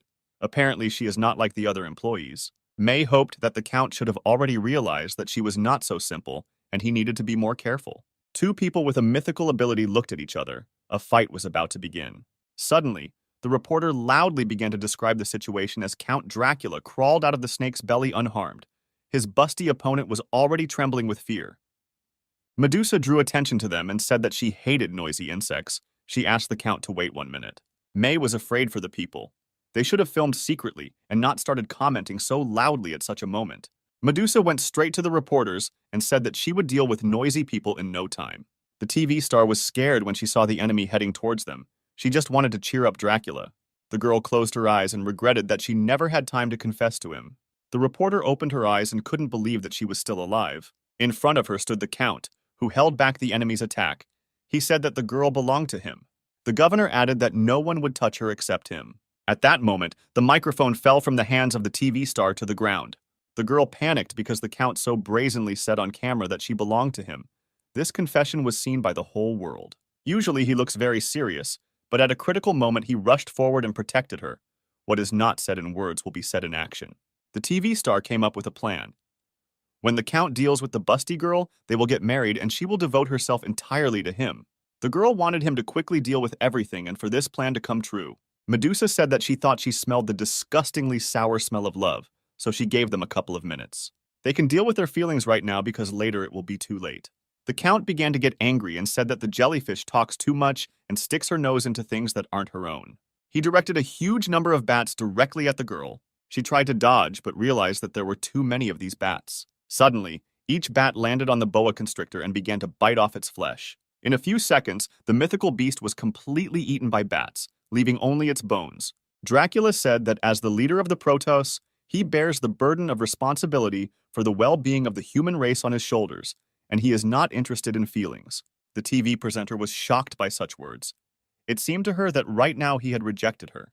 The operator was amazed that such a healthy snake was gnawed down to the bone in a matter of seconds. However, May understood that everything could not be too easy because this employee was not easy. And so it was. The jellyfish did not die and was already approaching the Count with great speed. Dracula realized that she was behind, but it was already too late. The jellyfish praised the Count's quick reaction. The girl struck the governor's body with her hand, but he still managed to jump away. The Count landed not far from the girl, but still kept a safe distance. He touched his body and blushed slightly.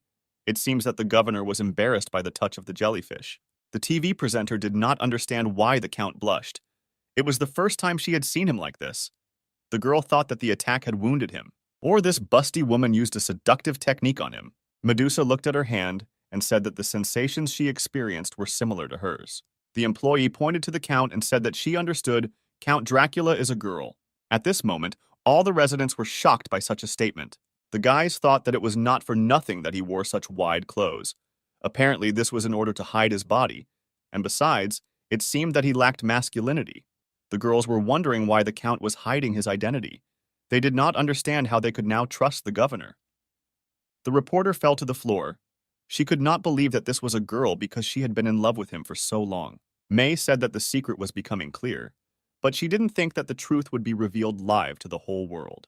The Protoss court would certainly be engulfed in scandal.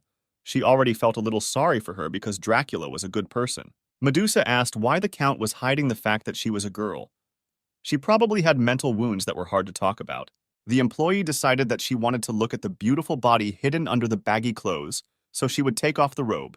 The Count was embarrassed. She said that the jellyfish would not dare to do this. Medusa looked into Dracula's eyes and said that she felt like she had no confidence inside. Therefore, she began to attack the Count, because in this state he would never stop her. A green pentagram appeared in front of the jellyfish's hands, from which dozens of snakes rushed towards the Count.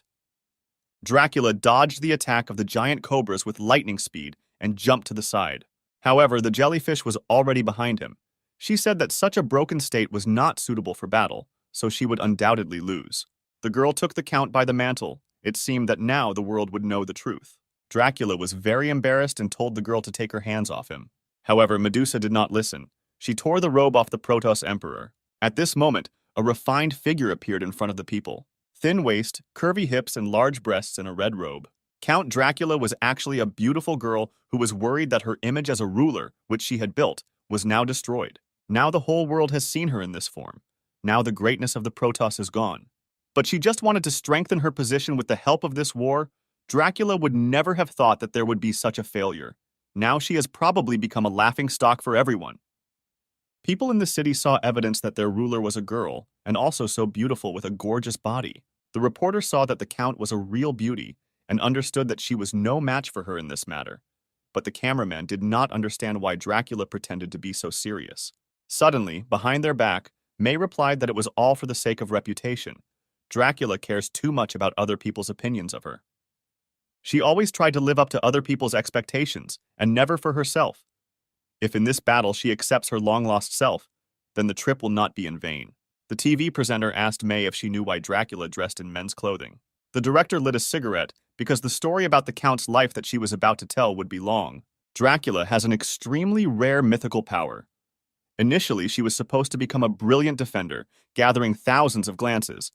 But in the first battle, she was seriously wounded. The enemy was just a demonic-level predator.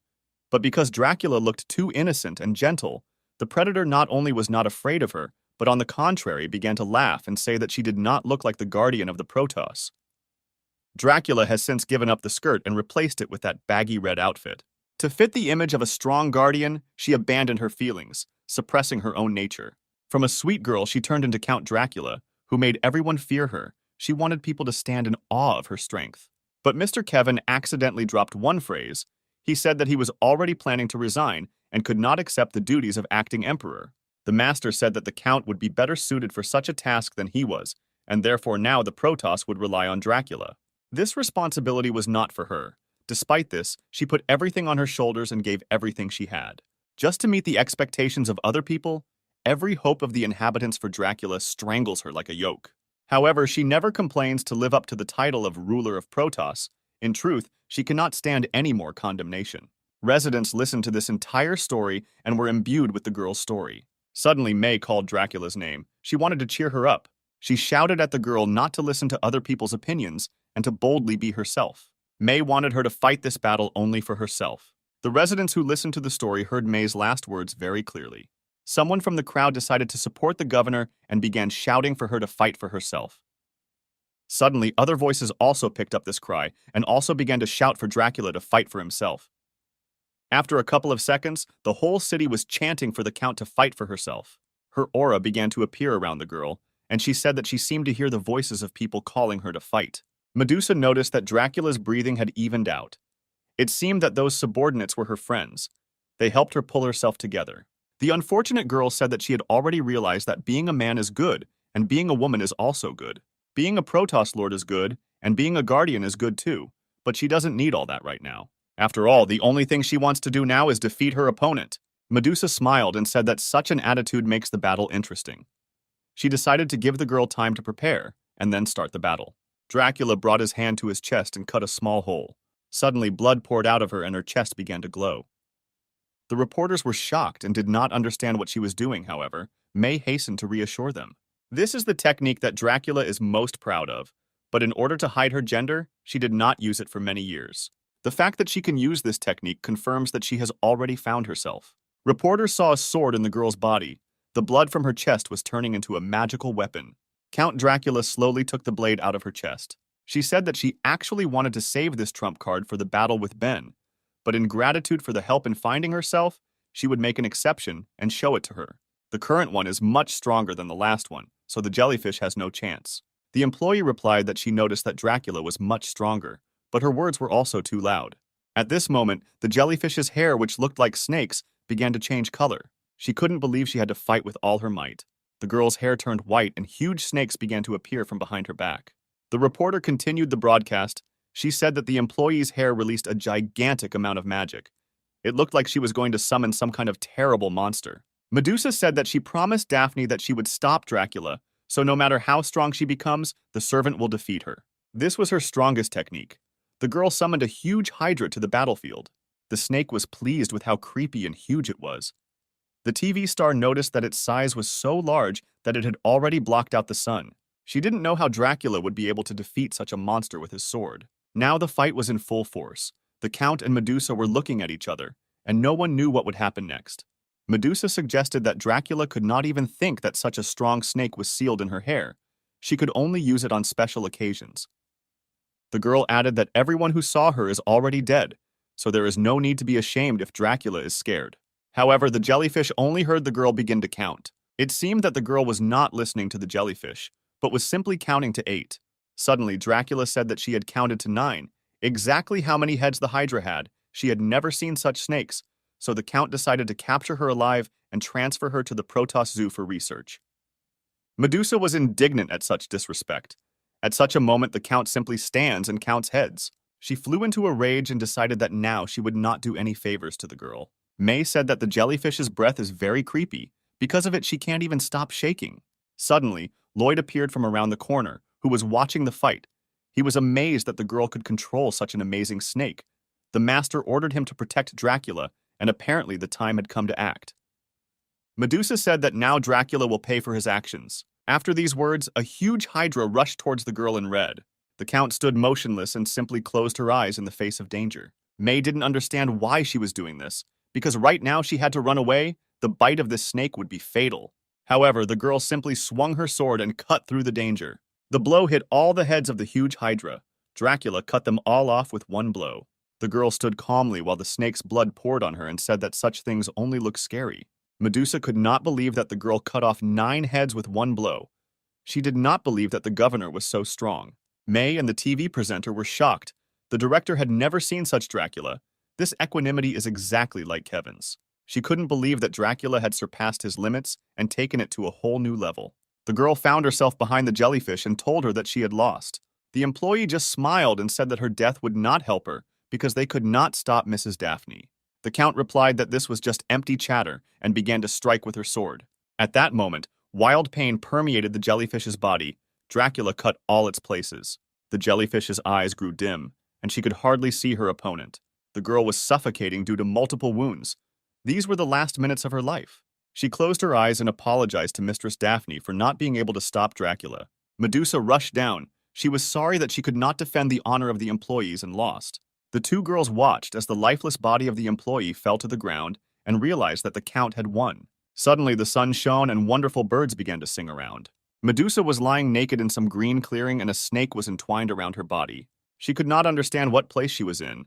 The girl assumed that this was heaven and she died.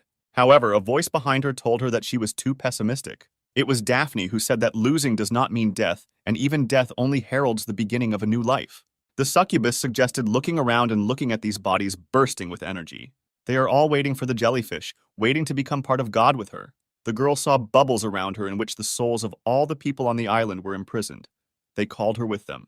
Daphne asked her why she doubted, if her faith had been shaken. If this is so, then most likely she wants to betray her friend. Medusa heard the word friend. She realized that Mrs. Daphne was her only friend. Her dead body began to glow, and she realized something. She wants to give all of herself to her god friend, Lady Daphne. The girl's body disappeared into thin air, and the Count realized that it was all over. The reporter looked at the girl and thought that she was beautiful. She was scared to even look at her. May decided to immediately calm her friend down, but she said that she could handle it herself. She approached the operator and said that she wanted to explain herself to the Protoss subjects. This was supposed to help her.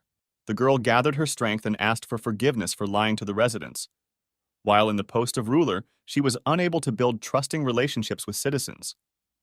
The residents were shocked that the previously arrogant Dracula suddenly apologized to them. The girl continued. She asked to wait until she dealt with all the employees on this island, and then immediately resign as ruler of Protoss. The TV presenter was shocked by such a statement. She did not understand why the Count wanted to resign as ruler. The fact that she was a girl was not the reason for such a decision. The reporter began to sob and said that under the leadership of Dracula, Protoss had always prospered, and only she was suitable for this place. Count Dracula was surprised by these words. She could not believe that an ordinary resident thought of her like that. May said that she supported her, and the cameraman also confirmed the TV presenter's words, and besides, all the viewers thought the same. The crowd of people watching the screens in the city began chanting the name of Dracula. The girl became embarrassed and said that she was not good enough. Besides, she is not even the strongest in Protoss. How can she rule the city? Suddenly, a male voice that was approaching said that, of course, she could control the Protoss. May and the cameraman turned to see who had come. They seemed to guess who it was. Ben said that managing Protoss is not only about brute force, but a sense of responsibility to the city plays a big role. In his opinion, only Dracula is suitable for this position.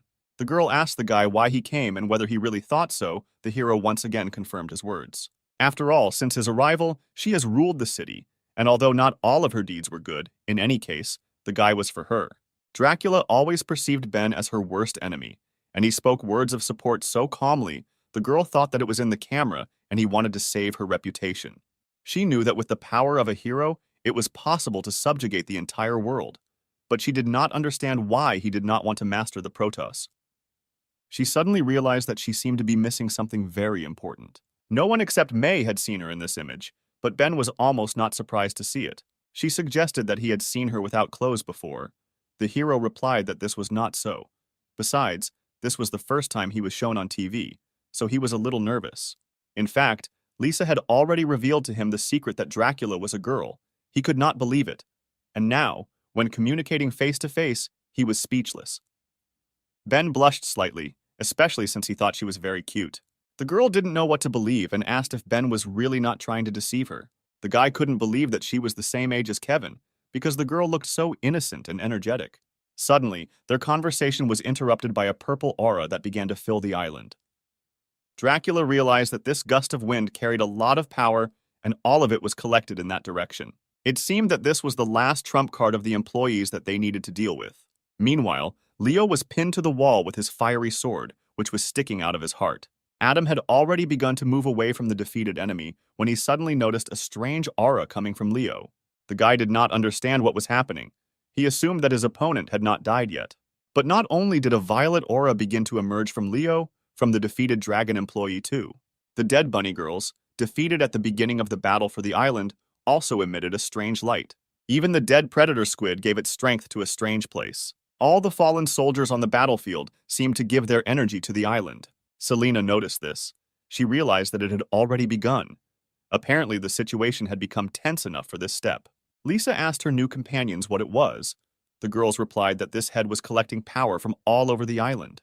From every leaf, blade of grass, from every corpse, from the traces of every battle, all this will become the source of her strength. Ariel was surprised that their leader could gather power because she used the ability of mind control on her. She thought that their leader had two abilities, but the fox said that they were in different groups, and apparently the mermaid did not understand the leader's techniques. The point is that extracting power is not her ability, it is the ability of their god. Mistress Daphne seems to somehow be able to communicate with God and even borrow his power. The head of the employees looked at their opponents. She said that she thought that the barrier of the sun and moon would stop Ben, but he was able to break through. The girl had never subjugated someone like him before. He was the first to make her heart beat faster. Ben asked if she was the same head that he saw in the spiritual world, and why she appeared so quickly. Was she really scared? Daphne replied that she was just impatient to meet him. She invited the guy to rest a little in her arms. Ben refused and advised her to take it in moderation, but Dracula thought that the head was very depraved. The hero said that after killing that skeleton, he immediately suspected something was wrong, because endless darkness automatically absorbs power from everything around. But after the death of that guy, nothing happened. Now it was clear to him that this happened because of her. Realizing that she could not defeat them, Daphne absorbed his power and just wanted to stall for time. After all this power that she collects is needed to resurrect their god. Dracula was surprised that Ben found out so much information. She did not understand when the guy managed to understand all this. Daphne said that the hero's gaze frightened her, as if he wanted to eat her alive, and even at first glance he could guess human thoughts. Ben excited her more and more. The head of the employees wanted to ride him and then bully him mercilessly. Suddenly, Lillian entered the dialogue and advised the girl to be careful with her fantasies because only she could squeeze Ben. Kathleen supported her and said that she would never allow Daphne to do this to him, and she might not even try. Dracula and Ben did not understand that with these two ladies, this went against the tactics they had discussed earlier. Suddenly, two warriors rushed towards Daphne to teach her a lesson in manners. Lillian was furious. She considered herself the hero's only girlfriend and would never forgive the one who dared to seduce him.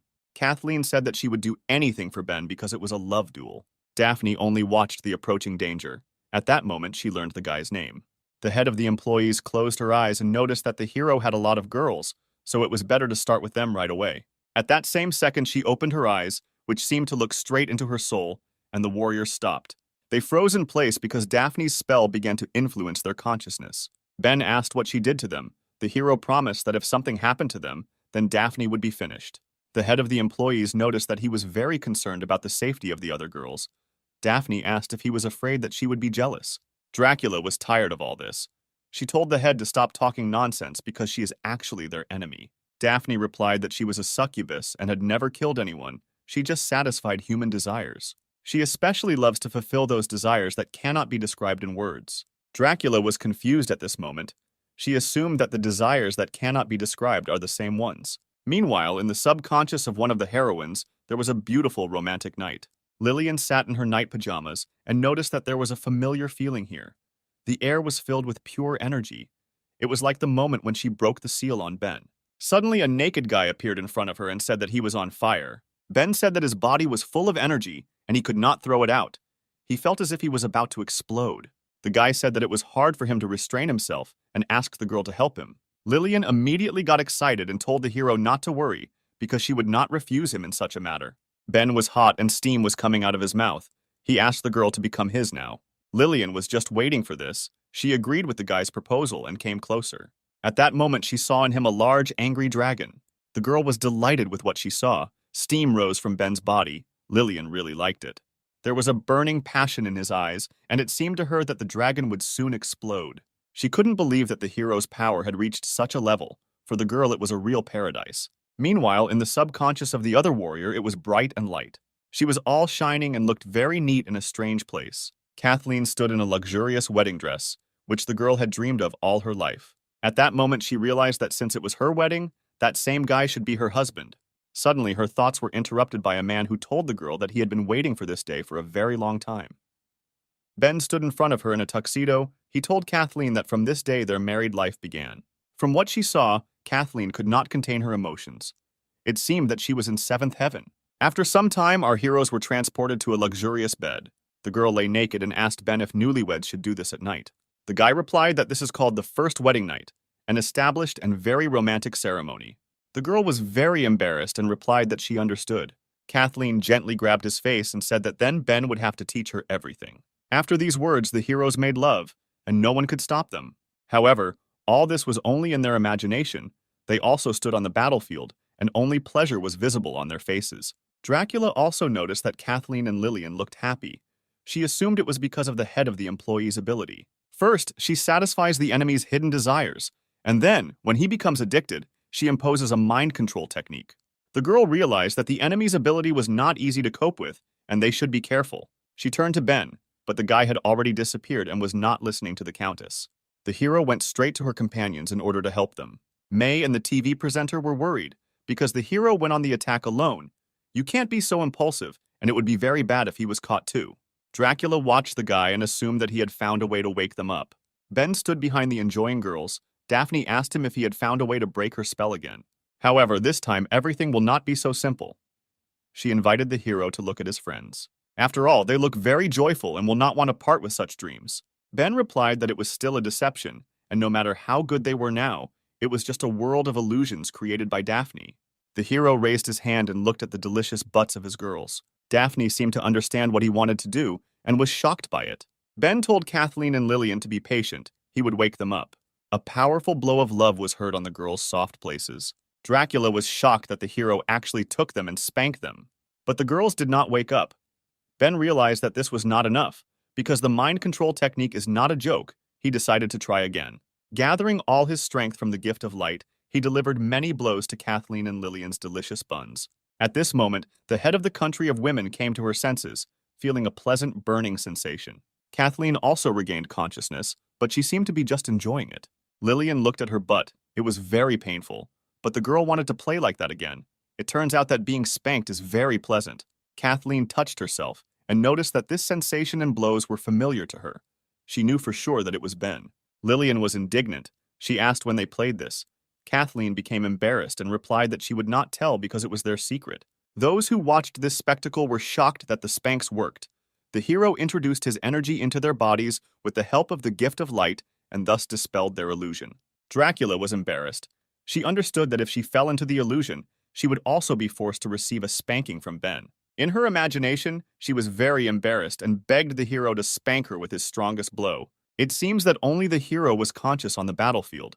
He told the girls to stop swearing because there was an enemy in front of them. He told them to wait until he dealt with Daphne, and then they would play with him as they wanted, day and night. Lillian blushed and said that she couldn't enjoy just one day. She needed 20 days. Ben was a little scared when he heard such words, but still agreed with such a statement. The head of the employees was indignant, because ruining her mind control technique twice was not bad, but she couldn't stand flirting with others in front of her. A beautiful girl is standing in front of Ben, and he is flirting with others. Daphne could not forgive this. The girl decided to punish the guy and sent him a succubus ultimatum, a love temptation. At that moment, the hero felt strange vibrations directed at him. The hero froze in place and suddenly his eyes grew dim. Ben fell into the trap of the head. There was a purple loving aura around the guy, which Kathleen and Lillian noticed. They got scared. The girls tried to call the hero, but everything was to no avail. Daphne said that it was useless for him to shout, because this technique was much stronger than the one she cast on them. According to her plan, Ben is now in seventh heaven. Meanwhile, a chain rang in the hero's mind. The chain was tied to the collar, which was on the depraved girl. Daphne was on her knees in her lingerie and stockings, begging her master to love her. The hero looked at the chain in his hand. He realized that the succubus loves such things and apparently only gets excited with them. The girl replied that if the gentleman does not like such games, then she can please him in a different way. If the image of a slave is a little too much for him, she will easily change it. At that moment, bunny ears appeared on her head and a cute tail appeared on her butt. The guy was sitting in the company of 3 girls who promised to fulfill any wish he asked. However, Ben did not succumb to provocation and said that this did not bother him. Let Daphne try again. The head of the employees was shocked. This was the first time anyone had said such rudeness to her. Apparently, the guy had an enormous appetite. But she could not show him her anxiety, because she was, after all, a succubus, and not a single man on earth could resist her. The girl said that the gentleman turns out to be a lover of exotic things. Ordinary techniques will not make his heart flutter. If she wants to satisfy him, she will have to make every effort. Ben looked at Daphne with a cold gaze and told her to act quickly. The succubus turned into first love with an innocent classmate. This form should definitely please the master. Ben also sat with a straight face and said that he didn't like it, so let him try further. The girl turned into a slutty widow, but this image did not attract the guy. The next image was of a colleague from the elite of society. This was also missed. Daphne tried different images. A military woman in a sexy uniform, a home teacher, cosplay as a 2D girl, a shy obedient maid, a slutty girl from the bus. But everything was in vain. Eventually, she was exhausted and breathing heavily. She couldn't understand why she couldn't do it. For some reason, her power didn't work on Ben. At that moment, the hero told her not to blame herself because it's not about her. The fact is that the guy was already fed up with all her images. These words finished off Daphne. She couldn't believe that this was even possible. After all, Ben looks like a very ordinary man. He couldn't have time to try all her looks. Although she did not practice, she watched a lot of films. They inspired her to create those techniques. But for some reason, the guy's heart did not beat faster. In her eyes, Ben behaved simply indecently. Her spell began to dissipate, and the guy gradually began to come to his senses and opened his eyes. Kathleen and Lillian were glad that he was finally able to wake up because they were very worried about him. However, they were very interested in what he did with the head of the employees. After all, the girl unexpectedly lost her spirit. At this moment, Daphne was trembling and sobbing. It seemed that she was about to go crazy. The girl considered it shameful that she lost to a man in her own illusion. It would be better if he killed her. Now she is a disgrace for the succubus. Suddenly, her crying was interrupted by the hero, who ordered the head of the servants to surrender. After all, she still won't be able to defeat the hero. He is much stronger than her. The girl began to wipe away her tears and gradually come to her senses. She said that the guy was simply immune to her charms, and he should not rejoice too early. The outcome of the battle was still unclear. Ben exhaled in disappointment and realized that she wouldn't calm down. Apparently, it was time to take action. Now the hero decided that he would use all his strength. At that moment, every warrior, overwhelmed by his strength, rushed to his aid. May was shocked to see this technique. It was beyond her understanding. Dracula noticed this pleasant golden glow. This is the power of the gift of light. She was surprised that Ben could already achieve this skill. All the warriors of the United Army were on the battlefield. Jenna, Leah, and Jessica were determined. Michael, Joseph, and Lloyd also wanted to finally deal with their main enemy. Suddenly, Adam's mentor noticed an old man whom he had not seen before and asked who he was. Lloyd replied that he was Ben's direct subordinate. It was not surprising that such a rude man as Joseph did not know him. Ben looked at the couple indignantly and told them not to fight. At that moment, Joseph hugged the Grand Master and said that if this was the hero's subordinate, then this was his new friend, with whom he would get along well. In front of Daphne was the entire army, led by Ben, all of them charged with his energy. From the resistance she saw, she fell to her knees. It seemed that this was the end of her story. Daphne realized that everything she did would be useless, no matter how hard she tried to defeat Ben. The only thing she can hope for is the God in whom she has always believed. All the collected energy had already been sacrificed to him, but he still did not answer her. The girl knew that she was chosen by God and therefore must control everything. But she couldn't understand why this was happening when she met such a strong opponent. The succubus could not understand why the Lord stopped protecting her at that moment. Ben looked at Daphne, who seemed to have gone crazy. He realized that she did not have the strength to fight anymore, and it was time to end all this. He ordered all his friends to attack the head of the employees, and the heroes rushed to attack. The girl sobbed and screamed that no one had ever humiliated her as much as Ben. She closed her eyes and accepted that her life was over. Suddenly, a bright flash appeared in front of her, blinding everyone who was near the head. Daphne slightly opened her eyes, into which a strange light was directed. She could not believe that she was still alive. It seemed to her that God had answered her prayers. However, what stood before her was not a god, but the refined figure of a girl. Daphne realized that she had already seen this ass, and these snow-white legs too. It was Megan, the second of God's servants, who came to protect her mistress. Daphne asked her why she still hadn't run away. Had she really come here to be buried together? The girl asked not to worry, because she said that she would help the lady and would certainly fulfill her promise. From such words, the head of the employees burst into tears. She did not understand how Megan could be so sweet. The girl immediately blushed and said that there was no need to praise her so much because it embarrassed her greatly. While the two girls were talking, they were in an impenetrable barrier. Joseph did not understand what was happening. What kind of barrier it was that he could not break through even with his fist. Leia was amazed at such an amazing technique. Even the demonic blade was powerless. Ben said that it was still the same barrier of the sun and moon, although it was smaller than last time. Lillian asked if it would be possible to open it. The hero replied that yes, but he would have to summon a demon. The guy told them not to be afraid because he has a rather difficult character. Daphne said that the barrier would not last long because Ben would open it soon. Since Megan came here, then she must have a way to get out of here. Suddenly, the corpse girl asked if her mistress remembered who she was before coming here. Megan closed her eyes and suddenly old memories appeared in her thoughts. In them, she hung chained over an unlit fire. In front of her stood people in robes who wanted to burn her. Residents shouted that Megan was at one with the predators, and she was not a person, but a zombie. If they let her go, she will harm even more people. So for the sake of the people of their village, it is necessary to destroy the evil right now. The beaten and tortured girl found it difficult to say that she just wanted to help. The elder said that if she had not brought the predators, so many people in their village would not have died. It seems that everyone agreed that it should be burned, and since no one was against it, the old man decided to start the ritual. The elder threw a torch into the fire under the girl and told this dirty creature to die right now. However, suddenly someone intercepted the torch and prevented it from falling into the firewood. Megan, who was already ready for her fate, was surprised by this. The old man asked who dares to violate the ritual and who this strange girl is. Apparently she is looking for death here. Daphne stood up and said that the old man had just asked who was against it, so she was against killing Megan. After some time, the entire village was engulfed in hellish flames. Every resident and elder was brutally killed. Some were burned alive, others had their heads torn off. Megan asked the mistress why she decided to save her because she was seeing her for the first time. Daphne replied that she would never leave such a cutie. No one would want to watch her burn. The girl was embarrassed because it was the first time someone had given her a compliment. She couldn't believe that zombies could be cute too. Daphne said that Megan helped them get rid of the predators, and these ignoramuses, without understanding, decided to burn her. So why did she decide to help them? Megan replied that the fact is that she is a zombie and everyone is afraid of her. She dreams that people would accept her for who she is. She dreamed of making her first living friend. Therefore, as soon as people need something, she makes every effort to make them happy. Daphne was surprised that this is all she wants. If this is her dream, then she wants to become Megan's first friend.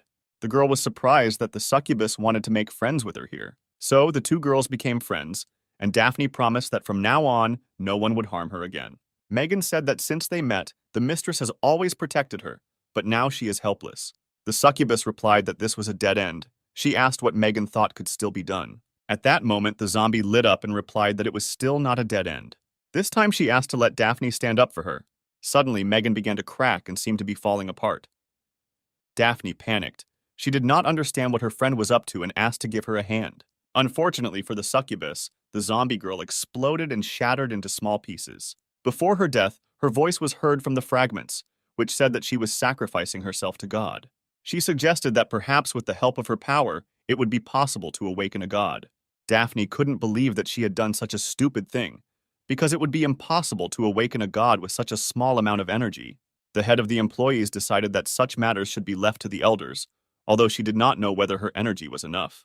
However, this was the only way to defeat Ben, and so Daphne decided to try. This is her last move, and if she doesn't succeed, it will all be over. The girl closed her eyes and began to crack. She prayed to God for forgiveness. Daphne collected her energy to give it to God. Only he could help her now. Suddenly, the barrier that protected her began to crack, and a hole appeared in it. The dome exploded, and Daphne was surprised that last time Ben only made a hole, but now he was able to completely destroy this barrier. At that same second, she saw the guy in a different guise and was surprised by this. He emitted an ominous aura that filled him with chilling horror. A third eye appeared on the hero's head, which was not like his eyes. In front of her was a transformed Ben in the form of Asura. He had long hair and seemed to have matured a little. The guy apologized for the wait and for being a little late. Dracula was amazed that the hero could control the full power of the demon. She wondered where the limit of his capabilities was. Lillian and Kathleen enjoyed the spectacle. The girls noticed that with long hair, the hero was no less attractive and even very exciting. Ben told Daphne to look at the result of her work. So many people died because of her deity. Since she herself is not ready to stop, then the hero will help her with this. After these words, he pointed one of Asura's hands at the girl. The hand immediately pinned the head of the employees to the wall. Now she will not escape anywhere. Daphne couldn't understand what kind of technique the guy was using. He held her so tightly that she couldn't get enough air. The hero flew closer. He didn't know why, but when he saw another person struggling with all his might, it excited the hell out of him. The especially frightened sight of such a spoiled girl as Daphne excited him even more. The succubus panicked and asked what he was going to do to her. Despite her appearance, she considered herself a decent girl. Ben moved even closer and touched Daphne's chin with his finger. The girl panicked even more. She couldn't believe that he would do this in front of hundreds of people. In her imagination, she was lying in her underwear on the bed, Daphne thinking that Ben was now abusing her. May watched this picture and thought that the hero had gone crazy because the report was still underway and the whole world was looking at him. Dracula also could not believe it. Although for her Ben was far from ideal, he could not do this in front of everyone. The girl assumed that this was due to the influence of the demon. His character had definitely changed, and he had lost his shame. Suddenly, Ben noticed the girl's strange reaction. He had already been in such a situation and seemed to understand something. Ben realized that Daphne was not a slutty girl. She was a virgin. At that moment, the tower to which the girl was nailed began to shine with a bright purple light. Daphne immediately understood what was happening. It was God, and he really answered her. She told Ben that apparently they would have to end there, although this was not the outcome that she wanted, but he forced her. God has already begun to absorb her power. If she doesn't have time to say something now, then there will be no other chance. The girl said that what she shared when they first met was a reflection of her true feelings. She did not lie to him. After these words, Daphne disappeared, and the hero tried to remember what she said then. He remembered that the succubus told him that he was the first one who made her heart beat faster. The guy suggested that only when he destroys her god will he be able to get all the answers from her. The TV presenter pointed to the tower. She noticed that all the energy was gathering at its top. The servants wanted to resurrect the original predator, but it was unclear why he did not appear then, and all the power was collected in the sphere. Suddenly, a bright ball began to emit 9 rays in different directions. Kathleen and Lillian watched the spectacle and noticed that the sphere had split. Lloyd couldn't believe that this was possible. The old man realized that apparently there was someone else at the level of the original predator. At that moment, Ben realized that the situation was only getting more complicated. The beam from the sphere began to fly far from the island. It flew past the highest peak of Protoss, where Kevin stood and drank his favorite drink. The master realized that again some villain had broken free. He just wants to relax in retirement, but apparently he will have to come to the rescue again. The energy flew on and flew past a forest on an abandoned continent. Kel, who was in the forest, saw her and realized that a new era was beginning here. He was glad that Ben was able to surpass him. However, the worst is yet to come, and the hero will have to stop it. Otherwise, everything will end. Suddenly, the whole island began to hum and stagger, as if something was awakening. The rocks that held the murderous island gradually began to rise towards the sky. The TV presenter realized that he was from below. The original predator was under this island. The monster gradually began to appear on the surface, and the island began to tilt.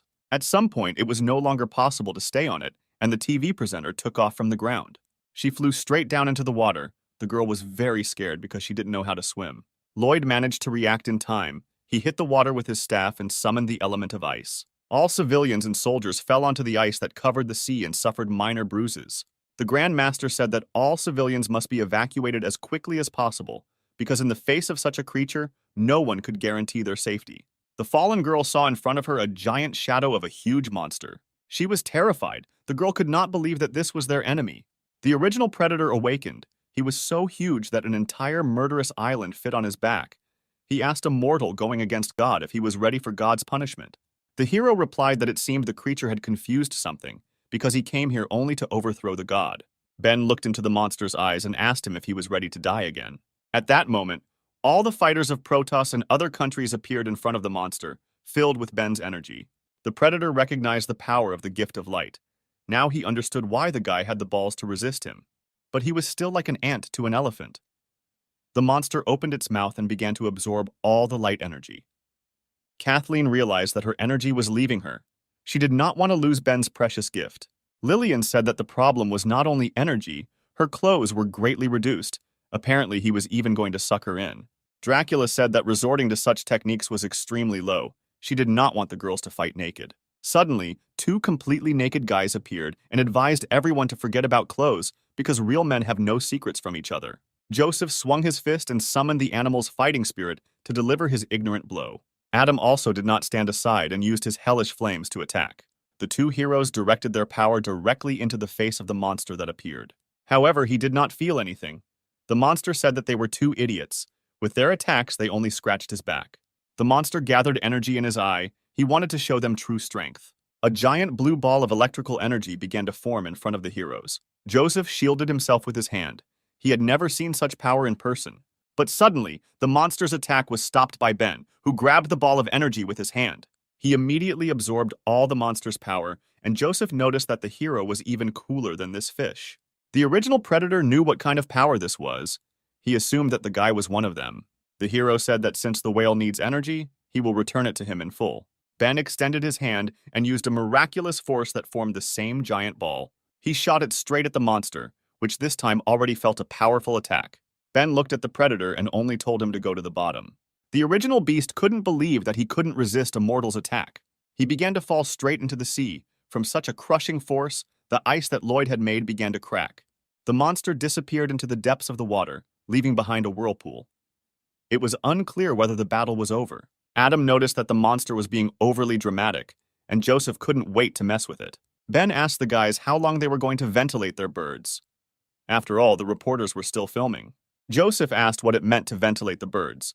He did not understand what was wrong with him. Meanwhile, the monster was plunging under the water. He thought that he could not make a mistake, and the hero definitely used endless darkness. Then in this case, it is not clear why he grappled with him. The monster decided that the guy had forgotten his purpose and went over to the pathetic people. Therefore, it was necessary to test the surface first. If the owner of endless darkness truly betrayed them, then the original predator would finish him off without a second thought. Jenna asked why the monster wasn't moving. Had he really died? Leia replied that most likely not, and right now he wanted to do some kind of trick. Suddenly, the ice on which the girls were standing began to crack. The monster's tentacles flew out from under the ice in all directions. Leia immediately realized that these were tentacles. She had already seen this technique, but this time she was not their target. The tentacles targeted Jenna and constrained her movements, grabbing the girl. Suddenly, the monster spoke. He said that he felt that this girl was dear to the hero. The monster realized that they had a symbiosis, which is why Ben protects her. The hero was surprised when he heard these words, because only he, Jenna, and Kevin knew about it. Ben noticed that the original predator was very insightful, but how he realized that they had a symbiosis was unclear. The original predator said that he and the Dark Core originated from a common beginning, and he also knows how to absorb energy. He wondered what would happen if he ate Jenna right now. The monster began to close its mouth and said that perhaps Ben's destiny was to unite with the original predator. The monster's jaw snapped shut, however. Something flashed past him. It was Ben who managed to snatch the girl from the clutches of the monster and free her. The predator said that he was right after all. The hero betrayed him for the sake of some human girl. Sif watched the monster. She could not stop trembling at the sight of this monster and asked Leia if the hero could win. The girl replied that the monster has no chance, because from the moment Ben appeared in Protoss, Jenna has always been with him, and he worries about her the most. Sif did not think that the girl was so important to him. The angel decided that she was not mistaken in the guy. Leia gloomily added that this whale touched the king to the quick, and that is why he is dead. Ben ordered the girl to go to Leia, and he would fry this fish and come right away. The girl replied that she would do whatever her master said. She hoped that the hero would definitely return to her. Ben smiled and told Jenna that she shouldn't worry because the guy had never deceived her. After some time, the girl left, and the hero ordered May to use the teleportation technique and take everyone away from here, the farther the better. The director was dumbfounded that Ben decided to fight the original predator alone. Of course, he is very strong, but it is better to fight him all together. The hero replied that the predator has the same ability as him, so fighting it with the whole crowd is not the best idea. However, what was more important was that Ben did not want to harm his comrades when he attacked. The hero's words struck the girl. She had nothing to add. Therefore, she decided to do as he said. May did not understand why she obeyed the guy. Apparently, it was his aura. She also thought that Ben had already been reborn and was now a true ruler. After some time, all the residents evacuated, and the hero was left alone with the monster. The predator told Ben that he was not worthy of becoming the ruler of the universe if he took such a step for the sake of worthless people.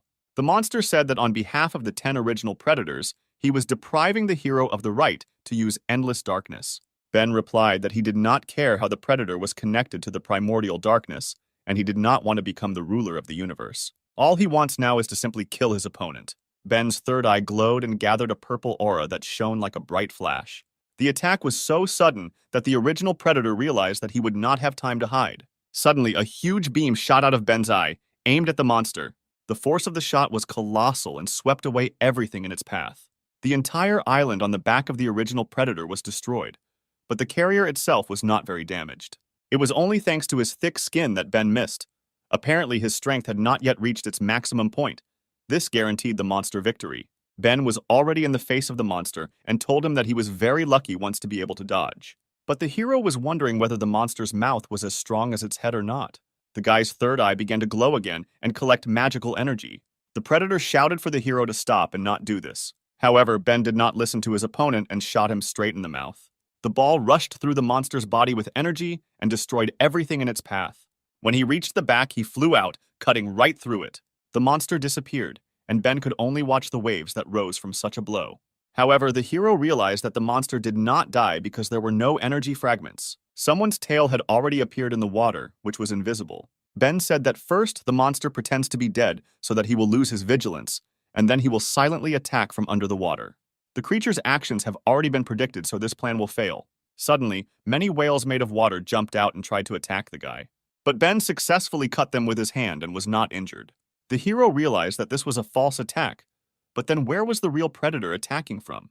The guy tried to find him. He looked left and right, but there was no one there. This means there was only one direction left. The predator attacked him from above.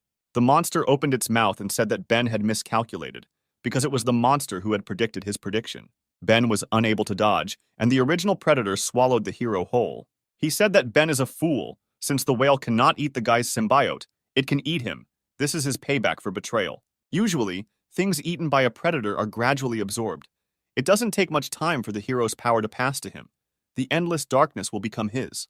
Meanwhile, Ben was inside the monster's stomach. He covered his nose with his hand because the smell was very strong in here. Suddenly, a spirit spoke to him and said that he sensed that Ben's body was damaged. Pure spirit, Lena appeared, and said that her master's body was damaged by stomach acid.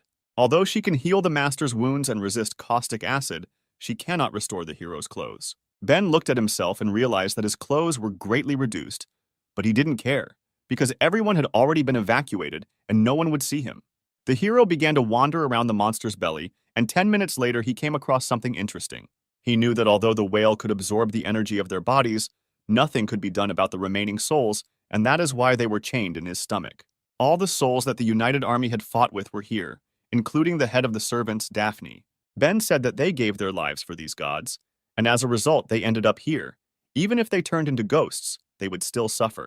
Therefore, the hero decided that this god did not deserve to be believed in. After a short amount of time, one of the souls woke up and opened her eyes. She woke up because she was no longer locked up and did not understand what was happening. Suddenly, someone spoke to her. It was Ben, who asked Daphne if she was okay.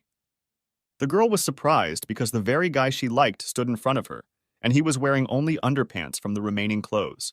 Daphne was immediately stunned by what she saw, and Ben was surprised by such a reaction.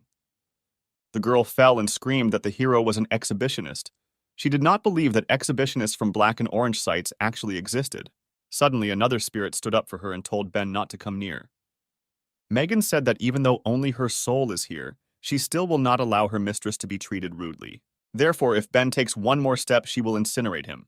The guy noticed that the girl was so scared that she couldn't open her eyes, but she was still trying to protect her friends. He began to approach her and said that he was not mistaken about her. Megan became worried and screamed that the hero should not come closer because she would fight him. Ben told her to open her eyes and look carefully. They have already turned into dried-up souls and their god doesn't care about them. If the guy leaves, then they will forever be forced to stick around in his stomach and will never be reborn. Therefore, if they are ready to change, then he can give them a chance to start over and become human. At the research center, he found a substance called silica gel that could be molded into their bodies and used as vessels for souls. The appearance, voice, and even the figure of these dolls can all be copied with 100% accuracy. The appearance will be no different from what it was during life. Daphne replied that it was because of her alone that they found themselves in such a situation, and it was she who got them all involved. So someone like her should be punished, and it was unclear to her why the hero was trying to save her. Ben's answer was firm and quite simple. He said he was only doing it because he could. This answer immediately pierced the hearts of the two girls, and they melted. Meanwhile, a portal appeared on one of the islands. May successfully carried out the order that the hero gave her. She stood on the seashore where everything was quiet and smoked a pipe. And while everything was calm, May was still very worried. She remembered the moment she told Dracula that they should go, but the girl did not want to leave. The Count said that it was she who gave the order to carry out a special military operation on the murderous island and should be held accountable, and she also wanted to be with him, to fight side by side with Ben. May looked into the distance and thought that she had been friends with Dracula for decades, but she had never seen her like this. Apparently, the point was that Dracula finally fell in love. Meanwhile, souls appeared somewhere in the monster's stomach. Dracula walked through the insides of the monster and realized that it was probably Ben who was using the technique of 10,000 souls, and if she followed them, she would come to him. But it may be that the hero deliberately allowed himself to be absorbed and his goal by these souls. If this is true, then Dracula will be very embarrassed. He will think that she was not imagining things for herself, and then she will not be able to look him in the eyes. Meanwhile, in another part of the stomach of the original predator, Ben stood before the souls of the girls and said that he was the lord of 10,000 souls and ordered them to give their souls to him and become comrades on whom he could rely. Daphne was embarrassed and bowed her head, saying that she was the guy's servant.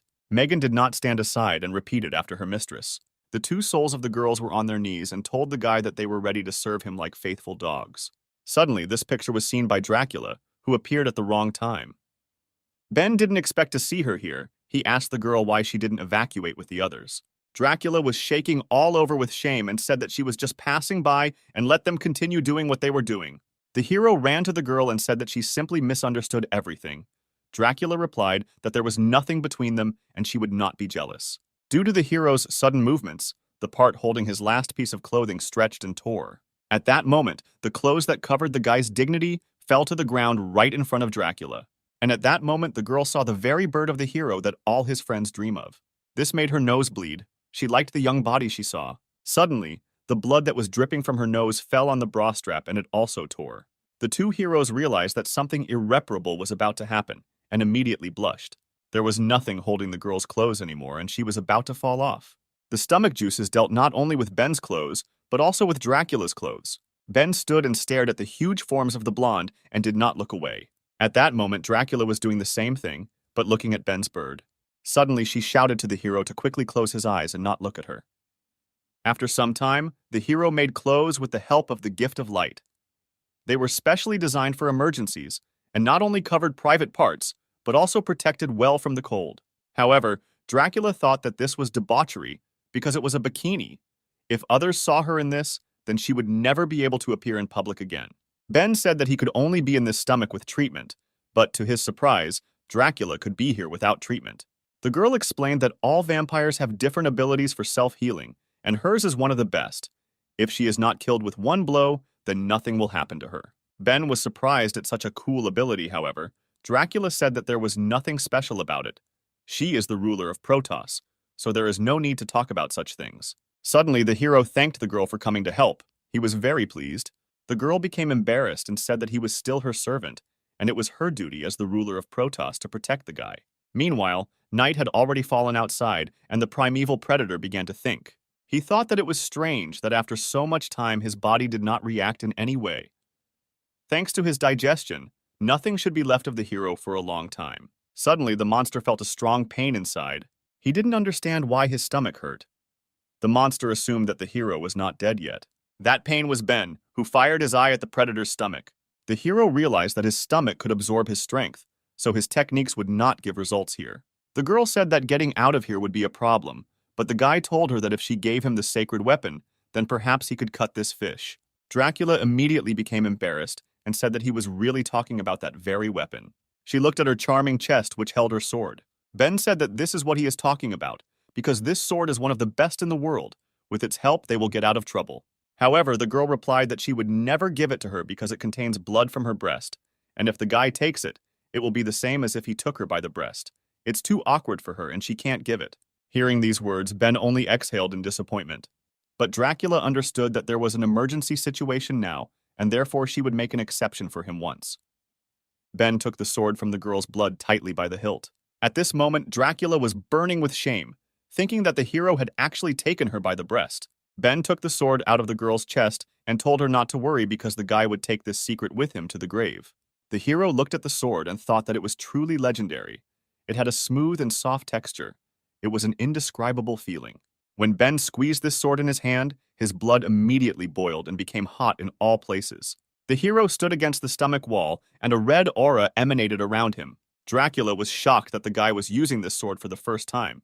But he had already released the power of such a degree. He is truly a genius. Ben jumped into the attack and said that this sword had united the powers of him and Dracula, and therefore the monster would not be able to resist.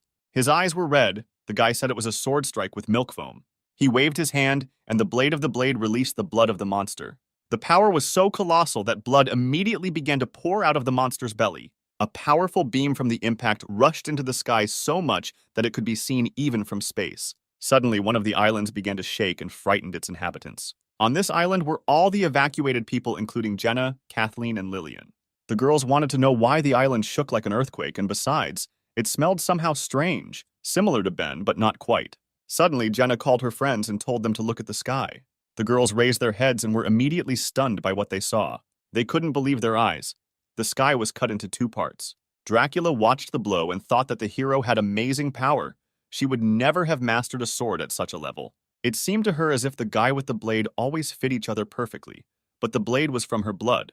Perhaps the hero was a more suitable owner of the blade. Suddenly, her thoughts were interrupted by Ben, who took the cute girl by the waist. He asked her why she was frozen because they needed to leave here. Dracula immediately blushed because the guy's hand was on her waist, and besides, her breasts were pressed against his body. Ben jumped into the air with the girl, and the hero successfully got out of the trap. The hero held a bloody sword in his hand and noticed something strange. He noticed that Dracula was blushing and her body was very hot. Ben assumed that the girl had an internal wound. Dracula began to scold him. She said that it was he who did this to her. That's why she looks like that, and also pretends that she doesn't understand anything.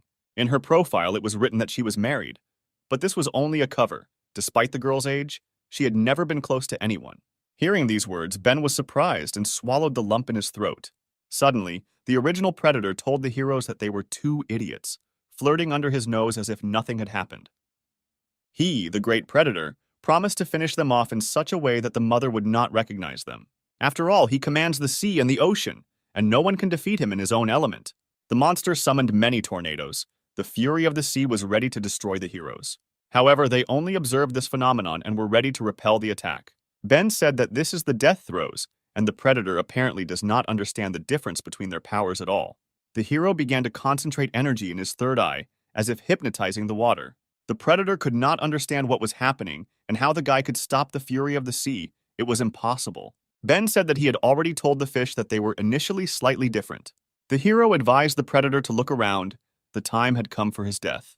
The monster did not understand what was around him. He thought that this guy's chatter was just a bluff. However, there were many eyes around the whale, and at that moment he realized that he could not move. Ben explained that Asura's eyes block the opponent's ability to move, but now he has perfected this technique. Suddenly, every eye in the technique began to gather energy. Dracula noticed this too. She assumed that they could all attack. It was unthinkable. The hero called upon the power of the demon and said that this is the end. Each of Asura's eyes directed a death ray at the original predator, just as Ben had once attacked with his third eye. The primeval predator realized that he would not survive this attack, but it was already too late. Each beam hit the monster's body and a bright purple glow appeared on the horizon. There was a colossal explosion comparable to the fall of an atomic bomb. The mushroom from the explosion was the same as that from it. Dracula felt this strong wave from the demon's power. This technique was simply amazing. No one should be able to resist such an attack. Ben will always solve all problems with one blow. However, suddenly the girl saw the silhouette of the original predator. The monster was still alive, but it was already cracking and splitting into pieces, ready to burst. He regretted that he had not fulfilled the order given to him by his master. The gift of light had too much influence on the endless darkness, and the guy no longer remembers its purpose at all. After these words, he exploded, releasing a huge amount of energy. Ben looked at her and thought it was somehow unexpected. Unexpectedly, the predator had too much power. The hero assumed that it was because he had absorbed many lives. At that moment, he felt that his body most likely could not withstand such power. All the enormous energy collected in the body of the original predator rushed towards Ben. His consciousness began to become cloudy because the enemy had too much energy. The guy could no longer stay in the air and his body began to fall down. He was offended that they had already won, but he would have to die like this. However, Dracula's bats managed to catch his body. The girl tried to wake him up, but then realized that it was better for him to get some rest. Ben lay all red and had difficulty breathing. Dracula told him that he had won this battle. She didn't know what to do to help the hero. The girl was afraid that he would die. Dracula was ready to support the guy in battle, but this is not at all the outcome she wanted. The girl began to cry. She still wanted to tell him a lot. She wanted him to give her another chance. However, the hero still lay unconscious, the blonde's tears dripping onto his face. Suddenly, spirits appeared from the guy's body and said that apparently the girl really wanted to save their master. It was the spirit of Daphne, who said that she had a way to save Ben, but she didn't know if Dracula would be willing to try. The sweet girl replied that if it saved the hero, then she would do anything. Daphne explained that the master had absorbed too much energy and his body could not stand it. If he was too late, he could explode, so someone needed to take away the energy that he could not cope with. Dracula asked how to suck out this energy, and the spirit replied, "You just need to do paired practice with Ben, and the girl will save his life." From such words, the blonde blushed. These were not the words she expected to hear. Daphne asked her if the ruler of Protoss, Count Dracula, would make such sacrifices. The blonde looked again at the hero, who was choking with energy and was getting worse with every second. She replied that if it would save Ben, then she agreed to pair practice. However, she has no experience at all in such matters. She asked Daphne what she should do. The succubus replied that although she had little experience in such matters, she had watched a lot of films and knew the theory. She invited Dracula to inhabit her body and engage in pair practice with the master. Suddenly, another spirit of the girl spoke. She heard that someone here needed help. It was Megan, who, although she did not understand what pairs practice was, also wanted to help. Therefore, she asked Dracula to also inhabit her body and engage in paired practice with the master. The blonde was trembling all over and replied that this was no longer a pairs practice because there were already 4 people.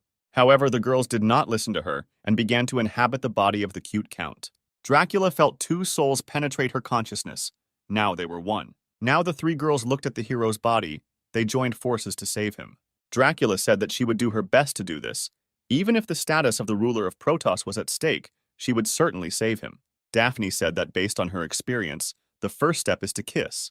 You need to climb on top of the guy and kiss him. The blonde was worried that she wouldn't succeed, but Megan supported her by saying that those who don't take risks don't drink champagne. Dracula gained strength and kissed the guy on the lips, although she was very afraid of this. Daphne praised her and said that the next step was to continuously stroke the hero's body. The girl obeyed the succubus. She carefully placed her hand on Ben's pumped-up body and began to stroke him. At that moment, Daphne's voice in her head said that there was one last, most important step left. Dracula looked at the guy and asked his assistant what step was the last. The spirits replied that the blonde already knows the last, most important step, so they rely on her. We need to merge with the hero like yin and yang and suck out the extra power to save him. Now all hopes are only on her. Dracula blushed very deeply, but Daphne and Megan continued to support her. At that moment, she decided that she would not retreat and would be able to save the hero. So, Count Dracula made love on bats with Ben, and this lasted until the morning. After the energy was drained, she lay still and thought about what happened. She couldn't believe that she had actually engaged in doubles practice with the hero. The girl felt how her body was filled with the guy's energy. Dracula turned to Ben to look at him again. She knew that she had succeeded in saving him. Ben was no longer suffocated with energy, but was sleeping peacefully after a hot night. The guy was so close to the girl that she didn't know what to do, and realized that she could no longer control herself. Dracula couldn't resist and kissed Ben on the lips. Suddenly, at that moment, the guy's eyes opened and he began to wake up. The girl immediately turned away sharply and pretended to be asleep. She blushed and was worried that the guy had noticed her. Suddenly, her fears were confirmed. Ben told Dracula that he had already woken up. The girl began to stutter and asked if he knew that she had just secretly kissed him. The hero took her by the waist and replied that he knew not only about this, but also about last night too. Before falling asleep, hugging the blonde, he thanked her for saving him. This was already too much for the timid Dracula. It seemed that she was about to explode with excitement. Two spirits watched the couple. Megan heard this loud heartbeat. She asked her friend if the hero needed help. Daphne replied that everything was fine now, and they could leave them alone. Suddenly, Megan asked if Daphne was jealous of Dracula, because she knew her too well and could not be deceived. Envy was visible on the succubus's face. She added that the gentleman said that he would make them silicone bodies, and they could be the same as the blonde, so there is no need to be jealous. Daphne told the girl that if she said that, it meant that she was jealous too, or Megan was in such a situation. The girl immediately became embarrassed and replied that this did not happen, and that she was not like that at all.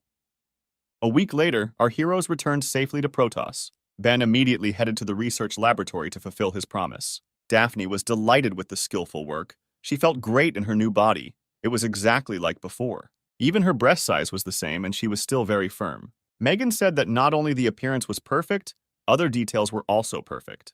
Her exclusive clothes and tag are made very carefully. The girl is glad that she was given such a body. She thanked the gentleman for his work and said that if she was needed for something, she would always help him.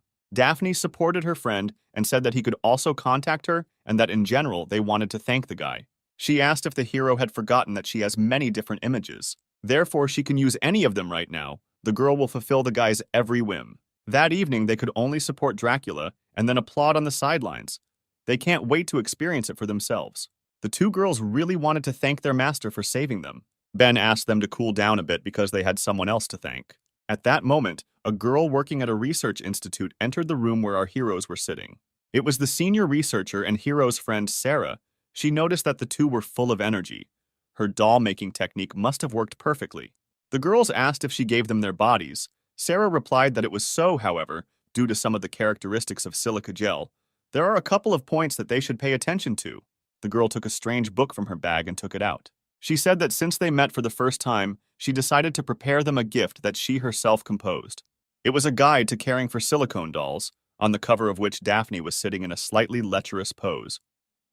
The succubus liked that her photo was on the cover. Megan noticed that there was also something on the back side.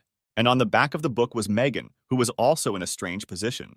The girls blushed and looked with great pleasure at the management, where they looked very sexy. While the girls were looking at the textbook, Ben decided to ask Sarah for something else. The hero wanted her to make another model, a fish, a super big fish. This request surprised Sarah. She asked how big the fish Ben wanted to see. The hero replied that it doesn't need to be too huge. It's enough if it's the size of an airliner. The girl thought that he was joking because it would take a huge amount of money. Her director had already spent the budget of the research center. Ben agreed that money is indeed a big problem, but he will come up with something because he really needs this fish. Sarah answered the guy that if there is money, she will create anything for him. But she also wants to ask him for a favor and it will be fair. Ben agreed with the girl. Sarah said that although her dolls have been studied far and wide, there is one more important aspect that cannot be studied. The girl trusts Ben the most, so he must help her check this. After these words, Sarah abruptly ran to the door, saying that she had a meeting. Ben tried to stop her, asking what aspect she was talking about. But the girl didn't answer him and slammed the door behind her. Ben exhaled in disappointment and wondered what Sarah meant when she spoke about an important experiment. Suddenly, he felt that there was some strange smell in the room. Megan was also wondering what Sarah wanted to experience, but Daphne already knew the answer. She said that the researcher wanted to test their bodies, and therefore Ben should help them with this. However, Ben was already tired of paired practices and wanted to just be given a little rest. Meanwhile, his girlfriends and guards were in the hero's house. Jenna looked at the strange fish in the aquarium and said that the master ordered her to monitor this creature around the clock. She needed to keep an eye on the ghost of the original predator, imprisoned by the technique of 10,000 souls. Jenna thought that the soul of the predator was connected to the soul of the owner, but he still retains his own consciousness, even ignoring the master's orders. He seems inextricably linked to the dark infinity, but is still trying to recreate his body in exchange for having his mouth opened. The fish thought that he was a great primordial predator. Countless people worshipped him as a god. Okay, they put him in a toy, so they also put him in the same aquarium with the fish. The little predator was furious because they thought he looked like a fish. This was a mockery. Leia suddenly appeared and quickly drew her blade. She put him to the aquarium and said that this evil look is incorrigible and she wants to cut the ghost. Jenna hastened to stop her. Leia said that only for the sake of Jenna she would leave him alive for now, but if this happens again, she will dismember the predator. The fish couldn't understand what was wrong with this girl and why she was so impudent. Didn't she see his previous appearance and wasn't she really afraid of him? Meanwhile, in the palace, Count Dracula stood on the balcony and watched the beautiful night. Suddenly, the girl remembered how she spent the night with Ben and what they did. The blonde couldn't understand why she remembered this picture, because she did it only to save the guy. Suddenly, someone knocked on her door and called her name. The girl thought it was Ben and was surprised that the guy was looking for her in the middle of the night. She thought he was very brave. However, it was May who asked her friend why she was still awake. May said that since returning from the murderous island, Dracula has not been herself for days. Apparently, on the evening when she returned to help Ben, something happened. Dracula swore that nothing had happened there. However, everything was written on her face and May realized that something had really happened. She said that she did not want to get into their personal affairs, and she had a serious conversation with Dracula. At the moment of the resurrection of the original predator, 9 rays of light appeared. May had already sent scouts to trace their location. Some time will pass before they receive the information and can analyze it. And therefore, while the Protos does not have any problems, the girl can replace Dracula for a few days. It seemed to her that lately the Count had not found a place for himself, and that she needed to take the chance and take a vacation, have a good rest, and put her thoughts in order. Count Dracula burst into tears like a child and thanked May for existing. Her friend left, and the girl remained to watch the dark night. Suddenly, someone called her, and this time she recognized the voice. This time she didn't hear it. It was Ben, who was sitting on the roof of her estate. The guy asked why she was not sleeping. He assumed that the girl was admiring the moon.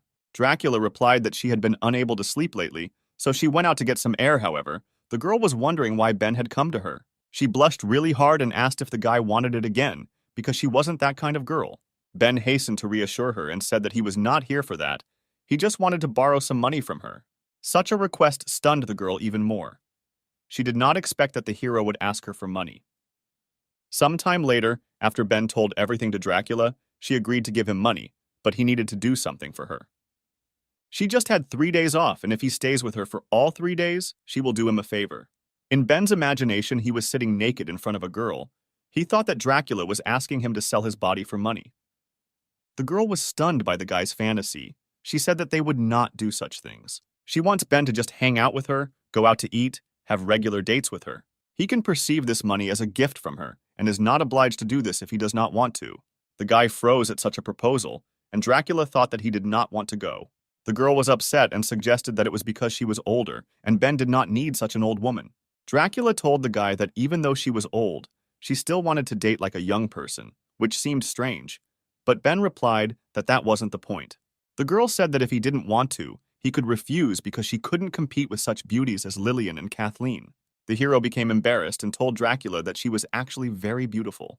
The girl was immediately delighted by these words and hoped that the guy would go on a date with her. The hero replied that he would be happy to do so. Dracula was shocked that Ben agreed to her proposal.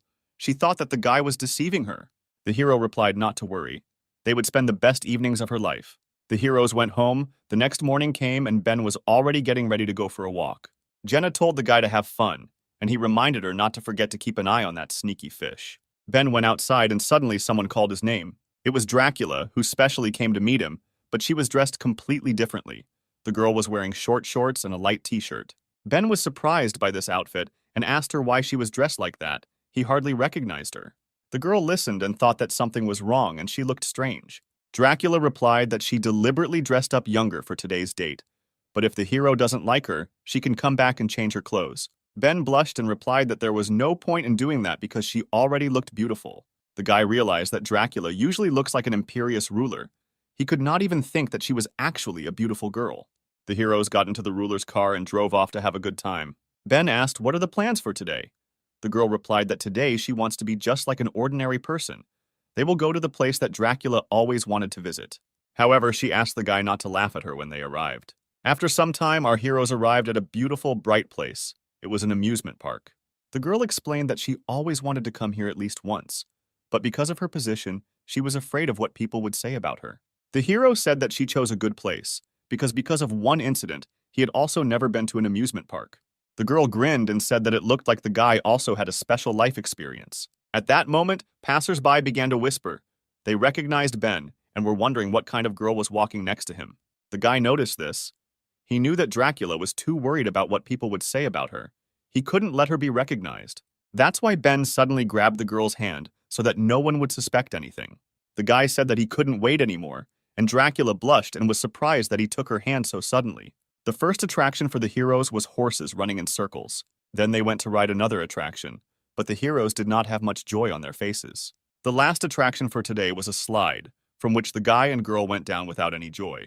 They stayed in the amusement park all day and then evening came. The heroes were returning home. Dracula thought that it was rather awkward to walk for half an hour in silence, so she needed to find a topic for conversation. The girl said that today's place turned out to be somehow boring, completely different from what she had imagined. The guy replied that perhaps their expectations were too high, and that's why they felt a slight disappointment. But there definitely should have been a place next to them where they could have a good time. The girl believed the guy's words and decided to trust his choice. While the heroes were walking along the alley, they noticed something that greatly surprised them. It was an express hotel. The guy assumed it was a place to go on a date. The girl blushed and invited the guy to go have a look. He agreed because it was not too late. The heroes walked past a huge number of hotel buildings from where the sounds of love were heard. The guy was surprised by so many hotels. It looks like there is no other business in Protoss. Dracula said that she doesn't understand this either and will close them down when her vacation ends. Suddenly, lightning struck and heavy rain poured from the sky. Ben was surprised by the weather because there wasn't even a hint of rain. The girl told the guy that because of the rain, all her clothes were wet. The hero opened the portal and said that if this was the case, then she had better return home. Suddenly, Dracula grabbed the guy by the shirt and asked him to take his time. She said that this vacation was not easy for her, and she did not want it to be in vain. Ben heard her, and they had to rent a room in one of the hotels. The hero sat on the bed in panic. It was the first time he had rented a room with a girl, and even with the ruler of Protoss. Although they had physical intimacy on the murderous island, it was difficult for the guy to resist in such an environment. He was waiting for the girl, who at that moment was taking a warm shower after the cold rain. Ben glanced in her direction. The girl was beautiful, as always. Standing in the shower, she remembered something. Dracula remembered a conversation with May, who told the girl that she was in love, and if her heart was burning with feelings, then she should pluck up courage and confess. After all, that guy is popular and the girl should take the initiative. If she doesn't do it, then others will. Dracula came out to Ben and asked him to turn to her. The guy panicked very much, but followed the request of the lovely girl. Dracula was in only one robe and asked the hero if he liked her like that. The guy froze at the beauty he saw, but was still able to answer that he liked her. Suddenly, Dracula pulled the belt of her robe, and her clothes immediately fell to the floor. The girl stood completely naked and asked if he liked her now. Ben was shocked, and Dracula wanted to hear a sincere answer from him. The hero blushed and replied that he liked Dracula, even really liked him. At this time, May was sitting in her room and looking at the rainy weather outside the window. She wondered whether Dracula would be able to confess on such a date. If he didn't succeed now, then the Protoss' support would remain alone for the rest of his life. May understood that for the first time a girl did not care about other people's opinions, and she had to try for her own happiness. At that very second, Dracula took the initiative and threw Ben onto the bed. The guy obeyed her initiative and understood that right now he had nowhere to retreat. The girl leaned towards the hero and whispered that she was very sorry. After all, she plans to spend all 3 days of the meeting here with him. Ben was shocked by the words he heard. The guy said that he still hadn't taken a shower. However, the girl immediately took off all his clothes and replied that she didn't care, and that the guy shouldn't bother himself with such trifles. Meanwhile, somewhere far away in the galaxy, strange waves were coming to one of the buildings. At that moment, the unknown creature's eye opened, revealing a purple seal in the center. The unknown person said that he felt the wave of the original predator. His wave appeared for a short time and immediately disappeared. His comrades asked if he felt the Dark King. The man replied that he was trying, but did not feel the wave of the Dark King at all. One of the unknown men asked where he last felt the wave of a predator. He wanted to go there immediately. The man replied that this is a distant dimension, and he does not think that everything will be so simple. It is better to wait for the leader to return and discuss it with him. The ardent guy replied that if the original predator was there, then the Dark King was nearby. He had been waiting for information about him for several decades and could not wait any longer. The mysterious man looked at the guy and replied that he was in and would move him right away. 3 days later, the sky above the murderous island lit up with a bright light. Suddenly, a divine, bright golden glow pierced the dark clouds. The same unknown ardent guy who longed to find the original predator and traces of the Dark King arrived on this earth. He actually felt the waves of a predator in this dimension, but these are just his traces. It seems that he lost. This was quite unexpected. It turns out that in this place there are people capable of sealing the 10 divine beasts of the Dark King. But since the unknown warrior came here, he decided that this would not happen again. He wanted to bring the Dark King back to life. Meanwhile, our heroes were still at the hotel and had a great 3 days. Ben was lying on the bed and seemed completely exhausted. The girl thanked the guy for these 3 difficult days for him. It seemed to her that this was the happiest time in her life. She felt full of energy, like she was 18 again. And also, due to the fact that she absorbed the guy's excess energy, her own strength reached record levels. The guy said that in fact, that time on the murderous island, not all of his excess energy was absorbed by Dracula. But after these 3 days of suffering, his internal energy equaled the capabilities of his body, and he also became stronger than ever. The hero noticed that it was like training for him. These words surprised the girl. She blushed and said that if he wanted to practice again, he should contact her. After all, Ben brought out the woman in her, and now she wants to train with him all her life. The girl put her palm to Ben's cheek. The guy panicked. His heart jumped very quickly. Such feelings usually occur in front of an enemy. Dracula leaned towards the hero to kiss him and said that she loved him. After some time, the heroes left the hotel. A crowd of people took out their phones and could not believe their eyes. After all, the ruler of Protoss, Dracula, and Ben walked hand in hand. They behaved like a couple in love. Ben asked if it was okay for Dracula to be without glasses, because they recognized her, and now people would definitely discuss them heatedly. The girl replied that she didn't care anymore. After all, when Ben was around, she was no longer interested in anything except him. Dracula said that now this is her business, and no one has the right to interfere in her life. At this time, on the other side of the continent, the scouts sent by May finally found what they were looking for. It was a strange ball of green color that emitted a dark aura. These scouts were the head of the Witch Society, Miranda, and the guardian of the A-rank Protoss, Daniel. The girl noticed that there was a smell of the original predator here. Apparently those 9 rays are whale eggs. Daniel replied that a whale is a mammal, and these are definitely not eggs. Perhaps they are the young of other primordial predators. The girl was unhappy. Although there was common sense in the guy's words, she didn't understand why he was showing off so much. Because he helped her on the murderous island, she wouldn't fall in love with him. Suddenly, Daniel ordered the girl to get the egg. They would take it to Protoss and the task was completed. Miranda was surprised that she had to do this, but the guy replied that he was neat and could not touch this dirty thing. The girl was outraged. She didn't understand why she chose such a partner who had no respect for a woman. Suddenly, Daniel felt something behind his back. He thought that he must have imagined it. It was Mary who admired her son because of his indifference towards other girls. She looked after Daniel and said that she would not allow anyone to take him away from his mother. Meanwhile, Miranda had already flown up to the egg and began to cast some kind of spell. Suddenly, a huge green ball began to move and slowly flew out of the rock. The witch turned to her partner and said that she had finished. It was time to return to report. Suddenly, Daniel screamed. He shouted to the girl to turn around. The girl realized that someone was standing behind her, but it was strange that she didn't feel anything, and who it was. It was the Dark King's personal guard, Cody, who asked how these insignificant people dared to touch the Dark King's things. He raised his spear and told the heroes that they would not leave here alive. The man swung his spear and sent a beam of purple energy at Miranda. But Daniel arrived in time and told her not to worry. After these words, the guy summoned a triple ice wall. Miranda didn't want to be left out, so she used a spell to summon a magical shield. The forces of the two heroes and the Dark Traveler collided with each other. However, their strength was not enough to hold back Cody's wave, and the pair fell to the ground with a roar. The girl apologized for dragging the guy into this. If he had not gone to save her, then Daniel would not have gotten dirty.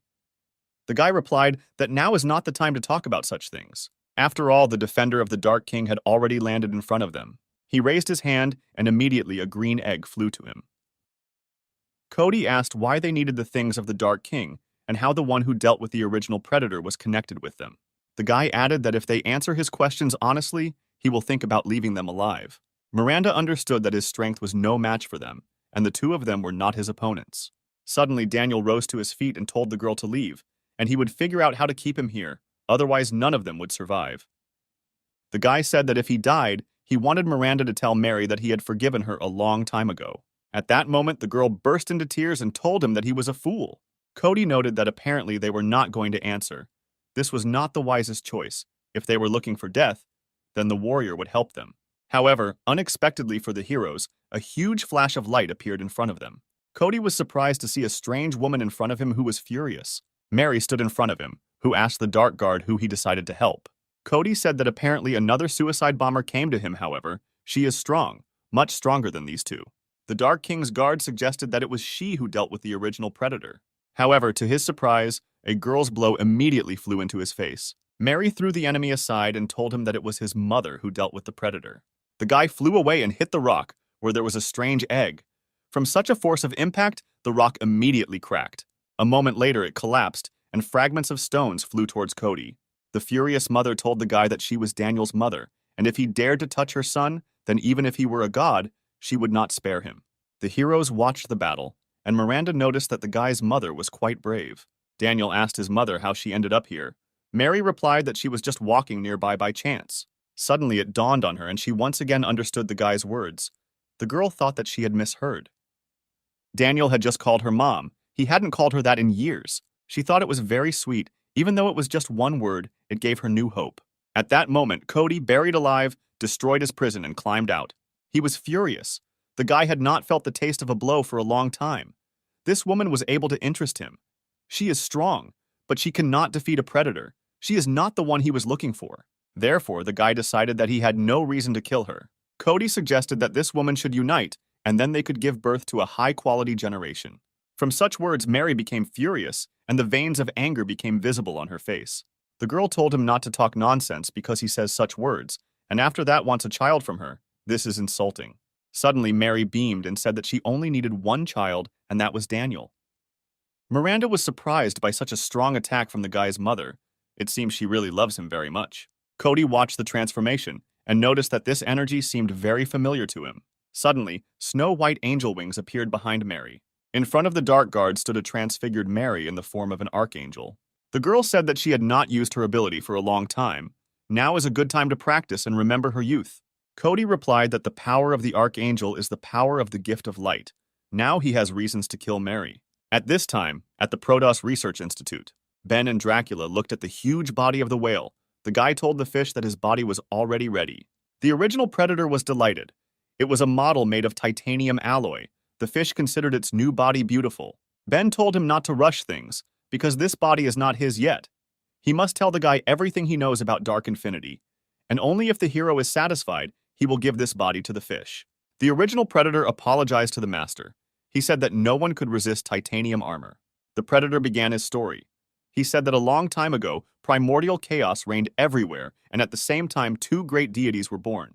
The first deity used the gift of light and was called the Light Queen. Another deity used Dark Infinity. It was the Dark Queen. The Light Queen shared her power with all things and brought life into the world. But the Dark Queen, on the contrary, absorbed the energy of living beings and led the world to destruction. Because they were fundamentally different, the Light and Dark Queens fought repeatedly. Their battles eventually escalated into war, and this war lasted for centuries. At the last moment, the Dark Queen gave in to the Light One, and her flesh was destroyed. In order for her to be able to return in the future, the 10 mythical beasts are still fighting tooth and nail to protect the core of darkness to this day. In the end, they left the dark infinity to find a place where there is life and feed the Dark Queen. However, suddenly something happened to stop the Dark Queen. The Light One also gave up her flesh. Gathering all her power, she used the Light Core and sealed the Dark Core and 10 mythical beasts. Due to the fact that the Light Core sealed the Dark One, their abilities became unstable, and a crack in space finally opened. The Light Core flew into this world after the dark and mythical creatures. It was because of them that this dimension underwent a slight metamorphosis and predators were born. However, because of this, people also received their new abilities. Ben said that the fish had already been relieved of their duties and asked if they got here purely by accident. The fish did not understand the question. The guy explained that apparently they chose this land because they have a chance of survival here, because local life forms can help them revive the Dark Queen. The original predator was surprised at the guy's insight. He understood that he could not outwit him. Dracula said that he and the 9 rays are the same original predators. She asked the fish how they are connected with the Dark Queen. Ben added that the original predator must answer honestly, otherwise he will make sushi out of him. The fish got scared and replied that they are just pets of the Dark Queen, but they are also her container. Dracula was surprised to hear these words. She asked what it meant that they were a container. The predator explained that the powers of the Dark Queen are taking away energy from the world, and even though she is a deity, she cannot withstand endless energy. The task of creatures as containers is to store emerging energy, and when energy is needed, they will immediately give it to her. Therefore, once the 10 mythical beasts gather together, their energy will be transferred to the Dark Core, and then it will be possible to revive the Dark Queen. Dracula realized that these containers were like batteries for the Dark Queen. She blushed and thought about how Ben uses the powers of the Dark Queen, but he treats them differently. She drained his excess energy, but he did not begin to consider the girl a battery. The girl was filled with joy. She now considered herself Ben's partner, and she also became stronger because of him. The fish told the hero that there was something else he had to say. The predator said that the power of the double core on Ben's body was limitless. This power is the hero's natural gift and at the same time his curse. The Dark and Light Queens are now in the guy's body, and if information about this leaks outside of this dimension, it will be bad. After all, then he will become an enemy of the army of the Dark Queen and the army of the Light Queen, and an endless pursuit will begin after him. Ben thought about it. He realized that apparently this whole brawl was because of him. However, there are a lot of people who want to kill him. The guy decided that let it be so, and they will come, and the hero will be able to come up with something. At that moment, their conversation was interrupted by Sif, who suddenly appeared. She said that she had been looking for Ben for a very long time. The girl blushed and said that something was wrong with her left breast. She felt her heart racing wildly, and this had never happened to her. Dracula was indignant and said that if there was something wrong in her chest, then why didn't she go to the doctor, but decided to go to Ben? Sif replied that the girl misunderstood her. She felt the emergence of powerful energy, and this energy seemed familiar to her. It was similar to her energy, so the Dark Angel was restless. Ben realized that her power comes from the same source as his endless darkness, which means, if you believe the story of the original predator, it must belong to someone. Suddenly, he was interrupted by a fish, who said that the power belongs to the warrior of the Dark Queen. The hero was very angry because he was interrupted. The predator wanted the guy to hide, but the hero decided that since they had crossed the dimension and arrived here, he had no reason to bury his head in the sand. Ben wanted to find this warrior and meet him face to face. Sif watched the guy and admired his courage and unshakable will more and more. Meanwhile, at the other end of the continent, the battle between light and darkness was already flaring up. Mary, in the form of an archangel, stood in front of the dark guard Cody and was ready to teach him a lesson. Miranda admired her ability. She believed that Daniel's mother would defeat the intruder, but her companion said that she had not used her ability for a long time, so no one knows what will happen next. Daniel himself has never seen her use her ability to its fullest and does not know what her true power is. Mary turned to her son and told him to watch carefully as she taught this idiot a lesson. The girl waved her angelic wing, and it immediately directed the energy of light at the enemy. However, Cody was not afraid. He knew that she was bluffing and such an attack would not work on him. A huge ball of light flew towards the dark guard, however he was easily able to dodge it. He turned around to look at the attack and said that the girl had enough strength. but she lacked speed. But suddenly Mary appeared in front of him, who told the guy not to look around. After these words, she swung her foot and hit her heel right in Cody's face. The force of the Archangel's blow was colossal, and the Dark Guard rushed into the ground like a bullet. Mary didn't know why, but when she first saw the guy, she immediately felt disgusted. She could no longer resist the desire to kill him, and therefore this technique would be fatal for him. Mary gathered angelic energy around her and called upon angelic rain. At that moment, a hail of thousands of light bombs rained down on the ground where Cody was lying. Daniel was amazed by his mother's true strength. He considered her worthy of the 9th S rank. The Archangel landed at the crater and said that this time she would not let her son down. She believed that, judging by the force of her blow, there should not be a wet spot left from the guy. However, Cody did not die but was only slightly injured and opened his eyes. He understood that the matter smelled of frying and ordered his comrades to remove the energy lock from him. Suddenly, a purple beam fell from the sky at Cody. Mary was surprised that he was still alive and thought that this beam was the guard's trump card. For the sake of convenience of moving through dimensions, he was forced to seal part of his power. Cody said that the girl just defeated him, however. He only had a third of his power, and now he will make her feel hell. The Dark Guard pointed his spear at Mary and shot energy from it. The Archangel did not even have time to notice the attack, and the deadly beam pierced her body. The force of the Dark Guard cut off the girl's hand, and blood flowed from her shoulder. Mary was confused. She felt a lot of pain and couldn't believe it had happened. The girl was bleeding. She didn't want to lose here because if she fell, no one would protect Daniel. Meanwhile, the guy got angry after seeing his mother injured. He gathered his icy energy and was ready to tear his opponent apart. Miranda said that Cody is not his opponent, however. Daniel has already rushed to attack the enemy. Mary saw her son and shouted at him to stop, otherwise he would die. Cody noticed the guy and grinned. He thought he was stupid since he voluntarily goes to his death. Daniel used his ability and turned the Dark Guard into a huge block of ice. He swung his ice scythe to deliver a final attack on the immobilized enemy. But suddenly a purple beam appeared from a block of ice, aimed at the guy. Cody's attack pierced through Daniel, causing him to stop his attack. Mary screamed when she saw her son's injury. She told Cody to leave Daniel alone. The guy hung in the air, immobilized by the beam, and his block of ice began to crack. The invincible Cody easily freed himself from the trap and said that they overestimated their strength. Even if they unite, he will deal with them with one hand. It's better to let them give their energy to the eggs of 10 mythical beasts so they can become part of the beast and serve for the benefit of the revival of the Dark Queen. Mary was not going to give up and suddenly appeared behind the Dark Guard. She wanted to tear him apart. However, Cody was not afraid of this attack. He was full of strength and easily struck back at Mary. Blood began to flow from Mary's mouth. The blow was fatal for her. It was difficult to defeat the enemy. Miranda watched as Mary and Daniel fell to the ground, defeated. The girl did not want to stay on the sidelines and also decided to fight the enemy. She began to use one of her secret spells. Suddenly, a huge fireball appeared behind Cody, which surprised the guy. The ball of flame summoned by Miranda was approaching the invincible enemy. However, Cody considered this attack too weak. It could not cause damage to him. As the ball approached, Cody began to pull it into himself. Having absorbed the entire fireball, he turned to Miranda and told her to take the blowback. All the fiery energy that Miranda had created suddenly burst out of Cody's mouth and flew towards her. At that moment, the defenseless girl realized that they could not defeat this guy. After some time, the battle ended. After multiple attacks, the team of heroes was still unable to defeat Cody. They lay exhausted, wounded, and humiliated near the egg of the divine beast. Cody stepped on Mary's chest, causing her to cough and blood to come out of her mouth. The Dark Guard said that those who use the power of the Light Queen disgust him, so he will begin his sacrifice with Mary. Before her death, the girl asked Daniel for forgiveness for not being able to protect him. Cody raised his spear and aimed it straight at Mary's chest. However, to his surprise, the weapon did not reach the victim, because someone grabbed him by the arm. He looked at the guy and asked who dared to stop his attack. It was Ben, who replied that apparently the Dark Guardian could not wait to die. Suddenly, Cody's heart became more energetic. It beat with great force and speed. The guy didn't understand what was happening and where this sound was coming from. It was his heart. Cody immediately jumped away from his opponent. The Dark Guard did not understand what was happening to him.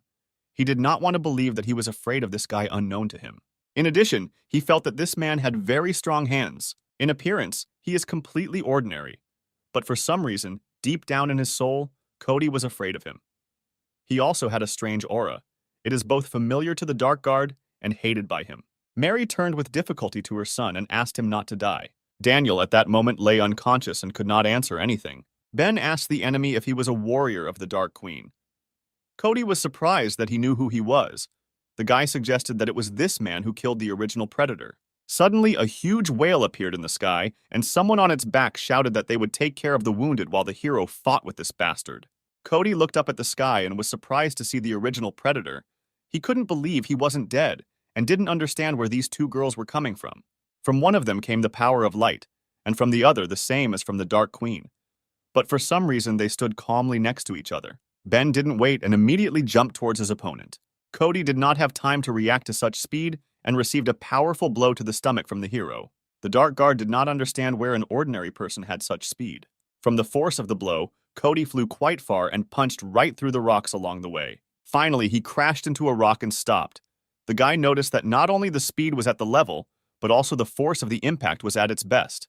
At that moment, a hero landed in front of him and asked if he was ready to respond after this blow. The guy walked towards the enemy and asked if the Dark Guard understood who Ben was. Cody noticed this ominous aura, and then he felt that he knew who it was. The Dark Guard realized that before him was His Majesty the Dark King. He immediately fell to his knees and asked to be forgiven for being blind and not recognizing the guy, after which the guy believed that he deserved to die. Cody thought that he should have guessed earlier that people cannot have so much strength to suppress him. But if it is His Highness, then everything fits, although in appearance he has changed a lot, but his strength is still the same. Suddenly, Ben changed his aura from dark to light and said that he didn't think Cody would ever go blind and not recognize him. The hero told him to take a closer look and say again who he was. The Dark Guard saw the gift of light in the guy and realized that he was actually the Light Queen. Cody was furious that Ben was making fun of him, so he created a purple ball and aimed it at the hero. However, Ben was easily able to dodge the attack simply by tilting his head in the other direction. Suddenly, the Dark Guard saw a round cannonball on the guy's chest. He realized that there was a dark and light core in him, and Cody did not understand which side his opponent was on. Ben said that he is not the Dark King and has nothing to do with the Light Queen. He cannot take anyone's side. The hero said that he is him, an S-rank guard and protector of the Protoss. And he is also the man who will now flatten the Dark Guard on the spot. Cody was scared and thought that Ben was just crazy. Now he is using his abilities to the fullest, and he needs to be more careful. The Dark Guard waved his fist and shouted that the hero should not rejoice too early. He could not kill Cody just like that. After these words, he hit the ground with his fist, and it immediately began to crack. From the force of the impact, the rock shattered into pieces, and taking advantage of the turmoil, the Dark Guard flew out from the epicenter of the explosion. Cody headed into the forest. He understood that if he hid there, God himself would not find him there. The Dark Guard thought that Ben was talking some kind of nonsense about the fact that he did not want to take one of the sides. He could not alone repel the Dark Guard and the Light Crusaders. Although Cody was unable to collect 10 animals, he decided that it would be better to go back now and share the information he had obtained. Meanwhile, the dust from the explosion began to clear, and Ben was still standing in the place where Cody hit. The hero noticed that the Dark Guard did not even take out his weapon and ran away. The guy did not believe that he hoped to hide in the forest. Ben didn't want to let him get away and ordered the sword to come out. At that same second, to the surprise of the girls, a blade began to appear from Dracula's chest. The girl blushed when she realized that Ben had summoned her bloody blade. She wanted him to warn her about such things in advance. It was so sudden that Dracula felt very awkward. The blade appeared and immediately flew into Ben's hand. The guy told Dracula that her sword seemed to like it when he held it in his hand. He wanted to once again join forces with her. After these words, Ben launched many instant punches into the air. A lot of bloody energy, like thin blades, flew into the rocks. At that same second, all the rocks, trees, and buildings in the area were cut into pieces. Behind one of the rocks was hiding Cody, who had not yet managed to fly into the forest. The guy turned around and was shocked by what he saw. He couldn't believe that this was even possible. Ben looked at him and said that now he understood what kind of Dark Guard he really was. He instantly found himself in Cody's face and said that he didn't need to run away anymore, because now he was going to die. The Dark Guard thought that he had followed the Dark Queen for so many years, and there had never been such an absurd situation. The mighty dragon could not cope with the local beasts. The guy jumped back and shouted that he couldn't die here, especially at the hands of someone using the gift of light. He shouted to his brothers to quickly move him between dimensions and save him. The beam began to take Cody back, and the guard swore that he would definitely return and reveal the secret of this place. And then he wanted to lead the Dark Guard and destroy everyone here. Ben waved his sword and reminded him that he had already said that the Dark Guard was a corpse and he would not go anywhere. One blade-sharp sword strike went straight to the center of the purple teleporter. Meanwhile, on the other side of the galaxy, The cloaked figures were surprised that Cody had not only removed the limiter, but also asked them to open a passage between dimensions. Suddenly, the portal closed, and one of the men was shocked by what he saw. Cody's head was in front of him. The unknown man could not believe that he had been killed.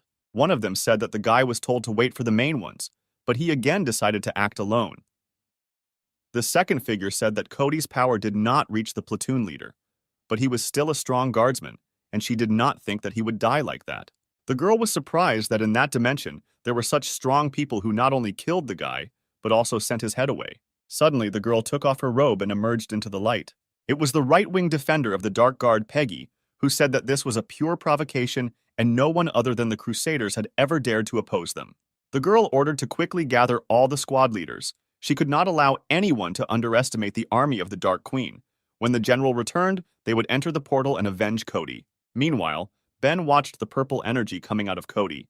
He noticed that he had enormous power, but the hero was able to absorb it all.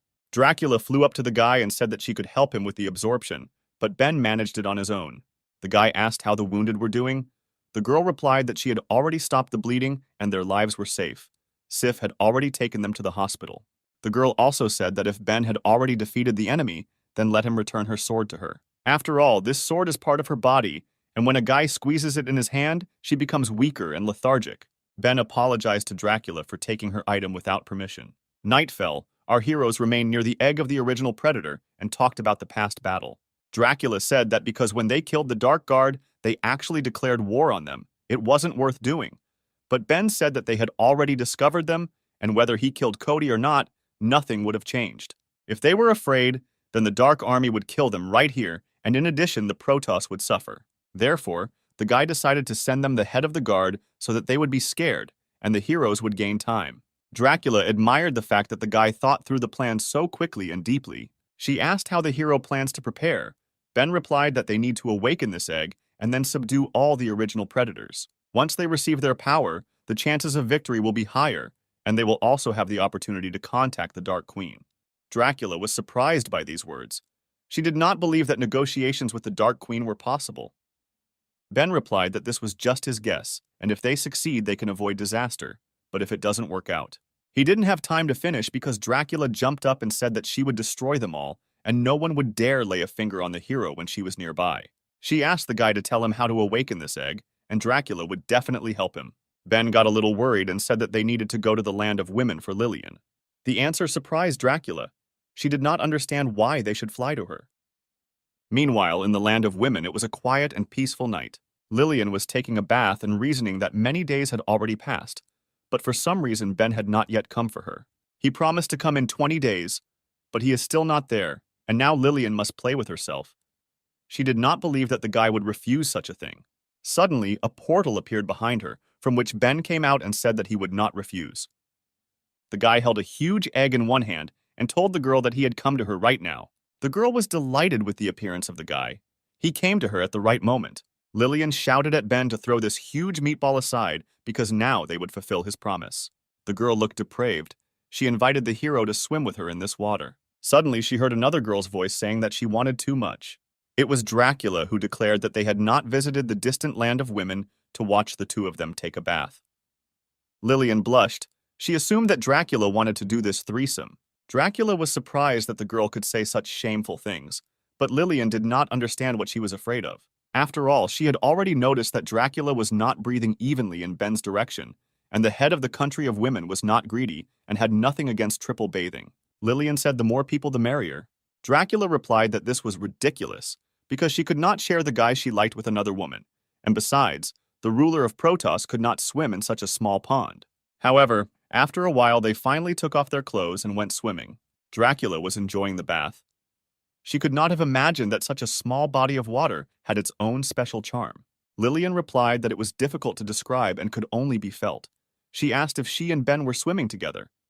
Dracula replied that this was nonsense, and they had gone much further. Lillian told the girl that she was embellishing because Dracula is modest and cannot do such things. Dracula was indignant and replied that she was not the same as before because Ben had changed her a lot. Ben exhaled in disappointment. He didn't understand why the topic came up about relationships again, because he wasn't here to watch them quarrel over him. The hero said that he needed a morning flag. It would attract more predators and transfer their power to the egg. This is the best way to awaken it. Lillian was surprised by such a request and remembered that it was this thing that she took from the bird girl. After some time, our heroes finished taking a bath, and Lillian led them to the totem.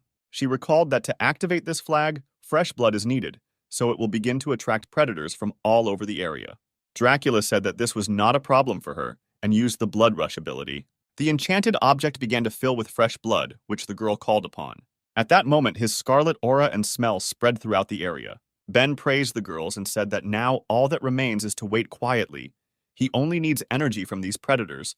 No matter how many of them come, he will turn them all into nutrients. He added that if they want to fight the Dark Queen's army from another dimension, then they shouldn't rely on his strength alone.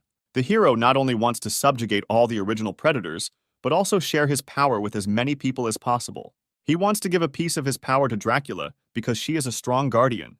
The second girl who will receive Ben's power will be Lillian. And also don't forget about Kathleen, who is also strong, because Ben remembered her. The girl sneezed. The guy said that they would all become stronger and form a team capable of defeating the Dark Queen. The monsters did not keep themselves waiting, and the foot of a stone creature appeared in the clearing. It was a horde of rock predators who said they smelled a strong scent of blood, but in the end, there were only a few people here. A demonic-level predator, the granite giant told Ben that he was so small that he couldn't even sink his teeth into him. Suddenly, someone jumped towards the monster to strike him. Lillian punched the walking rock right in the face, causing it to crack. The head of the stone predator shattered, and the girl said that no one dares to call her best guy small. Dracula supported her ally and also went on the attack. The fragile girl struck with her bloody sword, which she took out of her chest. The monster behind her shattered into pieces, and the girl said that she could always rely on Ben. The guy stood and watched the battle, and then two unknown fighters landed on him.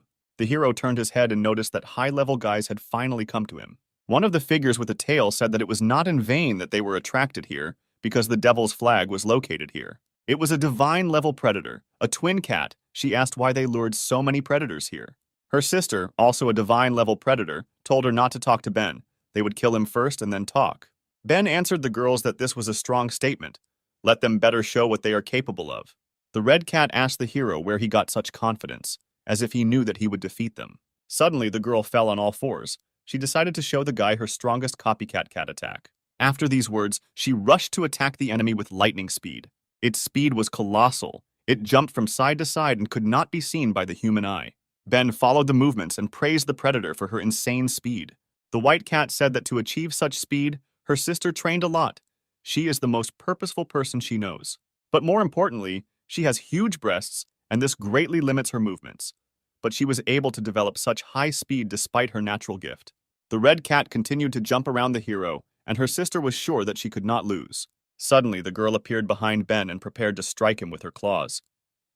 The girl thought that the guy was quite stupid.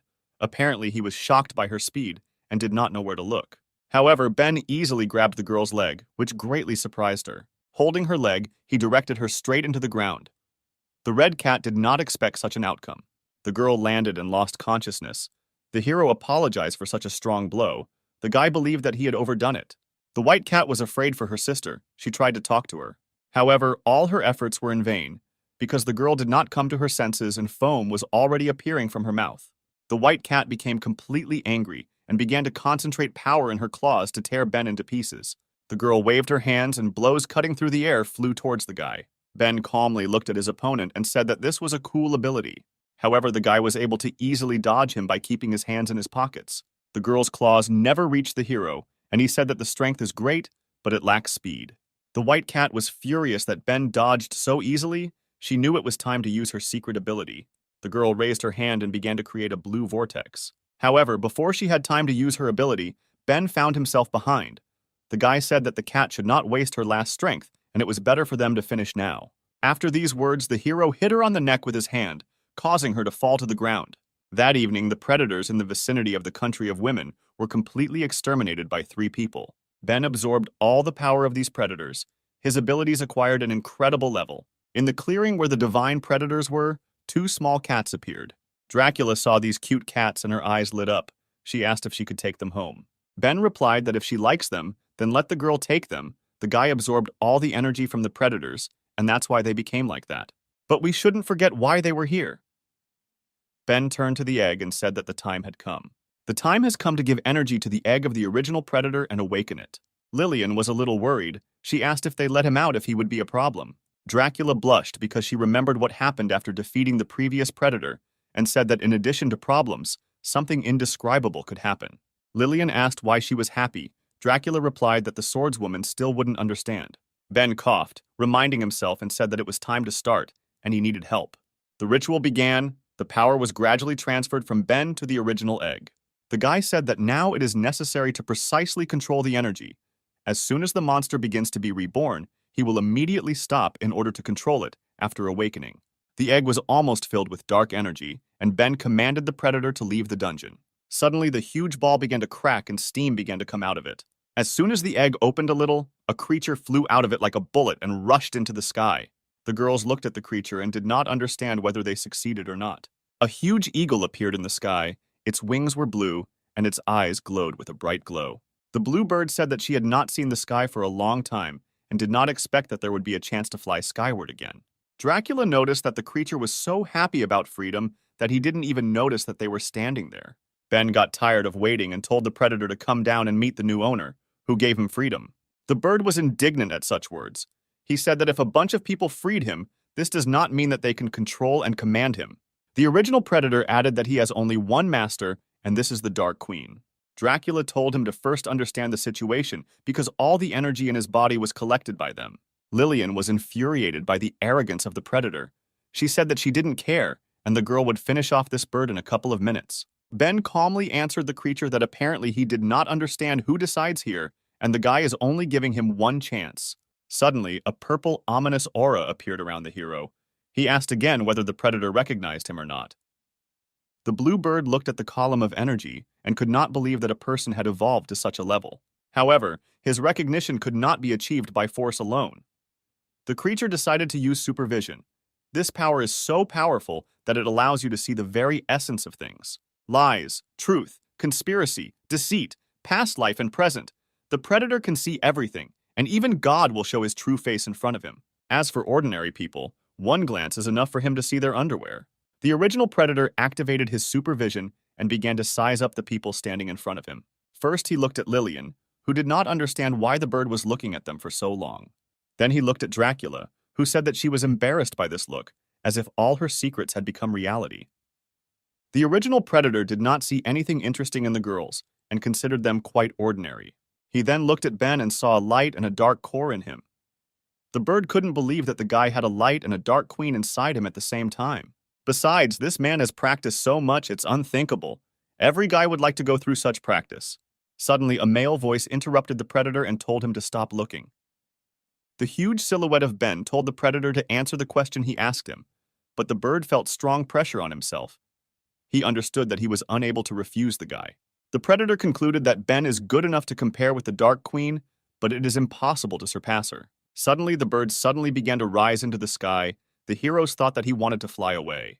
But the bird immediately landed and replied that she would serve her master faithfully and would die for him without hesitation. Ben smiled at his victory and replied that the original predator could be useful.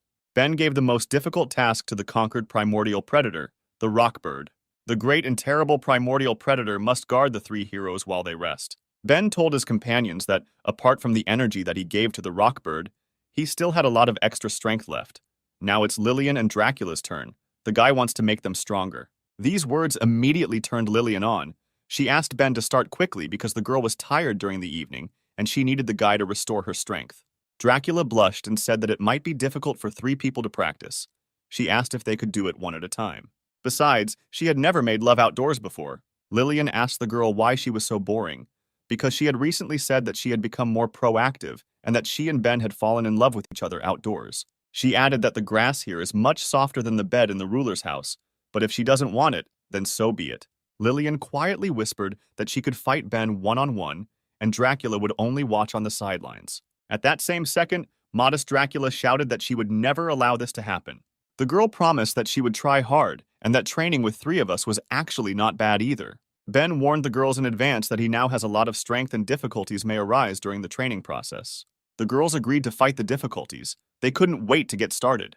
Ben said that since they were so thirsty, their training began. The hero, Lillian and Dracula, did grueling training all night, and by morning they fell asleep.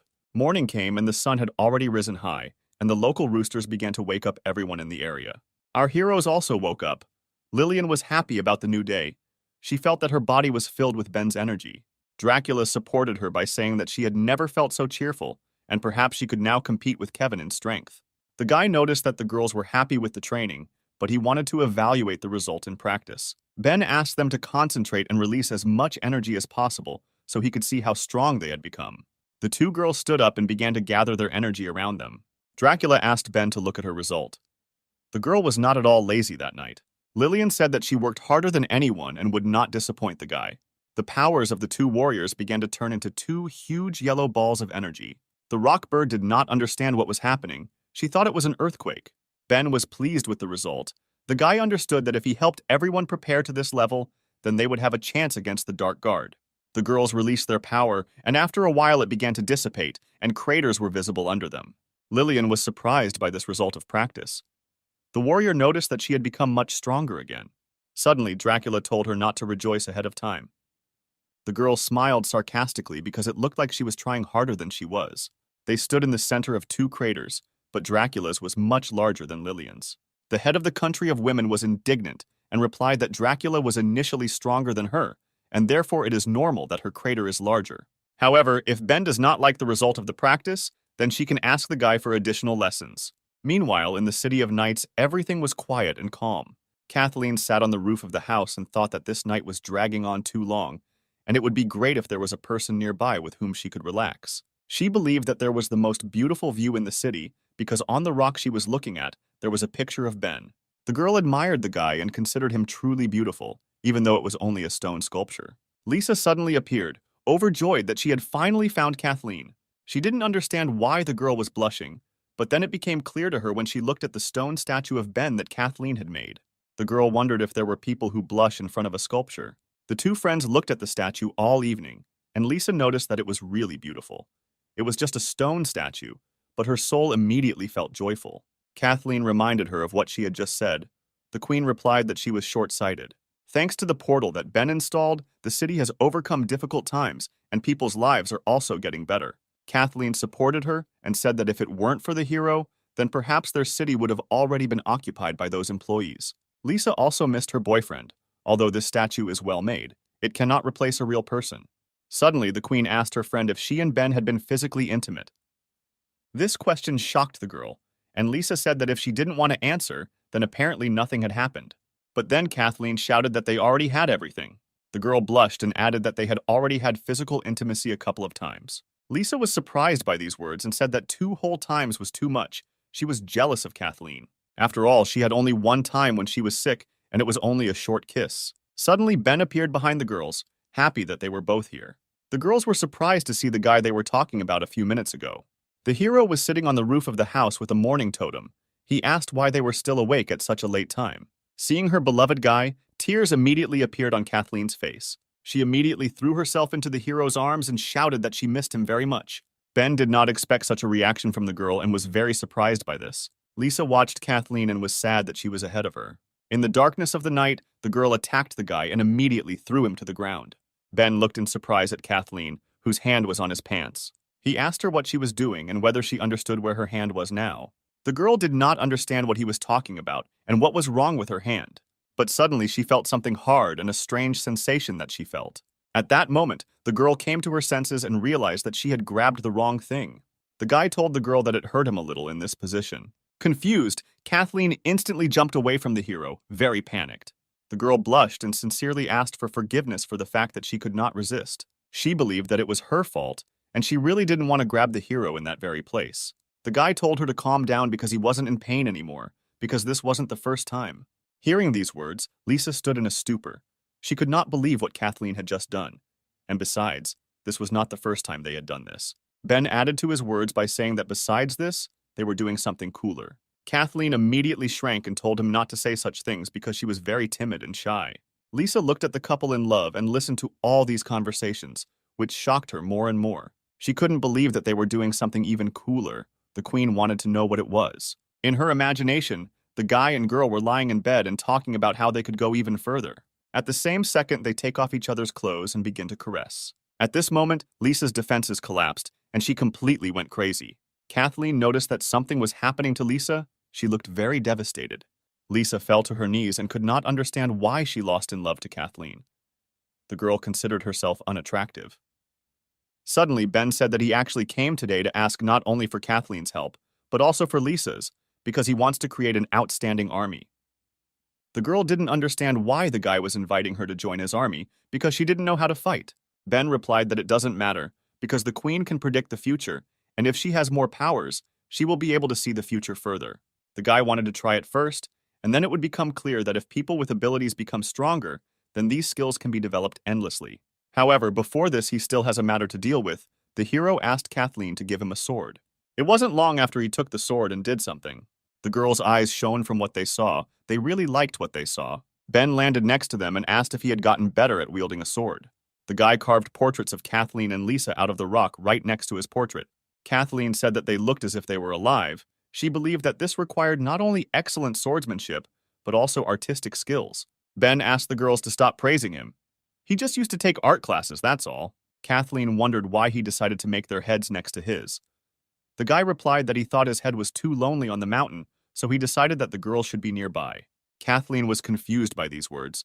She considered the hero too frank because he directly tells her that he wants her to help him cope with loneliness. Ben saw her reaction and realized that apparently the girl misunderstood his words. Lisa also fell into ecstasy. She heard that the hero wants her to join him. This is clearly a marriage proposal.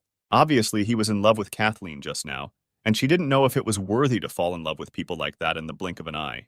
Ben looked at Lisa and realized that on this side, the misunderstanding had gone even further. After the hero's explanations, Lisa and Kathleen regained their sanity and calmly listened to his plan. Lisa apologized for not being able to control her emotions. It's just that she's been living in the palace for a long time, and men have never said that to her. Kathleen told Ben that she was naturally sensitive, and that such revelations immediately made her feel uneasy. So it was only logical that she was in such a state now. Ben answered them that he noticed that they had unique skills, and the guy would talk about their desires when he completed the main task. First, they need to meet all the predators in the vicinity of the Country of Knights. The rockbirds saw the egg of the original predator not far from here. Therefore, they need to collect more energy to transfer it to him, and then they can share this power with the girls so that they become stronger.